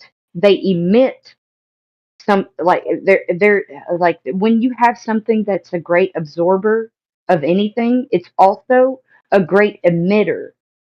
So you have to like you there are certain satellites, and I say that in quotations, quote unquote satellites that they have sent up satelloons probably that they're supposed to be able to use black body energy to or black body radiation to like collect data from emissions. But the problem is that they use certain material that counteract the electrical system so that in the air. So the fact that the water is the reason. So water itself, since it's such a good absorber, it's also a great emitter, and it disrupts this black body. Negates the black body radiation uh, instrument that they have to measure these things. So that's why they probably go with more ground based over water, but especially I don't let me not just like I don't want to like go against their satelloons because I know that that's a thing. It's probably above land because if they land in water, they would need to be able to retrieve it. Um, Maybe they do have it to I don't know. Let's just go with ground-based systems only. The reason Yeah, why they rely so much on ground-based systems is because yeah, of what water does something like it absorbs and it emits certain energy that's why it's so different over the oceans. I'm so sorry for monologuing. It's because I don't understand it enough to say the right words, but I'm putting it in layman's terms because this is the way that I understand it. My bad. No, I agree totally. Water is saline water, so saline water is a good electric conductor, you know. So it's perfectly coherent. Water is a wave propagator, is an electromagnetic wave propagator. So Yeah, but as much as it absorbs, it yeah, emits it something. absorbs. It can. I agree totally. But you just to make a point about satellites and maybe drone and so on. It it does not counter the fact that we can have a ground-based system, but just having some relay in the air may be helpful. The balloon, the satellite, just have to rely on the ground reference system to in order Yes. to localize. So it's not even a question if there is a relay or not in the air. It may totally have a relay on the air, and I just want to people have in mind that the fact there is balloon does not mean those balloon cannot have some sort of propellant or so on. Like Yeah, I don't think it's relevant at all. Actually, yeah. a total speculation. I think that the Satelloons are only to reify the what they call the that part of the atmosphere that they say radio waves bounce off. Is it the it's okay, the ionosphere. I think that those Satelloons are only there to reify the ionosphere. It's because it can't be validated that it's actually even a thing because they claim that radio waves and microwave propagation is bounced off of the ionosphere, which is impossible because it's all line of sight, like we were discussing earlier. I think that this is pure speculation, so please forgive me. I think that those Satelloons are only there to reify the ionosphere. Just saying. No, it can be yeah. I don't know if it's a full reification, but it can be some sort of I don't know how to tell. This tower worked with the bouncing of radio wave, but in fact it's just a relay in the air. So you may be right on this one. Yeah, I don't like to. I don't like to say these things though. Like I say them pretty hard-heartedly because um, I only I only speculate. I don't know for sure, but it could be something to think about. At least I don't like to say anything that I can't back up. But we do know that there are Satelloons. Whatever they're used for, who knows? But they're definitely not used for what they tell us because they have the ground-based system in place already. Not even with the saddle or not the towers, but they also have them with underwater cables so that we can be able to connect the way that we do with the fiber optics. So I think that the main thing is to really focus on the things that we could prove, which is ground-based systems and fiber optics, underwater sea cables. That's something that we can prove, that we can show and give information about. Now, upon speculation, I can say that that is the reason why they have satellites, but I don't know for sure. I just know that it's not really the reliable source that we use for the technology that we have.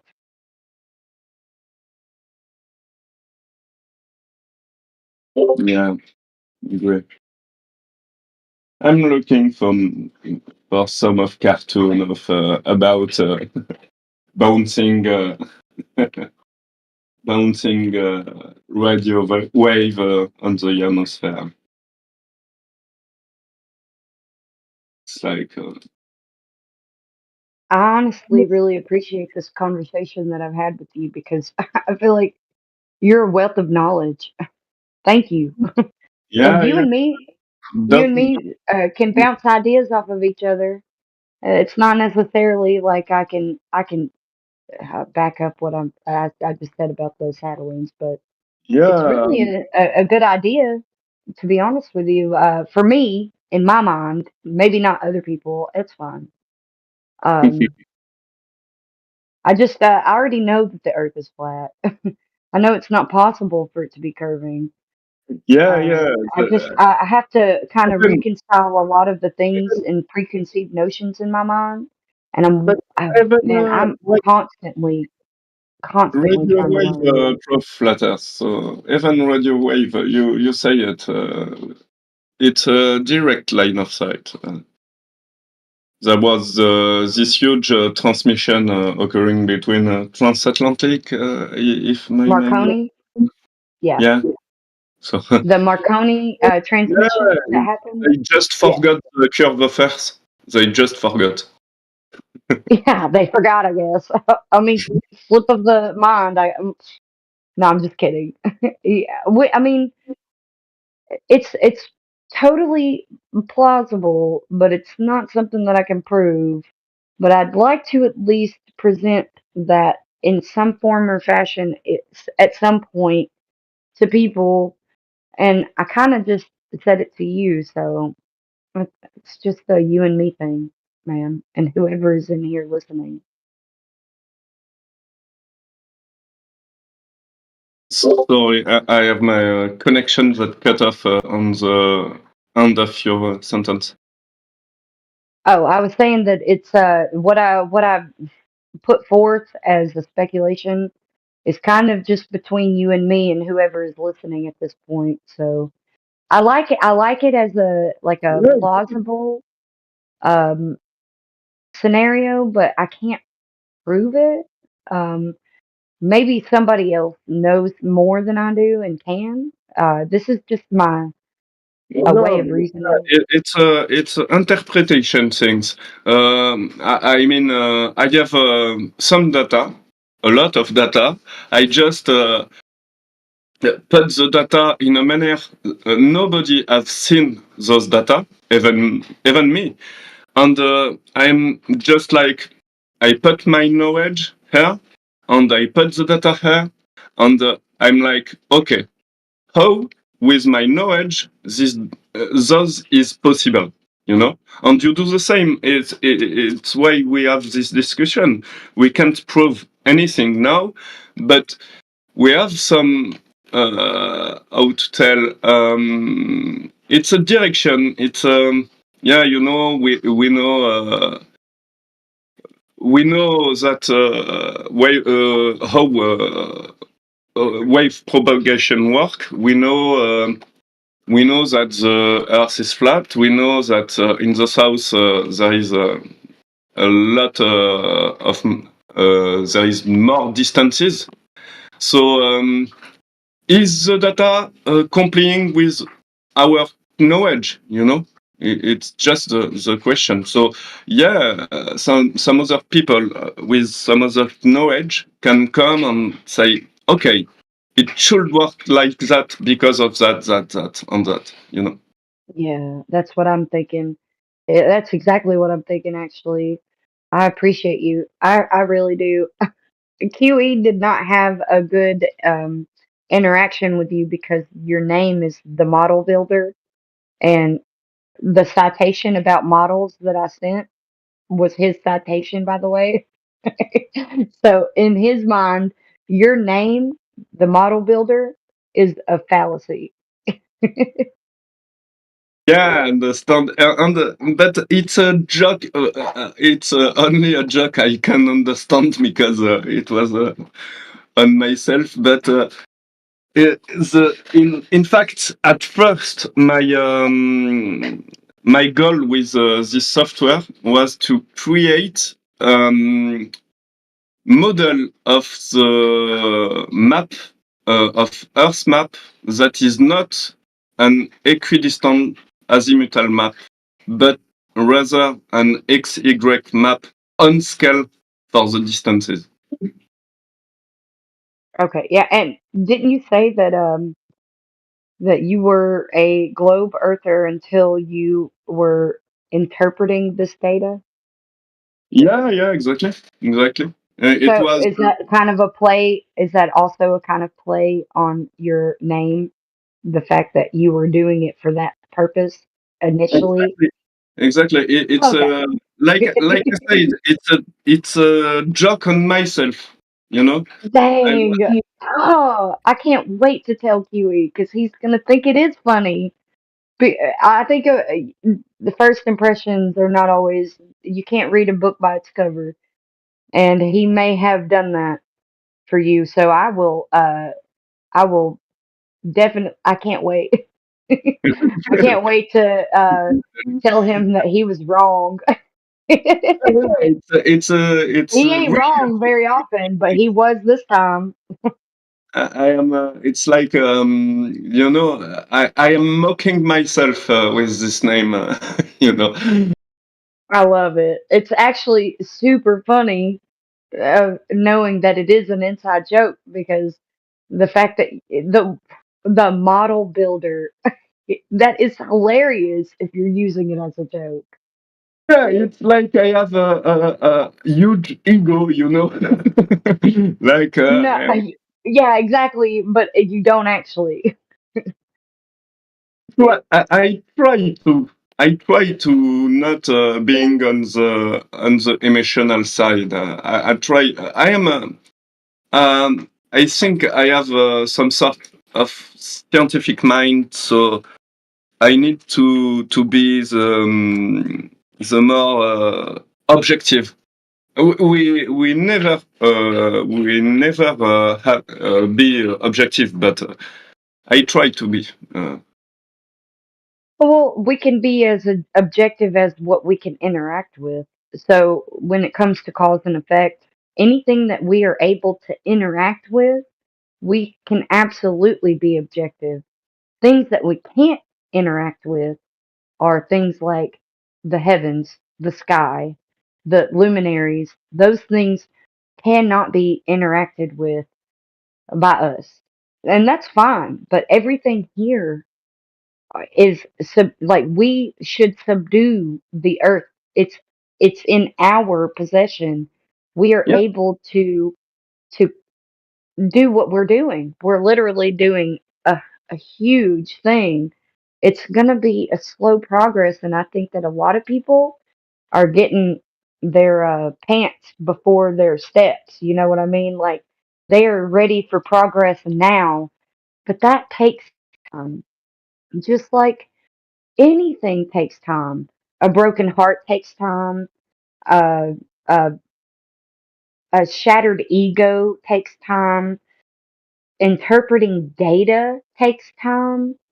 Um, to, like these things take time. It's not something that you can rush through because if you rush through it, you're going to make a lot of mistakes, which is fine. Making mistakes is great because when you make them, you can learn from them. But some people refuse to admit that they've made a mistake and won't learn from it. And that's my problem right now with Flat Earth because we're dealing with a lot of people rushing and wanting so badly to make some sort of progress when it's just going to take time and experience and being able to interact with the natural world objectively so that we can prove all things and hold fast to what is true because people can feed you a lot of shit that can't be verified and then even attack the process that would be uh, the process that you would use to have an unbiased uh, outcome. The scientific method is set up so that it is unbiased and it's repeatable, testable, verifiable, and objective. from that one method, you are able to continue the process of repeating the experiment over and over to verify that the cause is the result of the effect. You know what I mean? It's such a beautiful, unbiased system because everybody can interact with it. Anybody can interact with it. So somebody that tells you that something is true, that you can't validate, that you can't falsify, the point of the scientific method is it's able to be falsified through systematic experimentation. So it's outside of human error at that point. And I'm not going to say that humans don't make error, but when it's systematic like that, you're able to figure out the cause and effect relationship. So anyone who is even trying to set doubt into that method is trying to set doubt for an agenda. And I really do want people to be very vigilant right now because it's so important in the flat earth.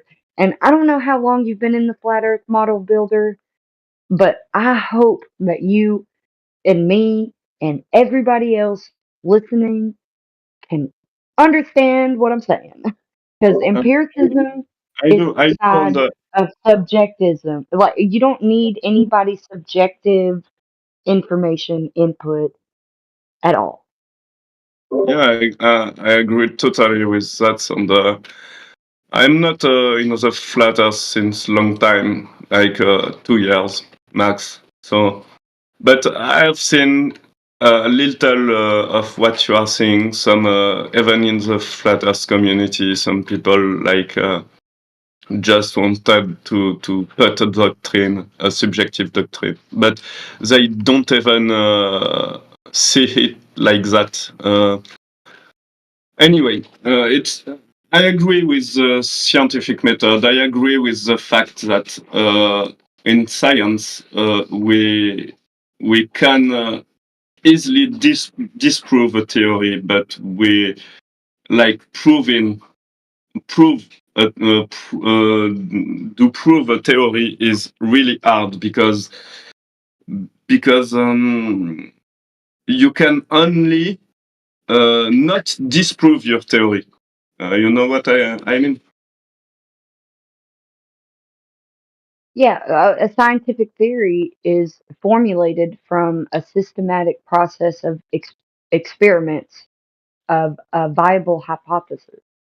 So when it is an actual scientific theory, that means that it is falsifiable. You are able to conduct the experiment and validate it or falsify it Yeah, yeah. due to whatever extremity, whatever. You know, just like water boiling. It's subjective that you apply heat to water to make it boil. It's just the way that we even do it. I do it every day almost. So it's so funny because people are even like contending with that scientific theory, which is it's still falsifiable. You can falsify it. They have with unnatural conditions like a vacuum, but that's not natural because nature abhors a vacuum. You have to man make a vacuum chamber. You know what I mean? Like, so the stipulations that require you to boil water in nature requires heat to water.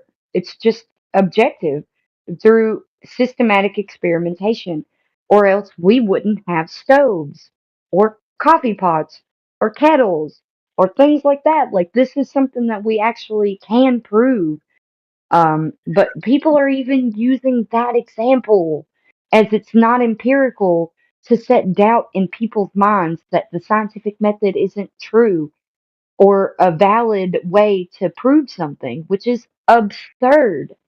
I really do hope that people see through that facade. And I can't make people think what I want them to think. I can just sit here and I can scream it from the mountaintops, or I can tell you your house is on fire, but are you going to come out of your house? Are you going to tell me that it's not on fire? You know, like I don't know what else to say. You can drive north to water, but you can't make it drink. It's so true. You can lead a horse to water, but you can't make him think or drink. That's funny. It's a play on English words. So Yeah. I get it. I get it now. Yeah. yeah. And the English language is so malleable, which is why it's being weaponized so much these days. We have flat earthers that want to redefine things that we actually interact with and have not only experiments but technology due to this interaction and understanding. The reason why we have that's what I was trying to tell you earlier. But we don't have to debate about it if you don't want to. That's fine. I'm not trying to debate anyways. I was just kind of just saying like I'm still learning about it, but I also know more than some people apparently that the whole idea behind our technology is due to our understanding of certain systems that are in place. Paradox or not, that's just one of those things like the Cavendish experiment.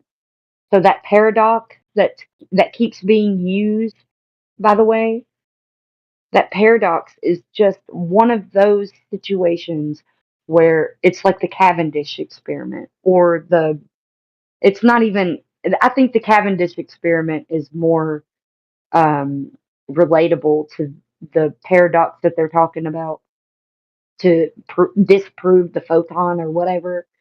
The Cavendish experiment is definitely more prominent to that, whereas the pendulum, the Foucault's pendulum, they use that for the motion of the Earth. That may be kind of relatable too. So these two things, the Foucault's pendulum and the Cavendish, it's not an experiment.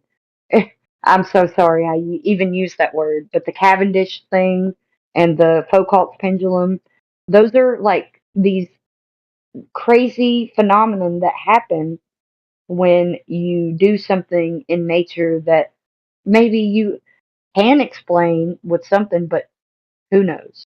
I don't know.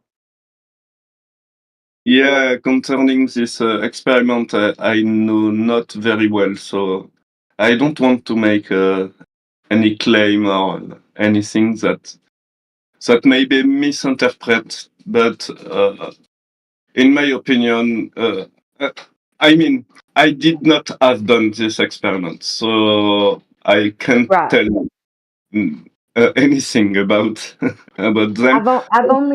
I've observed an experiment where they've trapped a single photon of light and they even bounced it off of a mirror maze. So you Yeah, can watch it bounce off of a mirror maze. It's if you one single have photon if you have some bouncing link, off of a mirror maze. I am interested if you have some link because I love to challenge my thinking. So I could send it to you. Do you want me to send it to you?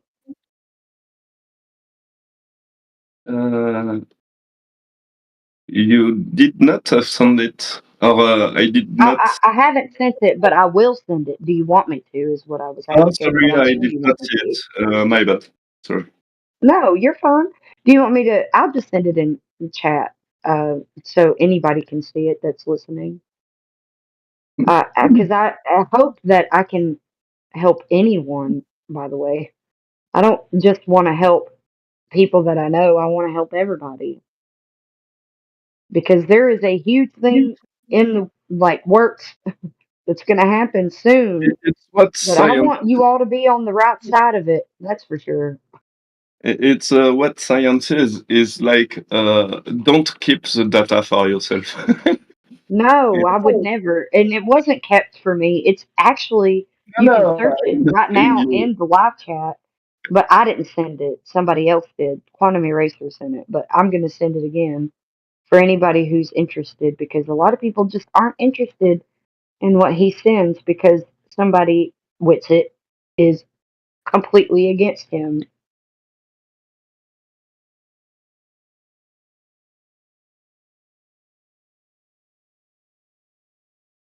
And I'm going to go ahead and give you a little background story to Quantum Eraser because I looked into his background, by the way. I went so far back when Quantum Eraser didn't know the earth was flat, and he was still in this arena in like um, forums for the Bible. He was challenging and, I mean, not just challenging, he was exposing everyone for their evolution and cosmology and stuff like that. Like he was following the Bible and also able to prove the creator through quantum mechanics because he went to uh, university. He was like, let me tell you this. The one thing that Quantum Eraser says is that they fucked up and they educated a creationist because he believes in creation from the Bible, and he can go through all of the pseudoscience through history and pinpoint everything for you. So even if you don't want to see it, you because he does have this persona about him that doesn't seem like he's approachable, but that's just the way he is from his military style. He can see these uh, the military tactics, and he knows how to counter them. And the way that he is due to the reason why he's, able to counter them. He knows the psychological operations. So he can. I even presented him a bunch of stuff like in DMs and stuff. I've learned a lot from him. So I can't discredit him because he's very. I told him I was like I looked into you. And I went back and he called me. He was like, "Okay, stalker much?" And yeah, I kind of am stalking you. I'm looking you up. I'm doing my due diligence about who you are before Flat Earth because you put yourself out there on the internet, and everything that I have gathered from him is consistent with what he's doing now. But even more, dude, we are missing out on so much more that Huey knows than we understand because he's got so much knowledge in the field of quantum mechanics through his education, I guess. I mean, he went full fledged into being able to debunk these evotards that believe in evolution, whatever that is, and being able to back up the Bible as absolute truth through the law. Like, think about if you go to court and you have to have witnesses, and you know what'll help you with witnesses is a hostile witness. So he's able to like walk you through how the Bible is true through these methods of being able to source out what is um, witnessed throughout history that even intersect with the Bible that still is a hostile witness to the Bible, but you can see what's objective because of the way that the Bible will go out of its way to give you witnesses and after witness. And the biggest area of the Bible that has the most over 2,000 witnesses and hostile witnesses is Jesus Christ, the Messiah. He has the most witnesses than any other prophet in history, and they all had witnesses like that backed them up. So there's no way to debunk the Bible. I don't care if you hate that the creator was like, "Oh, whatever you think morality is or whatever you think is right and wrong, his will be over all." And our human minds can't even fathom what is right and wrong in the grand scheme of things because of the fall. And also, oh, model builder. I know I've monologued a lot, but I think that you'll find this very interesting. When death was introduced in the Bible, when death was introduced, entropy is what we have as a result of death in quotations, being introduced into the system of Earth. So everything is subjected to entropy, and entropy only increases. So entropy of nature only goes one way. So this proves the creator also because, and this proves evolution because entropy can only increase. It can't decrease. It also proves the flat earth, by the way, because entropy only increases. So you can't have a pressurized system next to a low pressure system. It's just impossible without a barrier. No way. And entropy is the reason why we can. Entropy in water, dude. Entropy in water are the fundamental things that we use to prove the flat earth and to disprove any heliocentric philosophies like evolution or what have you. And I'm done. I'll stop. Yeah, no, you make some good point. I join a lot of your point. I just want to say something about the Bible. It's a personal thought, but I think the Bible was back in the time more complete book, and I think Yes. it's part of those book that has been completely changed by our No, controller of this world. I can tell you how it's been changed, and it's not by much because I'll tell you right now that the people that did change it didn't change it in a way that they would have felt like they did change it. They only added vowels to things that were only consonants, and that kind of that is. I'm trying to. They were able to add vowels in places that would make one thing either. It would be relative. They only introduced relativism or relativism into the Bible. So if you research it enough, you'll find that women aren't actually subjected to submission. You'll also, but don't get me wrong. Like we all have our place and stuff. So I'm not just completely rejecting whatever. But women were not. There was no patriarchy or monarchy or well let's just or matriarchy. I'm sorry, there was no patriarchy or uh you get what I'm saying. So there's a lot of relativism that was added to the Bible due to vowels added to things. So some places where women and children are interpreted now because vowels being added were actually like government and uh or not government but like think of like governing bodies and the citizens or the you get what I'm saying. So then again, let's just stick to the main message of the Bible is still very well received.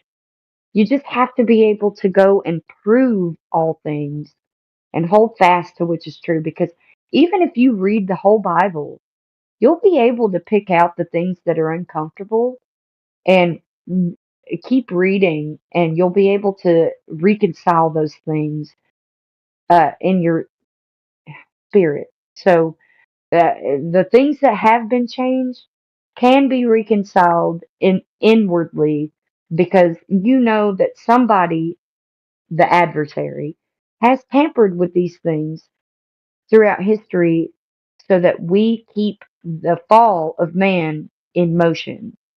And it is perpetually in motion. And please don't forget it.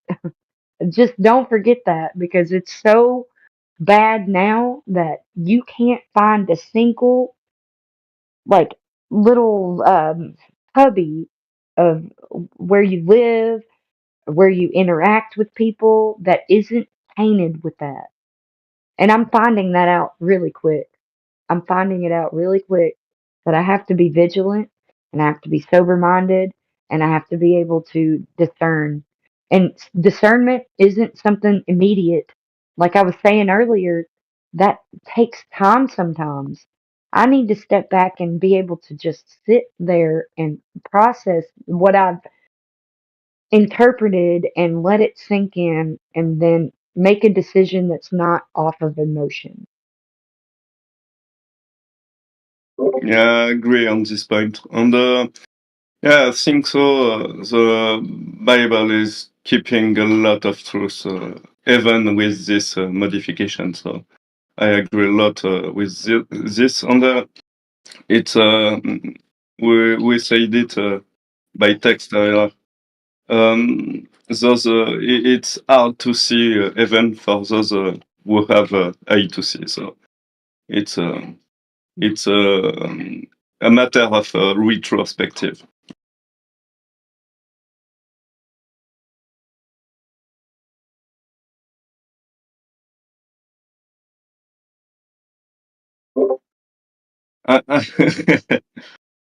I'm No, so sorry I'm monologuing so it's not much. a problem. Don't worry. If I would say something, I would cut you off. Don't worry. But Hey, just Flatsy, you're hot micing. I know, I'm so sorry. I feel like I'm I've only monologued joking. so much. That's good to listen to. I enjoy it. I hope so. At least I really care about the every single word that I'm saying. I'm saying it. I'm Well, trying to say it with specificity it's something you have a passion for, and you can tell. You know, so because I care about all of you more than you know. I really do. I we're mean, like a family here. You know that. yes, I'm gonna cry because it really is like that. just I think I need to go. I said you bye. It was a pleasure to discuss with you. And same. see you later. Au revoir. Later. Au revoir. Au revoir. Au revoir. Oh man, it was so good talking to him. He was So we've got just a a treat to talk to. yeah, we've got a new guy here. Now we spoke to him yesterday. Hey Tony Stark. Can you speak yet? Or if you can't, just type in the live stream voice text. Like you still can't speak. Okay, that's all right, mate. So I'm going to say Tony Stark. You can go in the I've spoken to him on mic, Flatsy. So do you have any questions about flat Earth, or can you tell us why you believe you live on a globe? I know it's probably repetitive. I get that, but what's the altitude of the Earth if it's flat? That doesn't make any sense, mate. So if you live on a flat surface, Tony, then what do you mean by altitude? Altitude is up and down from sea level, correct? So if sea level is level, then sea level is from one level. So the altitude above that is whatever you are above sea level. No, the Earth is not a disk. It is not a disk. So what I would say what most of us believe. See, you can't really put us all into a cereal box, all right? We all have different opinions. We all have different things. We don't know what the Earth is. All as we know is that this is the place where we live, and no one has been outside it. It's flat. What? Wouldn't the Earth be a cuboid? Come on, buddy. That's silly, man. So I'm going to say something, Tony. So imagine that the Earth is everything. Where we live is everything. It's all there is. This is where we are. Anything outside the Earth is unknown. Yeah, you get it? Yeah, good man. So when when people say when they put the disc up in space, it's confusing two paradigms. Yeah, we're saying the Earth is flat, but we're not saying that space exists. So when they put that flat disc into space, they're crossing over into the heliocentric model and just a made up flat Earth version. It's not anything what we believe.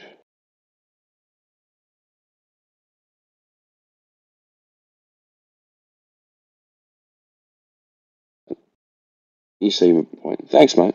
So, all right, Tony. So, if no one had told you that the Earth was a sphere in the vacuum of space, what would you think it was?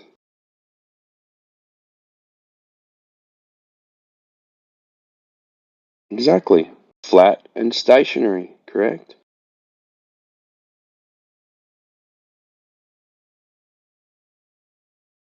Not stationary. Okay. So, do you know anyone who's ever detected motion of the Earth?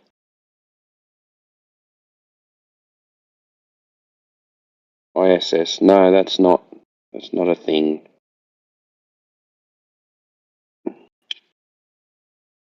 I'm going to say this, okay. So, can video footage be doctored?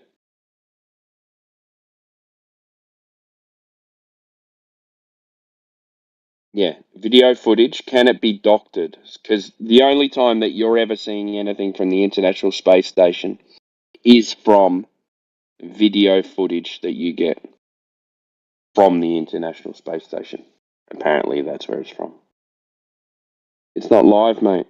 It cuts out and then resets. Have you ever watched 24 hours of ISS space footage? No. Thank you. All right, so if you can see curvature from the ISS, then you should be able to bring that back down to the place where we live that we can confirm whether it's flat or a sphere. Now, if you bring that picture back down to the ISS, then what we are living on should be a sphere. So you should be able to measure drop over distance. Over 10 miles, there should be 66.6 feet of curvature drop over distance. Now, no one has ever seen that or measured that. This is the problem.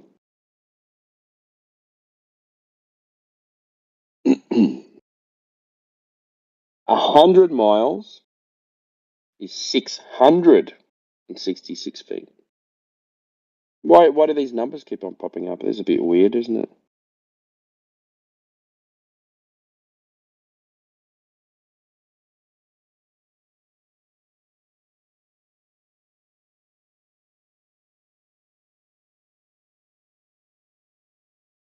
Yeah. That's why we're here, Tony. Because they tell us that we live on a spinning ball in the vacuum of outer space. Now, for three of those things to be true, or for any of that to be true, you'd have to be able to measure curvature drop over distance. You'd have to be able to measure rotation of the Earth. And you also have to be able to demonstrate gas pressure without container. Because they say that the Earth is an open system, that you can get in a rocket and you can go into outer space. Now, how does that gas stay on the Earth, on the sphere that's flying through outer space? But the ISS doesn't fly around the Earth. I know they say that it's falling, constantly falling. I get that. But the place that they claim it to be is a second law of thermodynamics violation. If you can prove to me that you can have gas pressure without a container, or we can, if you can look for a demonstration of that, then I'll talk to you about the vacuum of space. Until then, I'm not going to believe it because I've never seen gas pressure being contained by gravity at all. First of all, you'd have to prove gravity for that one as well. So.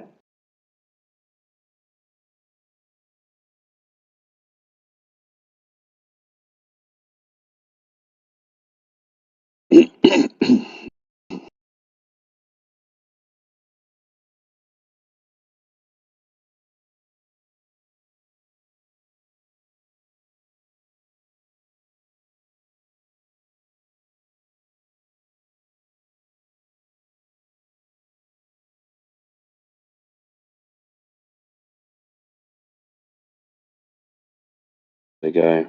All right. No worries, Tony. Come back, mate. We can talk some more. See you, buddy.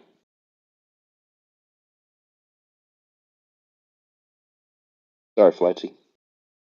Still there? Or did I take over the mic? No, she's gone. All right. Anyone else around?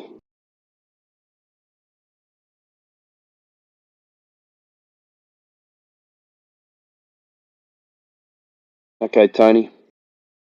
I'll see if you come back. If not, no worries.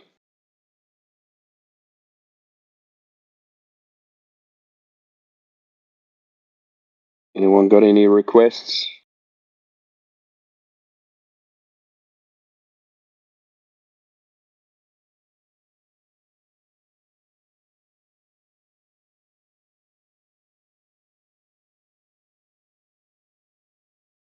Saying. Hey.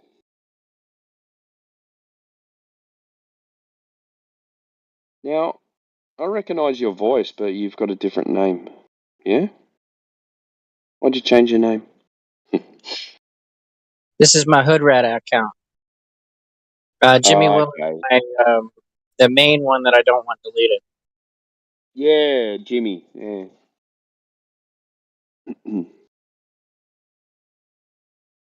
Oh, they gave you your roles back on your second account then, yeah?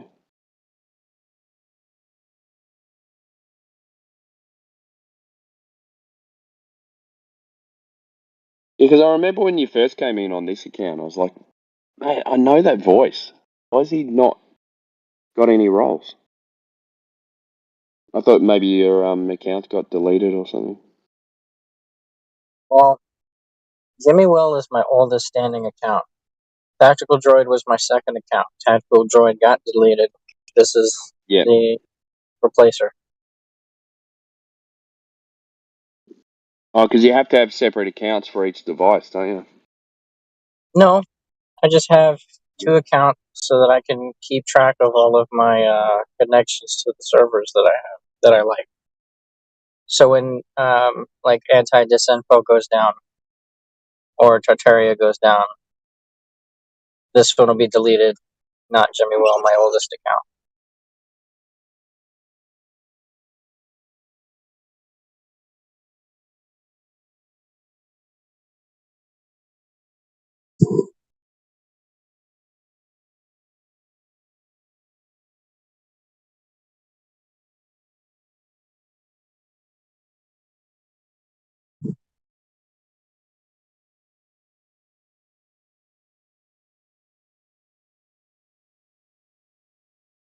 Been a bit quiet over the last couple of days, isn't it?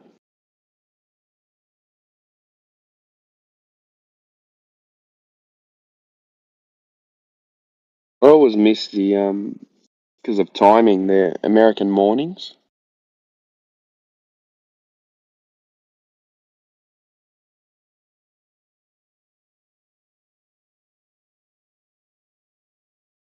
Yeah, I'm heading to work early so I can get extra hours.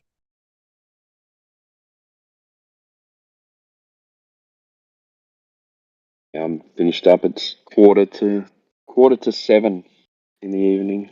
So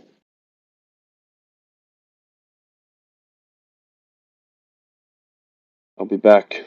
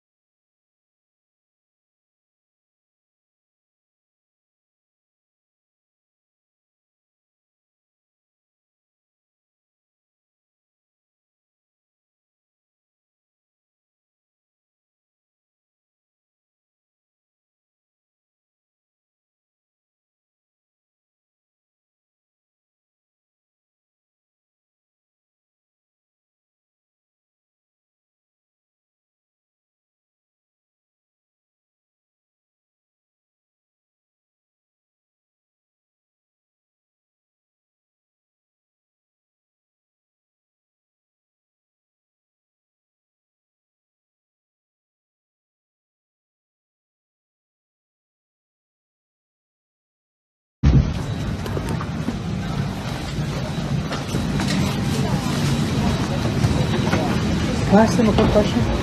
Sure.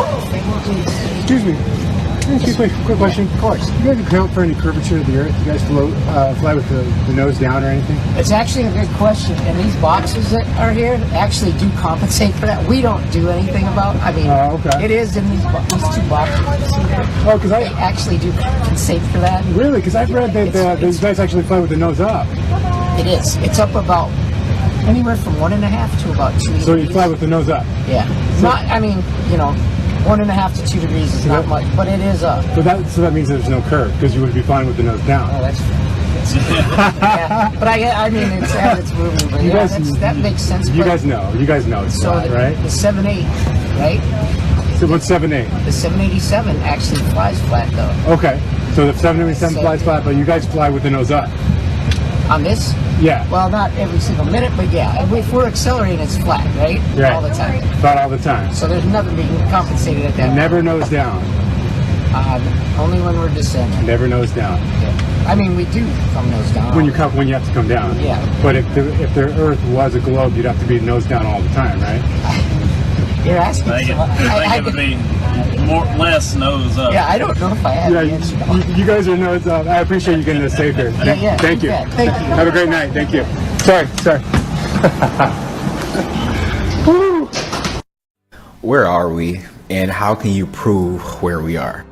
In school, we're taught that we're on a globe, right? We're on a round Earth. There's an outer space. The sun is 93 million miles away. The moon is 236,000 miles away.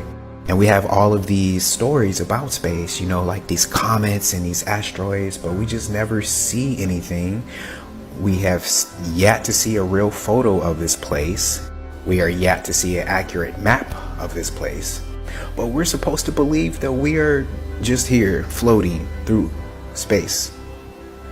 Okay, so 3 things off the back to let you know that everything that you were taught in school is a lie, especially in regards to this, is 1, water always finds its level. 2, you're able to see things that are supposed to be across the horizon, but you can see them in your view, and then the news always makes up an excuse about why you can see them.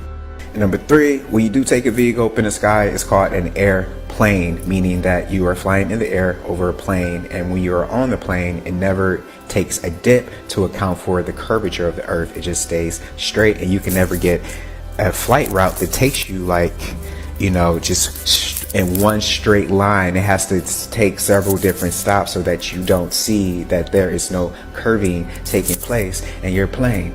So this happened from asteroids, right? At least that's what we've been programmed to believe. But what if I told you that this was a phenomena that has happened from below and not something that fell from above?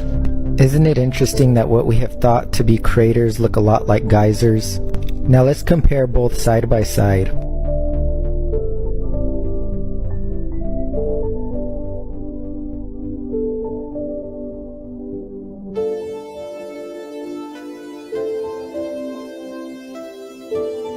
Pretty similar, right?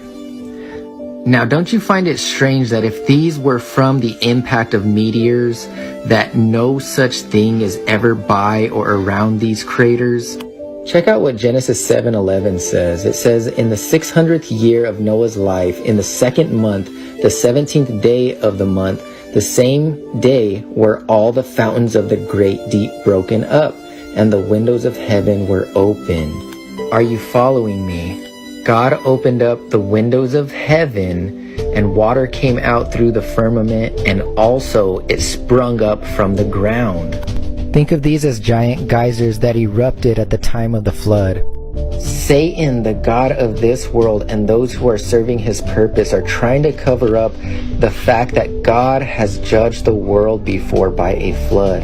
And as 2 Peter says, that these scoffers are willingly ignorant that by the word of God the heavens were of old, and the earth standing out of the water and in the water, whereby the world that then was, being overflowed by water, perished. They deny the flood because if that happened, then so will his judgment by fire later come to pass. These large craters are also proof of a flood. Nothing is getting in or out until God cracks that sky open and he returns a second time. The evidence is all around us if you have eyes to see. Whatever happened to the bad guys from World War II? Let's research. Oh look, it's in Wikipedia. Operation Paperclip was a secret United States intelligence program in which more than 1,600 German scientists, engineers, and technicians were taken from the former Nazi Germany to the US for government employment after the end of World War II. So yeah, some of them went here, here, and last, but certainly not least, here. But wait, why would scientists have anything to do with Hollywood? Okay, you crazy TikTok conspiracy theorists. That thing said German scientists. It never said Nazi. Oh, but have you heard of Werner von Braun? Founder of NASA. And look at his political affiliation. Oh no. Where's my tinfoil hat, huh? Shortly thereafter, NASA got involved in all kinds of tomfoolery, like Operation Fishbowl, where they told you we were just testing nuclear warheads up there in space. But did they call it fishbowl because they were referencing the truth that we live underneath a firmament? Firmament? What's that? I'm gonna need you to read Genesis. Let's just start on page 1. Yeah, firmament. It's all in there. Just read. They weren't testing warheads in space. They were bombing the firmament. King of dark to light duality, Elon Musk, SpaceX, has been showing you snippets of the truth, like this Falcon 9 video. I wish I had the video, but you can look it up. Falcon 9, scraping the firmament like a boat skips over water. He looks like a nice guy. Yeah, let's invite him over for supper. Remember when he said if he dies under mysterious circumstances, it's been nice knowing ya?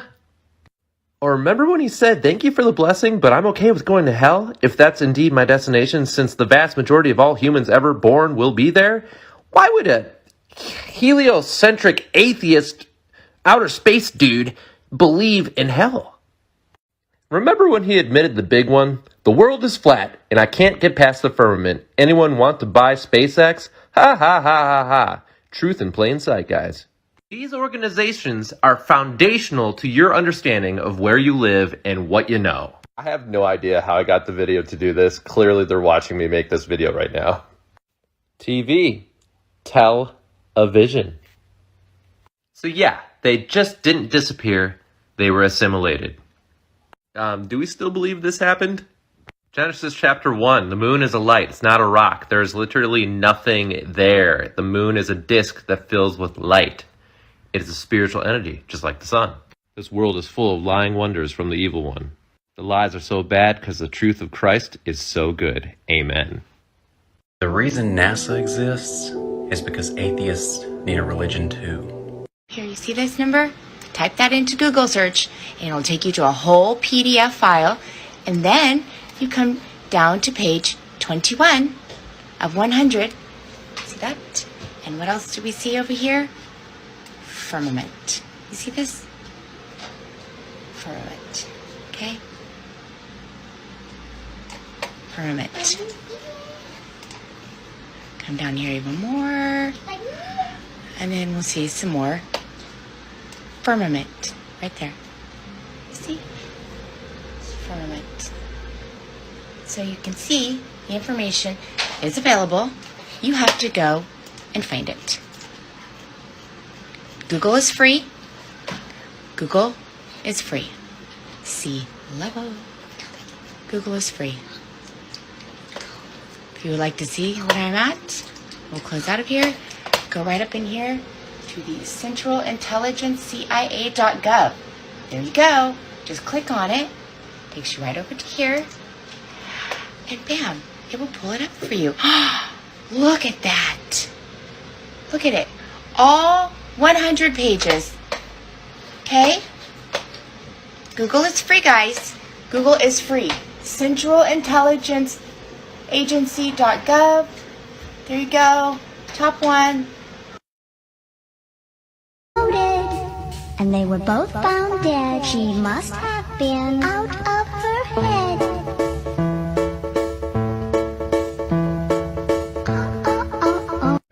So for one, everything about NASA is just a complete lie.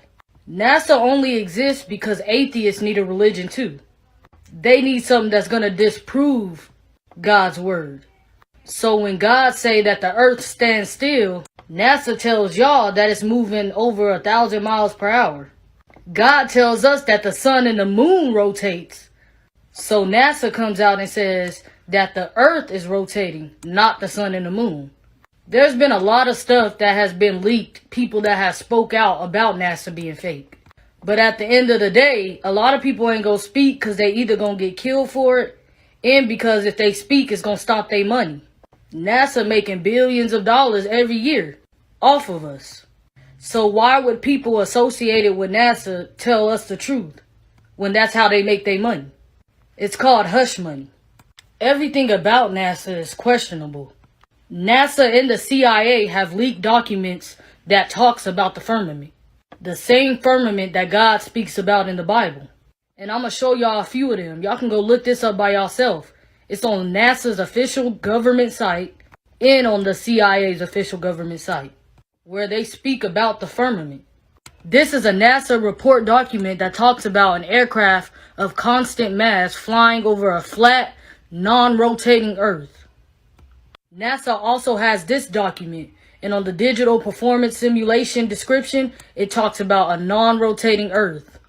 Once again, a flat, non-rotating Earth. Once again, a flat, non-rotating Earth. Here's the CIA talking about the firmament. Here's them talking about the firmament again. And here's them talking about the firmament again. But baby, they know the truth. They know the Antarctic Circle.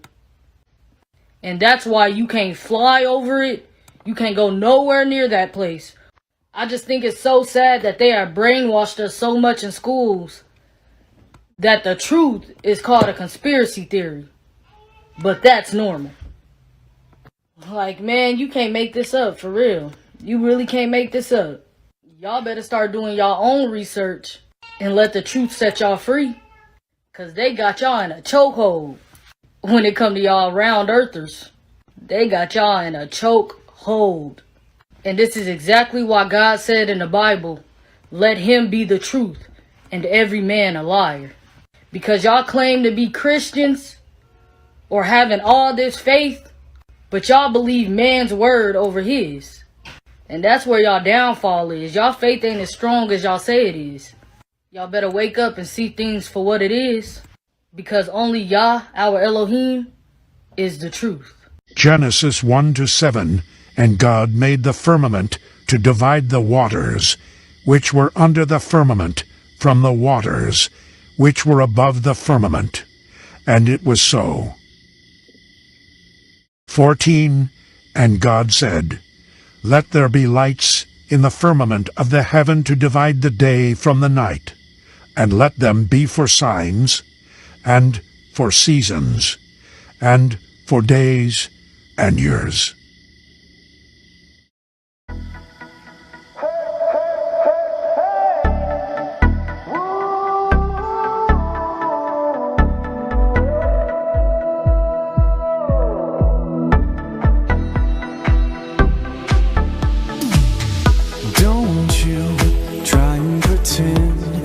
It's my feeling will win in the end. I won't harm you or touch your defenses. Vanity, insecurity. Oh, don't you forget about me. I'll be alone, dancing, you know it, baby. Going to take you apart. I'll put us back together at heart, baby. Don't you forget about me. Don't you forget about me. As you walk on by, will you call my name? As you walk on by,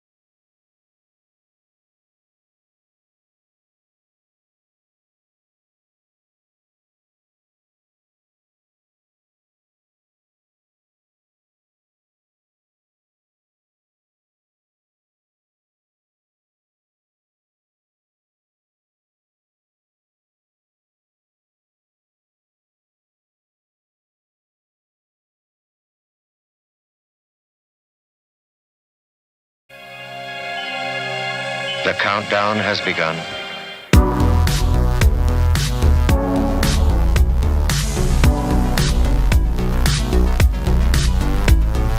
Dreaming artificial gravity. We defy the law of entropy. Reaching terminal velocity. Ready to make the jump to hyperspeed. NASA feeds